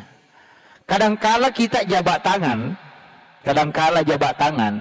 tapi kalbu itu tidak connect. Kan kadang-kadang begitu. Saya bersyukur di masjid kita ini setelah sholat isya tadi berdiri, kemudian bersalawat, kemudian salaman. Itulah halal bihalal sebenarnya. Cuma kita kadang format halal bihalal ini dilakukan sesudah Ramadan. Kenapa? Karena orang pulang yang dari jauh itu datang. Pemerintah, masyarakat, dermawan dengan orang biasa berkumpul di satu masjid kemudian adakan. Walaupun sebenarnya tidak seperti itu. Sudah sholat berdiri kemudian jabat tangan. Itulah halal bihalal. Nah, kemudian kita orang Bugis, terus terang saya sampaikan, di Bugis itu biasa kalau jabat tangan, kadang dia meletakkan tangannya di kepala. Kalau sudah jabat tangan begini, dia kasih begini tangannya. Ada juga dia bawa ke dadanya. Sebenarnya itu pesan. Itu tidak ada petunjuk dalam agama. Bilang kalau sudah jabat tangan, bawa ke kepala, tidak ada. Tapi itu tafaul. Ketika dia jabat tangan, kemudian dia bawa ke kepalanya, itu pesan. Bahwa dulu itu kepala aku pernah mendidih. Gara-gara jengkel sama kamu. Tapi saya sudah maafkan. Hanya dia kasih begini. Kalau dia bawa ke dadanya, artinya dadaku ini pernah sesak. Karena marah kepadamu. Tapi sekarang sudah lapang. Makanya dia letakkan di dada. Itu hanya simbol. Tapi itu tidak dilarang. Kalau ada yang tidak melakukan itu tidak masalah. Tidak masalah. Cuma kadang-kala orang saling memaafkan itu ada jarak. Karena begini, orang yang pernah bertengkar, istilahnya baku bombe, kalaupun sudah memaafkan, saling memaafkan, itu tidak akan pernah kembali normal seperti awalnya. Cermin yang sudah retak, walaupun dia dirangkai, tetap ada bekas. Tetap ada. Nah, makanya di dalam agama ini, sebenarnya yang paling berat kita tempuh cuma satu. Ihsan, itu yang paling berat. Ihsan ini sebenarnya adalah membuat kebaikan, bukan membalas kebaikan. Kan beda. kalau ada orang dermawan, istilahnya orang Bugis, ya kong katau mabassa, nato mabassa. Jika ada orang dermawan, kemudian kita juga dermawan, maka itu hanya membalas kebaikan. Tapi kalau ada orang kikir, kemudian kita dermawan ke dia, maka itu membuat kebaikan. Dan itu yang paling tinggi tingkatannya. Menyambung silaturahmi kepada orang yang memutus silaturahmi, itu ihsan. Tapi menyambung silaturahmi dengan orang yang menyambung silaturahmi dengan kita, itu cuma al-khair. Itu kan beda. Tingkatan yang tinggi itu adalah ihsan. Makanya ada Islam, ada iman, ada takwa, buahnya nanti ihsan. Dan begitu. Ada tingkatannya. Kajiannya juga. Islam itu hukum. Ulamanya disebut fuqaha. Di situ bukan fikih. Pasti berbeda, karena Allah mengatakan walizalika halakahum. Memang begitu aku ciptakan engkau tidak satu paham. Naik satu tingkat dikatakan kajian tauhid atau kajian iman. Ulamanya bukan fuqaha. Disebut dengan istilah murabbi. Disitulah lahir Mu'tazilah, Jabariyah, Qadariyah, Sunni dan Syiah. Tadi kajian Islam, disitu lahir Syafi'i, Maliki, Hanafi, Ahmad bin Hambali yang disebut dengan mazhab. Kalau ini tadi masuk akidah. Naik satu tingkat disebut kajian ihsan. Ulamanya bukan fuqaha, bukan juga murabbi, tapi disebut dengan mursyid, pembimbing kalbu. Mazhabnya ada Saktari, ada Qadiriyah, ada Khalwatiyah. Nah, itu begitu. Jadi beda-beda. Kalau mau belajar cara sholat yang khusyuk, belajar kepada ulama tasawuf atau mursyid. Kalau mau belajar tata cara sholat sesuai hukum, bertanya kepada ahli fikih. Tapi kalau kita bertanya ke ahli fikih untuk mau tahu cara khusyuk, itu tidak bisa. Sama dengan dokter. Kalau dokter ahli kulit, kita tempati bertanya tentang jantung, pasti dia tidak bisa jawab sempurna. Begitu juga dengan Islam. Nah, ini penting. Makanya 3 tingkatan ini harus dipakai. Ada ulama kita yang concern di hukum, ada ulama kita yang concern ke tafsir, ada yang concern ke tasawuf, ada yang concern ke akidah. Ada juga yang campur-campur, tapi ada yang paling parah. Tasawuf ditarik ke fikih, fikih dikasih naik ke tasawuf. Oh, itu rancu. Ini yang banyak. Makanya saya wasiatkan kalau belajar agama tidak boleh dicampur. Kalau bicara adab, ya adab. Tasawuf itu Pak, melihat perempuan itu batal wudhu. Tasawuf. Yang dimaksud melihat bukan melotok matanya begini. Melihat dengan pandangan syahwat. Karena dia mengatakan ketika engkau melihat dengan syahwat, maka wudhumu sudah kotor. Coba. Berbohong itu batal wudhu menurut adab. Tapi kalau hukum tidak. Makanya bicara fikih tetap fikih. Bicara tasawuf itu bicara adab. Saya kasih contoh sederhana. Kalau ada perempuan yang istilahnya pacaran dengan laki-laki, kemudian perempuannya ini mengatakan, saya paling benci warna kuning. Otomatis laki-laki ini tidak akan bakalan pakai sandal kuning untuk ketemu pacarnya. Walaupun dia tidak larang. Kenapa? Untuk menjaga perasaan, walaupun sekecil itu. Tasawuf begitu. Melakukan yang makruh itu setara dengan haram. Makanya dia mengatakan, kalau buang hajat menghadap atau membelakangi Ka'bah itu makruh hukumnya, maka meludah pun ke Ka'bah menghadap ke Baitullah itu tidak boleh. Coba, itu kalau bicara tasawuf. Kalau bicara fikih enggak, karena kenapa? Fikih bicara hukum. Kalau bicara tasawuf itu adab, makanya beda. Jadi adab letakkan pada adab, fikih letakkan pada hukum, supaya kita tidak rancu memahami agama. Ini penting. Kadang-kadang kan ada yang menyalahkan karena dia pakai timbangan hukum, padahal itu timbangan adab. Ini yang harus saya luruskan dulu supaya kita enak belajar agama. Kalau mengatakan oh ini tasawuf berarti larinya ke sini. Oh ini akidah larinya ke sini. Kadang hadis akidah ditarik ke hadis fikih. Ketika Rasulullah mengatakan umatku akan terbagi 73 golongan. Ini hadis ditarik ke fikih, padahal hadis ini hadis tauhid. Sehingga dia mengatakan mana yang benar ini antara Syafi'i, Maliki, padahal bukan itu. Bukan. Ini yang makanya pada malam hari ini mudah-mudahan nanti ada hikmah. Soalnya kalau halal lebih halal yang mau dibahas hanya saling memaafkan. Ini halal kalau sudah ceramah kita berdiri kemudian berebutan jabat tangan dan saling memaafkan itu yang paling tinggi dalam halal bihalal. Tapi sebenarnya kalau kita mau kaji lebih dalam, sebenarnya itu ada dosa yang sering kita lakukan. Terutama dosa ceramah untuk bagi kehidupan nasihat pernikahan. Saya sampaikan begini, perempuan itu paling sering berdosa. Menurut orang yang sudah tidak. Mana contohnya? Kalau dia mau pakai bajunya dan itu bajunya sudah sering sekali dia pakai, biasa sebelum dia pakai baju dia sudah tidak begini. Nanti orang bilang itu terus bajunya apa? Orang tidak pernah bilang, cuma dia bilang. Ini kan tidak disadari, kan? Tidak disadari. Kadang-kadang ada dosa yang kita anggap biasa, tapi justru fatal akibatnya. Kadang-kadang Rasulullah mengajarkan ketika duduk di pinggir jalan, menghadaplah ke dalam, jangan menghadap keluar.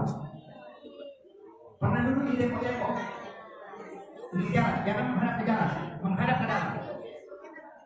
Dia bilang begini, Pak Ustaz, itu tidak enak karena tidak ada dilihat. Makanya kalau melihat pasti nanti muncul. Nah, itu bajunya siapa warna kuning, baru dimangnya warna hitam. Tidak konek, kayak begitu. Jadi itu adalah panah-panah syaitan dikatakan. Jangan biarkan dia syaitan itu memanah.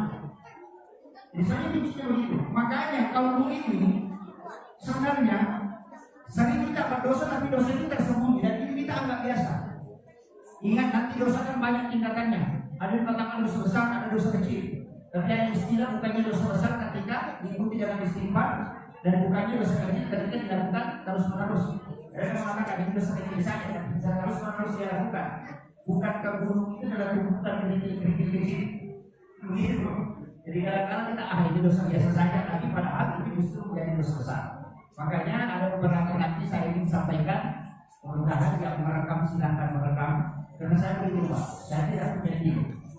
Dan sekarang kalau Ustaz itu punya timnya ya, kalau saya tidak, siapapun yang merekam silakan ambil. Anda mau mengaku silakan, tidak usah berhubungan dengan saya.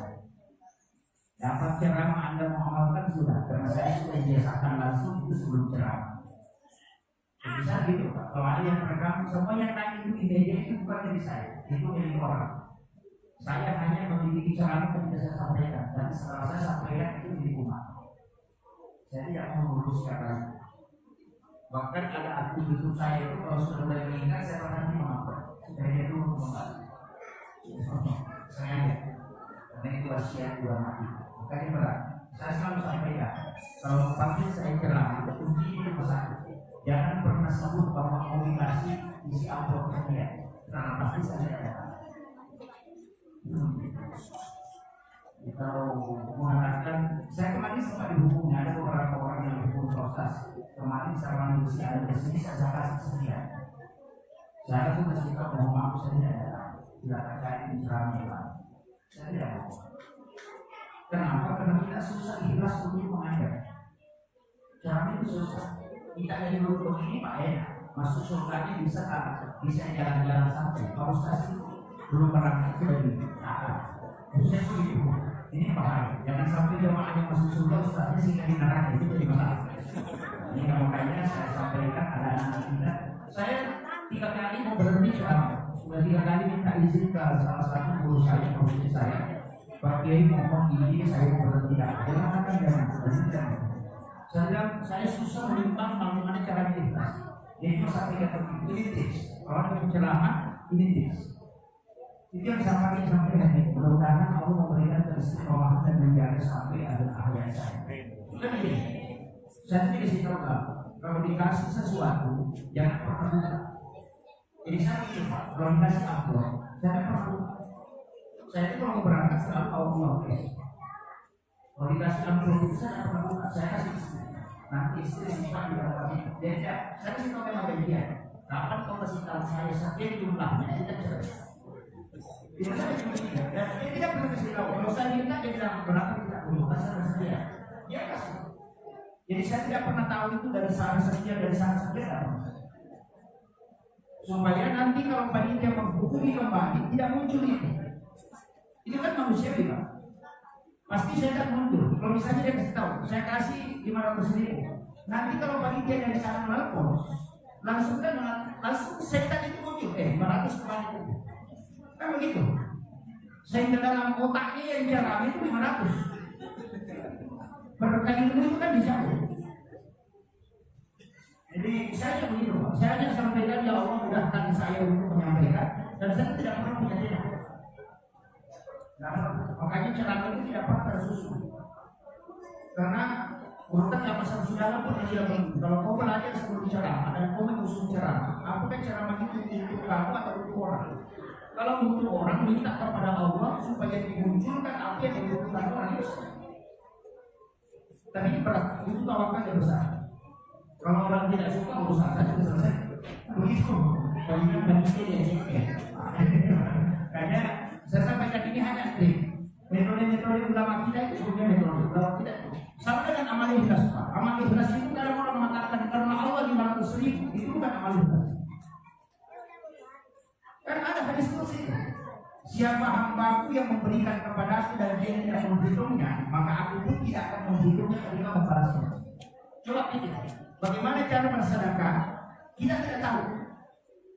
Kalau mengatakan karena Allah 500.000 kan kita tahu 500.000. Ya, bagaimana caranya? Metode apa yang kita pakai supaya sedekah itu kita tidak tahu. Satu jumlahnya. Maka ulama kita kasih metode, kalau cedengan lewat, uang bisa aku kumpulkan saja. Uang 100, uang 50, uang 20, nanti cedengan lewat tutup mata. Baru tarik 2 lembar atau 1 lembar, lalu selesai. Tutup mata masukkan ke cedengan, baru dorong. Uang 100 masuk silahkan dorong. Kita usah punya uang berapa saja dia. Selama tangan masih bolak balik, uang 100 di dorong lagi masuk. Itu tidak masalah. Jadi ulama kita itu mengajarkan agama dengan ikut dengan metodenya. Karena kadang-kadang agama ini tidak stagnan dengan metode. Ya, metode. Makanya saya sama Pak, saya sampaikan begini. Itu malaikat Pak, itu capek juga. Capek. Malaikat itu kan mengeluh. Dalam beberapa hadis itu ada. Bahkan ada zikir ketika kita baca 1 kali atau 3 kali. Malaikat itu sampai setengah hari capek menulis itu. Jadi malaikat itu kan makhluk juga, terbatas juga kemampuannya. Makanya malaikat itu sering mengeluh juga, capek dia menulis. Makanya kunci kalau mau sukses dibincangkan malaikat. Iya. Contohnya apa? Saya akan kasih tahu begini. Dalam istilahnya dalam metodologi agama itu kan ada begini. Kalau bersedekah 100.000 tapi 1 kali diserahkan 1 bulan sekali, itu malaikat tidak capek. Tapi kalau 2.000 1 hari setiap subuh 2.000 itu malaikat capek. Kenapa? Kan begini, malaikat itu kan istilahnya sama dengan makhluk otomatis. Jadi kalau kau bersedekah dia doakan, kau tidak bersedekah dia tidak doakan. Makanya kalau 1 bulan serahkan 1 kali saja malaikat berdoa. Tapi kalau kau serahkan setiap subuh 2.000, setiap subuh dia berdoa. Yang kita carikan doanya. Kalau dia berdoa 1 kali tidak akan rugi. Padahal jumlahnya besar dong, 100.000. Mana banyak? 100.000 1 kali 1 bulan atau 2.000 setiap subuh. Pasti banyak 100.000 1 kali 1 bulan. Tapi masalahnya tidak rugi karena malaikatnya cuma 1 kali mendoakan. Kan begitu. Makanya kenapa Rasulullah mengatakan amal yang paling dicintai oleh Allah adalah amal yang istiqamah. Wa iqamah, walaupun sedikit. Karena itu kuncinya. Makanya kalau buat kebaikan, dia tidak banyak, yang penting rutin. Itulah kuncinya. Daripada 1 juta, 1 kali saja 1 tahun.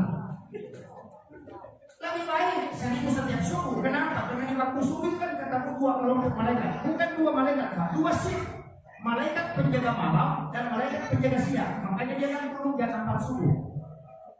Itu malaikat yang menjaga siang hari itu sudah datang jam 4 subuh. Makanya sholat subuh itu disaksikan oleh para malaikat. Begitu. Makanya sedekah subuh itu pahalanya tinggi sekali karena didoakan 2 kelompok malaikat. Kalau duhur sedekah 10.000 Pak Ustaz, atau kita sedekah 2.000 di waktu subuh, mana paling bagus?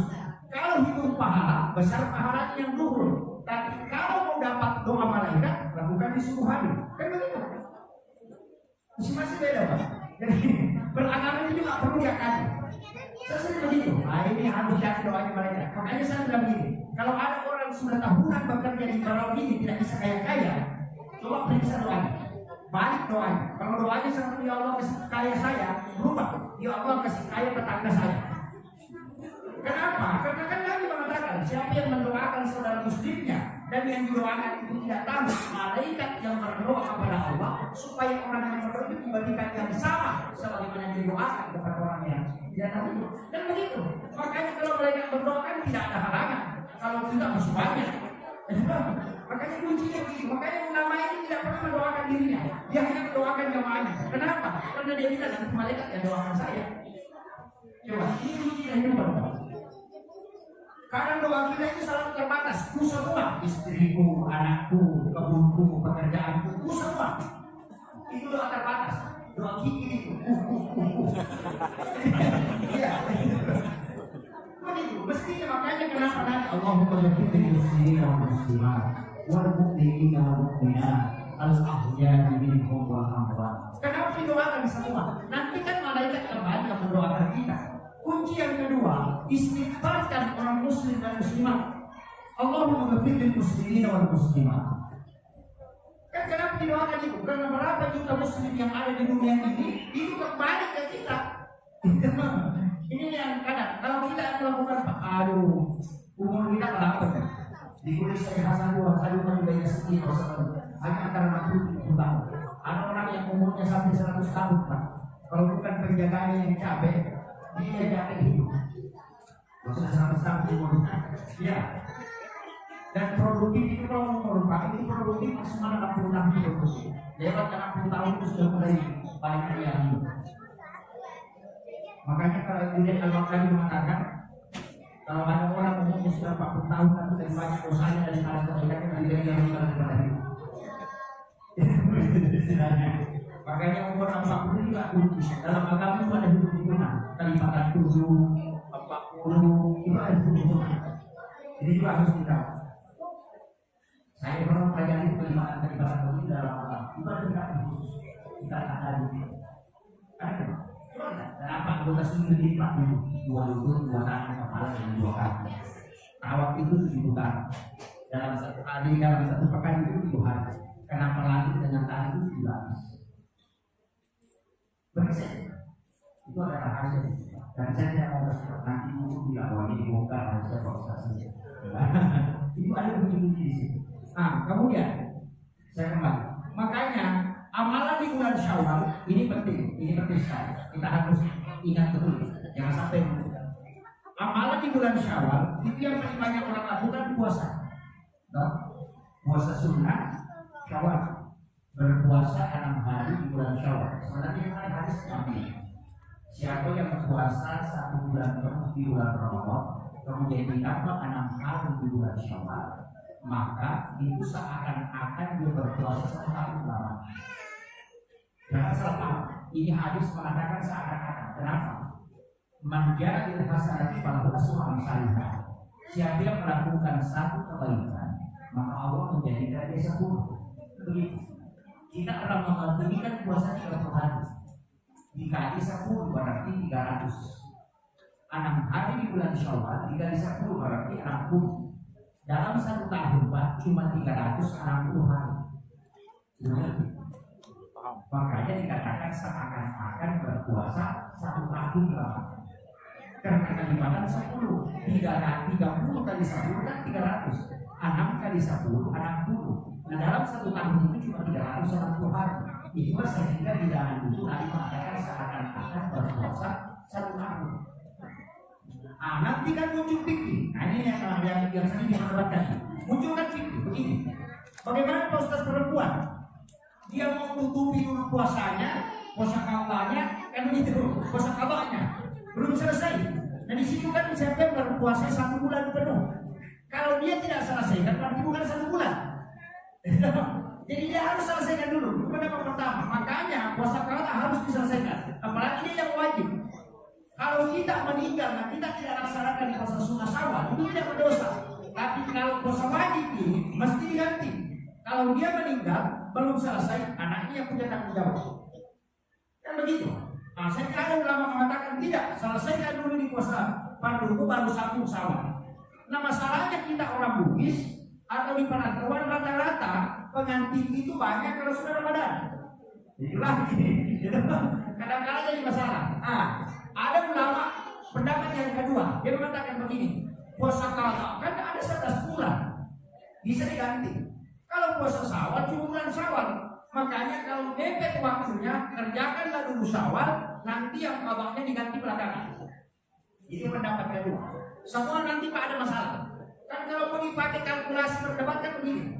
Apakah kau jamin kau bisa hidup 11 bulan lagi? Kan itu. Apakah kau jamin? Kan tidak mungkin. Nah, ini jadi masalah. Kemudian ada ulama mengambil dalam kitas. Pasti perempuan paling suka ini. Ini pendapat ketiga. Ini yang paling disuka perempuan. Dia mengatakan kalau puasa qadha di bulan Syawal, ingatkan di bulan puasa Syawal. Ini yang paling disuka perempuan.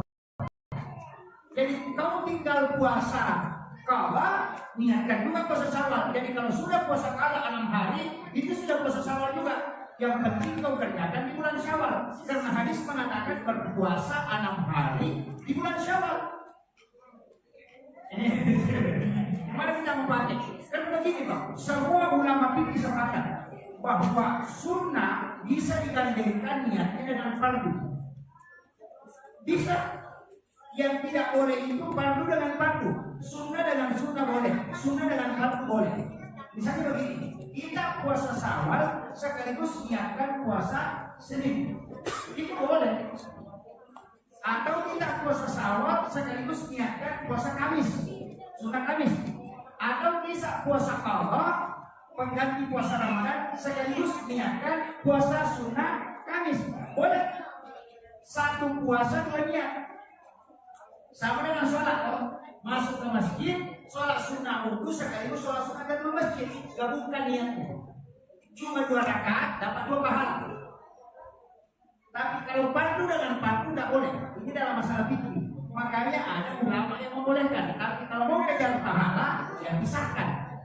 Tapi kalau mepet waktu, ya, mau sholat sunnah dan masjid, tinggal 3 menit. Mau juga puasa sunnah qabliyah. Bagaimana? Niatkan saja.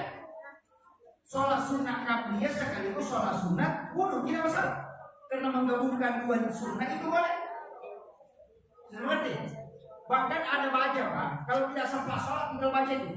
Subhanallah walhamdulillah wala ilaha illallah wallahu akbar wala haula wala quwwata illa billah. Ada hadis yang mengatakan 2 kali, mengatakan 3 kali. Kalau melihat waktu tinggal 10 detik atau 15 detik, masuk saja berdiri di saf, baca 3 kali. Maka itu sama pahalanya kalau sholat sunnah dan masjid. Tapi itu khusus bagi yang terlambat. Jangan sampai sama pakai, tidak. Karena Bapak Ustaz sudah ajarkan zikir, ada yang dibaca dia tidak sholat, itu jadi masalah. Makanya saya paling tidak suka cara orang itu, Pak. Yang penting kepalanya. Karena selalu bilang, saya hadir, saya dengar, tapi tak putus-putus. Dia begini, makanya ini jadi masalah. Makanya kenapa? Itu kan ada sahabat, itu asal menurut saya di sini. Ada sahabat itu berdiri di depan pintu masjid, di lain itu sudah berdiri di kamar. Dan sahabat itu tidak masuk. Kemudian Nabi kan membuka pintu rumahnya, kemudian dia melihat sahabat itu di luar. Dia memang tidak masuk. Dia akan tidak, dia akan berdoa depan. Kemudian dia tanya, kenapa kau tidak masuk? Dia mengatakan kalau mungkin saya masuk ya Rasulullah, tidak mungkin saya dapat lagi sama sekali masjid karena tidak seperti ini mau berdoa. Apa kata Rasulullah? Kalau begitu, tetap saat mau masuk ke dalam masjid berdiri. Kemudian baca sedikit Subhanallah walhamdulillah wala ilaha illallah wallahu akbar 3 kali, itu sama pahalanya ketika aku sholat sunnah dan masjid. Itu hanya berlaku untuk orang yang terlambat. Ya, sama kemarin Pak, saya sebelum Ramadan, saya sempat bersama dengan seorang penceramah tentang mandi junub dengan wudu. Begini, ini seperti saya sampaikan. Ketika ada orang yang kena penyakit asma, atau kena rasa kosong, hidrominan, atau dia kena penyakit menggigil, nah dia sudah berhubungan dengan istrinya, dia mau mandi